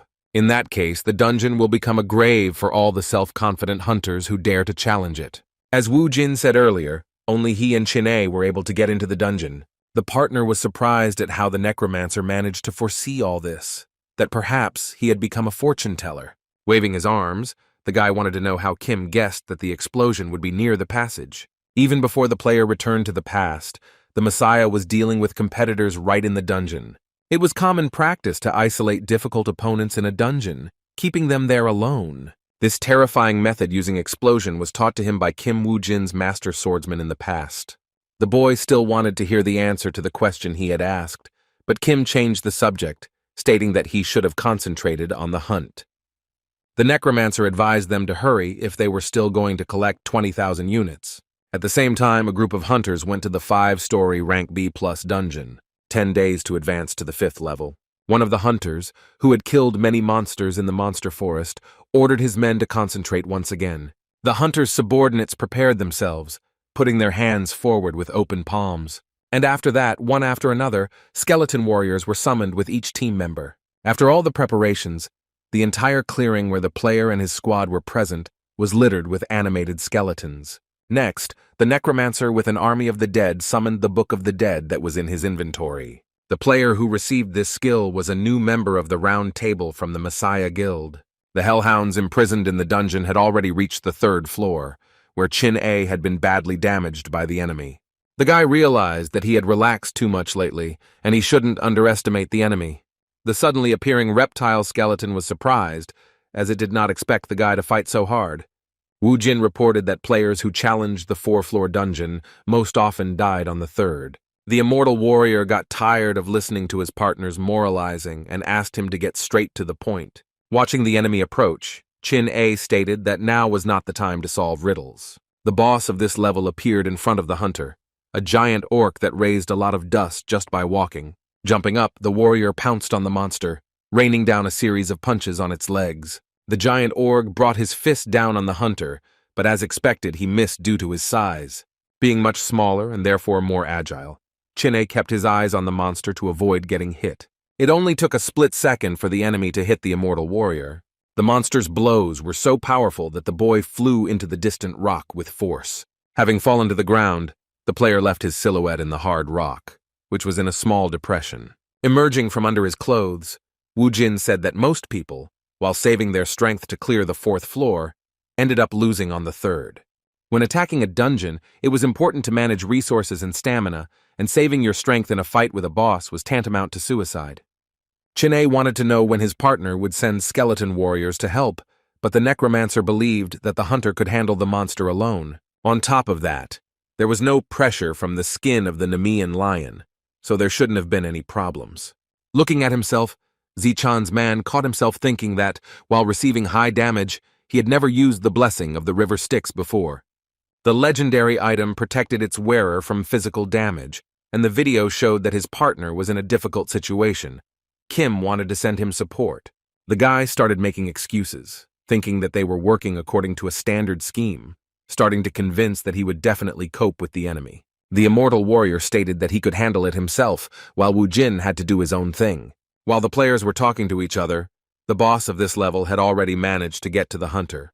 With a wild cry, the combatants rushed at each other, each of them swinging for a powerful blow. When the rivals collided, there was a loud explosion that reached his partner. While Kim's partner was dealing with the boss, he was looking for a specific place, and as a result, after a long search, the hunter came across a cave full of skeletons. Taking one of the fallen warrior's heads, the necromancer used the Eye of Anubis, delving into his memories. The hunter, like Wu Jin himself, was assured that the master swordsman had borrowed the Aegis shield to easily pass through the dungeon. However, the player's next memories already indicated that he had been dragging his feet in the battle against the orc for too long. The monster let out a terrible battle cry after dealing with most of the team. The warrior's subject asked for forgiveness for taking strength for the next level, but all the blame lay with the team captain who gave the orders. As it turned out, the hunters actually had the Aegis shield with them, which the leader asked to return to the master swordsman after killing the Hellhound. Jin learned that the shield was on the 4th floor, but even with it, the elite players failed to clear the dungeon. The necromancer still had questions, since the item was one of the strongest armors. The Aegis shield could certainly block the Hellhound's attack, but given the results of its predecessors, there was still cause for concern. However, the hunter was more interested in the expression on the swordsman's face when he came out of the dungeon with the legendary item. Meanwhile, Park Shin-hai was watching the news, from which she learned that Isaac's group had been in the dungeon for 17 days already. The girl reported that Wu Jin was killed by a master swordsman while Isaac was isolated in the dungeon. She also reported that John George was acting according to plan, and public opinion was beginning to change in their favor. Miss Park insisted that everything turned out for the best for them, and that the strategy she had chosen had been the right one. Despite the positive news, Lee Se Jung found the situation funny. The guild leader's assistant became worried, asking if there was another problem. The man recalled what happened 3 years ago when the gate appeared in the center of Seoul. Then one of the players wanted Lee dead, being sure that the great hunter would not be able to get out of the gate alive. The man was confident in his actions, just as Mrs. Park was now confident in hers. As the girl knew, Se Jung did not die, that he was a dungeon, but his position, on the contrary, only strengthened. Sitting down at the table, the man continued that sometimes he had the thought that it was that man who made him who Lee was now. The guild leader thought this incident was funny, but he wondered if he should be grateful for it. Looking at Isaac Ivanov, the hunter felt that they were somehow similar. The man asked his ward if she had the same opinion as her boss. Lee Se Jung stated that if the Russian gets out of the dungeon alive, he will meet him personally at least once. By evening, the 3rd floor of the Hellhound's dungeon was cleared, and the hunter increased his level.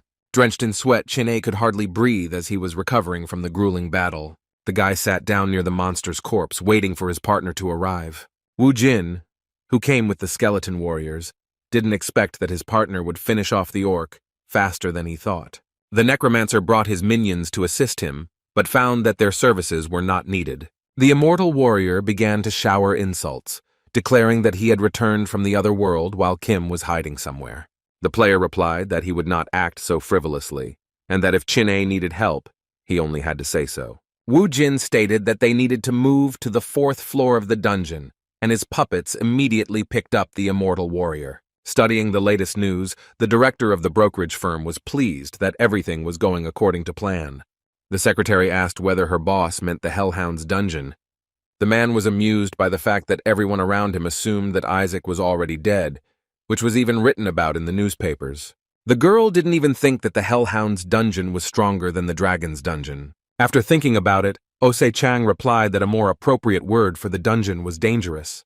Rumors circulated that the hellfire the dog spewed would not stop until it had reduced its target to ashes. Also among the legendary items, there were rare armors with the effect of absolute protection. Personally, the broker himself would not have dared to enter this dungeon without such equipment. And in addition, the dog's ability to regenerate was much higher than that of the trolls. The man concluded his story by stating that the balance between attack and defense of such an opponent was almost perfect. The girl asked warily if Chin-A would be safe in that case. Se-chan assured that although the guy looked like a simpleton who only thought about food when necessary, he could show his true face. The broker noted that they had never had easy dungeons, and that this time they just had to trust that everything would work out. He also added that Wu Jin was next to his employee, which meant there was no need to worry. The man claimed that they would return safe and sound as always, but he had not seen how dangerous the dungeon on the 4th level was. The necromancer climbed up from the ravine with the legendary item on his back. As soon as the guy stepped onto the hard surface, he immediately sprawled out on it. The hunter was breathing heavily as it took him quite a while to find the shield that was in the discarded place. If it weren't for the Eye of Anubis, players would have left the item buried in this location after completing the dungeon. Finding his partner resting on the ground, Chin-A demanded that he immediately get up and help him. While the immortal warrior was talking to Kim, a hellhound had already crept up behind him. The hunter insisted that while the necromancer was enjoying himself alone, he was ready to say goodbye to life. But what bothered the player more was that his partner always forced him to do such things. Wiping his face, which was wet from the photo, the guy asked what exactly he was doing to make his partner so nervous. The enraged boy replied that while Wu Jin was always having a comfortable time, he was currently suffering and being in danger. With a deft movement, the hunter grabbed his opponent, hoping to catch him off guard. Threw the dog as far as possible. The guy declared that even players like him had rights. Chin-A continued, telling that he also felt pain when he was wounded. The boy claimed that while he was risking his life, Wu Jin was wandering around the dungeon in search of treasure. The player promised to put up with his partner's antics, when a giant energy ball formed behind him. Seeing a bright glow behind him, the immortal warrior turned around to find out what it was. It was nothing less than hellfire that the master of these lands was spewing out. Covering his face with his hands, Chin-A was already preparing to accept his death, but nothing happened. He was saved by the effect of the Aegis shield, which granted its owner absolute protection that could not be destroyed. Having stopped attacking, the dungeon monster cast its demonic gaze at the players. The dog watched as flames spread from the shield the hunters used. Chin-A looked in fascination at the legendary item in the necromancer's hands. Having confirmed the warrior's guess that it was the shield of Aegis, Kim asked him again if he still believed that Wu Jin was doing nothing. The fighter felt ashamed of his words, insisting that he was simply sad, which is why he said too much. Having handed over the strongest shield to his partner, the hunter stated that they needed to slowly get out of the dungeon, insisting that he should have been more careful during the fight with the hellhound. The monster's attack was enough to knock out the enemy with one blow. Tapping the surface of the shield, Zichang's man declared that he would be at the forefront. However, the necromancer wanted to dampen his partner's ardor, and he had to tell him something else. But before the hunter could utter a word, the flash of attack behind Chin-A began to grow again. The player ordered his frozen comrade to dodge the dog's shot. The dungeon monster nearly hit the couple with another blast of hellfire. As he fell to the ground, the boy caught himself thinking that the hellish dog was on the other side. Deciding to double-check that he had not made a mistake, the immortal warrior looked around. If what Chin-A saw was a revelation, Wu Jin only confirmed what he saw with the Eye of Anubis. Before the attack, the necromancer was just about to tell about the reason why the owners of the Aegis shield were unable to pass the dungeon. The hellhound on the 4th level was not the only enemy, as there were 2 dogs in the dungeon. Now, the hunter's former confidence in his victory over the monster suddenly vanished. Each of the hunters kept an eye on the hellhound so that none of them would be caught off guard. Chin-A wondered why everyone was keeping quiet about the fact that there were actually 2 monsters. As soon as the creature opened its mouth, a huge beam of fiery flames headed straight for one of the players. A powerful wave of hellish flames hit the shield of Aegis and scattered to the sides. The immortal warrior, thanks to the magical items he was hung with, was able to stand up to the dog again. Turning around, the fighter asked his partner what they should do with 2 enemies when they only had 1 shield. Just as the guy stated that they couldn't continue to be together, Jin disappeared without a trace. While trying to find the necromancer, Se-chan's man was indignant that he had been blocking the blows so diligently because he thought Kim was behind him. The player, finding himself on the other side, asked if his partner would be able to deal with at least 1 dog, given the shield. The warrior confirmed that he would be able to deal with 1 dog, but there was still 1 left. Without answering the question, Wu Jin shouted to his colleague about the enemy's impending attack. Well, at the last second, the hunter covered himself with the legendary item, avoiding a tragic fate. A giant wave of flame, several meters high, covered the monster's enemy head-on. Wu Jin tried to shout to his partner, doubting whether he would survive after this. When the attack stopped, the wave of fire was replaced by a large cloud of smoke. An immortal warrior emerged from the smoke and immediately fell to his knees. The boy was terrified when he discovered that an unquenchable flame of hellfire remained on his shoulder. The boy began to roll on the ground, trying to put out the fire, but Kim calmly told him to just take off his armor. The next moment, the guy threw the shoulder pad on the ground, which somehow caught fire. The players didn't even notice how part of the armor began to melt, engulfed in purple flames. Giving the ill-wishers a malicious look, one of the dogs howled piercingly. The howl of the ghostly animal brought a whole crowd of hounds running, their bloody eyes glittering. Chin-A was not happy about the enemy reinforcements, as they already had enough problems. The hunters and skeleton warriors were surrounded by a whole army of predatory animals, not giving them a single chance of salvation.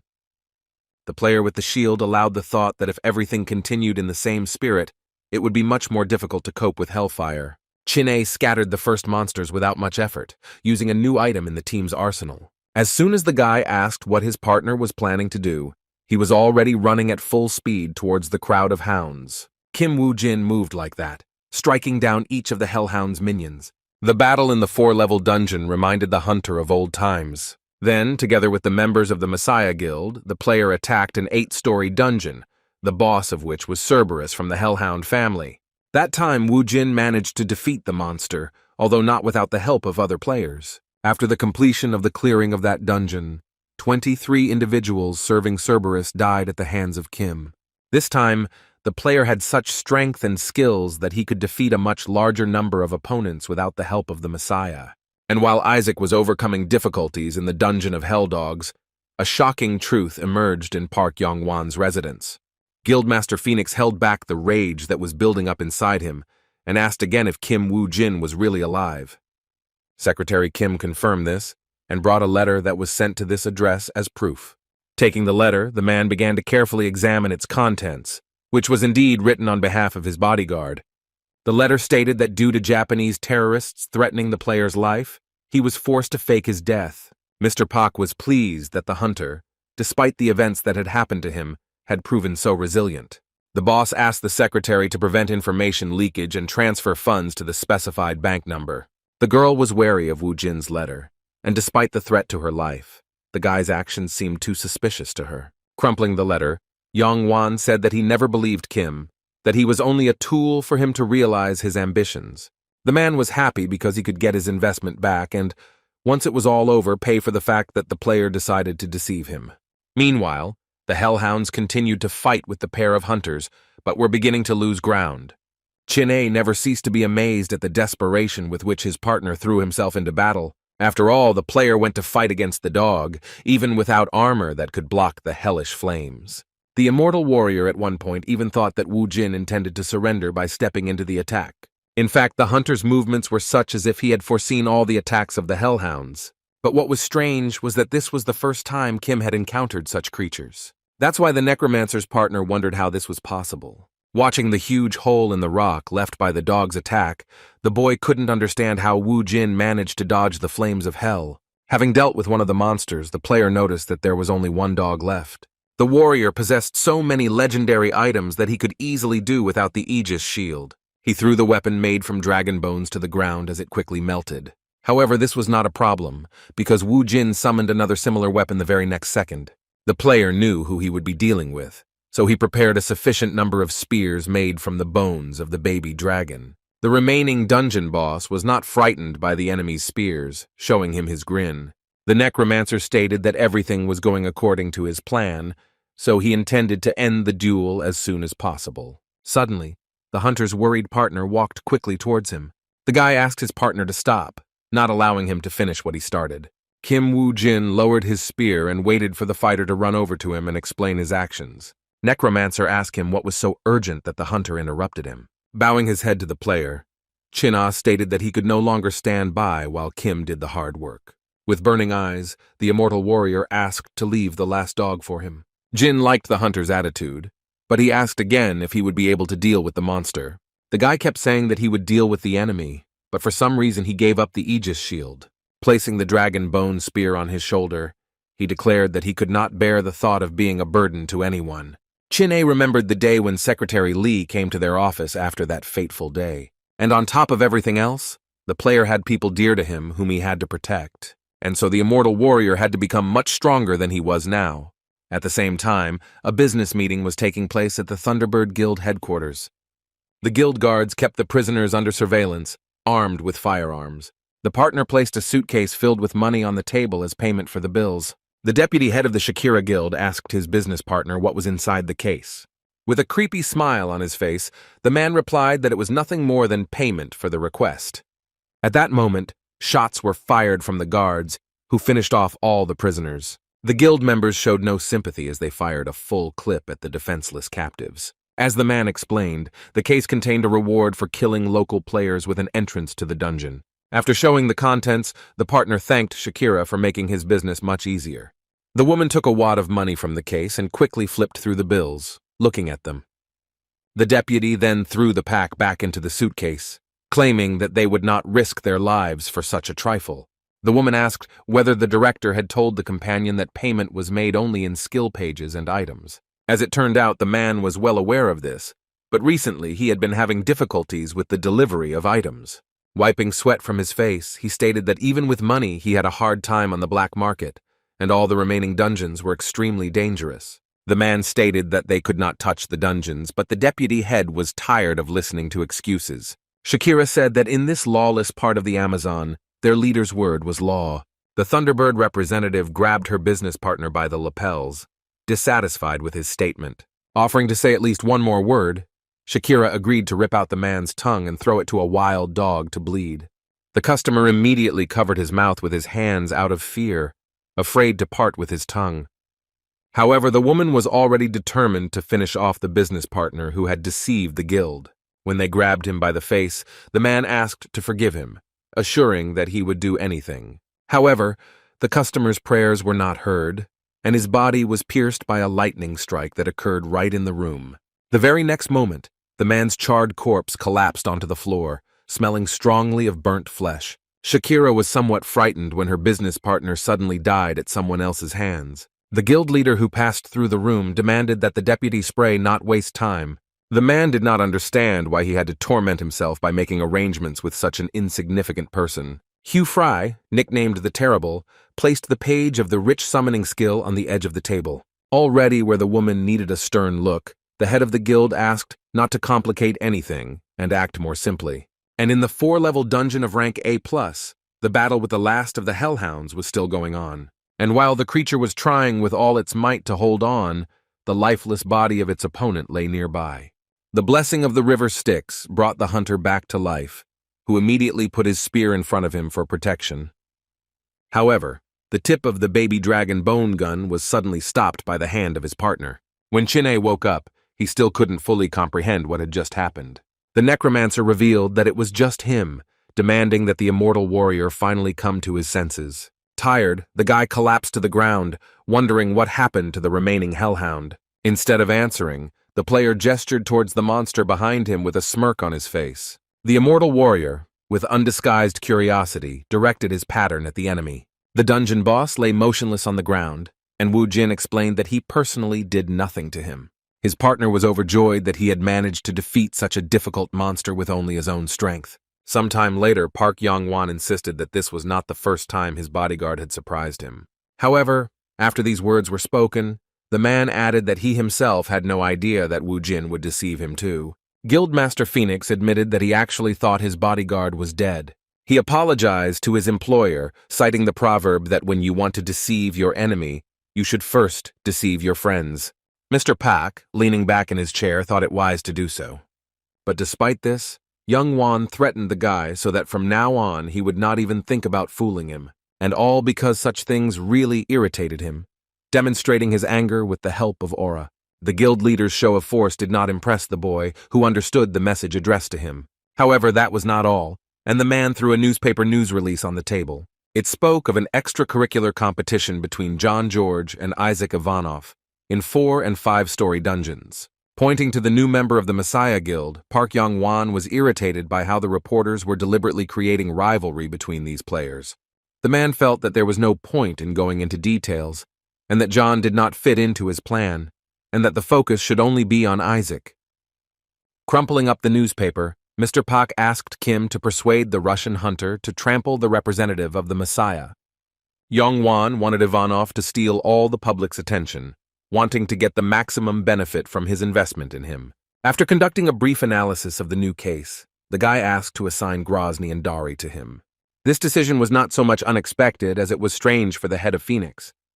When asked why Grozny was needed, Wu Jin replied that the man had a rich summoning skill that summoned the immortal mage. The enemy, left without a chance, took out his anger on training targets. The upper part of the target, separated from the target, fell at the feet of the master swordsman, who was simultaneously listening to the report. Wiping away the beauty that was appearing on his face, the man decided to sum up what his ward had said. It turned out that the player chose the Ring of Solomon as a reward instead of the Aegis shield. The master swordsman himself offered the shield, but if the player wanted to receive another item in return, he could not do anything about it. But there was something in the current situation that irritated the master more than anything else. The man did not understand how Isaac knew that Yamato had Solomon's ring. With frightened eyes, the girl swore that she had not even mentioned this subject. The master had no doubts about his student, but the leaked information created the impression that there was a spy in their circle. The girl asked for forgiveness, declaring that she would immediately deal with the traitor together with Isaac. But Sakura was very surprised when the owner ordered her to abandon this idea. Having put the sword back into its sheath, the man noted the growth of the hunters of the Russian guild. The master swordsman announced that the day will soon come when he will meet the players in person. His loyal subject became wary because she understood what the teacher meant. The Yamato Guild member's face turned red as he announced that he needed to wait a bit. The master waited for the moment when he would personally cut down the enemy, just as he had destroyed the trees, in order to receive satisfaction. At the same time, in the Amazon region, within the walls of the Thunderbird Guild, a deal was once again being discussed. Shakira couldn't hide her surprise when she spoke to a new potential client. Looking at Wu Jin, she compared him to a ghost or to a dead person who had risen from the dead. From the options offered, the guy chose the ghost that was closer to his line of work. The Vice Guild leader wondered if Wu Jin planned to continue living in Isaac's shadow. However, for the hunter, this was not so important, so his business partner can think of him as he wants. The woman slammed the box hard, claiming that her interlocutor was deliberately trying to tease her. Shakira flexed her fingers and replied that Wu Jin was officially a corpse, so there would be no problem if she killed him again. The guy asked to end this senseless squabble, since he didn't come here to fight, but to meet with the head of the guild. I don't understand why exactly, but the Deputy Thunderbird was irritated by her interlocutor, whom she tolerated solely for the sake of Hugh Fry. Not wanting to spend much time in the guy's company, the woman gave him a minute to explain. Wu Jin reasoned that Grozny was a man who worked through exchange. In this regard, Kim suggested that he could also include a person in the exchange, clarifying this point with Shakira. And he wanted to know what he could get in return if he sold Isaac Ivanov to the Thunderbird Guild. The girl realized that the guy had no intention of negotiating on behalf of Ivanov, but instead wanted to sell him himself. Grozny's deputy lost the last of her patience, climbing onto the box with one foot. She said she tried to be patient with her interlocutor, but Kim's behavior went beyond all bounds. Suddenly, the necromancer felt the presence of a stranger next to him. Turning around, Wu Jin, as I expected, came face to face with the guild leader, Hugh Fry. Surrounded by small lightning bolts, the man asked whether they needed to buy Ivanov by the kilogram in that case. The guy replied that he didn't care about that part of the deal, claiming that the guild clearly wouldn't need Isaac without one of his limbs. Thunder's subject froze in place from such impudent behavior of the hunter who had risen from the dead. The application for the sale of a Russian player interested the head of the guild, who asked to tell more about the deal. After Wu Jin visited the Thunderbird headquarters, he returned to the dungeon again with his partner. Stuffing himself with food during the breakout of habit, Chin-ai asked Kim if he really planned to do what he had planned. The player did not quite understand what his partner was talking about, so he asked him to ask a more specific question. The guy was talking about how they had just emerged from a 4-story dungeon and were on the brink of death. The immortal warrior didn't mind visiting the 5-story dungeon, but he felt that it was a bit early for an A+ rank.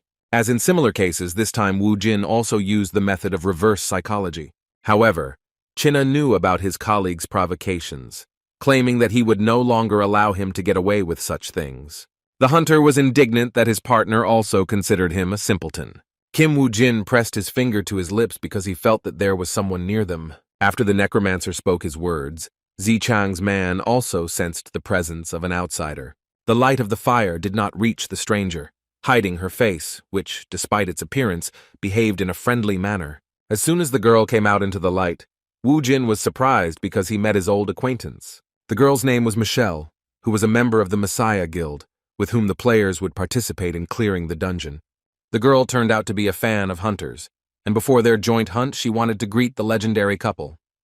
At first, Kim did not understand why he met Michelle in this dungeon, but memories from a past life reminded the necromancer of that tragic incident. It was in this dungeon that day that the Messiah Guild group lost one of their comrades. However, Chin-a was not familiar with the huntress before and began to flirt with her during the conversation. The warrior offered the girl an autograph since she was a fan of their work, but Michelle quickly refused, while Isaac's partner continued to insist on his own. The player had already prepared a pen for the signature, but at the last second, the girl, asking for forgiveness, left him. Both hunters were surprised when a member of the Messiah Guild asked Ivanov for an autograph. The fan couldn't be happier to get her idol's signature, while his partner was shaking with anger. The guy was so jealous of his colleague that he even broke the pen he was holding in his hands out of rage. On the day of the hunt in the dungeon, in addition to Russian players, there were two groups of hunters, one of which belonged to the Messiah Guild, while the second one belonged to the Thunderbird, whose leader Wu Jin had recently met. The necromancer had to implement the next point of his plan while his partner was still recovering from the meeting with the fan. The player told Grozny a great secret, that in fact he controlled Isaac Ivanov. The hunter's words aroused the interest of the guild leader, but not his deputy. The woman was outraged that her boss believed such nonsense, but the man asked the guy to continue. Kim knew that Fry liked to collect skill pages and items, but recently there had been problems with their supply. The hunter offered to help in the attack on the desired dungeon, using Isaac where the Thunderbird Guild could not cope. Shakira was furious when she heard that the guy had put forward his terms of the deal. Grozny guessed, because Kim said he wanted to get something specific from the head of the guild. The man squeezed the Gantani balls in his hand and warned that he was not involved in any obviously unprofitable business. Hugh Fry replied that he was not interested, and that if the guy wanted something, he would have to offer something more interesting. The man was interested in selling Isaac, but ultimately found nothing special. The deputy was glad that the negotiations failed, as she had disliked the guy from the very beginning. Again, flexing her fingers, the woman asked the owner if he should deal with Kim Wu Jin. Grozny replied that the guy was already useless anyway, and therefore anything could be done with him. But at the last moment, the player announced that a Cyclops dungeon had appeared in Amazonia, for which the guild was forming a team. For a moment, Mr. Fry stopped and asked what the hunter meant by this. The guy replied that he could send Isaac Ivanov to clear out this dungeon. A flash of light appeared in the man's eyes as he declared that he had heard the funniest joke ever. Grozny couldn't believe that Wu Jin was going to send the Russian player into a 5-story rank A+ dungeon. Suddenly, the man burst into wild laughter, claiming that when he was at the same level as the guy, he also did a lot of crazy things. However, I kept my ridicule of myself in my pocket because I knew Fry's true face. Having laughed, the head of the guild agreed to another conversation in the event of Isaac's victory, which shocked his ward. I think the deal was practically done. The guy didn't specify what he would get in return for Ivanov. But the man had no intention of buying the Russian hunter. It would have been wiser for him to buy Wu Jin himself. The Thunderbird Guildmaster asked if the hunter would work under him. Because Grozny was too skeptical, the candidate was required to take a test. The man decided to start the bidding and was the first to offer the hunter the legendary vampire skill. Kim Wu Jin couldn't pass up the opportunity to obtain such an ability, so he agreed to go into the dungeon. On their first day in the Cyclops dungeon, a pair of players fought huge orcs. Dodge the monster's attacks, Chin-A managed to talk to his partner, wondering what he would say to Park Young-wan. Kim, who was in control of the skeleton at the time, asked again what his hunting partner meant. The immortal warrior replied that it was immediately clear that they were on Grozny's side, something that Young-wan would not tolerate once he found out. This time the hunter had no plan and wanted to hand everything over to his employer as is. The guy was so shocked by this decision that he almost lost his vigilance. At the last moment, the fighter somehow miraculously managed to avoid a direct blow from the monster. The player immediately went on the offensive and, jumping high, found himself right in front of the enemy. Having stunned the orc with his strongest blow, Chin-A wanted to understand what kind of nonsense his partner was talking about.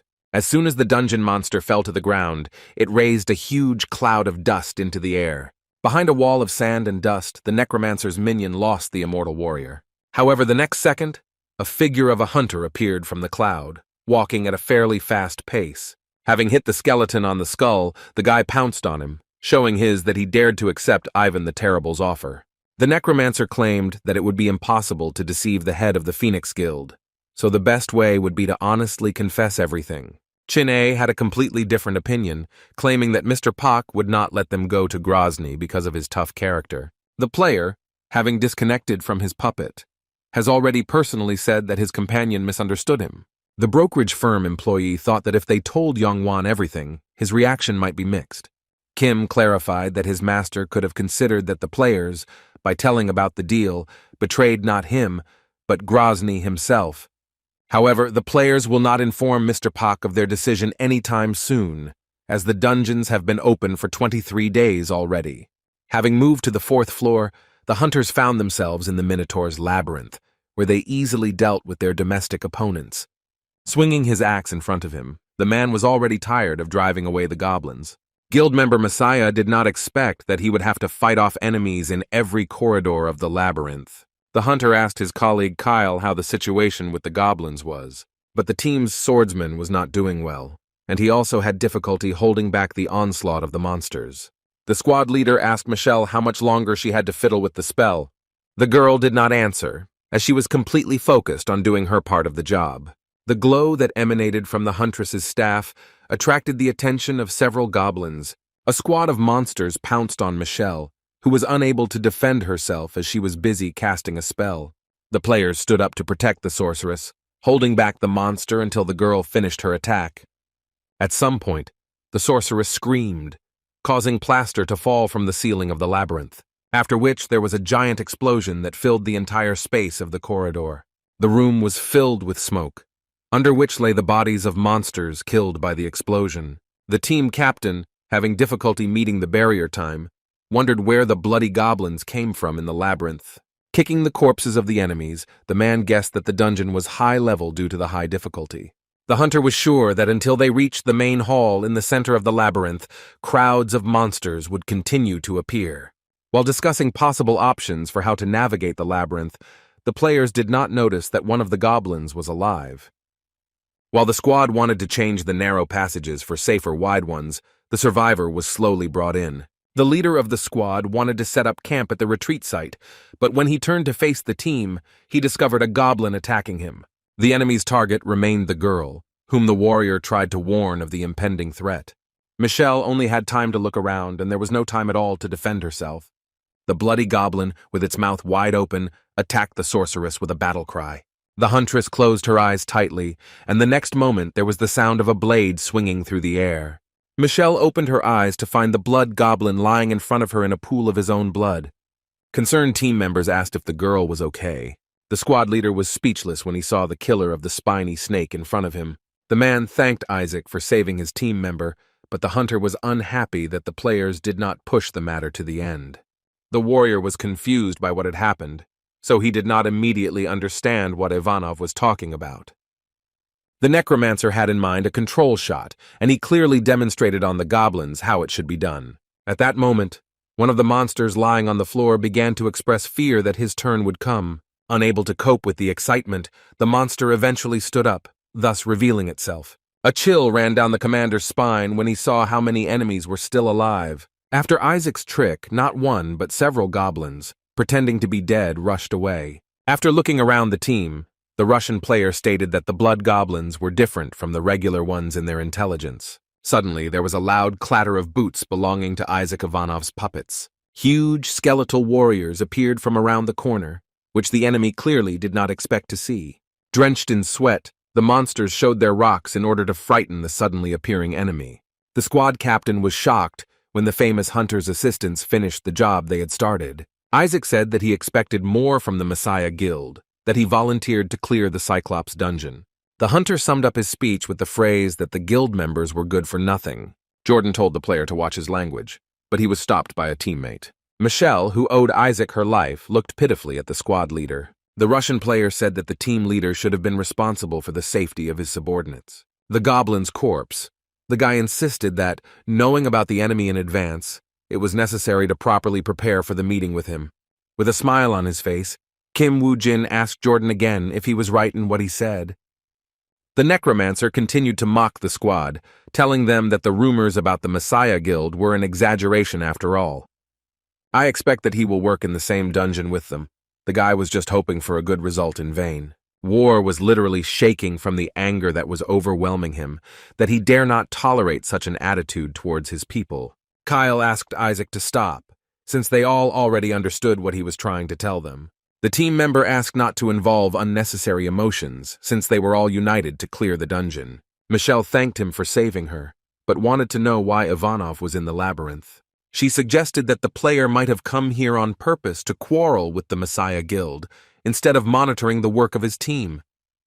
The hunter honestly admitted that he had some kind of problem, gesturing towards what was behind him. Wu Jin's assistant appeared before the Messiah Guild members with an injured leg. After greeting his colleagues, the immortal warrior tried to hide his awkwardness. Michelle was frightened for the player's condition and asked how something like this could happen. Chin-A replied that it was all his fault that he was inattentive, and the girl, in turn, suggested that the warrior sit down so that she could look at his wound. The guy again fell for Kim's trick, which forced him to pretend to be injured under the pretext of rest, ruining his reputation as a brutal man. The immortal warrior refused until the very end, not wanting to take the potion so as not to look weak. Looking at the guild team, the player noted that these guys were different from Lee Se Jung, who was truly sincerely trying to save the world. Jordan began to reproach Wu Jin for not being able to keep an eye on a member of his team, and then he decided to teach him basic duties. The man asked again how the load and the hunter had pronounced it, regarding the responsibility that a leader carries. The hunter seemed to have regained his spirit and advised his colleague to take better care of himself and his people, and only then interfere in the affairs of others. The squad leader continued to pester the player, showering him with barbs and witticisms. Smiling, Kim noted that Jordan hadn't changed at all, that he was the same as he remembered him. The necromancer replied that, unlike some, he was not careless, and his partner had injured his leg due to his own carelessness. Reluctantly, the boy confirmed his clumsiness, continuing to play along with Wu Jin. Patting his leg, Chin-A replied that he had disobeyed the leader, which was why this had happened to him. Jordan assumed that Ivanov, a strong fighter, would not be able to clear the dungeon, so he came to ask them for help. At first, the player wanted to do so, but he doubted it when he saw the hunters in action, suggesting that they be under his command for the duration of the hunt. Kim claimed that in this case the hunters would emerge from the dungeon safe and sound, which caused the team leader to drop his weapon. However, the person responsible for the group of Messiah participants was greatly offended when he heard such a statement addressed to him.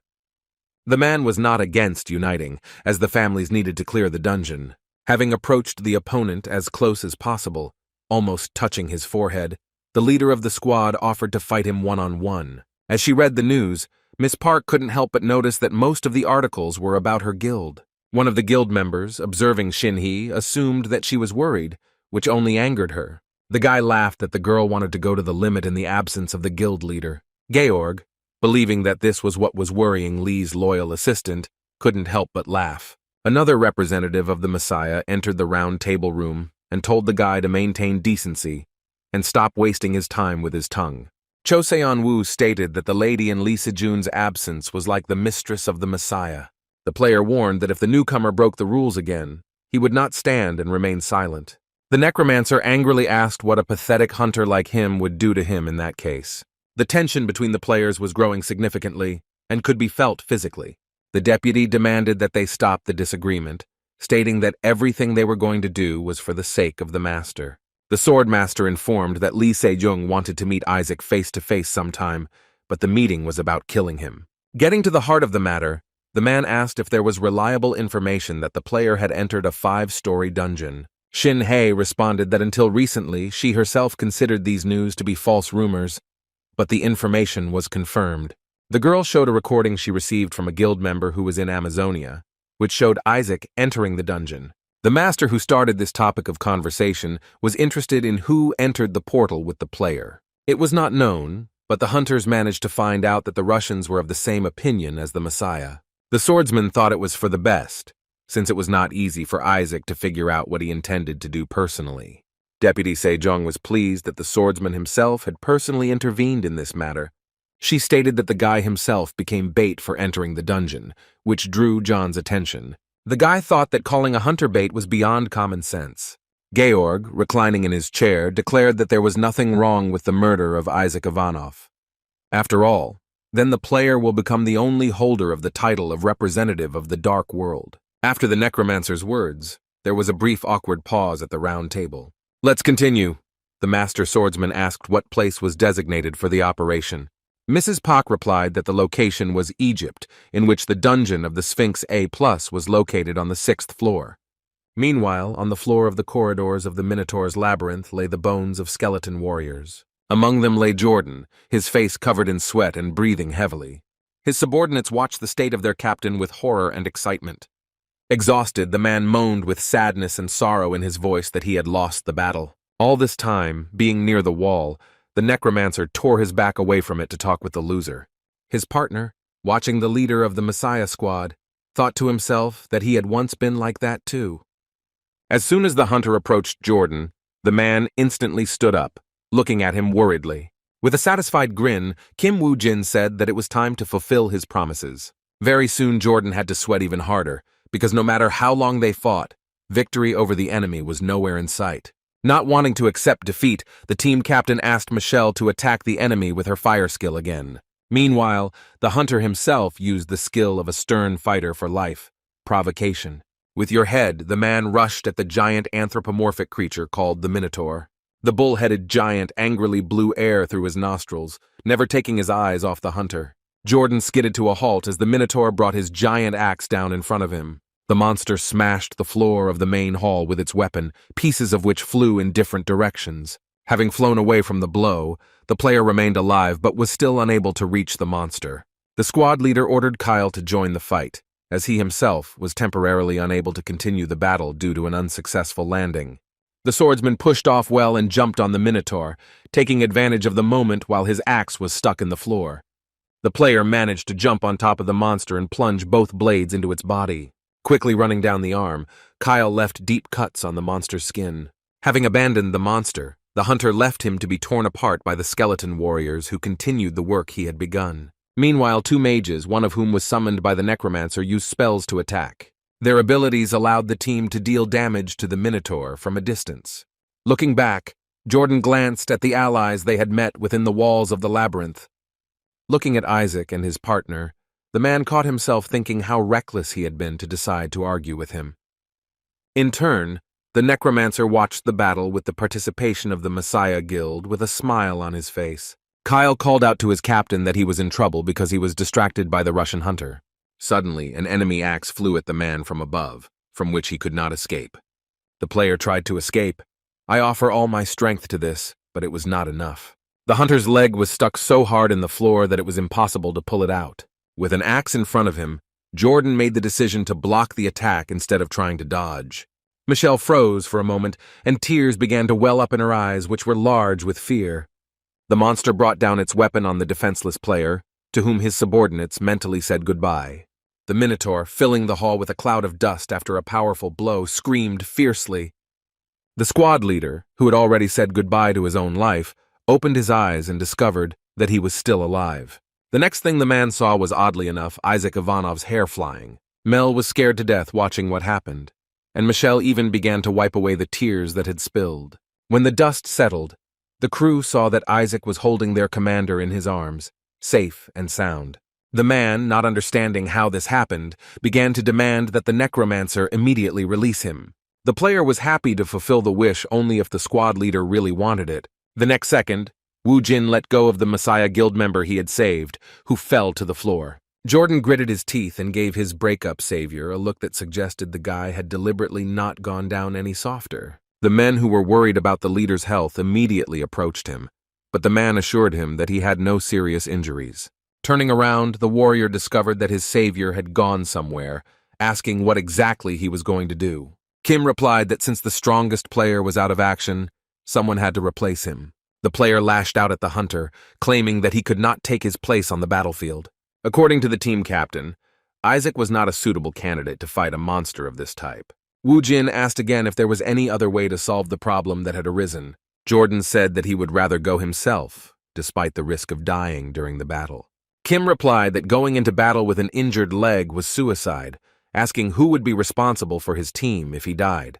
The necromancer insisted that instead of sacrificing, it would have been better to spend time training to prevent such a situation. The role of a strong player was to stall for time and allow allies to attack the enemy, which is what Kim was about to demonstrate. Meanwhile, Oh Se-chan was receiving a client in his office who was an old acquaintance of his. The broker jokingly called the man a ragamuffin because of his appearance and passion for coffee sticks. The guest, who turned out to be the dragon slayer Francois Cheroux, reprimanded the host for his rude greeting. The owner of the company went straight to the heart of the matter. I want to know why a hunter he couldn't stand came to him.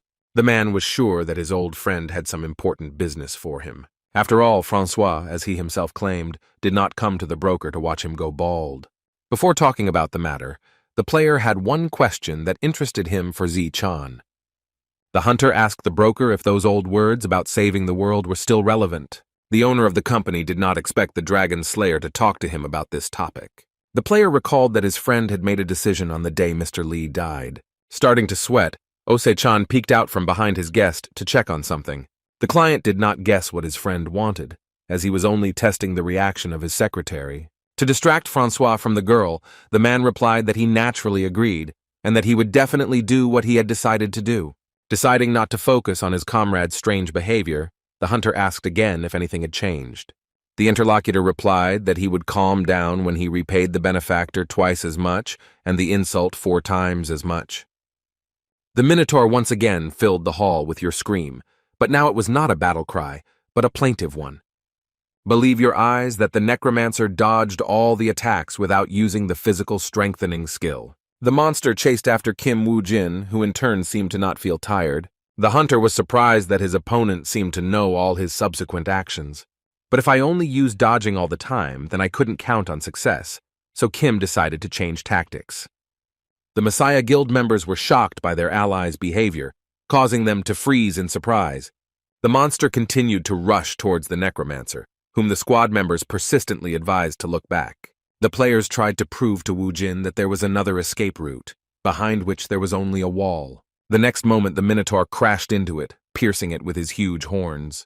The members of the Messiah Guild could not bear to watch the death of the desperate warrior who sacrificed himself to save them. And his partner Chin-A already knew what to expect, not worrying at all about Wu Jin's life. The leader of the squad, although he didn't like Isaac, was afraid for him, who could have died. Jordan blamed himself for not intervening, because everything could have ended with his death, and now the team was left without any skeleton warriors.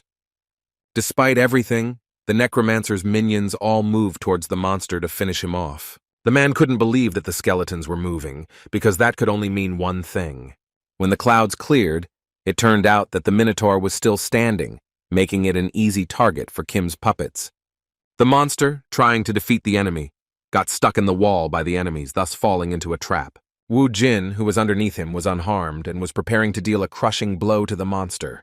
The player made fun of the stupid monster who, due to blind rage, was now unable to move. In one leap, the hunter flew towards the beast with a blade in his hand, aiming at its eye. The next moment, the owner of the labyrinth was poisoned with blood, becoming blind in one eye. This trick of the enemy angered the monster so much that he finally pulled his horns out of the wall. Having retreated to a safe distance, Kim believed that the beast was already exhausted, but now the hunter would not be able to gain additional time. Unlike other monsters, this one had intelligence, so luring it to the wall was already problematic.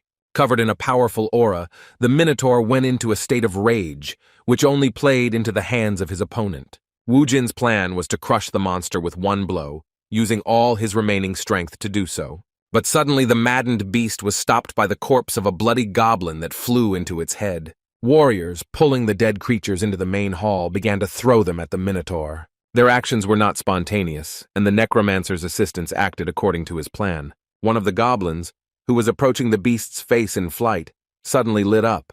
Following the corpse behind, the rest of the corpses that the owner of the labyrinth tried to drive away from himself began to glow brightly. A second later, all the dead goblins detonated, covering the monster in a gray haze of explosive impacts.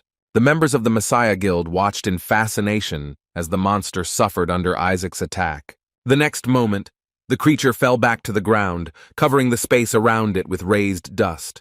Taking advantage of the opportunity, the skeleton warriors, like locusts, attacked the exhausted enemy. The skeleton warrior, having reached the beast, began to cut it with his blade, blow after blow. His colleagues also pounced on the Minotaur, some of whom jumped right on top of him. Having completed his part of the work, Wu Jin left it to his assistants to finish it. The once formidable and dangerous master of the labyrinth now roared in pain, showing his helplessness. Ivan was curious why, out of all the participants in the meeting, he was the only one asked to stay. Looking at Miss Park, the guy assumed that she wanted to ask him out on a date. The girl ignored the newcomer's barb, giving him only a cold look. The deputy that Song Wu was following asked how the necromancer was doing with his last order. Leaning back in his chair, it took the hunter a moment to realize that he was referring to the Balmung case. The guy replied that there was someone who got ahead of him, for which he apologized, but not sincerely. The deputy couldn't believe that there was another person hunting for this sword. Cho, who was present during the entire conversation, said he could not listen to it any longer. And after these words, the guy took out a dagger from his inventory right in the round table room. In just a split second, Song Wu, who was standing behind Miss Park, found himself behind the necromancer. However, John George did not bat an eye at the sight of the dagger that was near his face. Shin Hei's subordinate insisted that only by making a hole in the boy's face could he be taught politeness. Touching the tip of the knife with his finger, the necromancer did not understand why it was necessary to scare the guild's bait, the harvest, with such a toy. Yegor was so confident in himself that he insisted that without his help, the Messiah would not be able to cope with such a big fish as Isaac. Cho shouted that he was ready to kill Georg and go on the mission to Egypt in his place. Unexpectedly, the lady interrupted the quarrel between the guild members, agreeing with John's words. The girl explained that there was no better bait than a necromancer who could lure Isaac and at the same time stir up public opinion. The rage inside Song Wu was boiling so strong that you could hear his teeth grinding. The guild newcomer praised the deputy for that she had a good understanding of the matter. The girl was pretty tired of the arrogant guy's company and told him to just go about his role as bait.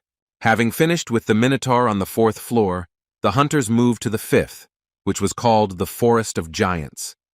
The group that represented the guild in Thunderbird reached out to the warriors from Russia. The team captain said that he had heard about Isaac's skills, which allowed them to reach this dangerous place without any effort. Wu Jin was distrustful of Grozny's men, asking what they wanted from him. The man whispered that it was nothing special. He just decided to check if the player had forgotten his promise. The promise was meant to give the guild a reward from the dungeon, which Kim's partner was also interested in.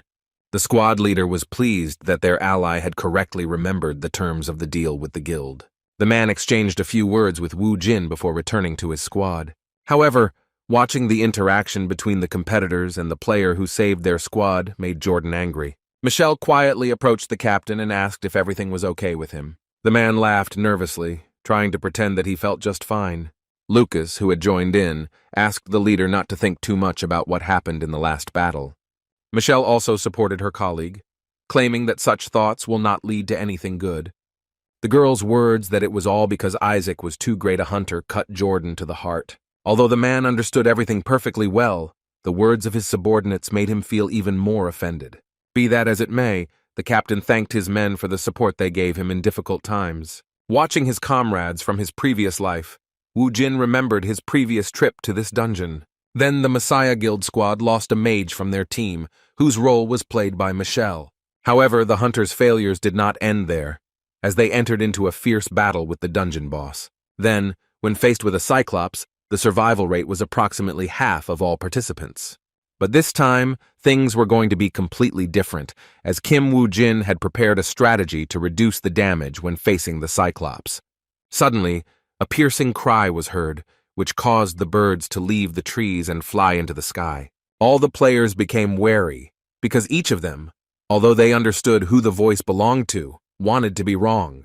And only the necromancer knew for sure that it was their enemy, whom this time he knew exactly how to attack. Meanwhile, at the brokerage firm's office, they still couldn't get to the bottom of the matter. An impatient Ose-chan asked the client to stop beating around the bush and get straight to the point. The man repeated once again why Francois had come to his office. The hunter said that if his comrade really wanted to save the world, then he had one thing for that occasion. The broker knew the value of things, so he became interested in what Shiro could offer him. The player opened his inventory and began to take out a weapon from it, which, judging by its handle, could be identified as a sword. The company's director watched attentively as the client showed him a blade that he did not yet recognize. Secretary Lee, like her boss, looked at the legendary object in fascination, tearing herself away from her work. As a result, Francois laid out on the table a gigantic sword that stood out for its paintwork. Taking the blade in his hands, Ose-chan couldn't believe that in front of him was Balmung, who the Messiah Guild was looking for. Shiro's guess was correct. It was the only sword capable of killing the savior. Without taking his eyes off the legendary item, the broker asked if the hunter was willing to give it away for free. Soon the company's employees saw off their old acquaintance, the boss, who sent the player home. Watching Francois fly aboard the winged bird, he wondered if he had done something wrong. The man asked his assistant if there had been any problems with the guest before the flight. The girl replied that everything was in perfect order, but she still kept quiet about one thing. After a pause, Lee approached the head of the company with some statement. The secretary asked the broker not to worry about her opinion on the matter, which concerned her father. The man began to deny that he had never been worried, but he did a poor job of masking his emotions. The subordinate stated that before putting Francois on the plane, she personally asked him about this. The girl learned from the hunter what exactly happened on the day her father died. Her boss froze from such an unexpected statement. I don't even know how to react to it. As delicately as possible, the man asked the secretary if she was okay after she found out everything. However, Lee, still as cold and unperturbed, replied that she was far from okay. The team of hunters moved deeper into the cave, still on the same 5th floor of the dungeon. Jordan asked his ally why they came here and if everything would be okay with the Thunderbird Guild squad. The team leader from the Messiah Guild believed that it was wiser to unite if they wanted to defeat the enemy. As Wu Jin was talking with the Thunderbird captain, one of his subordinates ran up to them. The frightened man reported that the monster was already nearby, demanding to know what to do next. The man suggested attacking immediately, since it would be better for everyone to get out of the dungeon as soon as possible. The necromancer, on the contrary, suggested hiding separately and sitting quietly, as Thunderbird had been doing until now. The hunter claimed that the monster could not be underestimated, and if the players wanted to stay alive, they had to do as they were told. The leader of the squad watched as Isaac Ivanov walked away from him, but he could not resist him. The subordinate asked the captain again what they ultimately needed to do. Thanks to a capable player, the squad reached the last level without losses, and all that was left for him was to destroy the monster with his own hands. Thanks to this, the squad leader will be able to get rid of Shakira, taking her place and becoming the right hand of the guild leader. The man ordered his men to gather and prepare to capture the two-headed Cyclops. Wu Jin heard very well about the choice the Thunderbird Guild had made, but he was unable to influence it. Kim explained to Jordan that there was no point in thinking about the Thunderbird Guild, who needed to sort out this place first. Michelle tried to calm Jordan, who was irritated by Isaac's bossy manner. Unexpectedly for Chin-A, Wu Jin asked the hunter what condition he was in. The guy replied with a smile that he was in great shape and that nothing could stop him. The players' conversation was interrupted by the excited voice of a girl who announced that monsters were advancing on them. The creatures that crawled out of the cave were giant ants with blood-red eyes. As soon as he showed up in the ague, the necromancer declared that everyone should start acting according to the plan. The immortal warrior took out the legendary item they had recently obtained from his inventory. The Ring of Solomon allowed the player to control a monster of a lower level than him. Raising his hand, Kim's partner activated Solomon's order on the enemies that appeared.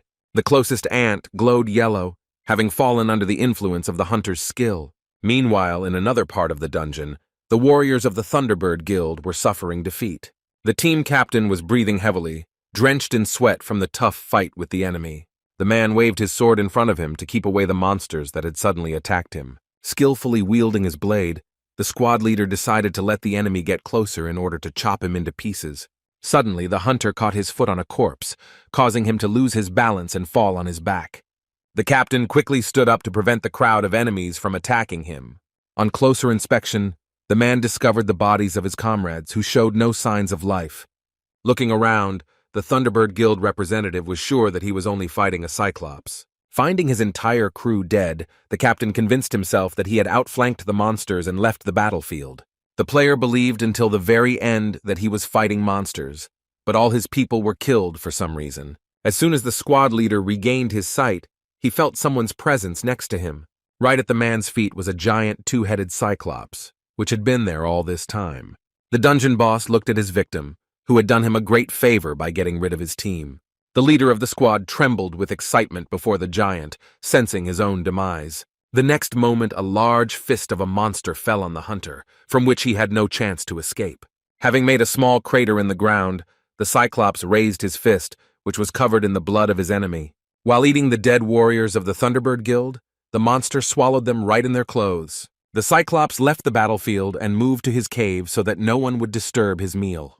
The captain of the Messiah Guild team approached Wu Jin, who was watching the enemy. The man, since he himself did not know the answer to this question, asked him if what I had done was right. Wu Jin asked the team captain what exactly he meant with a tired look. Pointing behind him, the man spoke of the ants they had tamed. Jordan questioned if Isaac really intended to team up with the monsters to fight. Lucas stated that the ants were quite cute, inviting Michelle to touch the insects. The team captain was worried that while the monsters were being controlled with the item, there was no indication at what point they would attack them. The man complained that the effect was time-limited and could have gone wrong, but Kim asked if the player had doubted it. Jared backed down, claiming that it wasn't a matter of mistrust of the hunter. The necromancer agreed that he could not control the ants indefinitely with the ring. Wu Jin assured that before anything happened, the creatures had to fulfill their role. Moreover, if after the work is done, the insect self-destructs, then there will be no problems. Chin-A was already ready to set off with his assistants, trying on the image of his partner. Solomon's ring lit up on the boy's hand, calling the ants to action. The red eyes of the insects took on a yellow tint, completely falling under the control of the hunter. After which the crowd of newly minted assistants rushed into the enemy's lair. The two-headed Cyclops became alert when he heard the increasing sound of many paws. The dungeon monster looked up from his meal to find a horde of ants approaching him. The insects, moving their legs, began to quickly climb up the giant. In a matter of seconds, Chin-A's assistants had completely surrounded the two-headed monster. The immortal warrior was pleased with the work of his charges, while Jordan watched what was happening warily. The squad leader couldn't believe that the allies had dealt with the fifth-floor monster in the A+ rank dungeon so easily. The next moment, the Cyclops was lying on the ground, fighting off a squad of large ants. The insects completely surrounded the monster, whose eyes suddenly glowed brightly. All of Chin-A's assistants froze as if they were under hypnosis, staring intently at the glow. And after this, one of the ants attacked its comrade, plunging into him the pincers that were in its mouth. The other insects seemed to follow suit and also began to fight each other. The hunter who controlled the monsters did not understand why the ring suddenly stopped working. Fighting with each other, the ants became sedentary, remaining in one place the entire time. This was just what the Cyclops needed, as he could easily crush his opponent. One of the hunters watched as the two-headed monster dealt with their army of insects. Wu Jin explained that the monster had 2 demon eyes, one of which had the chaos effect skill. This effect caused the enemy to lose the ability to distinguish between allies and enemies. Chin-A wondered what they should do, because if they did not rush into battle, then the same fate awaited them as the ants. Kim agreed that something like this would only be possible if they didn't have a plan. Luckily, the Cyclops also had a skill reset factor, allowing the enemy to buy time. The Messiah Guild representative wondered how Isaac knew about the monster if he encountered it for the first time in this dungeon. Wu Jin's partner was already ready to head towards the creature right now to finish it off. But the necromancer said that he would go alone, since the enemy still had his right eye. Jordan asked his ally to stop. He couldn't imagine how he would cope with a monster that had such a skill. The squad leader wanted Kim to listen to him, but the guy had already disappeared without a trace. The immortal warrior asked not to worry about his partner, guessing that the hunters had not yet realized what kind of person he was. The guy explained that Isaac was one of those who would act without a specific plan. By this point, the clever necromancer was already next to the two-headed Cyclops. The dungeon monster looked at the enemy with its only remaining active eye. The creature used the petrification skill on the hunter, who at that moment was looking right at the monster's eye. Spots gradually began to appear on Wu Jin's body, turning into stone. The petrification effect had completely worn off throughout his body, so that Europa was unable to move. Kim almost completely turned into stone, and his opponent began to approach him. While the necromancer had not yet completely turned into a motionless statue, he had only one chance. Wu Jin activated Lancelot's ring on his finger, which provided strong resistance to the petrification skill. The very next moment, the layer of stone that covered the player shattered into pieces. The monster didn't know that its effect didn't work on the hunter, and taking advantage of the moment, jumped up to his head. While the left eye was still recharging, Kim decided to deal with the right one first. Before the hunter could remove the blade from the monster's eye, a huge fist of the enemy flew towards him. With one blow, the mythical creature got rid of Wu Jin, throwing him as far away from itself as possible. As the necromancer hit the ground, he raised a large cloud of dust that completely hid him. However, from behind this wall, a bright glow appeared, which began to develop the collected dust. When Kim Wu Jin revealed himself, he was holding the Aegis shield, which was what was creating the bright glow. The dungeon monster growled in displeasure as it failed to punish its opponent, which partially deprived it of its sight. Suddenly, the Cyclops' head, whose eye Kim had injured, exploded, disorienting the enemy. It was Michelle's doing, who used the magic of her staff to attack the monster. Jordan ordered the squad members to go like this while the enemy was helpless. Rushing to his ally, the man asked if it was their turn to fight. Wu Jin told the team captain that he would take the monster's right head while they would take the left eye. Kim's partner was also supposed to join the squad so that they could destroy him before the eye rebooted. The warriors of the Messiah Guild began to actively attack the Cyclops' legs so that, having knocked him to the ground, it would be easier to get to the eye. Michelle continued to distract the monster with her magic, preventing it from focusing on the team. At this time, Wu Jin was already rushing towards the Cyclops along with his small army of skeleton warriors. Watching the hunters gain faith over the monster, the player realized that he had managed to change the outcome of the battle. Soon, the two-headed Cyclops was destroyed, and the players who destroyed it received the demon's eye, which possessed the monster's skills. However, as soon as the participants of the hunt exited the portal, they were surprised by what awaited them outside. An agitated Michelle turned to Jordan, pointing out what had caused her such concern. The hunters were faced with the barrels of machine guns that in the Amazon region could only belong to one person. The hunters who cleared the dungeon were warmly welcomed by the members of the Thunderbird Guild. The commander of the detachment that belonged to the Messiah demanded that Grozny and Shakira explain themselves. Hugh Fry's deputy told the Messiah to leave them alone on good terms, as they had no business with them. The woman was sure that the Cyclops was certainly destroyed by Isaac, who promised to give them a reward. But Michelle didn't care about the agreement between Thunderbird and Isaac, because they were risking their lives to protect the dungeon. The girl was outraged by the fact that the guild, in addition to not being able to unite forces to save the world, also threatened the players. The words of the Messiah team representative amused Grozny, who wanted to prove the opposite. The man insisted that he had treated the team quite politely, since he had not yet turned them into wasp nests. To confirm what was said, the head of the guild wanted to enlist the support of Isaac Ivanov.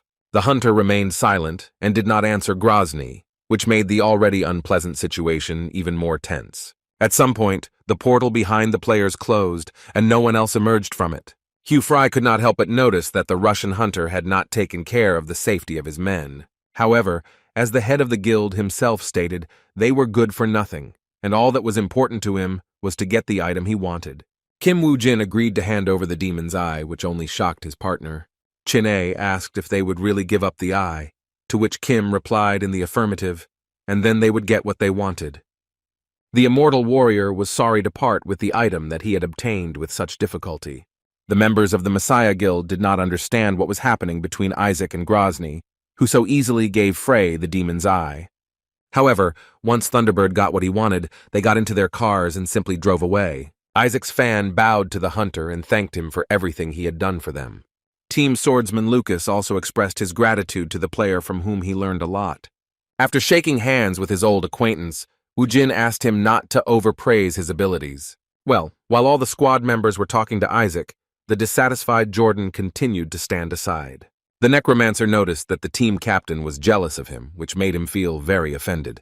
The man felt like he was being watched, so he tried to pretend that he was not interested in what was happening. Michelle tried to justify the leader, claiming that he simply had a strong sense of self-worth. But the very next moment after she said these words, the girl became very scared. Kim Wu Jin suddenly went to Jordan, but it was unclear why exactly. Approaching the hunter, the player who took all the glory for himself stated that the man was not as bad a leader as he thought. However, even such praise was met with aggression by the squad leader, who almost attacked Wu Jin. But the necromancer hastened to add that the guys behind him would continue to trust the hunter. Despite all the successes and failures that accompanied the team, she will still fight side by side with Jordan. The hunter concluded that for the members of the squad, the man will remain the best comrade. The team captain's subordinates were glad that he eventually managed to become friends with Isaac. Chin-A at the same time was unhappy, as his partner was saying words that did not really fit with his image. The fighter had been thinking all this time that Wu Jin didn't like the members of the Messiah Guild. Looking after his former comrades, Kim tried to remember if he had really said something like that. The hunter simply could not forgive the false savior who mercilessly trampled the noble will of his people. Shin-Hei was somewhat surprised when she learned that Isaac returned from the Amazon alive. Her thoughts were interrupted by the appearance of a master swordsman who wanted to know why the lady needed him. The man was afraid that their plan might fail, but Mrs. Park told the master to keep his mouth shut. The girl insisted that there was no reason to worry and that everything was going according to plan. The vice guild leader only wanted to eliminate the possibility of failure by opening her inventory, and the reason why Mrs. Park called the swordsman to her was to give him the items he needed. To be on the safe side, Shin. He wanted to give the master Hades' helmet and Hermes' boots. Meanwhile, all the news tabloids were talking about Isaac's meeting with John on the 6th floor of the Sphinx dungeon in Egypt. Yan Wan didn't expect the situation to become so interesting that the Messiah Guild would make such a decision. Having dropped this topic, Mr. Pak wanted to know whether the deal with Grozny had gone smoothly. Wu Jin replied that the deal was successful despite some issues. At the time of handing over the demon's eye, Wu Jin was supposed to receive something in return from the guild leader. Having handed Grozny the item he had obtained in the dungeon, the boy asked if he had brought the promised goods. The man liked the player's attitude, that even in such a situation he thought only about his reward. Hugh gave Kim the Lich summoning skill, which can summon an immortal mage after sacrificing monsters. The man reminded that the level cap was higher than 180, advising the boy not to die before that point. Yan Wan knew that his hunter had received a good offer, wanting to know the reason why Wu Jin was talking about it so openly. The guy replied that Mr. Park himself asked him not to let the bodyguard try to deceive him anymore. Pleased with the player's answer, the man broke into a smile and only now realized that the employee understood him. The head of the Phoenix Guild pressed a button on his phone and called Secretary Kim to him. Youngwon reported that since things were like this, the hunter must have known what he wanted from him. He assumed that he had to report on every step of Grozny when Mr. Pak's assistant entered the office. The guy's guesses turned out to be correct, but there was something else he needed to do. Wu Jin watched with curiosity as the girl placed a certain object in front of him. The guild leader explained that the bodyguard was supposed to convey the answer to Isaac. The guy was very surprised when he opened the box, inside which was the Ring of Osiris. The man, as he had said earlier, did not want John and Isaac to compete with each other. However, since such a chance presented itself, Yongwan wanted to persuade Ivanov to deal with Georg. To achieve this, the man was ready to use any method, including the Ring of Osiris. Soon a solemn event began at the portal located in Cairo. A huge crowd of reporters gathered around two of the most significant hunters of recent times. Isaac Ivanov finally met with the newcomer from the Messiah Guild, Ioan Georg. The necromancer, reaching out his hand to the Russian hunter, declared that it was an honor for him to participate in the hunt with him. Shaking hands with his colleague, Wu Jin replied that he was also glad for their cooperation. For a split second, it seemed to Georg that his opponent was looking at him with contempt. But be that as it may, the guy allowed his opponent to laugh while he still had the opportunity. Upon entering the dungeon, the hunter's opponents were once again huge orcs, but now they did not pose any threat. Wu Jin's small army of skeleton warriors literally surrounded the monsters from all sides. The master of the dead was distracted from the battle, feeling the presence of a stranger nearby. The player who approached him praised Kim for his abilities, making sure that the rumors about him were not lies. George admired the strength of Isaac's skeleton warriors, whose assistants were many times weaker. In turn, Wu Jin responded that his opponent was also not bad, but in a different sense. The new member of the Messiah Guild was intrigued by how he could surpass the legendary Ivanov. Explaining the reason, Kim laughed, since George outnumbered his soldiers in his army. If Kim Wu Jin's number of skeletons was measured in tens, then his colleague's number was hundreds. The guy pretended that he was not surprised by the size of his own army, that deep down, he was pleased with his superiority. John explained that it was all about the Ring of Hades, which made it possible to do something like this. Kim Wu Jin was surprised that the necromancer had such a legendary item. The opponent replied that by using the ring's skills, he could make the skeletons that the other person summoned into his soldiers. Upon learning of this, the player became worried, as he did not know that the guild was hiding the existence of such an item. Seeing concern on Ivanov's face, John asked him to calm down. The representative of the Messiah Guild assured that he had no intention of touching his colleague's assistants. The guy was only interested in those warriors who were called by the people standing behind him. After learning about this peculiarity, Wu Jin realized that it was useless for his subordinates to order him to attack John. Due to the fact that the hunter did not know about the existence of such an item, his plan required serious changes. The hunter understood that it was extremely difficult to ignore such a threat coming from the enemy. Sometimes an open display of enemy strength was much more effective than concealing it. That evening, Georg dined alone, away from the other players. Addressing his companions, the guy declared that those who belonged to the afterlife could neither eat nor drink. Sympathizing with them, the necromancer greedily bit into the piece of meat, tearing off a large piece. Looking into the ghostly fog around him, Georg did not know exactly where his companions were, but he felt that they were close to him. At some point, the hunter realized that the representatives of the afterlife could not even answer him.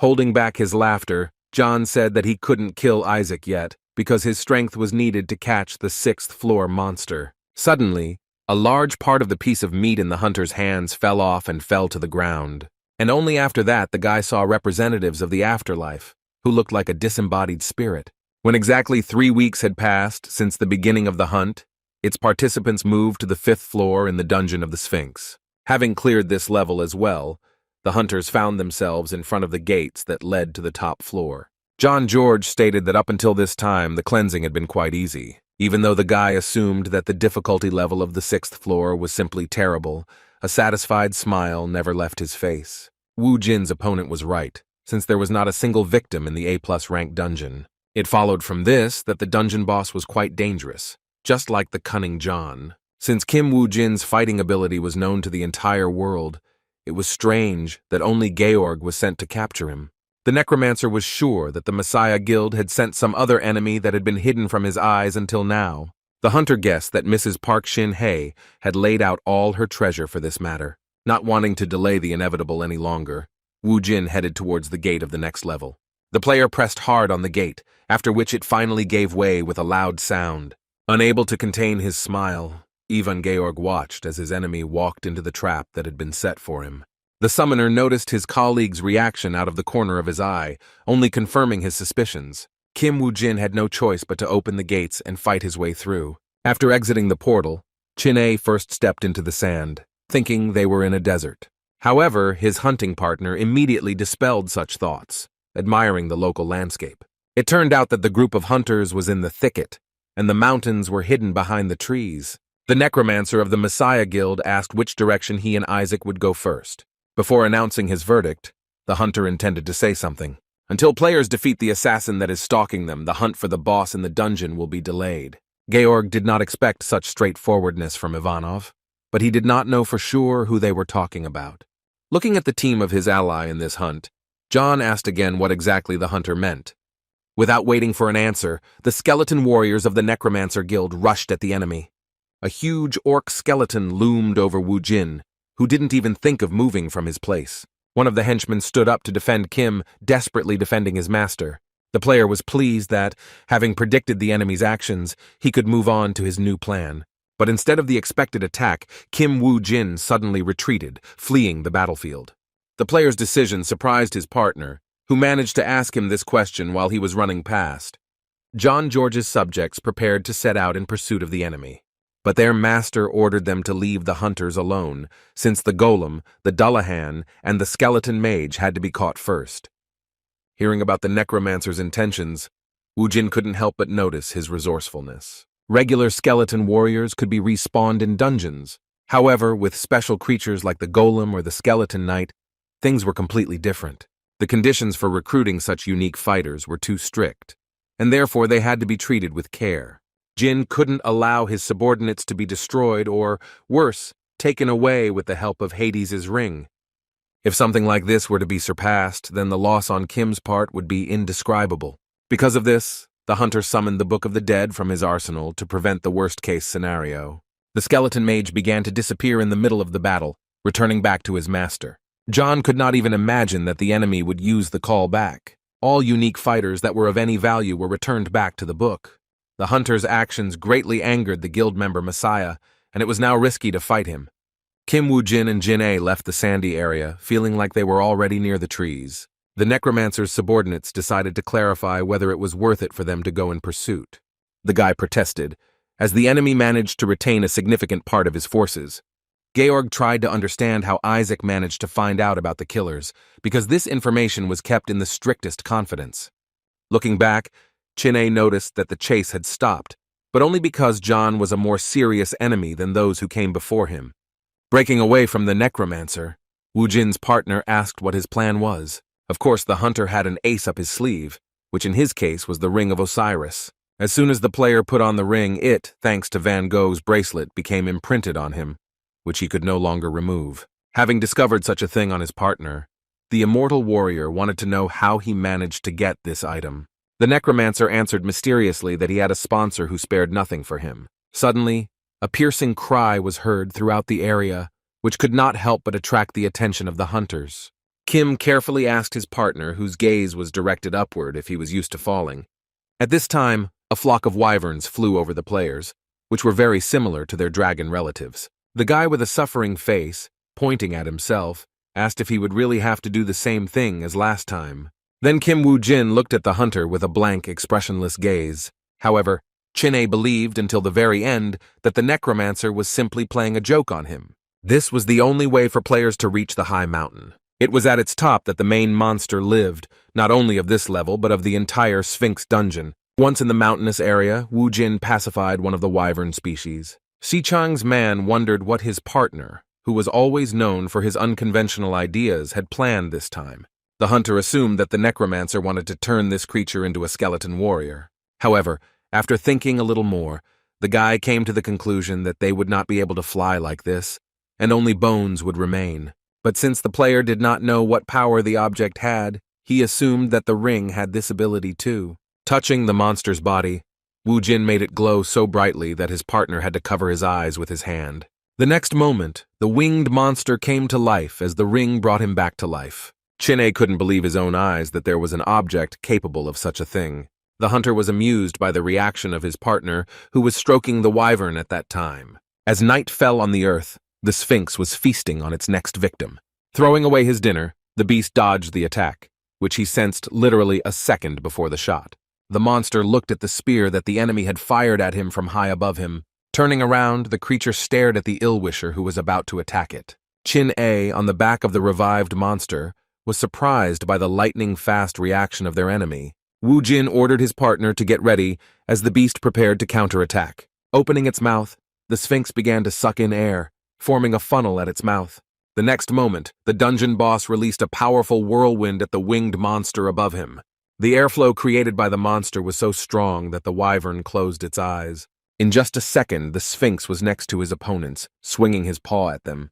The immortal warrior wondered why the enemy was so fast. The guard of the pharaohs lowered his paw with claws as sharp as sword blades onto the hunters. The wyvern was also agile enough to dodge the attack in time. Addressing his partner, Kim asked him to hold on as tightly as possible, since they had only just begun the fight. After this phrase, the winged creature dived sharply downwards, causing Chin-A to almost fall. The wyvern and the players quickly ran away, leaving the Sphinx confused. The fighter asked, because of the trick Wu Jin had performed, he asked him to get used to falling. However, the hunters were unable to hide from the dungeon monster that was already looming over them. Looking around, the necromancer was looking for something that was capable of equalizing his forces with the enemy. It didn't take long to find Kim, who discovered the light coming from a lit fire. John, who was standing next to him, felt some vibrations in the atmosphere. Having risen from his seat, the guy decided to make sure whether something really happened or whether he just imagined it. From behind the trees, two figures suddenly appeared in front of him, one of which belonged to the Sphinx, and the other to the local flying monster. While pursuing the hunters, the mythical creature was very close, trying to reach them with its paw. Looking at the mouth rapidly approaching them, Chin-A hurried the player controlling the wyvern. Suddenly, the brokerage firm employee felt himself being grabbed by the collar. The guy didn't even have time to remember how, having broken away from the monster, he was already flying down together with Wu Jin. Eventually, the Sphinx caught up with the winged creature, sinking its teeth into it. The immortal warrior showered the pharaoh's guard with curses for depriving them of air transport. John was furious, because Isaac had brought a dangerous monster straight to him and his people. Well, the next moment the small clearing where the hunters were located was completely engulfed in a giant explosion. Georg cleared his throat and pushed away the wall of dust raised by the air that covered everything around him. Luckily for the necromancer, the mythical creature did not attack them but simply landed. The Sphinx appeared before the Messiah Guild member with a dead wyvern in its teeth. Looking at the winged creature, the player understood that a battle with the main monster of the dungeon without any preparation was doomed to failure. But unlike the Sphinx, Chin-A did not land so softly, burying himself waist-deep in the ground. Having emerged, the hunter began to complain that his partner had not bothered to warn him in advance that he was going to jump. Zi-chan's man reproached the player for taking care of himself while jumping, but completely forgetting about his comrade. The injured hunter's partner did not receive any damage, as he was using the Aegis shield during the fall. The boy continued to reread, while Kim stated that he simply believed in his abilities, suggesting that he finally get ready and go. Before the warrior had time to properly rise, the necromancer again rushed headlong in an unknown direction. Meanwhile, not far from the player's landing site, the Sphinx was raging in the clearing, dealing with everyone who got in his way. Having finished with all the enemies that were there, the monster flapped its wings, preparing to take off. And yet the dungeon boss missed one victim, who miraculously managed to survive. John George, watching as the Pharaoh's guard moved away from the battlefield, began to hate him more and more. Looking into the clearing, the necromancer discovered that he had lost not only the summoned skeletons, but also his people. The hunter resigned himself to what had happened, since he couldn't do anything about it anyway. The boy announced to the survivors that they should immediately go after Isaac. After the player's words were spoken, a ghostly spirit appeared behind him, which only he could see. The next moment, symbols began to appear on the ground, which eventually formed a complete sentence. The representative of the other world asked what the necromancer's decision meant. The hunter explained that without Isaac, I would be able to clear this dungeon myself, especially since they would all die here anyway. And since that was how it happened, John wanted to kill Isaac before the monster did. George announced that he would become bait for the enemy and lure him into a trap. It seemed to the necromancer that the player would not think for long, and would be able to act calmly only after he destroyed him. Having received approval from the ghostly spirit, the guy first wanted to tidy himself up. Because of Hades' helmet, his companion did not sleep or eat normally for more than 20 days. John insisted that no matter what skills the players had, it was impossible to use their strength to its full extent on an empty stomach. The ghostly spirit that had been next to the guy all this time turned out to be a simple person. Having removed the disguise given to him by Lady Pak, the master swordsman finally showed his face. The man, although he looked exhausted, claimed that after removing the legendary item, he felt alive. Suddenly, Georg shouted, warning his ally of Isaac's sudden appearance. The master swordsman was very surprised that their enemy was next to them.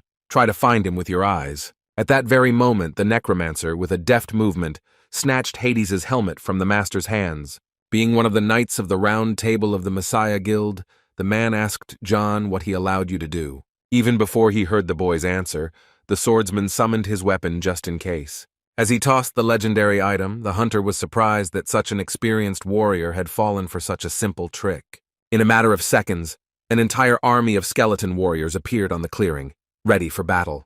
And while in another part of the forest the guild members were sorting things out with each other, Wu Jin was breaking branches. His partner became curious as to why the hunter was leaving traces of his presence everywhere. He explained that a certain guest was supposed to arrive during the dispute, for whom this whole performance was being prepared.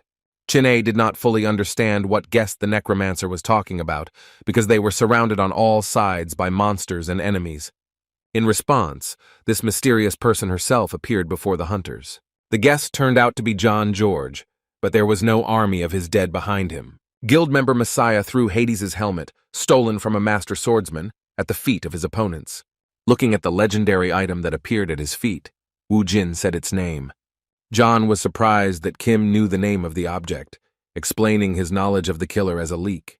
Chin-A was no less interested than their opponent in where his partner had heard about him. Ignoring the immortal warrior's question, the player turned to the necromancer, asking why he gave him the helmet. As always, laughing in tense situations, the guy replied that it was an offering to the winner. The man Zichang's eyes were sparkling as he picked up the legendary item to take a closer look at it. Throwing his hands up, George declared his surrender, demanding in return that Isaac guarantee his safety. But the hunter, speaking of his safety, meant not only the dungeon, but also the place beyond it.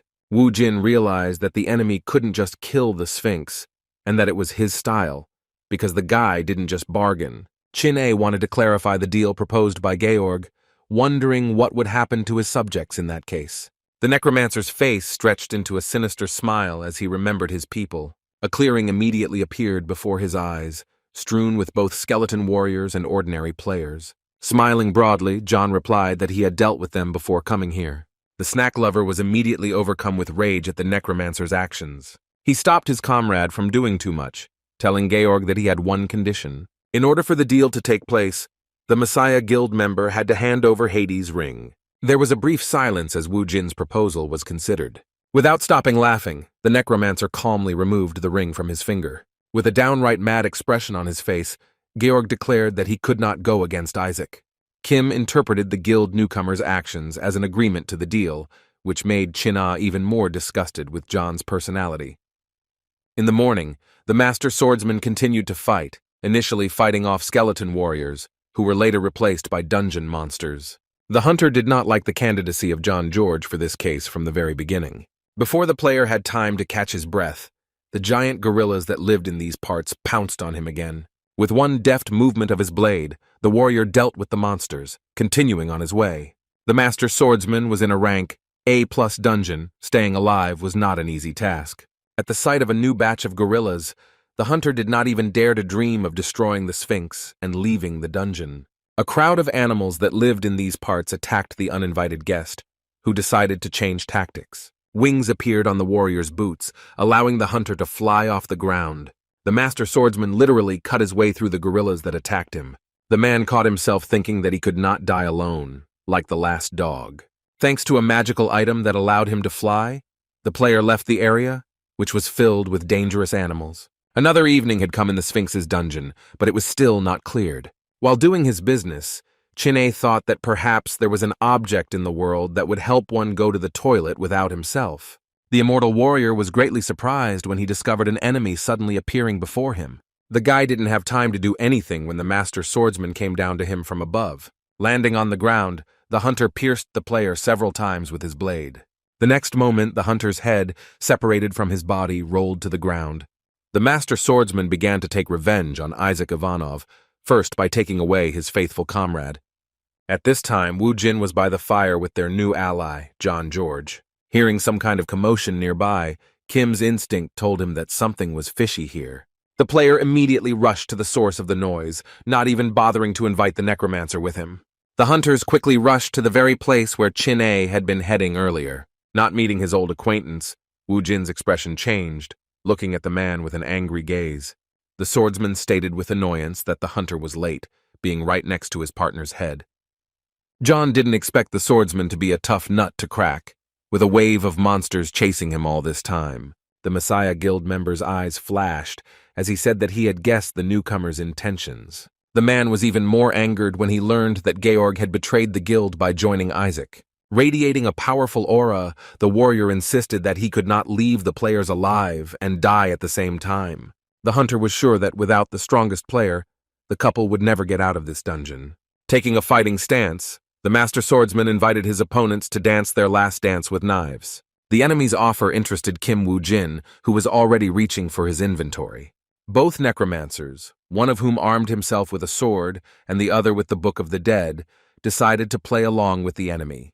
The swordsman and Wu Jin crossed their swords, but neither participant in the battle gave in to the other. Even though there was a swordmaster in front of Kim, the player felt that his opponent had still not recovered from Hades' helmet. No matter how tired the master was, his reaction was not dulled at all, and he noticed the attack approaching him. Teasing the blades, the man found a skeleton warrior nearby who had already raised his sword above his head. Another of John's henchmen, who was at that time at a safe distance, went into battle after him. Gripping the hilt of his sword tighter, the swordsman pounced on the skeleton that was interfering with his battle with Isaac. With one powerful blow, the man cut the boy's assistant in half, who was thrown back by the shockwave.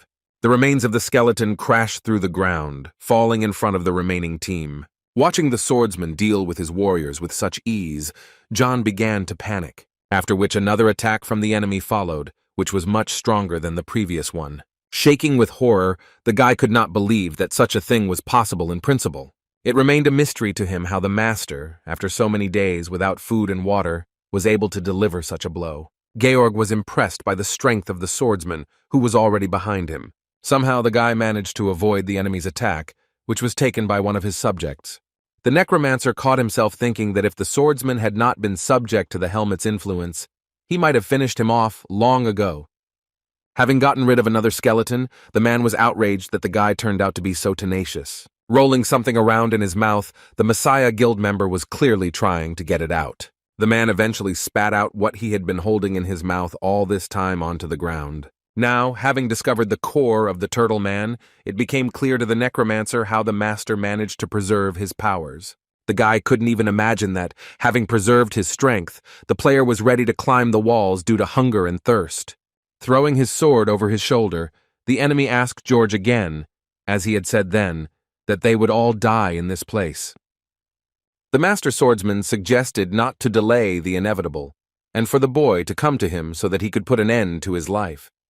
Hiding behind his ally, John was confident that as long as Isaac remained alive, there was no need for him to interfere. The man was of the opinion that before leaving, one should have swung the sword properly. After waiting for the enemy to speak, Wu Jin answered him that he did not intend to die in this place.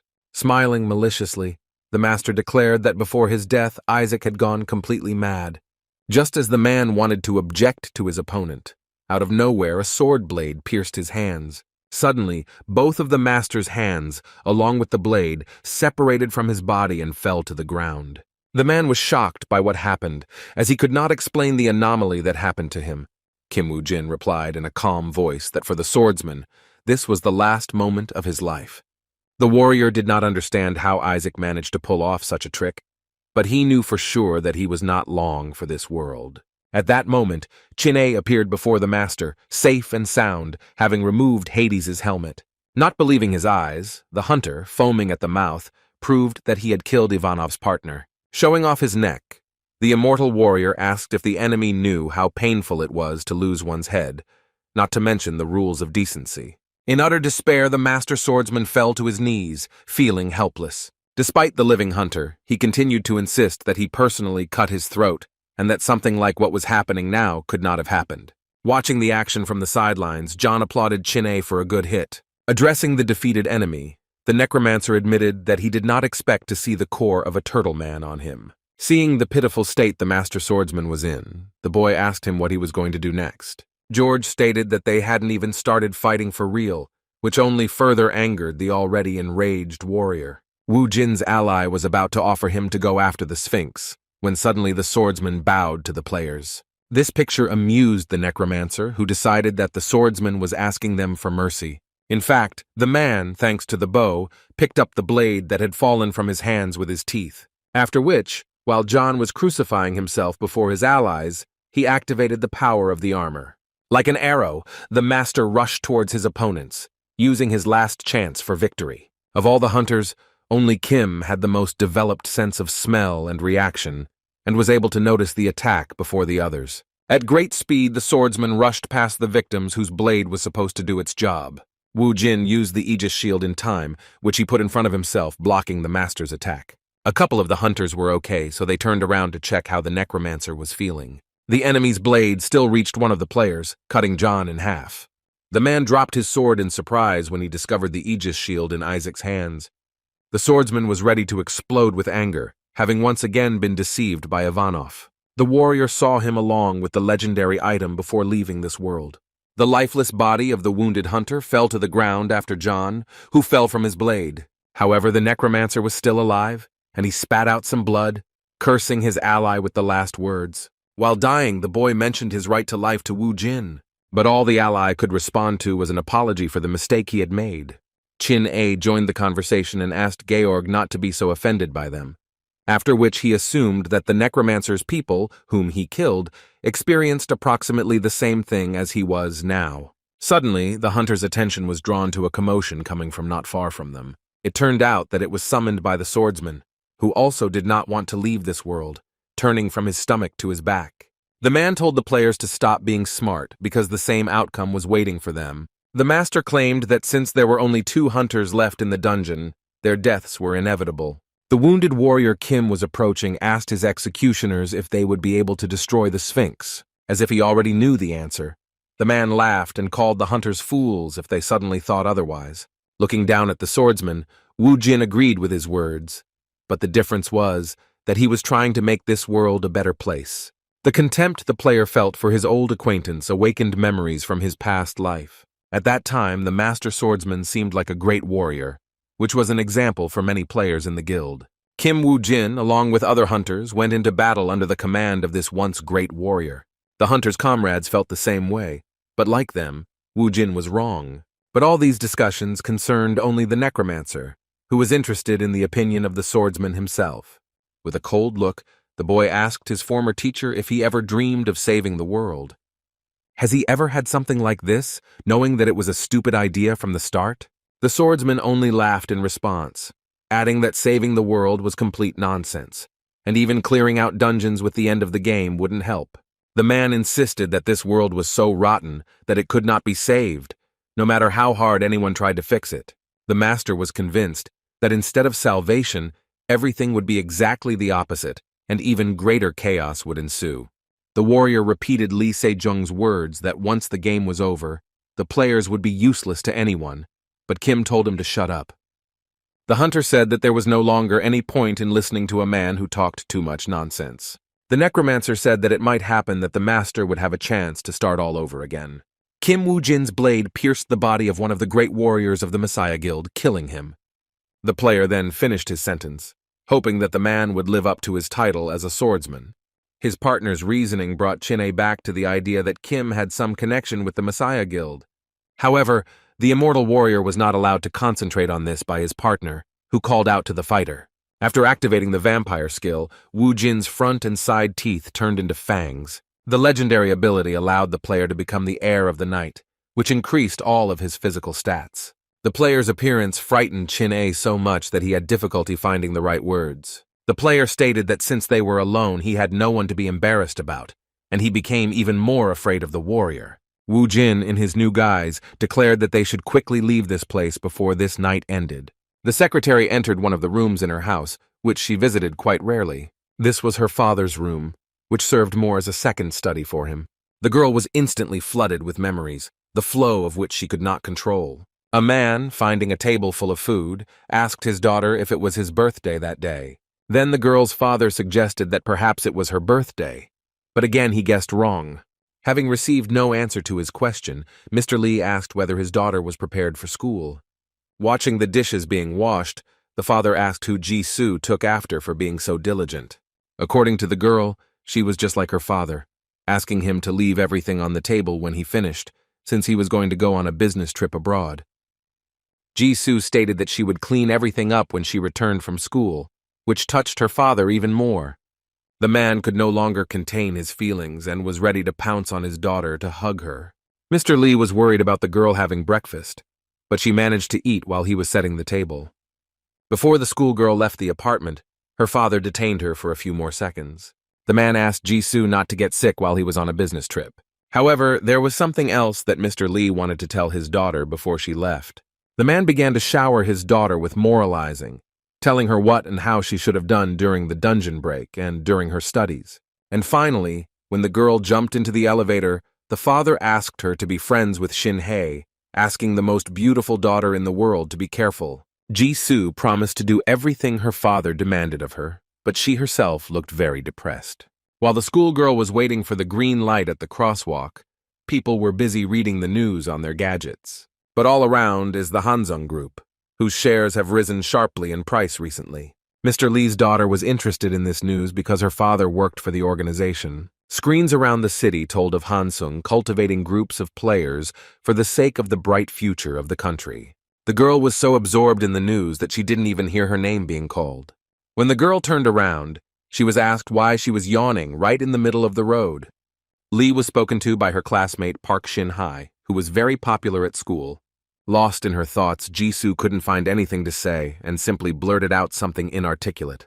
Park guessed that her classmate was watching the news broadcast on one of the screens. Continuing to talk about the organization in which Mr. Lee worked, it became known that a restructuring was carried out in order to bring back players. Having decided to ignore the news, the girl decided to listen to her father and gain the favor of her classmate. Jisoo asked Shin-Hye why the girl decided to go to school so early today. Putting her hand on her classmate's shoulder, Park replied that she wasn't going to school at all, since she had recently become a gamer. The girl also said that a gate to a dungeon had recently appeared in the basement of her father's office. However, the new player asked not to spread the word and keep everything a secret. He told her that the dungeon she was currently heading to was about to burst. Lee became concerned, wondering what Pak's father would do to her if he found out. But her classmate insisted that she was also a player, and that if her father was going to raise players, then why was he making an exception for her? The girl was determined to prove that she would become stronger than Lee Se Jung. Shin-hye dragged her friend with her to the photo booth as she wanted to capture the day. Jisoo still had the photo from that day, but now only half of it was hanging on the wall. The girl's wall was covered with newspaper clippings and other information regarding the Messiah Guild, Lee Se Jung, and Park Shin-hye. Working for her father's old friend Se Chang, Lee wanted to restore justice and punish those responsible for her father's death. The lady watched the reaction of the guild leader who read the news about how he managed to capture the 7-story dungeon. However, the news was not the main reason why all the participants of the round table, including the master archer, had gathered. Lee Se Jung, who was currently the most talked about person in the world, asked his right-hand man how things were going with Isaac. Miss Pak had to find the right words to describe the situation. Then, in the Sphinx's dungeon, Wu Jin's stone golem was almost destroyed. However, he still had one more volcanic one, which held back the monster until the very end. At this time, Chin-A and the skeleton warriors attacked the monster from below, trying to pierce its skin.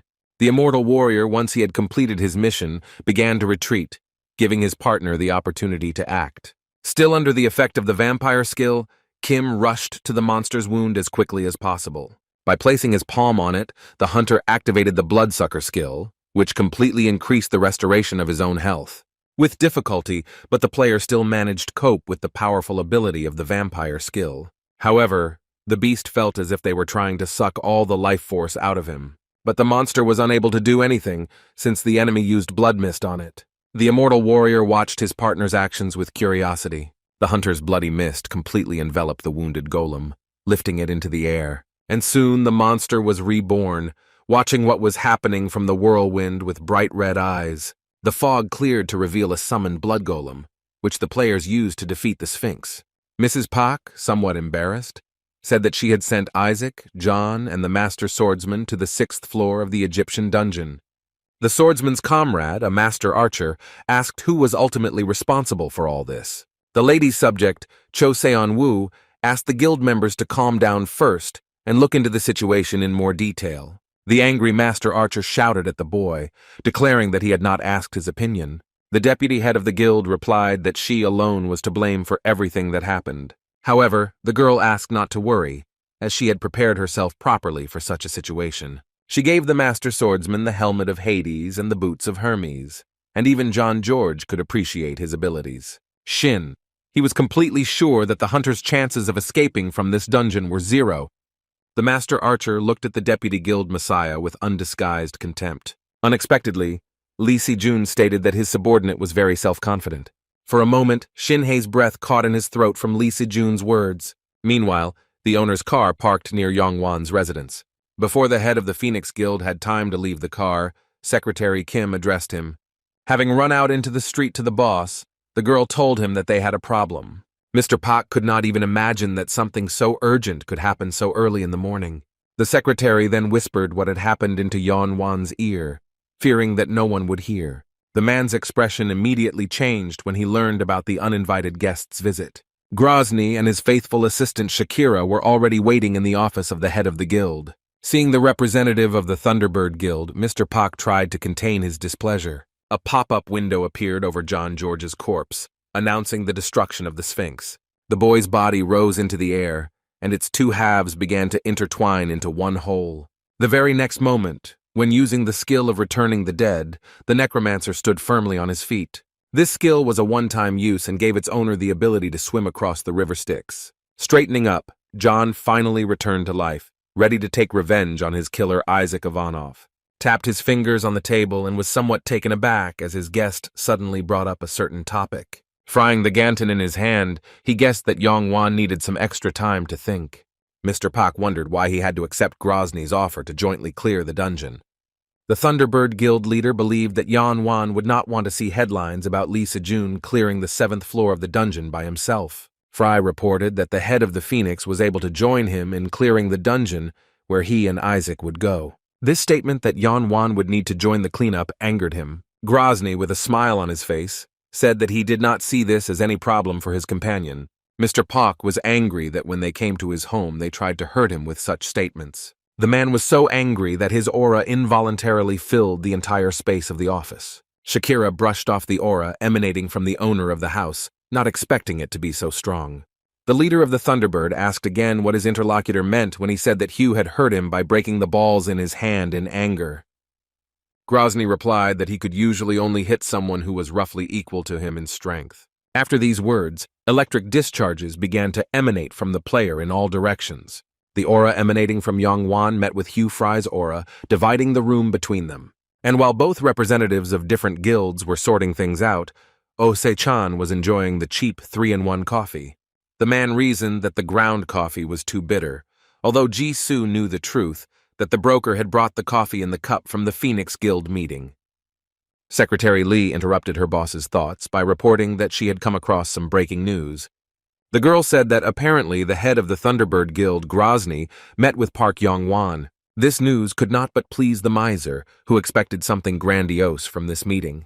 Based on how everything turned out, one could imagine how the situation would unfold in the future. Being carried away by his fantasies, Oh Se-chan did not notice how his subordinate was getting ready to go somewhere. The girl replied that she needed to meet a friend, which was unusual for her. Jisoo's boss asked her again if she really was going to meet a friend who didn't have any friends other than her co-workers. The secretary asked what the strange reaction was from the director of the company, whose expression immediately changed, letting the employee go to the meeting. After this, the girl closed the door behind her, leaving the man confused.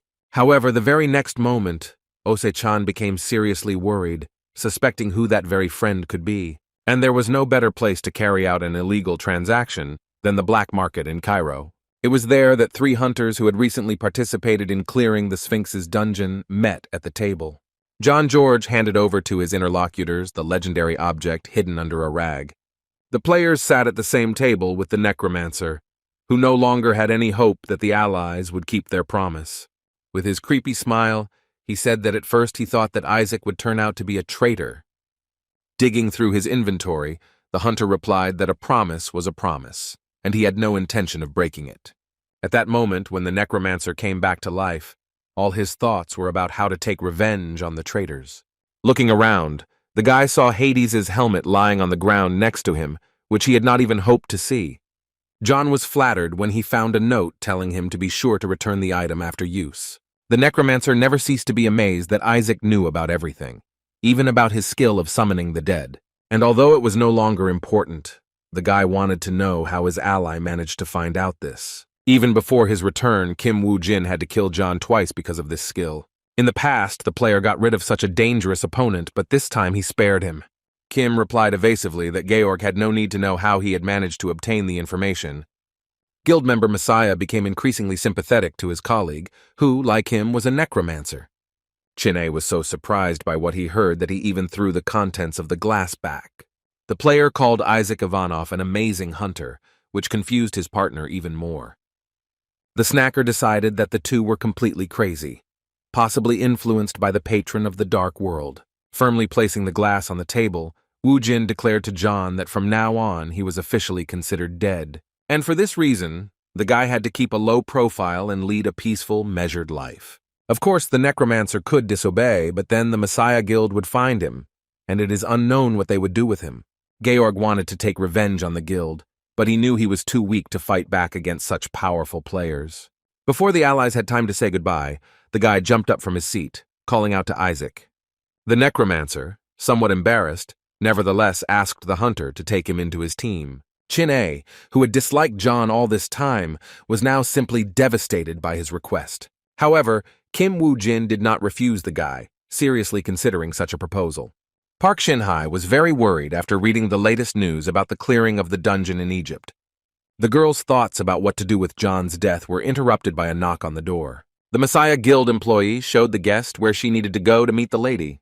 Vice President Lee Se Jung looked at her old friend Lee Ji-soo, with whom she had once studied together. Mrs. Park greeted her friend, noting that a lot of time had passed since their last meeting. Shin-hei's subordinates brought the girls coffee, and they continued their conversation in an informal format.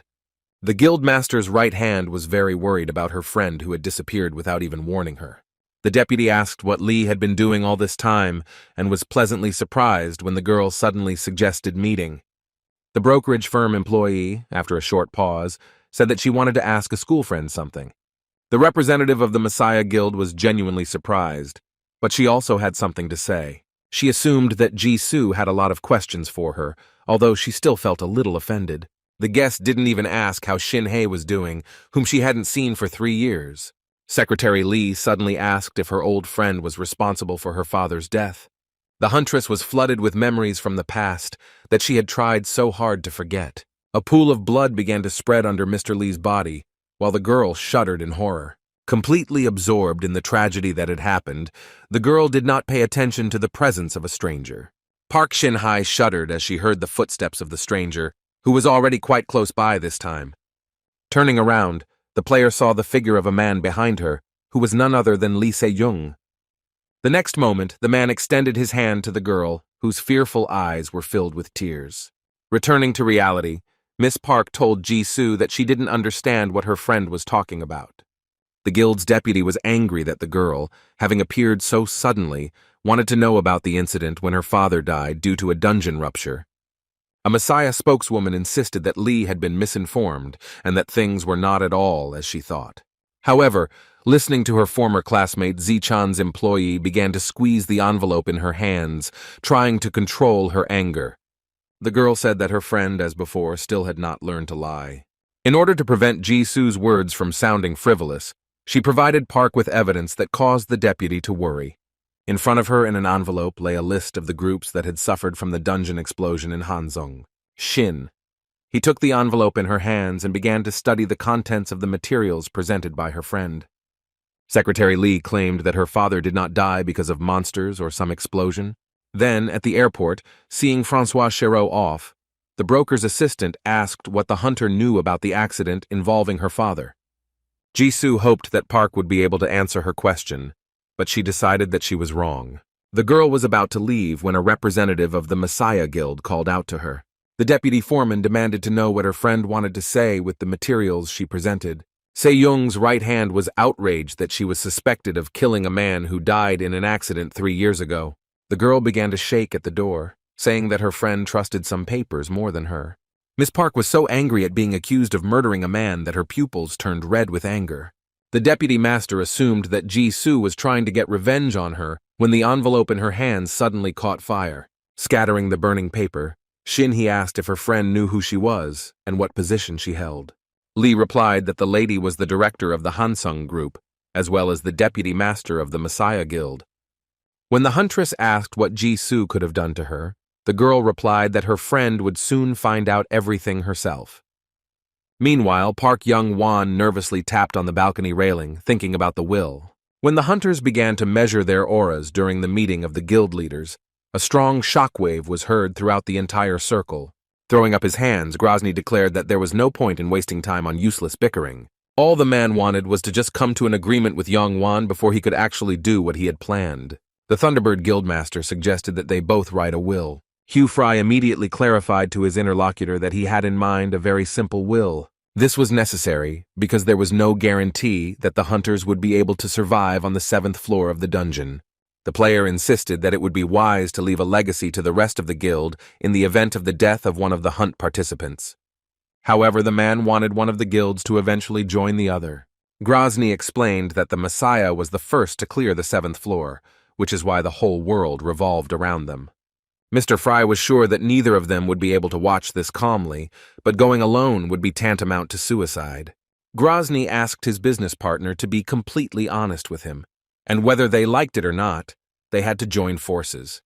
Waving his finger, Fry stated that he did not want to share the porn reward and glory after clearing the dungeon. The head of the Voicebird Guild was sure that Young-won, having reached the 7th floor, could stab him in the back at any moment. In connection with this, the player asked Mr. Pak to write a will and go to the dungeon. While the Phoenix Guildmaster was pondering over his will, a certain chance presence made its way onto his balcony. As soon as she materialized into a human, the owner of the house heard a familiar voice asking if Young-won had many doubts. The man was surprised because he didn't even feel the presence of the arriving bodyguard. He asked Wu Jin when he managed to come to him, since he was not noticed by the owner. Continuing to exude a dark aura, the boy replied that he had just arrived, his blood-red eyes flashing. Mr. Pak had already begun to worry about his subordinate, assuming that he had gone to Egypt with Isaac. The guy recalled how the head of the guild himself ordered him to persuade Isaac to deal with John George. Kim said that it was not easy for him in the dungeon, because it was not easy to persuade Isaac, who stood firm on his own. The man praised his elite fighter for helping remove Georg from the global battlefield. But there was also something that continued to bother Yan Wan, because Wu Jin had passed the 6th floor with Isaac. The man asked if he really should have told the guy to sort it out quietly without unnecessary talk after the hunt. Pak Young-wan was unhappy that Ivanov did not provide the press with any justification for John's death. The guy just waved it off, saying that he also didn't know what happened to the hunter, that after waking up, he cleared out the entire 6th floor in one jump. Wu Jin couldn't know what was going on in the genius's head, given that Isaac was not his subordinate. The guy had no way to intervene and tell the player how to act outside the dungeon. Mr. Pak calmed down a little, and his bodyguard did everything he wanted, getting rid of John. Since Wu Jin hadn't seen his employer for a long time, his employer decided to discuss something with him. The man wanted to sort out his relationship with Kim, planning to clarify some points. The hunter guessed that his employer was worried about the imminent meeting with Grozny on the 7th floor. The Phoenix Guildmaster stated that although Isaac was not under Kim's command, it could not be denied that he had some influence on the player. The hunter stated that when they cleared the 7th floor together, Wu Jin's role would be very important. However, the man knew that the guy would only act for a decent reward. In Yongwan's hands appeared one of the legendary items, a certain key that was glowing brightly, and the very next second, a passage opened behind Mr. Pak that could transport the men to another place. The owner of the magical item asked his subject to follow him to the weapons warehouse. Through the portal, one could see a room that was completely filled with various weapons. Looking at the guy, the guild leader said that the player could choose any item he wanted. However, upon entering the portal, the warehouse owner added that the weapon had to match both him and Isaac. Kim Wu Jin, following behind the employer, asked him not to complain about his words later. Meanwhile, a scandal broke out at the brokerage firm between its director and a subordinate. Oh Se-chan scolded Secretary Lee for barging into the Hansung group just like that. The man replied that he valued his employee very much, and this time he could not turn a blind eye to her behavior. The broker tried to figure out what benefit they would gain from angering Park Shin-hye. Jisoo, who had remained silent the entire time, replied that she herself did not know what would follow. As she stood up, the company employee said that at the moment it was unclear what the consequences would be and what they would get out of it. An arrow flew past Mrs. Pak's head, only slightly grazing her hair. First, she ended up running into the wall behind the girl, who was so surprised that she couldn't even move. The shooter who fired an arrow at the deputy master of the Messiah Guild was standing opposite her. It was none other than the master archer, who was angry at Shin-hye for her actions. The man was also angered by the fact that the girl came to the farewell ceremony of the master swordsman, whose death she was responsible for. As sorry as it was for Mrs. Pak, she could no longer influence what happened. Secretary Lee replied to her boss that now everything depended only on the choice Shin-hye would make. The words spoken by the employee remained a mystery to Se-chan, which left the man dumbfounded. Meanwhile, another dungeon was cleared, but not by ordinary players, but by the head of an entire guild.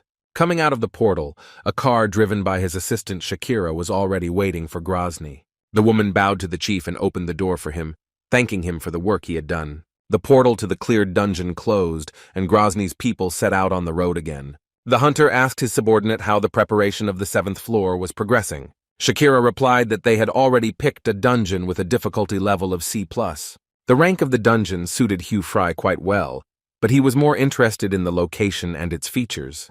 The gates themselves were located in Pakistan, around which armed terrorist groups were stationed.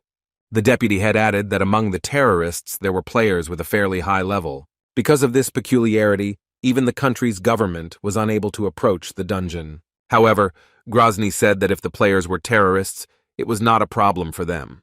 But, as it turned out, this was not all the information, and the scale of the guild's apartment crossed Kim Wu Jin.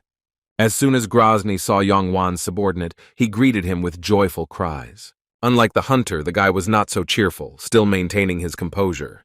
When the man came closer to him, Wu Jin confirmed that they had indeed not seen each other for a long time.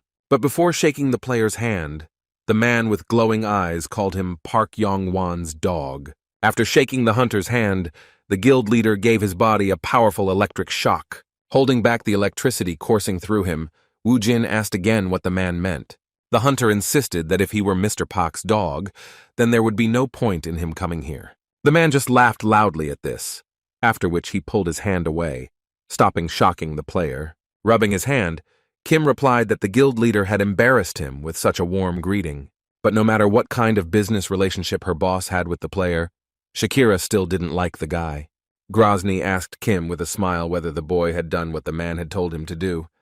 Trying to read Hugh Fry, the hunter noted that his calmness did not look like a bluff.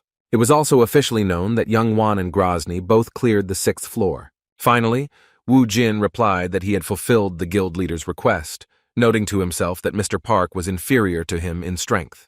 After which the guy voiced its details, later saying that Isaac would kill Park Yong-won on the top floor of the dungeon.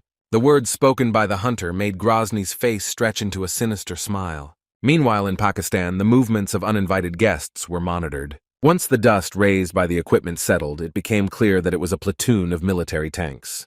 The caretaker could not believe that so much enemy equipment had managed to get through to them unnoticed. Having abandoned the observation post, the man rushed to the commander, who was not far from the portal to the dungeon. The subordinate wanted the boss to see the find he had made with his own eyes. As soon as the caretaker reported suspicious strangers, his head exploded. The commander of the terrorist group immediately reacted to the enemy's shot. Hiding behind a rock, the man analyzed the attack, and that after the bullets flew, there was a bang. This could mean that his subordinate's head exploded after the enemy launched something from 1,500 meters. The commander should have at least roughly calculated the distance in order to repel the attack. The man peered out from behind cover, trying to figure out which side the bullet was coming from. However, before the player could determine its location, a second one exactly like it blew his head off. The shooter used his 1,000 live vision skill, which helped him eliminate the target without any difficulty. Shakira was proud that she was able to hit an opponent at a distance of 1,765 meters. The girl also did not go without praise from her master, who was nearby at that moment. The man claimed that it was always pleasant to hear the sound of a large-caliber shot. Grozny wanted to know the estimated time before the invasion of the area around the dungeon gates. The military equipment driven by Fry, located below, began shelling the terrorist camp. Tanks tore up the ground with shells, leaving no chance for the remaining enemies to survive. Shakira replied that 10 minutes was enough for them to take control of the portal. Also during the siege of the terrorist headquarters were Wu Jin and Chin Ah, posing as Russian hunters. Park Yong-won also watched what was happening with some fear and distrust of his allies. Meanwhile, the entire internet was discussing the unification of the Phoenix, Thunderbird, and Mokosh guilds, who had set out to clear the 7th floor. And on top of everything else, the public wanted to know what Elena Syria's position would be on this matter. Lee Se Jung asked his deputy, Miss Park, what she thought about trying to clear the 7-story dungeon. The guild leader suggested making a statement, but Shinhei stated that there was no need for it. In an instant, the master appeared right in front of the girl, getting up from the table so quickly that she didn't even notice it. Watching the frightened expression on his subordinate's face, the man insisted that he had already seen such a grimace once. The hunter wondered where he could have seen such fear before, which frightened Mrs. Park even more. However, the man quickly remembered that he had seen exactly the same expression on the girl's face when he first saw her. Se Jung stated that on that day he thought that they really did look alike.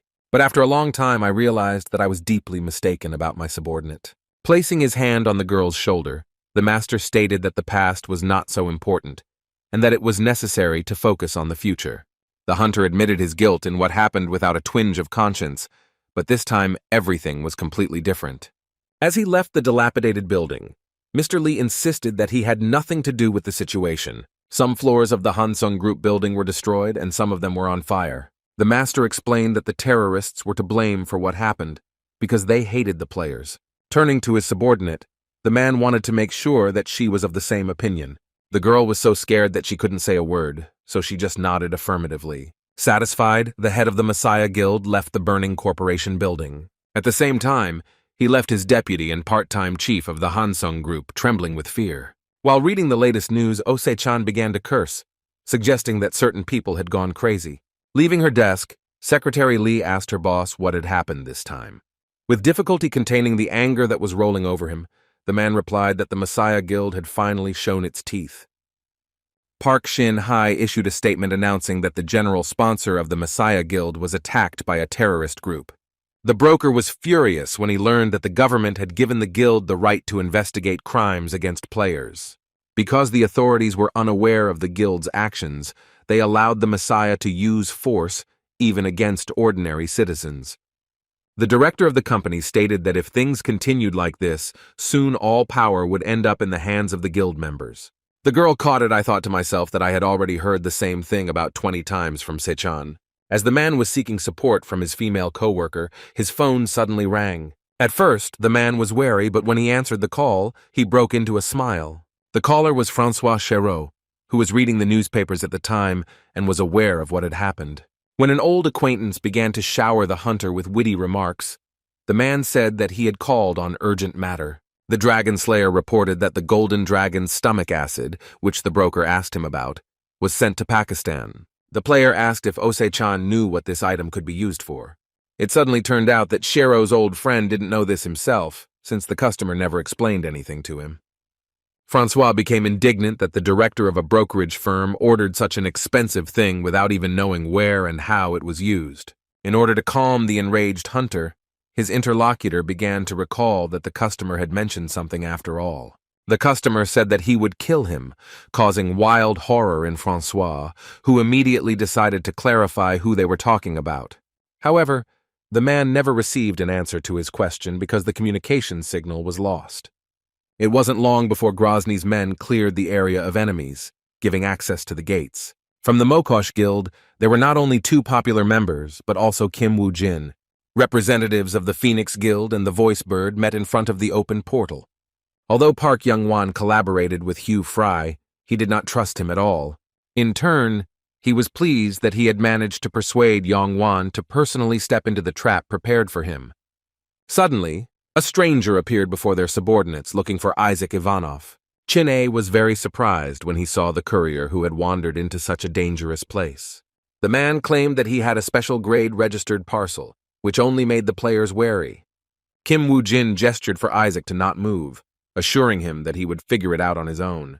However, the courier kept insisting that the specified recipient should have received the parcel and signed for it. Meeting Wu Jin's angry gaze, the man was not averse to handing it over to the recipient's comrade who was standing right next to him. When the delivery man left, the players immediately headed towards the package, intrigued by its contents. The immortal warrior was eager to find out what valuable thing his comrade had ordered. Inside the box, tightly packed, was the Golden Dragon's gastric juice in a small flask. Isaac's eyes widened in surprise, not believing that such an item could be obtained in any way. But the food lover was left disappointed because he thought there was something bad in the box. The guy wanted to know why Wu Jin needed a flask of this juice, which Isaac had heard something about before. This legendary item allowed one to see the true appearance of a sealed item. But the hunter immediately clarified that such an object or juice was quite difficult to come across, and all this was just rumors. Isaac was amused by the fact that his team members seemed to have no idea. Not himself. Chin-A began to justify himself, saying that he was well aware of the properties and origin of dragon juice. The spiny snake killer immediately took his words back, so as not to anger his partner even more. The guy asked Wu Jin if it was possible for them to go to the dungeon without Isaac. Due to the fact that the player tended to kill his own comrades, it was extremely difficult to trust such a person in the dungeon. The player rolled up his sleeve and showed the seal on his wrist, claiming that how could one trust anything more than this sign. Chin-A claimed that there was no worse man, that he once died and came back to life again. At the bar when the hunters were in Egypt, Kim Wu Jin wondered if John would be useful to them on the team. The necromancer's assistant explained that they were not going on an ordinary journey and could not take just anyone with them. This means that Georg replied that Isaac had a grudge against the Messiah Guild, but he was no longer interested in it. Since this is how it turned out, the necromancer would like to see with his own eyes how the Cleaver and the Messiah Guild fall apart. Wu Jin demanded that the player guarantee that he would not betray him at the most crucial moment. The immortal warrior did not believe that Kim would take a necromancer into their team, who put the skill on the table as proof. Georg introduced a rare soul subjugation skill that allowed one to make a contract to transfer one's soul in exchange for a skill or item. Chin-A was shocked by this proposal, pointing out to the necromancer that Isaac could order him to die at any moment. Ivan replied that Ivanov had many opportunities to kill him, but he never took advantage of them. The boy claimed that the hunter was not one to kill in vain, and therefore would not harm him unless he got out of the way. Reflecting on their meeting in Cairo, Wu Jin came to the conclusion that the necromancer was right. This skill was not beneficial for Georg, who with this decision tied a knot around his neck with his own hands.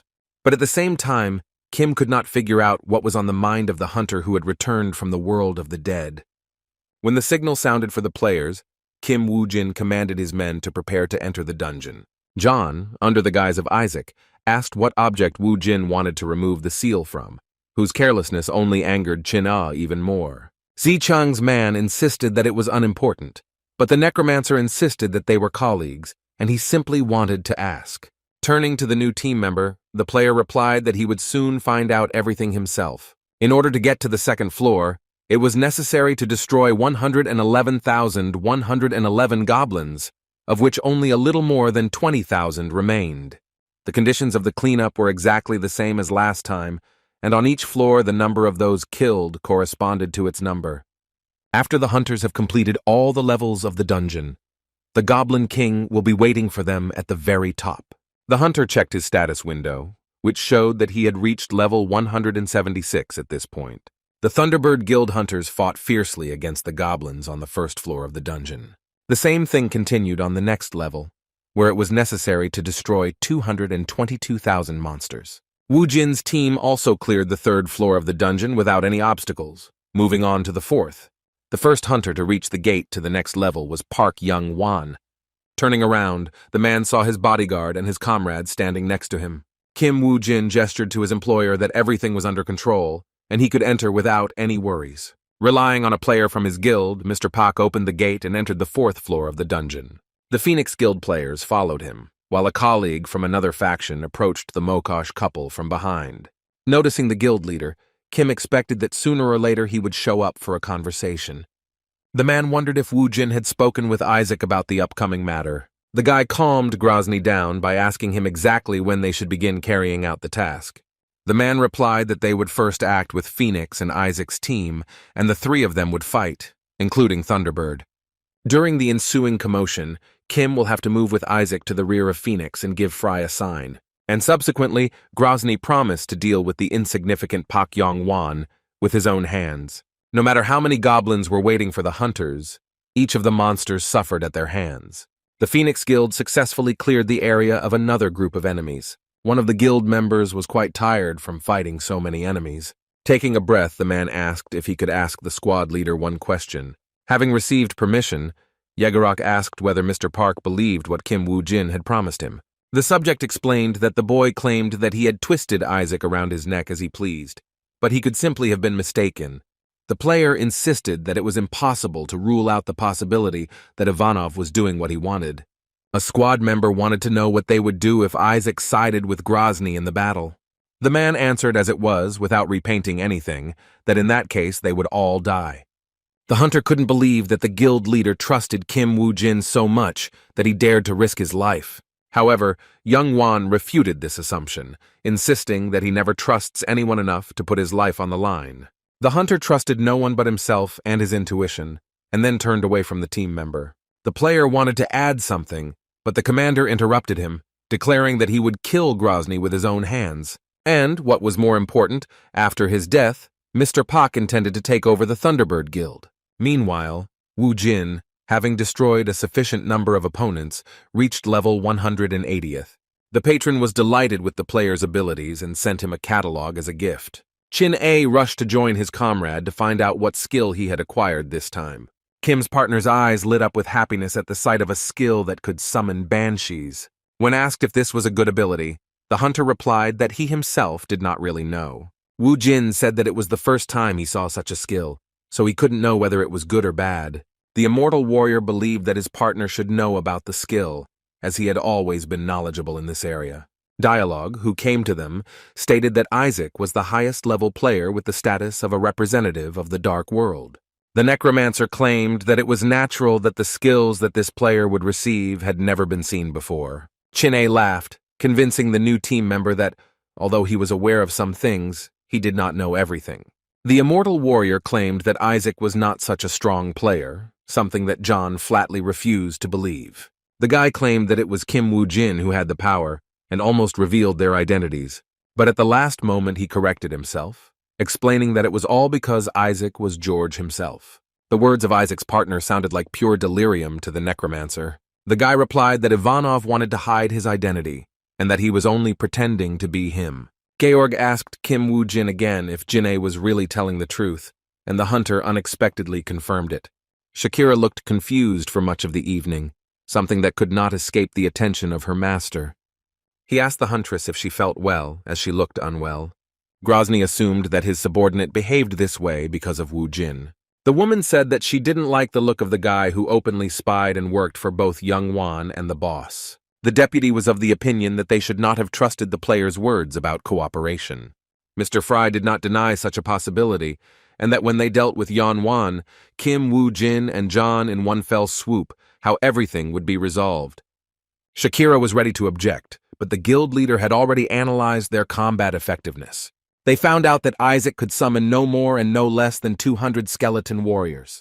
Grozny also took into account the possibility that Pak Yong-wan himself would help the hunters in the battle. But even this, according to Hugh Fry himself, will not be able to stop its destructive power. With a malicious grin, the man claimed that even if the unexpected happened, the hunters would get nothing anyway. The people from the Voice Bird were warned and were prepared to open fire on the enemy at any moment. If Ivan the Terrible was destined to die in the dungeon, then his killers had to be dealt with in the outside world. The banshee let out a long scream, causing the frightened goblins to begin to lose their fighting spirit.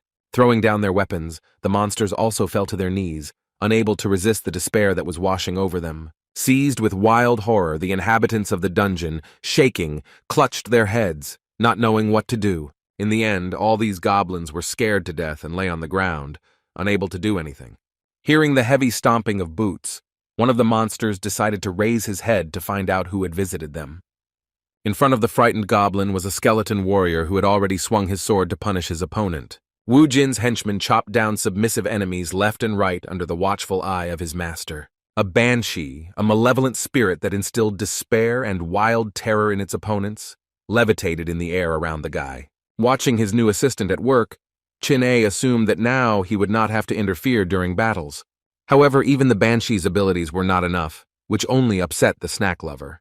Looking at the summoned monster, Wu Jin felt that his skill wasn't very effective. Igor was confused by the fact that the banshee used a lot of magical power for a skill that did not directly cause damage to the enemy. Isaac, aka John, wondered if they would no longer use banshees in future battles.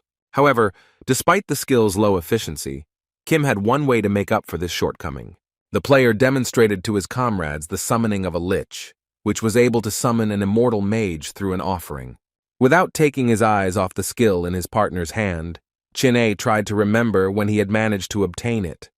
The boy soon realized that it was Kim who had received the skill during the exchange for the Cyclops' demonic eye. The hunter confirmed his partner's guess by tearing apart the skill page and gaining this ability. As soon as the player received the lich summoning achievement, he was pierced by a beam of light, from which a strong flow of air emanated.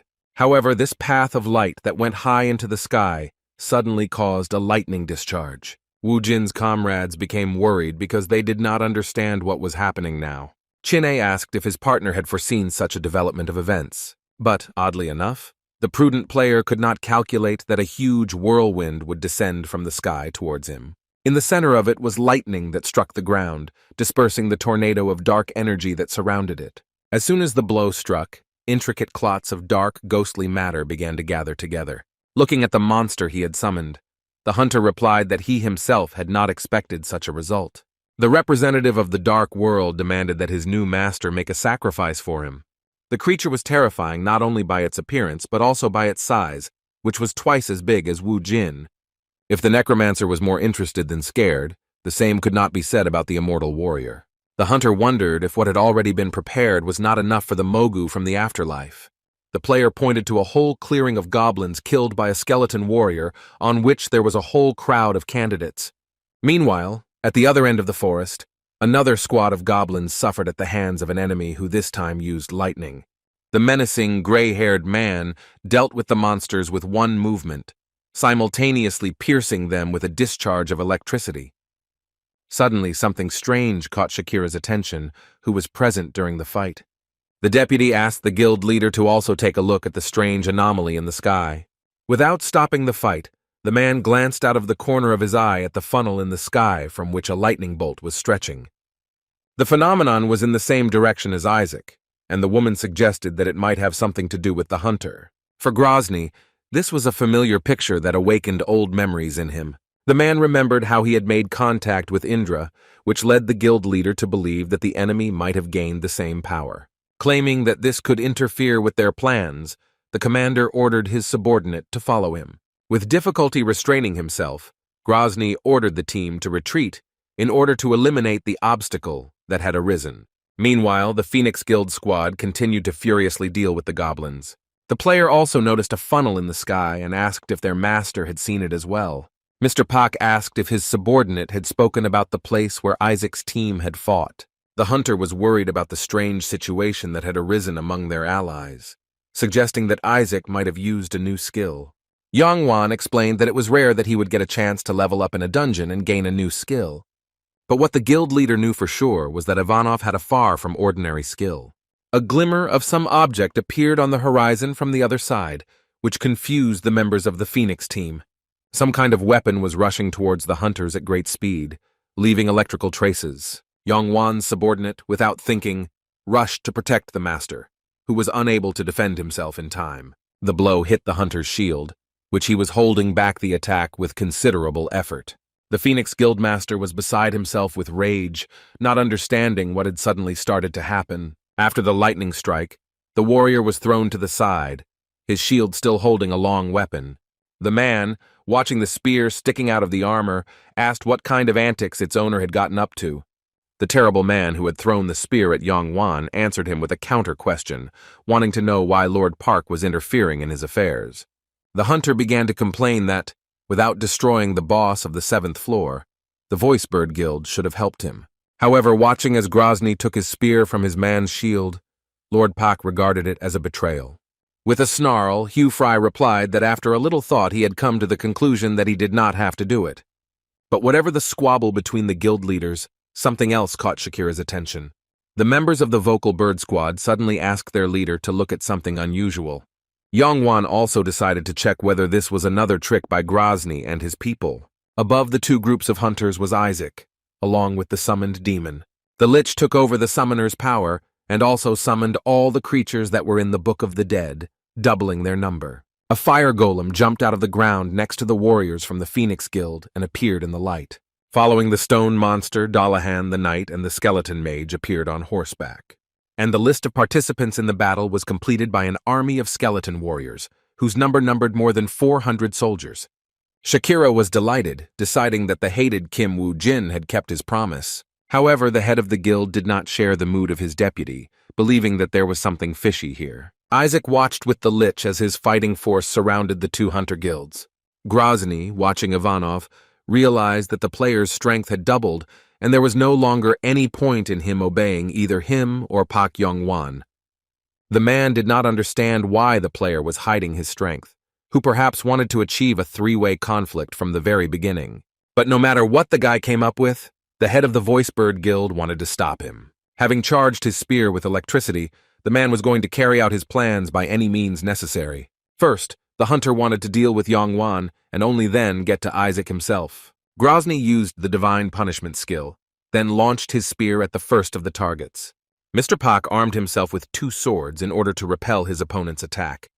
The angry man shouted that he was not as easy to kill as his enemies thought. George, watching from a safe distance, saw how Grozny's spear created an explosion of incredible proportions. Guildmaster Phoenix was saved from a fatal blow by Chin A using the Aegis shield. Mr. Pak was surprised that he was saved by Isaac's assistant, causing the boy great displeasure. The immortal warrior was irritated that no one knew him by name, always remaining in the shadow of his colleague. Wan couldn't even imagine what kind of situation he would get into when he agreed to conquer the 7-story dungeon. Wu Jin's partner was distracted for a second as something above caught his attention. The enemy used the divine punishment skill again, but this time without a spear, but as lightning, striking from above. Since the hunter had only one shield, he was unable to dodge the devastating blow from the sky. It was so strong that its shockwave covered almost half of the area where the battle took place. From the huge wall of dust raised by the air, Grozny called his spear back to him. The man was extremely unhappy that they were once again trying to prevent him from carrying out his plan. The shockwave failed to knock Mr. Pak off his feet, but the same could not be said for the player protecting him. Looking at the crater formed by the lightning strike, the man had no idea how powerful Grozny was. The remaining shield of Aegis began to crack, which meant only one thing. There was a hunter underneath it trying to get out. Activated Blessing of the River Styx, Chin A emerged from under the rocks, safe and sound. Shakira couldn't believe that anyone could not only survive, but also fight off such a blow, and she also couldn't understand why Isaac's assistant was protecting Park Young-won. Hugh Fry, judging by the events that happened, came to the conclusion that Kim Woo-jin conspired with Yeon-won in order to destroy him. Suddenly, a ghostly spirit quickly rushed between the ranks of the Thunderbird warriors. It was difficult for the human eye to notice him, and in a matter of seconds, he found himself in front of the squad leader. By the time Mr. Fry noticed the presence of a stranger, it was already too late, as the blade had already passed through his throat. The deputy did not immediately understand what was going on and why the guild leader had dropped his weapon. Sensing something was wrong, the girl asked what had happened to Grozny, who had started shaking all over. No matter how hard the man tried to press on the wound, a stream of blood still gushed out, frightening Fry's subordinates. Shakira immediately rushed towards the leader, in front of whom a pool of his own blood had already gathered. As Kim Woo-jin left his hiding place, he didn't like the force with which he struck. Having transformed from a disembodied spirit into a living person, the player scolded himself that perhaps his blow had been too weak. Meeting the traitor's gaze, Shakira's eyes filled with blood, ready to immediately tear the guy to shreds. Looking at what had happened, Mr. Pak still did not understand what was really happening. With a smile on his face, Chin-A explained that with their combined efforts, they had managed to destroy Grozny. But the head of the Phoenix Guild could not agree with the words spoken about him, pointing at the enemy. Hugh Fry took fatal damage, but at the same time activated the descent of Indra, who descended from the heavens and inhabited the body of the skill owner. A hole opened up right above the seriously wounded hunter, from which a huge bolt of lightning burst forth. Her beam hit Grozny directly, which not only affected the player, but also destroyed the ground beneath his feet. Shakira was in complete horror, as she had no idea about the master's hidden ability. Immediately after this, the squad leader found himself inside a powerful whirlwind consisting of lightning. The next moment, a renewed Hugh Fry emerged from the vortex, made entirely of electricity. Wu Jin was not prepared for Grozny to be reborn as such a monster, which only made his task more difficult. Kim's comrades were also surprised at how much power the already strong player had acquired. A monster made of lightning has declared its intention to destroy the pathetic humans. The creature extended its hand forward, commanding all its opponents to perish. The next second, the monster sowed electric discharges all over the ground, which reached the members of the Phoenix Guild. However, not only people suffered, but also the necromancers summoned creatures.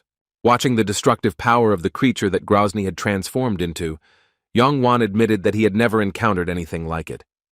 The man ordered everyone to retreat immediately to get as far away from this monster as possible. The overconfident members of the Thunderbird Guild began to mock the enemy. But the next moment, their leader also pierced the hunters with a bolt of lightning. Watching in horror as it happened, Shakira realized that the monster was hitting everyone indiscriminately. The creature created chaos around itself, littering the battlefield with countless bolts of lightning. John George began to worry about Wu Jin, who was right at the epicenter of the battle, destroying everything around itself. The monster did not even notice the man who brought its owner to such a state. The boy called out to the electric monster, asking him what had made him so angry. The guy didn't want to bring any clarity to what was happening and pointed his hand at the monster's real enemy. Unexpectedly, Kim pointed to Georg, who was at that moment on the platform with the Lich, after which the player also added that he was simply following the orders given by Isaac. The necromancer, although he saw that Wu Jin was pointing in his direction, still did not understand what this meant for him. The hunter demanded that the monster come to its senses, so that it would not take it out on the innocent and fight against Ivanov. However, the electrical creature did not fall for the provocation and attacked the guy with a powerful volley of energy. As often happened, Wu Jin did not even flinch, much less run away in the face of a mortal threat.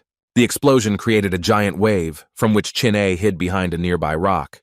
The reckless hunter's partner cursed to himself that Kim had approached the enemy without any preparation. John was sure that this time the master would definitely not be able to avoid the consequences of a frontal attack. In addition to the powerful volley, the monster released lightning bolts to ensure the enemy was finished off. The monster, woven from thunder and lightning, was pleased with himself, but even that seemed not enough. After this, the monster struck the player several more times with powerful lightning bolts.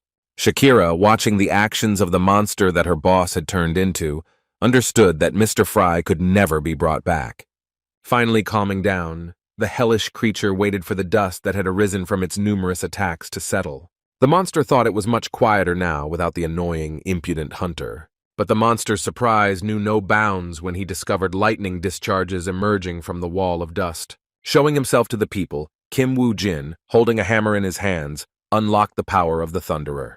The thunder power of Wu Jin's weapon reached its maximum, which was exactly as he had planned.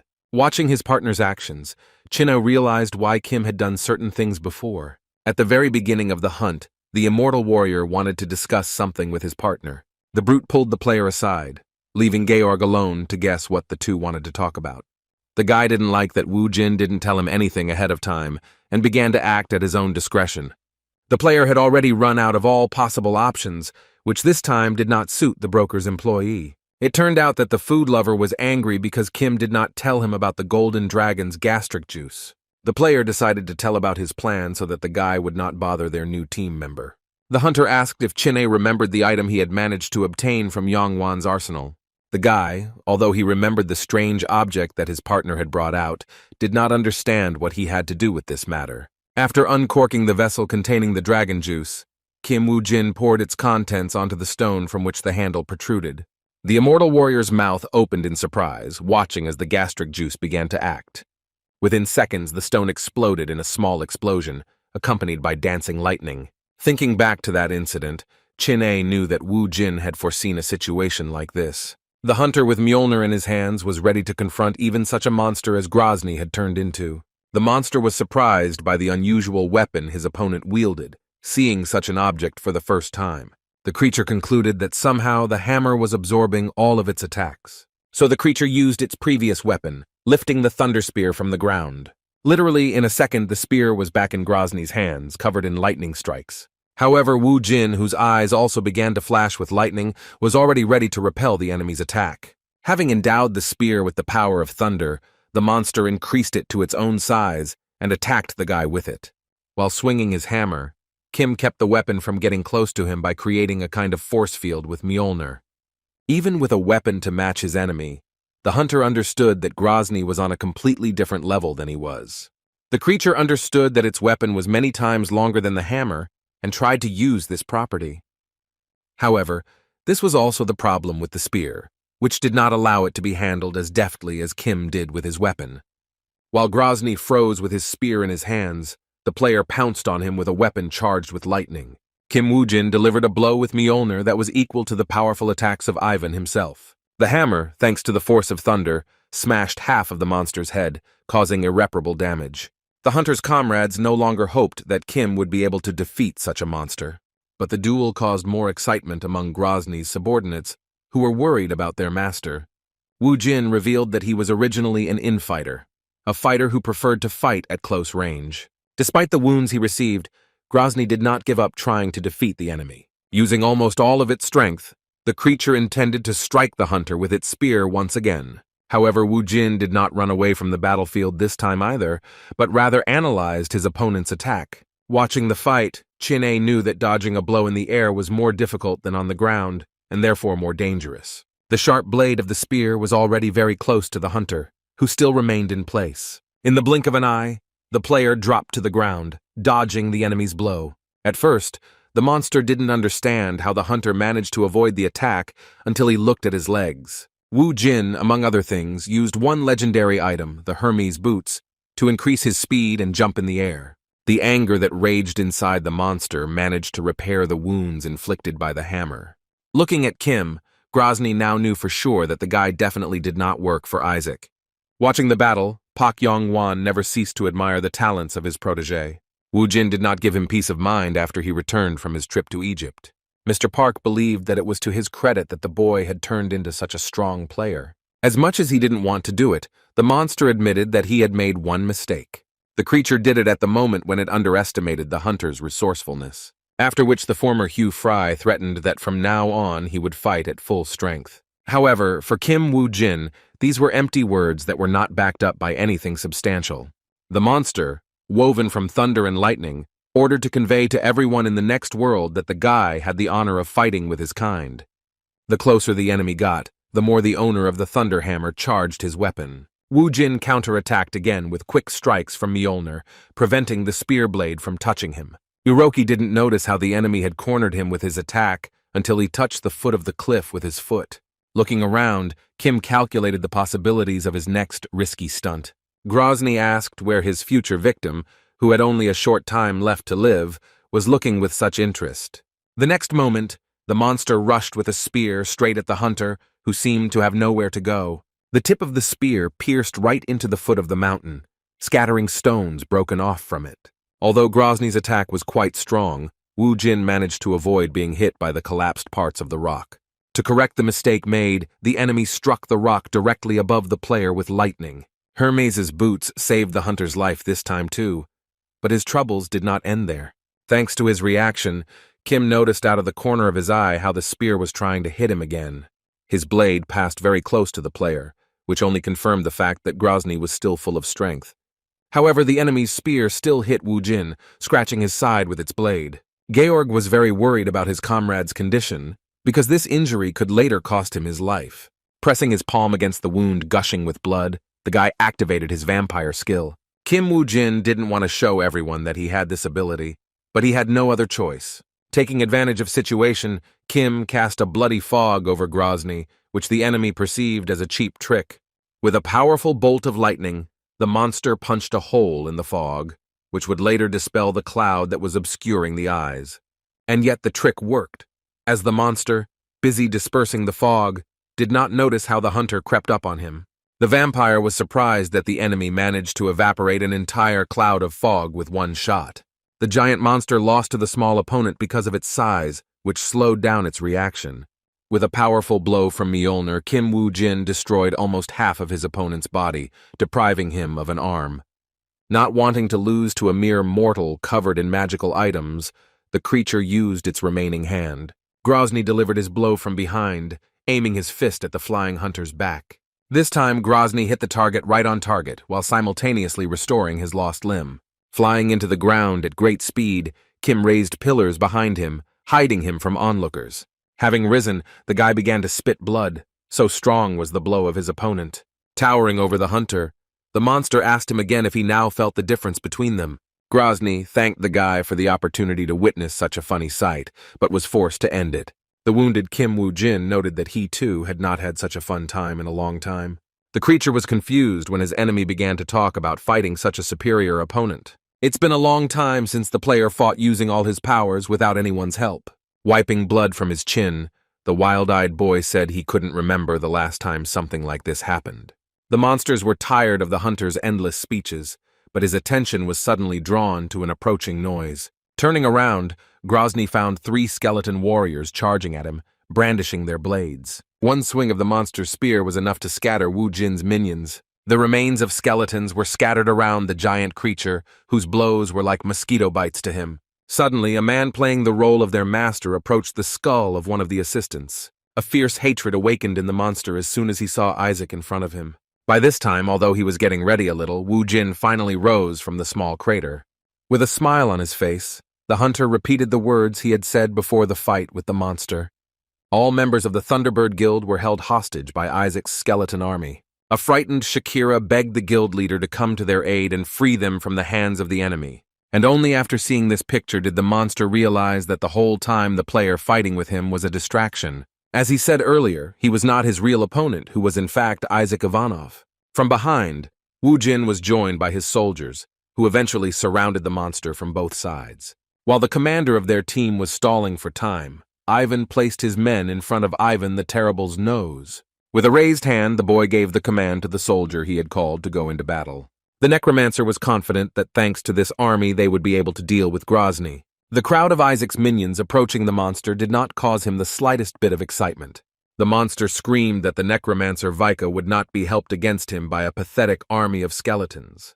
The creature unleashed another bolt of lightning on the dead soldiers, which was fatal for the warriors. When the electric beam collided with the enemy, it raised a huge cloud of dust at the point of impact. But as soon as he cleared his mind, Wu Jin appeared in front of Grozny again and absorbed his attack with his hammer. The hunter gave the squad of skeleton warriors the opportunity to continue their attack. Grozny was beside himself. He was so angry at the antics of his partner Isaac. With one blow of its spear, the creature smashed the dead soldiers who had desperately rushed into battle. And the monster's next attack was aimed at the player, who was causing him so much inconvenience. The sharp blades of the spear, instead of Kim, hit the impenetrable shield of Aegis, which Chin-A had used to cover his comrade. The guy claimed that if Grozny wanted to strike his friend, he should have fought him first. The creature was already quite tired of someone constantly trying to stop it from dealing with Wu Jin. With endless lightning strikes, the monster got rid of the skeleton warriors arriving at his feet. Possessing the power of a summoner, the Lich used Merlin's staff, causing his magic to flow in abundance. The skeleton necromancer has summoned additional warriors to replace the soldiers who failed. But although the summoned squad was also defeated by the shoulder, the undead continued to summon squad after squad. Pak Yongwan could not help but notice that Grozny, which had recently been invincible, was now on the defensive. It was quite strange that when Wu Jin was in a critical situation, Isaac came to his aid. And Ivanov's assistant also stood up for him, which led the head of the Phoenix Guild to certain thoughts. The man did not rule out the possibility that his bodyguard had quite possibly planned this entire fight in advance. Due to the huge number of opponents, the creation that Grozny had become gradually began to lose ground. Due to lack of magical powers, Indra's coming was cancelled and the player's recovery was impossible. Hugh Fry sucked in fresh air through his bloody mouth, freed from the monster's control. However, as soon as the man returned to his previous state, he was unable to stand on his feet. The player leaned back and bumped into the skeleton warrior's armor, which prevented him from falling to the ground. Along with the returned body, Grozny also felt the loss of strength that he had felt before the transformation. The man's attention flew to the enemy, who had come closer to him, whom he was unable to defeat. The guy praised Grozny for having an amazing army, which he had before. But the guy noticed that there was no infinite power in the world, which caused his opponent to burst into laughter. Mr. Fry laughed at the fact that Wu Jin himself, who had been constantly summoning skeleton warriors, was saying such words. Even at this moment, when the defeated hunter was communicating with the necromancer, there was a whole army of the dead standing behind him. Wu Jin replied that if that was all Ivan the Terrible wanted to tell him, then he was going to leave. The player ordered his assistants to finish the job he had started, who immediately pounced on the head of the guild. Hugh Fry's execution was witnessed by his men, who fell to their knees the moment their leader fell. Shakira couldn't believe that their master was no longer alive, that he had left them to their fate. Looking at how the players who killed Grozny were chatting pleasantly, the woman couldn't imagine how Wu Jin could betray them. "I will defeat the traitors," with a menacing look. The deputy head swore to avenge the death of the master with her own hands. After talking with his ally, Isaac began to walk towards the prisoners with an important announcement. The necromancer announced that the time had come to choose a successor to replace the deceased head of the guild. Shakira thought she misheard when the player mentioned choosing a successor, but the Thunderbird representative quickly realized that the hunters did not plan to kill the guild members. The woman attracted Isaac and Wu Jin's attention with a hand gesture and then addressed them. She reported that the calm Hugh Fry left no instructions on who would take over the guild after him. In this regard, the deputy asked that Isaac choose a suitable candidate to represent the Thunderbird. The guy thought for a while when the honor of making such a responsible decision fell on his shoulders. Shakira was sure that there was no one who did not know that she was the head's right hand. The first task that the woman faced was to survive in this dungeon, and only then, as soon as she managed to get out, Grozny's right hand wanted to deal with the killer of her master. Suddenly, Wu Jin put forward his candidacy, declaring that he would take over the management of the guild.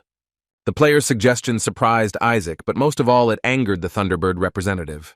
Kim explained that before his trip to Egypt he had made some sort of deal with Grozny. The hunter said that the chief promised to give him a high position in Thunderbird for killing one person. Knowing nothing about this, John assumed that Hugh Fry had asked that Isaac be killed after they cleared the dungeon. Wu Jin stated that he had accepted Grozny's offer, and having fulfilled his part of the agreement, had every right to take the place of the head of the guild. However, the guy said that Shakira was also nearby at the time of the deal, asking her to confirm the veracity of his words. But the huntress only became even more angry, claiming that they had never made such a deal with Kim Wu Jin. The player didn't like the fact that Grozny's subject didn't want to make contact with him. This was all because she was sure that even if she lied, no one had evidence to prove otherwise. However, if the differences cannot be resolved peacefully, then Thunderbird will have to fight against Isaac. In this case, the entire guild would go, which is why, albeit reluctantly, Shakira acknowledged the fact of the deal. Keeping walking on the edge, the warrior never stopped trying to take over the master's place. The woman asked the players to take into account one more fact, despite the existence of a deal with Grozny. Shakira stated that she was the one who was always by her master's side when he was running the guild. Therefore, beating on the chest, the woman demanded to appoint her as the head, because then the other members of the guild would accept this decision. She also added that this could have a beneficial effect on clearing dungeons. However, the debate over who should lead Thunderbird was interrupted by another participant in the battle. Park Young-won asked who among those present came up with the idea of appointing successors to the guild leader. He did not claim that, according to Ivan the Terrible's will, the Grambird was to go to the Phoenix Guild. The man thanked Isaac for his help, but clarified that these points had been agreed upon between him and Fry in advance. Kim Wu Jin was glad that his employer had arrived just in time to clarify the matter regarding this position. Mr. Pak was unhappy that his bodyguard, in addition to breaking into his armory, was now encroaching on his rightful property. In his defense, the player replied that he himself did not understand how it happened when he managed to destroy Grozny, as Yang-won ordered him to. Wu Jin clarified that everything went wrong because of Isaac's stubbornness in wanting to clear the dungeon as quickly as possible. The subordinate explained that he tried to stick to the plan even under the condition of Ivan the Terrible's death, and he felt sorry to miss such a chance. After the speeches of thanks, the guy advised Mr. Pak to simply forget about the Thunderbird. But if the man doesn't do this, then Wu Jin will order Isaac Ivanov to kill him. And all because Isaac was a man who went to the bitter end for his goal. Young-won thought seriously about the player's words as he looked over Isaac's army of the dead. Meanwhile, on the 7th floor of the Goblin Kingdom, the king's entire army was gathered. The chief magician of his numerous army came to the emperor, who gave everything on his throne. The king, whose eye bore a scar from past battles, looked angrily at his subordinate. The goblin, who was several times smaller than the king, said a few phrases to him, after which the shaman threw his staff upward, thereby releasing magical power. The energy that the goblins received from their sorcerer turned the army into berserkers. Everyone rushed after the shaman as one, heading towards the gate that allowed players to move to this level. By this time, Kim Wu Jin was armed not only with Mjolnir, but also with Odin's spear Gungnir, which doubled his Thunderer's strength. The hunter, along with his massive army of skeletons, ordered them to go into battle. In turn, a whole army of angry goblins rushed towards the necromancer's minions. And as soon as the opponents collided with each other, a fierce battle began. Chin-A spent most of the time he spent in the dungeon resting, already missing a good battle. On Jin's side were also members of the Thunderbird Guild, whose leader he had recently become. While John's comrades fought the enemy, he continued to play the role of Isaac, remaining on the sidelines. Watching the hunter, Pak Young-won caught himself thinking that because of him, he had disgraced himself in front of his people. The man was ready to do as Ivanov wanted this time, but for today's insult, he would be ready to ask him for many more heights. The Phoenix Guildmaster ordered his men to also go into battle to support their colleagues. A terrible massacre broke out on the ground, which John George calmly watched. After a long time, those monitoring the dungeon finally announced that it had been cleared. And the first hunter to leave the 7-story dungeon was Shakira. The woman was met by people from Grozny, who, together with military equipment, were awaiting the arrival of the guild members. She wanted to give the order to destroy Kim Wu Jin and his people, but she understood that she had no right to do so. The rest of Thunderbird's squad soon followed the huntress. The commander of the army began to examine the players after the portal was closed, but could not find the boss among them. The man realized that the worst-case scenario had come true, so he moved the radio closer to contact his people. Having received the order from the commander, the armed soldiers threw down their guns, aiming at the enemy. But before the soldiers could open fire, Grozny's deputy Shakira visited them. In a whisper, duplicating her words with gestures, the woman demanded that they stop any actions towards the players. The commander-in-chief was confused, asking to know the reason for the cancellation of the master's order. Then the huntress addressed all the employees, informing them of the latest order from their boss. She announced that from now on, a new leader would be appointed as the head of the Thunderbird Guild. Discouraged by such sudden news, the commander wanted to know who had become Mr. Fry's successor. Without saying a word, Shakira looked at the new head of their guild, gritting her teeth angrily. Wu Jin, like a cat, his eyes sparkling in the semi-darkness, was incredibly happy with his new position. Once the Goblin King was dealt with, Wu Jin wanted to clarify one very important point. The first thing the guy did was to express his condolences to all those who were not chosen as Ivan the Terrible's successor. Kim insisted that he was not to blame for this, since Isaac had appointed him to the position. The player wanted to give his allies one warning before they exited the dungeon. Wu Jin asked not to spread the word that he had been appointed as the successor of the Thunderbird Guild. In other words, the guy wanted his allies to keep an eye on their own people. Pak Young-wan, the first of those present, said that he would not blab about it at every step, although he did not understand the reason for such secrecy.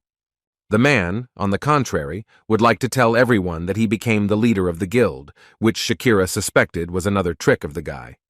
Wu Jin didn't answer directly, hiding behind Isaac, claiming that he had some plans. The hunter insisted that it didn't matter who he was, the guild master or the leader's successor, since soon all of it would lose all meaning.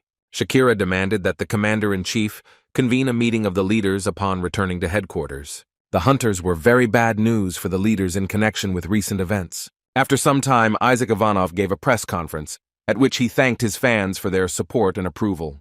The hunter, as a token of his gratitude, along with the leaders of Thunderbird and Phoenix, came to the same conclusion.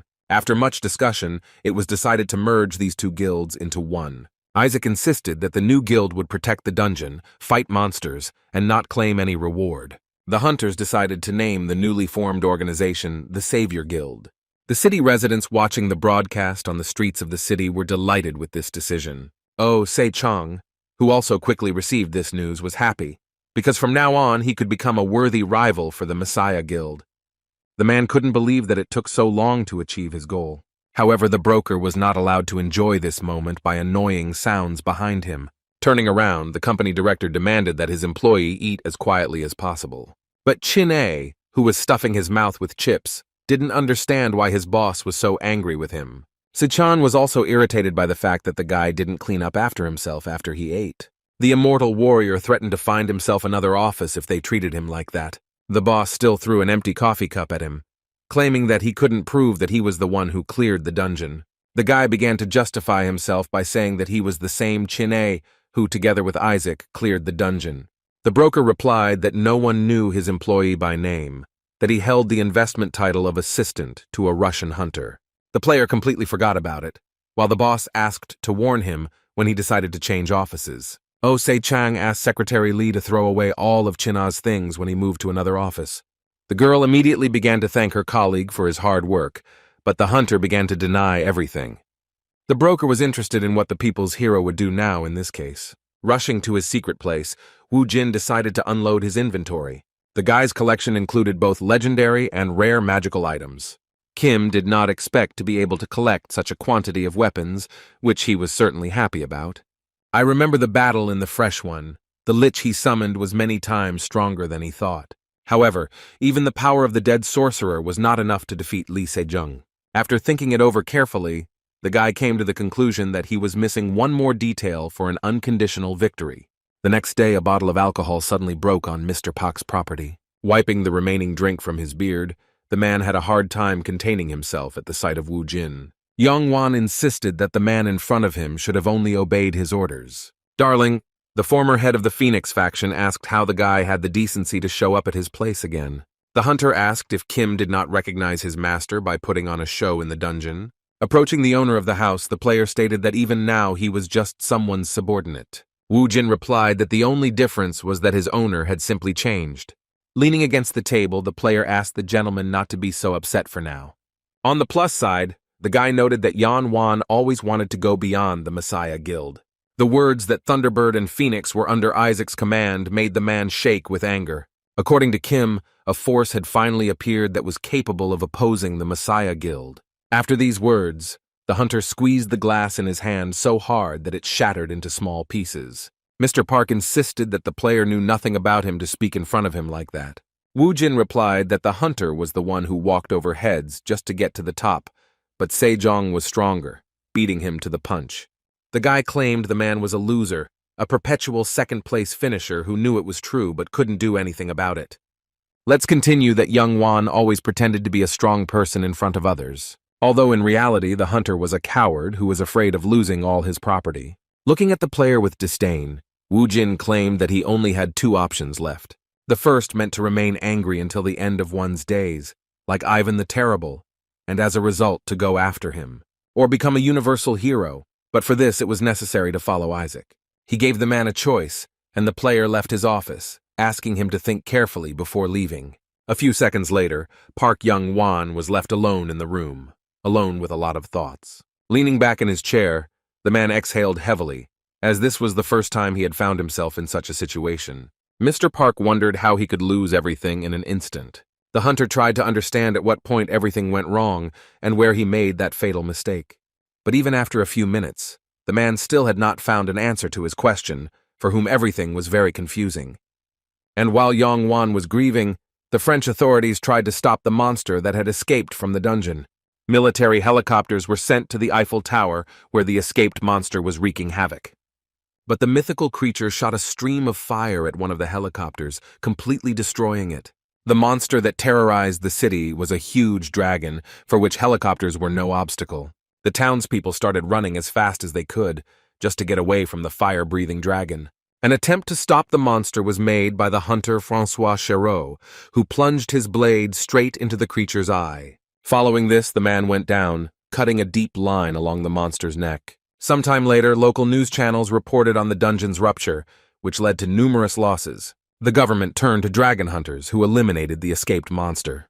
Despite the death of the dragon, Paris was still in a terrible situation, and its inhabitants were in a frightening state. News began to appear on the internet that a 7-story A-rank dungeon had been discovered in one of the cities. At a human rights rally, citizens condemned players who avoided dungeon raids.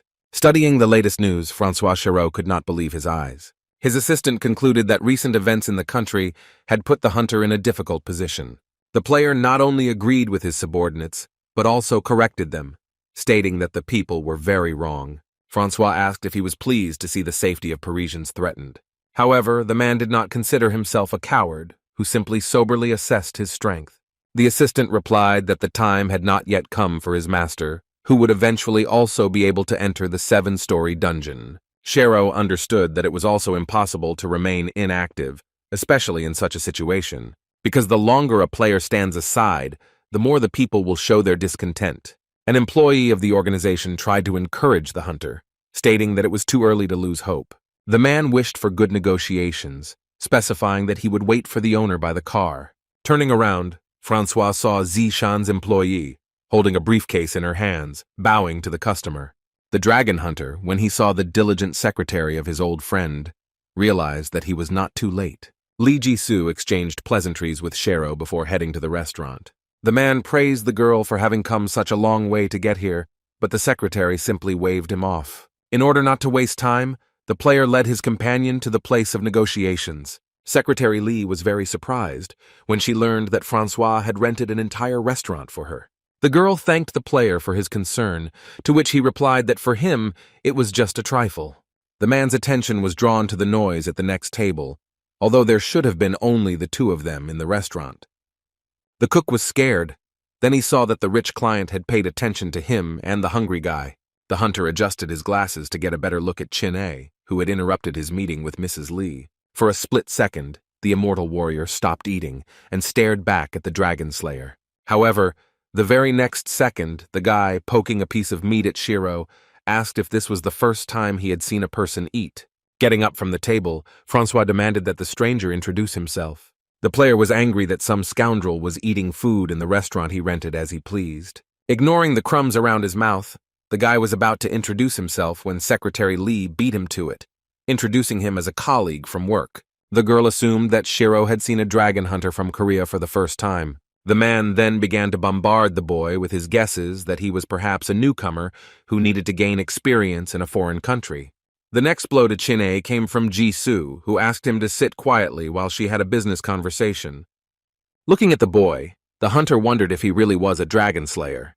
Having cleared her throat, the girl attracted Francois's attention, now wanting to talk about business. Secretary Lee said she had reviewed the player's application and materials, providing a summary of their terms and conditions. The man opened the envelope and began to carefully study the terms of the deal with the brokerage firm. Ji-Soo briefly explained that for clearing the 7-story dungeon in France, they wanted a page of Death Knight skills. The hunter was speechless when he heard the price for the services provided by the company.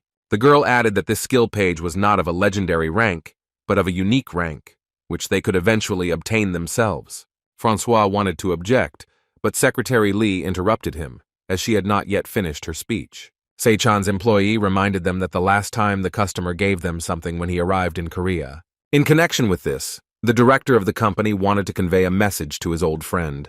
The boss gave a discount on clearing the 7-story dungeon, taking into account the cost of the blade given to him. The hunter was pleasantly surprised when he learned that the broker had at least some conscience.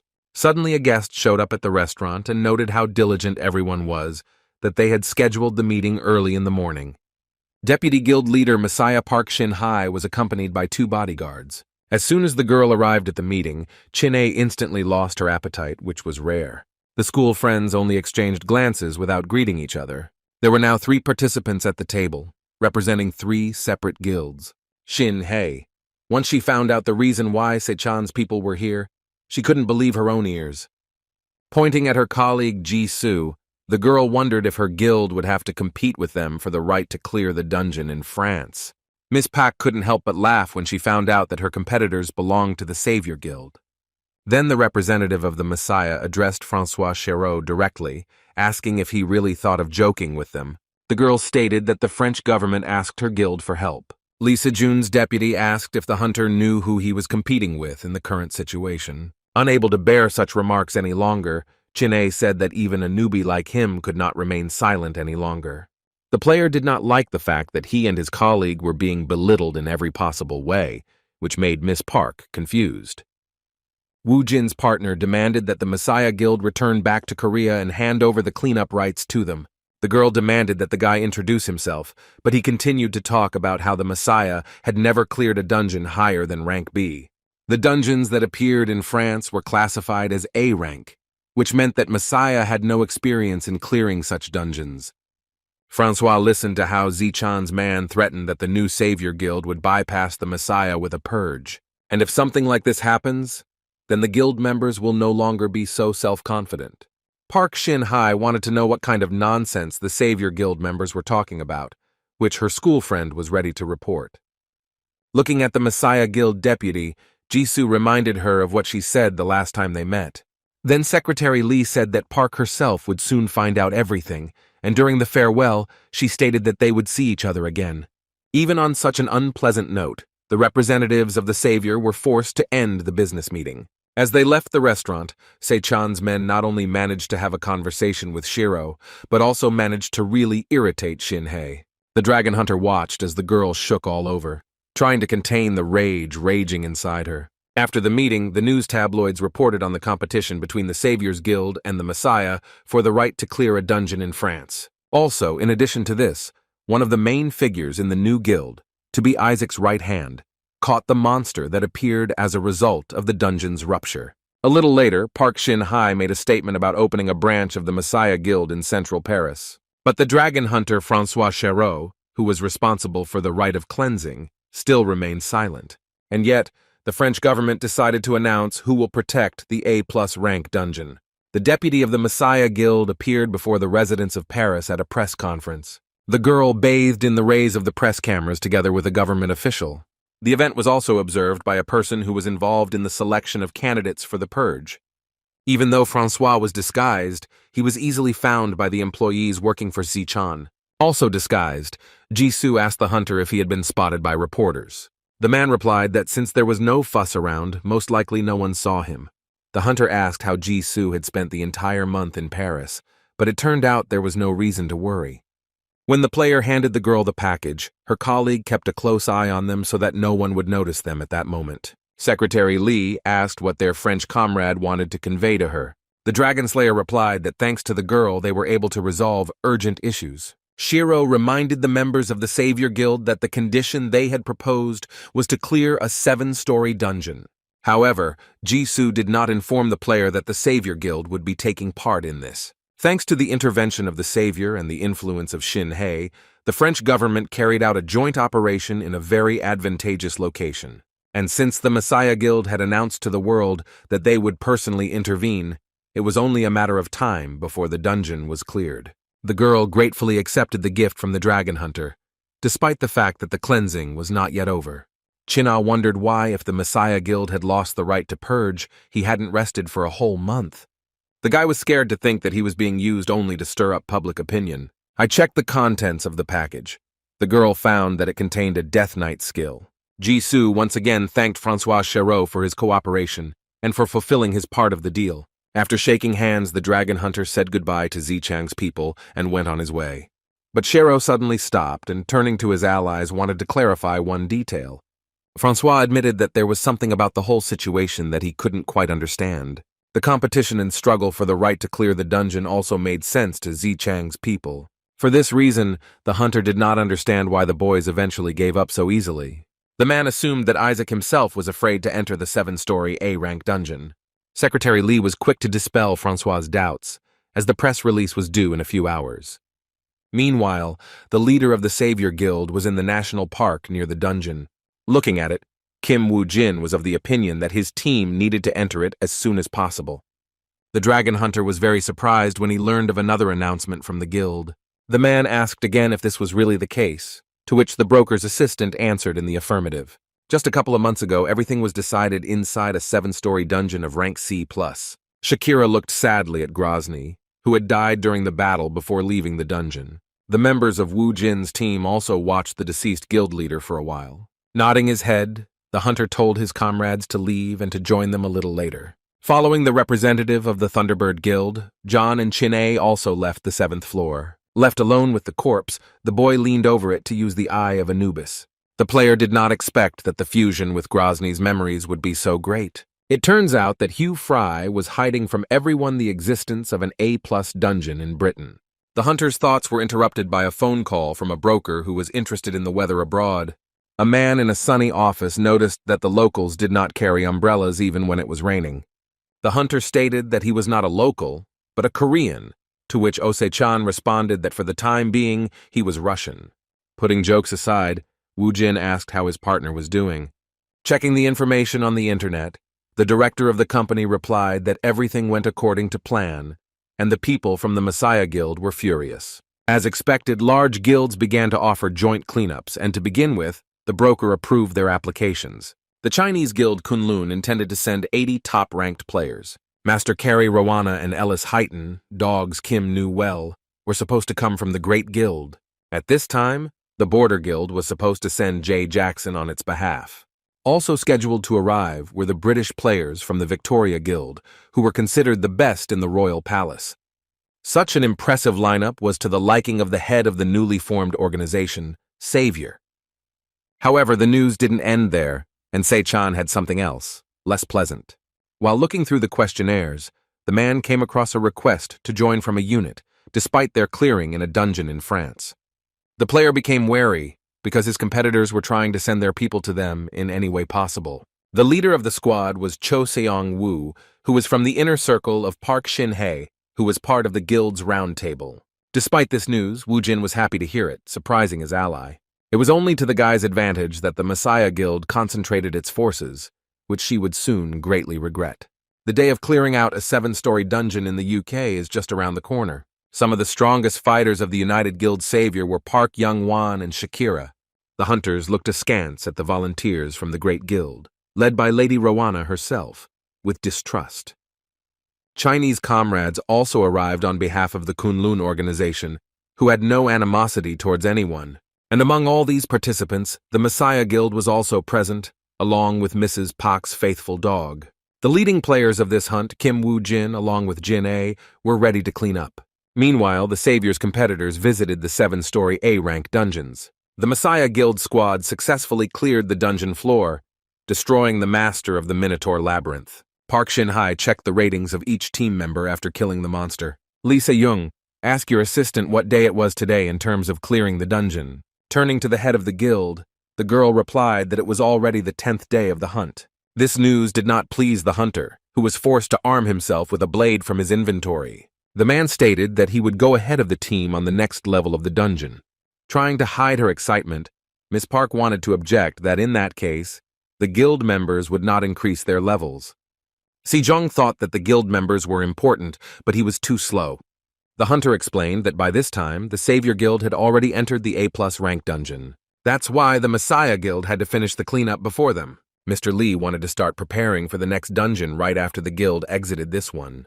The player hoped that perhaps on the 8th floor he would finally meet Isaac. Meanwhile, Wu Jin, under the guise of a Russian hunter, checked the conditions of the cleanup, the main criterion of which was to hold out for 10 days. It seemed quite strange to Kim that the participants of the hunt ended up on a survival quest from the very first floor. But the guy was suddenly distracted by representatives of one of the guilds participating in the cleansing. The commander of the Messiah squad, Sun Wu, asked the player again if he was that Isaac. The Knight of the Round Table introduced himself and extended his hand to Wu Jin, stating that he was glad to meet them. The hunter introduced himself under a false name and shook hands with his temporary ally. Although the guy kept saying that he was glad to meet him, his aura said otherwise. Other participants in the dungeon clearing began to join the player's acquaintance. The woman introduced herself to the head of the Savior, joking about the fact that the hunters wanted to leave without them. Carrie Rowana also introduced Wu Jin to his old acquaintances with whom he once entered the dungeon. The head of the Great Guild, although it was a long time ago, reminded the player that something happened in Dalahan's dungeon, greeted Isaac somewhat shyly, but hid her gaze from him. The hunter, of course, remembered the girl who gave him 2 valuable items at once, and from that time on he became much calmer. With a blank expression, Kim acknowledged the players, saying that was why they seemed familiar to him. Wu Jin greeted the representatives of both guilds, causing each of them to be taken aback. More members of a large guild joined the impromptu meeting of commanders. The captain from the Kunlun clan decided that it was better to get acquainted beforehand, since they would be fighting side by side for some time. After bowing, the man introduced himself, also expressing his respect to Isaac Ivanov. Behind him was a dark-skinned hunter who greeted everyone gathered on behalf of the Victoria Guild.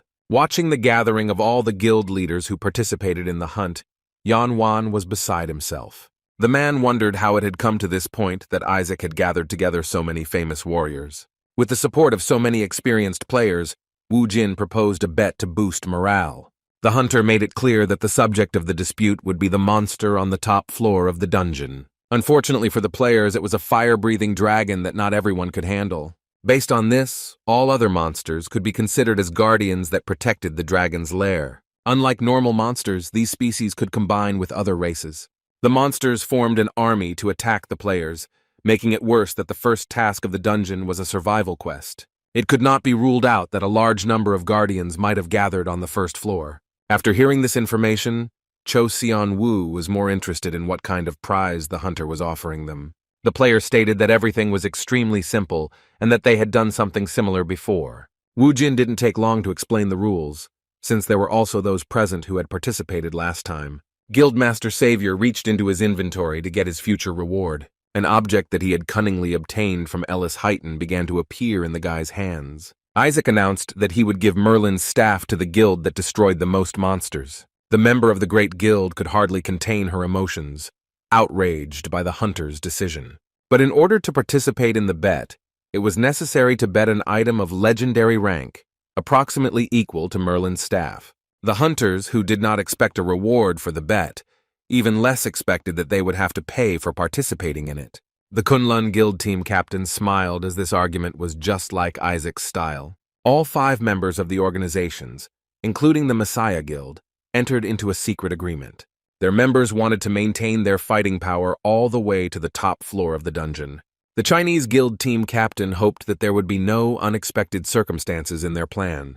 But just as the man was thinking about this, Rowana from the Great Guild approached Isaac. The woman turned to the hunter, stating that the staff he held was the property of their great guild. The head subordinate was horrified as Mrs. Carey's face changed beyond recognition. I turned to Wu Jin. She stated that this was a clear provocation on his part.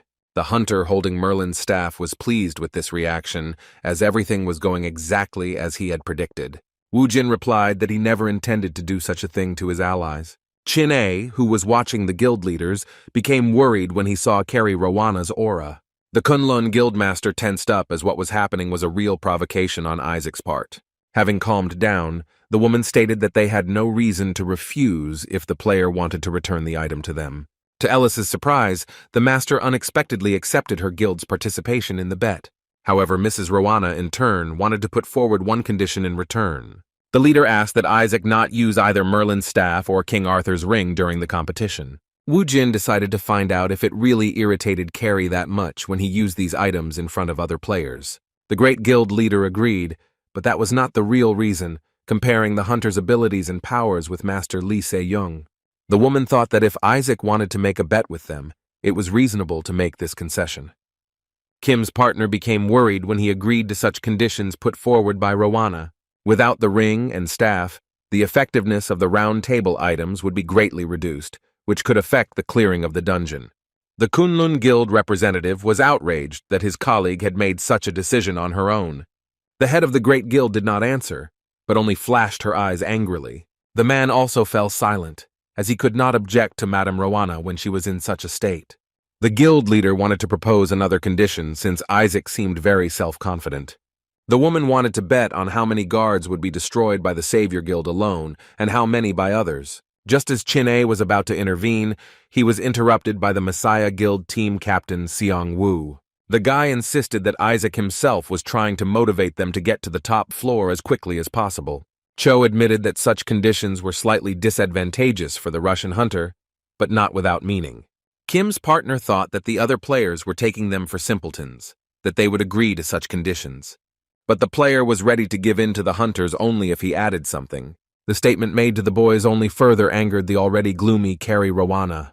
The members of the Messiah Guild were only convinced of how much Isaac thought of himself, while his old acquaintances, on the contrary, believed that the player was not joking, taking his words with apprehension, and the members of the Chinese and British guilds were confused by what they heard. All Kim Wu Jin asked was that no one object after the cleanup when he got all the legendary items they had. It has become known that the work on restoring the Hansung Group building was restored with the support of players from the Messiah Guild. The corporation held a shareholders' meeting without a chairman on the issue of stock price stability. However, what interested the public most was the contest of the century, the Messiah Guild versus the Savior Guild. The secretary was searching for information on the internet, while in the office in complete darkness. With a click of the mouse, the light in the room suddenly turned on, causing the girl to get scared.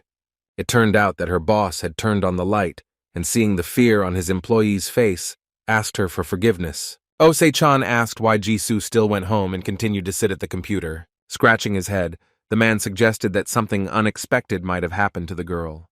However, the broker found out the real reason when he saw articles about the Hansung Group and the Messiah Guild.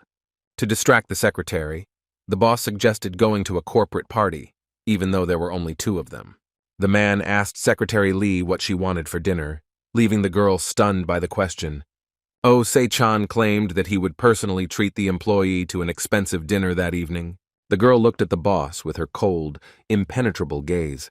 The broker began to get worried because the girl was looking at him in a way that made him feel uneasy. But after a short pause, the girl finally agreed to a spontaneous dinner sponsored by her superiors. The food served at the table was, to put it mildly, not of the best quality and also not of the best variety. Looking at her, the director of the company was confused, deciding that there had been a small misunderstanding. The man said he had a lot of money because of his habit of saving, so his employee did not necessarily have to order such cheap food. Putting down the cutlery, Jisoo replied that she was aware that the boss was well off. Because the girl had been monitoring the shields in Isaac's name, she knew that Osei-chan had won them in the bets he made on clearing dungeons. The assistant guessed that the man behaved this way not because he was obsessed with money. She wanted to help the director because he, like her, had one common goal. The broker, with some apprehension, nevertheless brought up the topic of conversation about the secretary's father. The girl was surprised to hear that Se-chan knew that the dragon hunter had told her everything. Jisoo felt embarrassed and awkward that her boss knew about her investigation. 4 years ago, the CEO of Hansung Group was the girl's father, Lee Jin-soo. That day, the director's assistant reported that the chairman had called him to see him. The man knew that this would not end well for him. A visit to the chairman would not end well.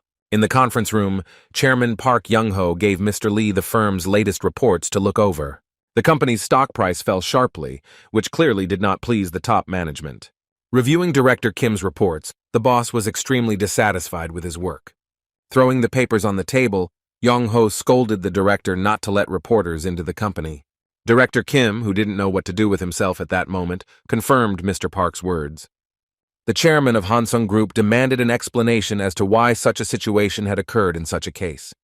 The public has learned that a gate may have appeared in the company's basement. Young-ho didn't understand what the government man who offered to work with them was doing at that time. The chairman was unhappy that there had been chaos in the form of a rally outside their building since early morning. The man asked why they still couldn't stop the leak of information. Throwing the reports in Director Kim's face, Mr. Park asked him if he had the right to hold his position in the company. The man apologized to his superiors, asking them to give him one last chance to fix everything.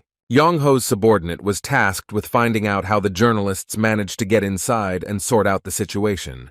Jin-soo asked the chairman to calm down, since Kim had worked for the company for many years and would hardly do all this on purpose. Mr. Lee said the man must have had a hard time dealing with all of these incidents. Approaching the offender, the CEO asked Kim to stop bowing, sympathizing with him. The man claimed that he would discuss everything with the chairman, while his colleague should have returned to her work. Director Kim adjusted his glasses and thanked Mr. Lee for his sympathy. Jin-soo begged the chairman to let the offending employee go, although Park did so reluctantly. Left alone, Young-ho expressed dissatisfaction with Director Lee, namely his approach to solving problems. The man argued that one should not be too kind to one's subordinates.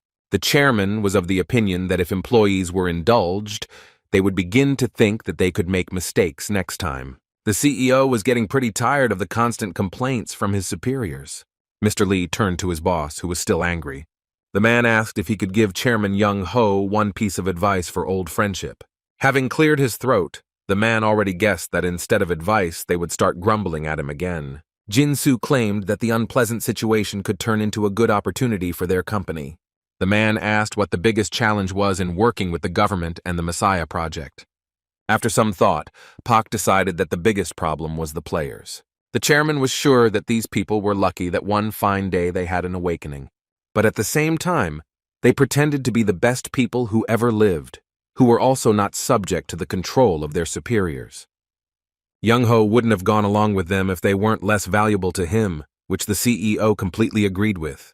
But at the same time, there was one player among the players who presented a big problem. It was a certain Lee Se Jung, whose potential could eventually turn into a disaster for the company. Soon, the fourth lift floor of the organization was once again being cleared of the monsters that had come from the gate.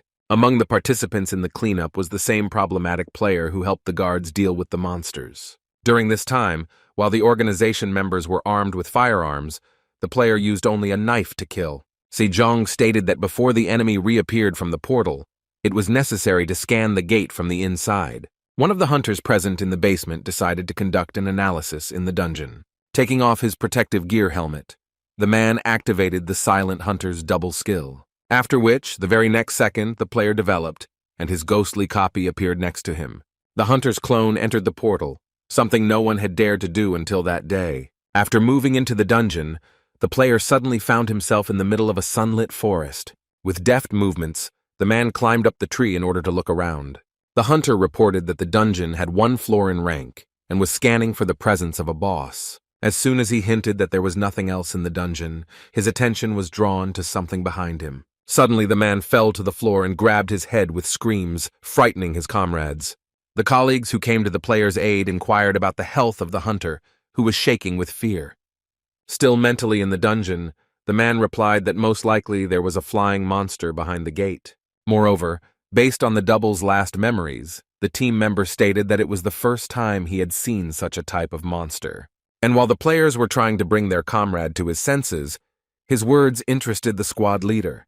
The hunter saw the flying monster for the first time, so it was worth talking to Director Lee and delaying the cleanup time. As Jin Soo stated, the special security team, including Se Jung, will be abandoning all their duties. The words that the Messiah Project participants kept delaying the cleanup time made Yan Ho think seriously. While the company directors were arguing about the possible rupture of the gates in the basement of the building, one of the squad members overheard their conversation. The CEO asked the chairman to make a decision regarding the Messiah Project and its participants. Mr. Lee flew to France to hire a player to replace the troubled Se Jung. The hunter heard that Jin Soo had found a guy who had the eyes of the world on him lately. The Messiah's commander's rival was the only survivor of a quest involving a dragon. As soon as the door suddenly swung open, the boss's conversation immediately stopped. The commander of the special security group wanted to report something to the leadership. The CEO began to scold the player for his inappropriate behavior. The boy claimed that he had urgent business, but Jin Soo insisted that no matter what it was, the hunter was being too rude. Lee Se Jung wanted to know the opinion of the chairman himself, who was already on the verge of a breakdown. The next second, the microphone that was in Yang Ho's hand flew straight at the head of the guy who dodged it in time. The head of the Hansung Group Corporation did not take his eyes off the player who had stopped obeying his superiors. Squad leader said that Chairman Park should not have been so angry, which was harmful to his health. The man restrained himself until the very end, but the words she spoke to him became the last straw for him. The company's director pounced on the hunter, accusing him of behaving inappropriately. The chairman almost attacked the hunter, but Mr. Lee stopped him in time. However, the man continued, claiming that if you treated the players normally, they would lose all respect. The man continued to threaten his subordinate until a flash of a blade passed in front of him. The CEO was horrified when he discovered a bloody cut on Young Ho's cheek, but Jin Soo was even more surprised when he looked at the squad leader standing behind them. Exuding a dark aura, Lee Se Jung was armed with a blade, which left a scratch on the chief's cheek. Covering for Mr. Park, his subordinate demanded that the distraught player immediately explain himself. The CEO, covering for the owner of the company, claimed that the hunter had crossed all boundaries. In turn, the commander of the special security group did not agree with this statement. According to him, if he had come to the border, the chairman would now be lying on the floor cut in two. The guy claimed that it was a completely different generation now, and that it was the company's management that did not understand the situation. To put it mildly, all of the members of the security team were under Se Jung's command, and none of them had any intention of helping the leadership.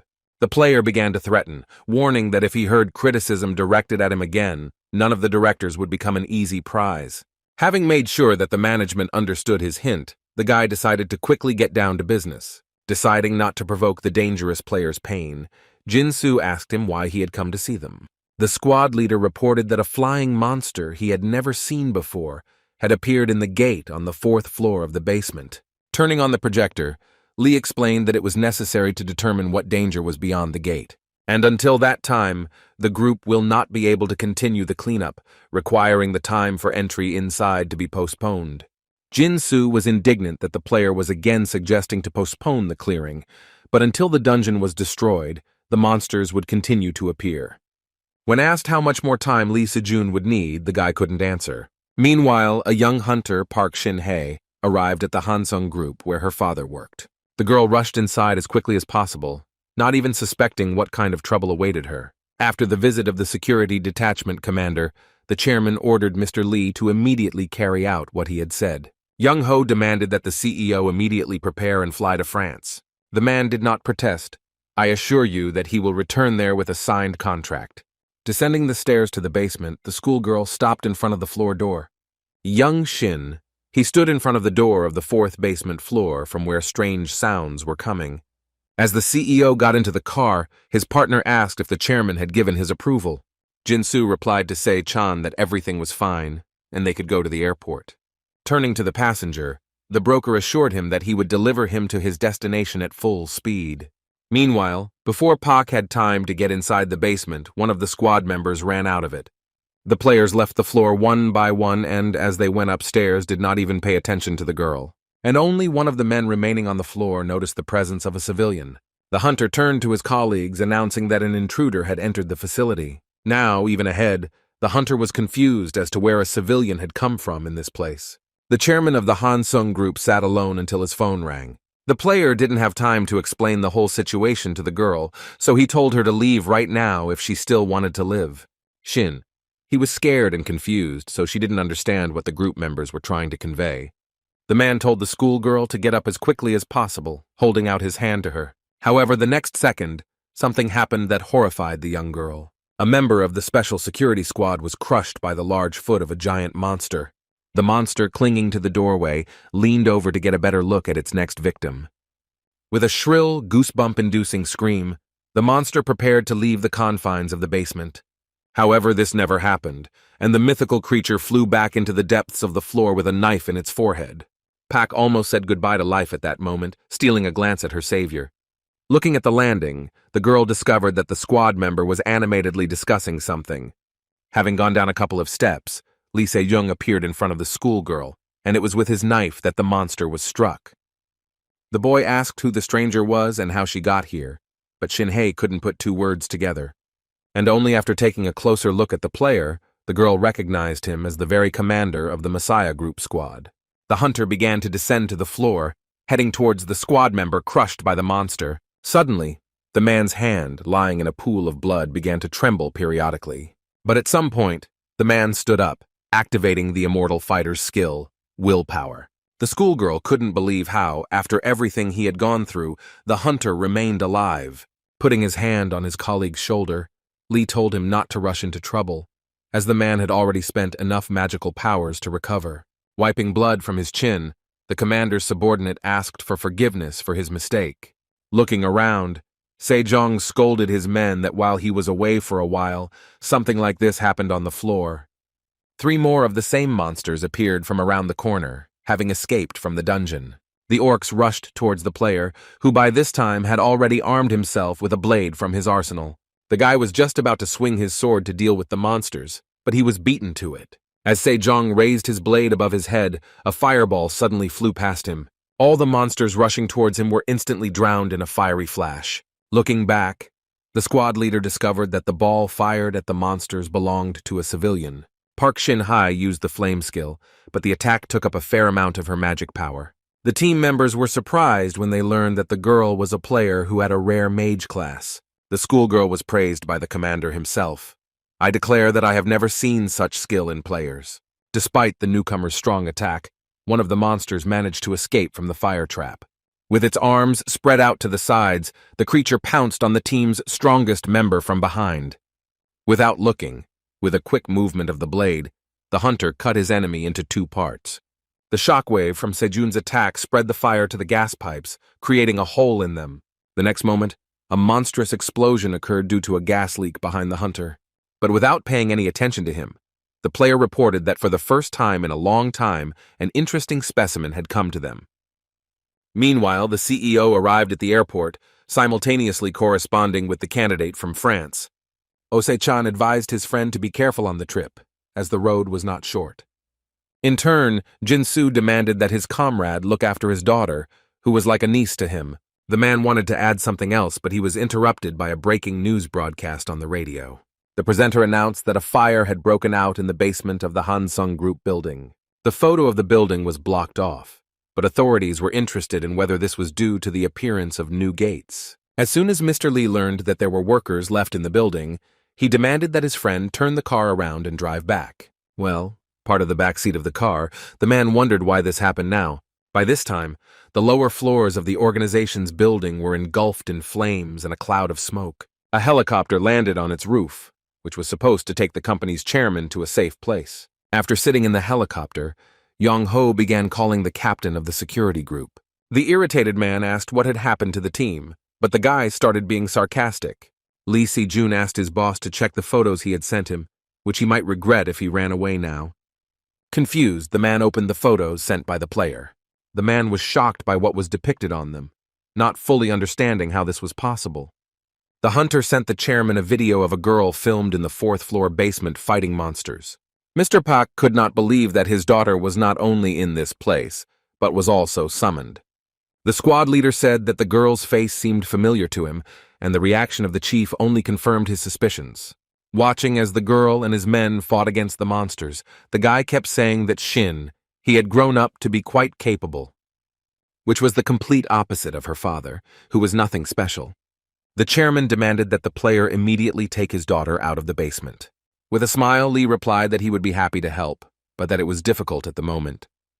At the same time, another monster, which the leader of the squad had mentioned earlier, emerged from the portal. Looking at the winged creature, the guy only said that he didn't know what could have happened. Looking at the winged monster, the player stated that he could not leave this place now. After cursing at Lee Se Jung, the chairman left the helicopter, heading to the corporation's basement. The pilot tried unsuccessfully to revive the company director, but the man's thoughts were only about saving his daughter. As he walked towards the roof entrance, the man's eyes suddenly caught sight of a fire shield. After examining him, Mr. Pak armed herself with an axe, intending to make the maddened player pay for what he had done. When the CEO arrived at the scene, he discovered that the firefighters had arrived with him. Watching the building gradually collapse, the men felt helpless. Realizing that there was no other choice, the CEO decided to open the case. Jin-soo armed himself with a remote control that was related to an explosive device. Ose-chan tried to stop his comrade, claiming that he should not have entered the building. The broker asked to entrust this matter to Lee Se Jung, and in the meantime to take refuge in the shelter. Mr. Lee, get your friend's hands off him, was grateful for his concern, but claimed that the hunter had no intention of converting the gate. The CEO insisted that if everything was left as is, the damage from the portal rupture would only increase. Another compelling reason for the man was that the city was home to the school his daughter attended. Jin-soo couldn't trust others with the future of his loved ones, pointing to the detonator in his hand. The man asked not to worry about him and to quickly move away from this place. Then Ose-chan swore that he would bring people who could help, but in return he asked that his comrade wait for him. The broker demanded that Jin-soo promise to wait for him to arrive with reinforcements. The director merely raised his hand but continued to walk towards the very epicenter of events. With joint efforts, the special security squad eliminated all the monsters that crawled out of the portal. Shin-hee, looking at the commander, realized that he had abilities that her father had unfairly ignored. The girl caught herself thinking that if Se Jung taught her, she would quickly become stronger and be able to become famous. The detachment commander's subjects asked him for permission to begin the operation. However, the hunter did not give permission, ordering his people to leave everything as it was. While the team members were aware of what was happening, the schoolgirl did not understand what it all meant. Park Shin-hai tried to dissuade the hunter from his plan, who wanted to leave the portal open. But the boy instead wondered what if the monsters came out. How would that change the situation inside the gate? The girl was frightened when Se Jung expressed his condolences to the residents who were in such danger. The player claimed that in order to clear the next dungeon, it was first necessary to ensure their safety. The commander was convinced that it was impossible to demand sacrifices from the players, unlike the useless lives of those who did not become the chosen ones. Lee asked the mage if she really thought that the lives of players and ordinary people had the same value. At this time, Jisoo was texting her father to text her when he boarded the plane. The daughter was worried about the news of a dungeon breakthrough in one of the districts of Seoul. Looking out the window, Lee was surprised to see the building that was mentioned on TV. After learning that the breakup had occurred at the Hansung group, the schoolgirl hoped that her friend was no longer in the building. But unfortunately, besides Shin-hye, the girl's father was also there, negotiating with Se Jung.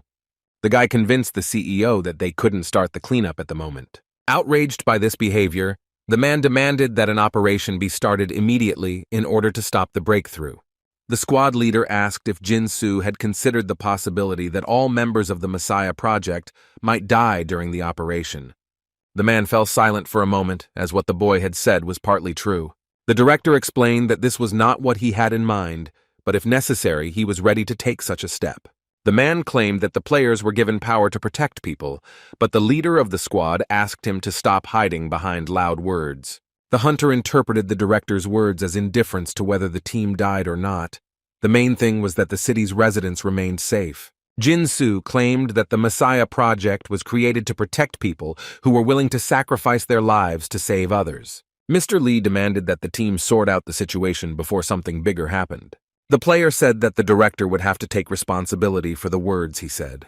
The man was shocked to see Chairman Shin-hae's daughter among the purge participants.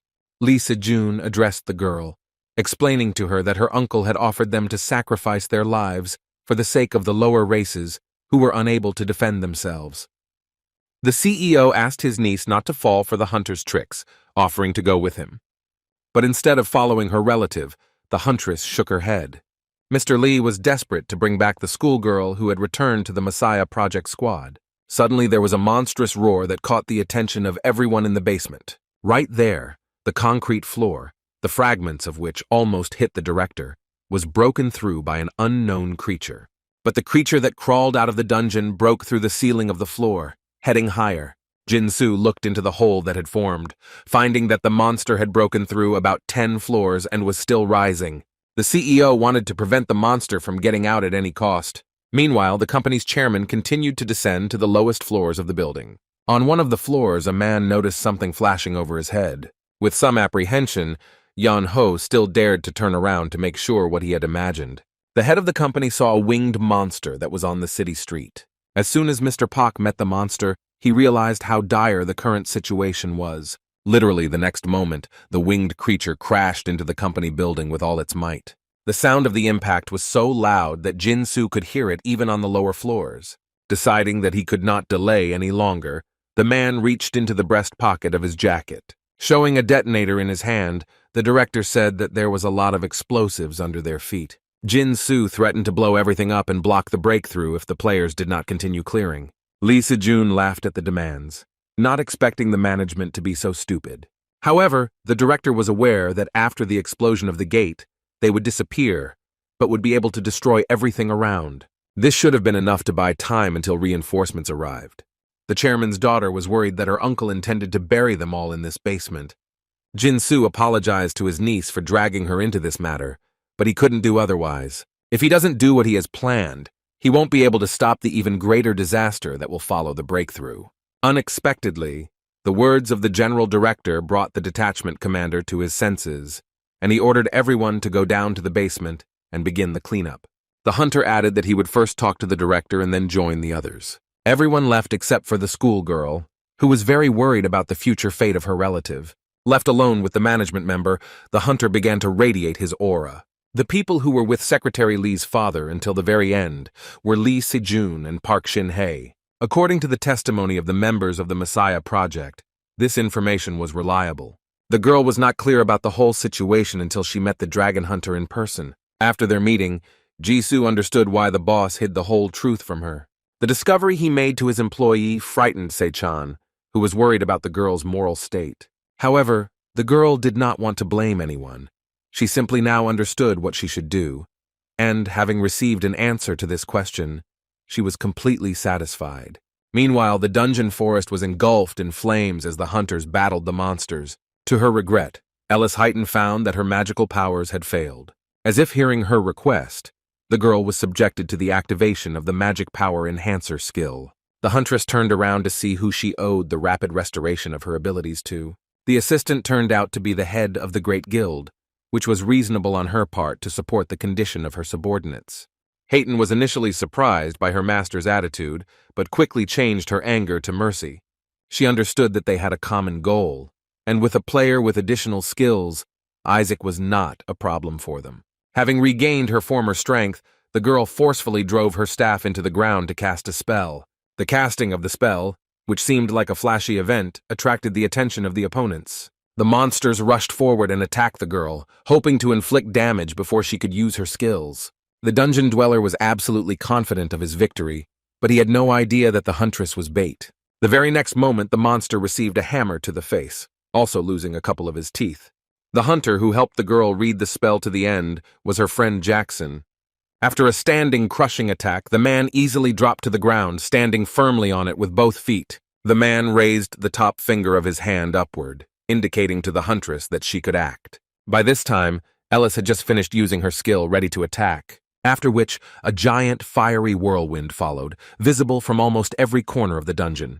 This spectacle did not go unnoticed by Chin-A, who began to worry about the bet. In connection with this, the guy wanted to clarify something with his partner. He was curious to know if Wu Jin played any games with his pet. As often happened, the hunter did not quite understand what the immortal warrior meant. The player explained that Kim was leaving the final blows to the skeleton on horseback, which was why the hunt was taking too long. Pointing to the leaderboard, the food lover pointed out that their team was lagging behind the leaders of the cleanup. The fighter began to panic and began to repeat that they could lose the legendary items. But to make things even scarier, Wu Jin gave all his spoils to the skeleton, as if he was trying to raise him to be a fighter. While the hunter continued to complain, his partner tore up the Death Knight skill page. Chin-Ah fell silent for a moment when he read the effect of the skill, which allowed him to turn a skeleton knight into a Death Knight. Kim Wu Jin's actions were also investigated by his former boss, Park Yong-wan. The summoner's minion has collected enough monsters to advance to the next level. A dialogue box appeared in front of the hunter, asking if the player wanted to summon a Death Knight. Without thinking, the necromancer called for a new assistant, which his partner watched with bated breath. Surrounded by strong currents of air, the skeleton knight began to rise off the ground along with his horse. Yong-wan noticed how the dark aura that the monster was summoning began to emerge from the stone. The skeleton rose into the air, engulfed in a whirlwind of powerful energy, transforming into a new form. A bright flash of light was followed by a giant beam that shot upward and pierced the clouds. The immortal warrior's mouth opened in surprise. So fascinated was he by what he saw. The transformed skeleton knight emitted a bright light as it gradually began to descend to the ground. He stepped onto the hard surface with one foot, and streams of dust spread out from the warrior in all directions. The Death Knight wore oversized armor, trading his spear and horse for a giant blade. Chin-A, still doubting his partner, became convinced that he had his own plan. The Death Knight dropped heavily to the ground, kneeling before his new master. Having acquired such a powerful assistant, the immortal warrior decided that they would now proceed to brutal murder. However, instead of destroying the monsters, the knight began to disintegrate into black smoke. Kim Wu Jin summoned the Book of the Dead and sealed the Death Knight inside it, which only surprised Chin-A even more. The guy began to get indignant, wanting to get an answer as to why Kim hid the new weapon, which they had obtained with great difficulty. He hoped that with his help they would deal with the other guilds during the hunt. The player explained that the Death Knight was a preparation for the upper floors, and that now it was time to focus on the first floor. It was a revelation to the food lover that victory depended not on the summoned skeleton, but on Chin-A. The group of orcs that wanted to tear the hunters apart were suddenly attracted by a strange sound coming from afar. The Border Guild member was confused when he saw the monsters running away from him. The self-confident Jackson was sure that it was his manly posture that had frightened his opponent. His ally Ellis Heighton asked the man if he didn't see anything strange in this situation. The girl thought that although there were monsters with a high level of intelligence, this was not the case. In fact, the monsters were attracted by a signal that came from an inverted triangle figure, spreading across most of the dungeon. Holding the magic item with difficulty, Chin-A cursed to himself that he had once again been turned into bait for the enemy. The hunters received this item several months ago in the Sphinx dungeon. When his partner asked if the monster had dropped anything useful, Kim threw the item at him. The player was confused when he saw the Death Echo box, which was in the shape of skulls, one on the outside and the same on the inside. The box summoned all the monsters inside the dungeon, causing the boy to claim that the person who decided to use this weapon was crazy. But after just a few weeks, the immortal warrior himself turned out to be who he had criticized so much. Mr. Pak from their guild approached the hunters, complaining that Isaac's useless argument had only made things more confusing. The man insisted that no matter how outstanding the hunter was, he was powerless to change the result. Yong-wan announced that he was quitting because he did not want to involve his name in a senseless plan, since Ivanov's reputation would ruin the union and it could shatter into pieces. Wu Jin was surprised by the player's decision, but he did not stop him, confident that he would soon be struggling with all his strength. The angry man told the boy to stop pretending to be a strong hunter. By this time, monsters from all over the dungeon began to run towards the trio. Opponents of different types and classes started with one single task: to destroy their target. Monsters were crawling from all corners, hell-bent on defeating the enemy in the form of a signal that the box was giving. Mr. Pak was stunned by the number of monsters that suddenly gathered in one place. While walking through the dungeon, the members of the Messiah Guild found the silence around them too suspicious. Their commander, Song Wu, also noticed that all the monsters seemed to have disappeared in an instant. One of the team members drew the chief's attention to a crowd of opponents running nearby. The hunter wondered where the creatures were running so quickly without even noticing them. Cho ordered his men to follow the crowd of monsters to find out the reason for their strange behavior. Stopping at the edge of the cliff, a stunning picture opened up before the guy. The player watched a large-scale battle involving several hundred local monsters.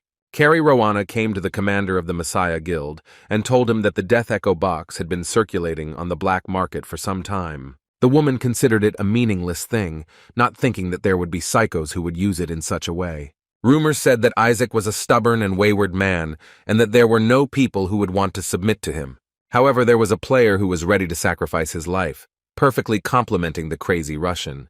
The great guild leader believed that in order to use a wide-range provocation skill, one had to be out of their mind. The narcissistic Park Young-won believed that Isaac was trying to remove him with his prank, but the hunters didn't care that Mr. Pak almost died because they won the bet. Chin-A could not get enough of his winnings because in front of him was a huge pile of money in the form of magical items. Wu Jin was genuinely happy for his partner, and also sympathized with his rivals. Kim stated that when comparing all the guild's results, the difference was insignificant. The leader of the Messiah squad was beside himself with rage, convinced that Isaac was simply mocking them. The player once again apologized to everyone, saying that he only wanted to inspire the participants of the hunt a little. Wu Jin tried to prove that he himself did not believe in his victory, but the guild leaders found it difficult to believe such a lie.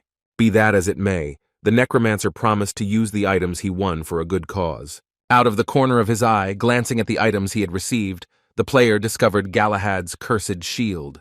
The summoner could not even imagine that he would get his hands on an item that belonged to a knight of the Round Table. This item served more as an offensive weapon than a defensive one, which cursed both the opponent and its user.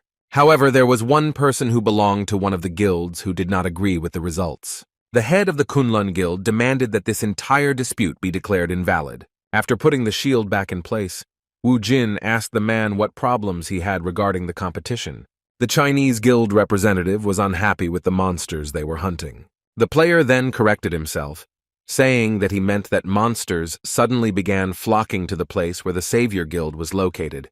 The man began to list all the members of the guild who seemed to be trying to prevent the others from hunting monsters. For this reason, the Kunlun Guildmaster could not regard the dispute as a fair bet. Kim wondered why his colleagues felt that using an item with a provocative effect was unacceptable. The player admitted with annoyance that the box had an effect on the entire map, which could create interference for others. However, the guy had a question about the wave of monsters that formed after using the item.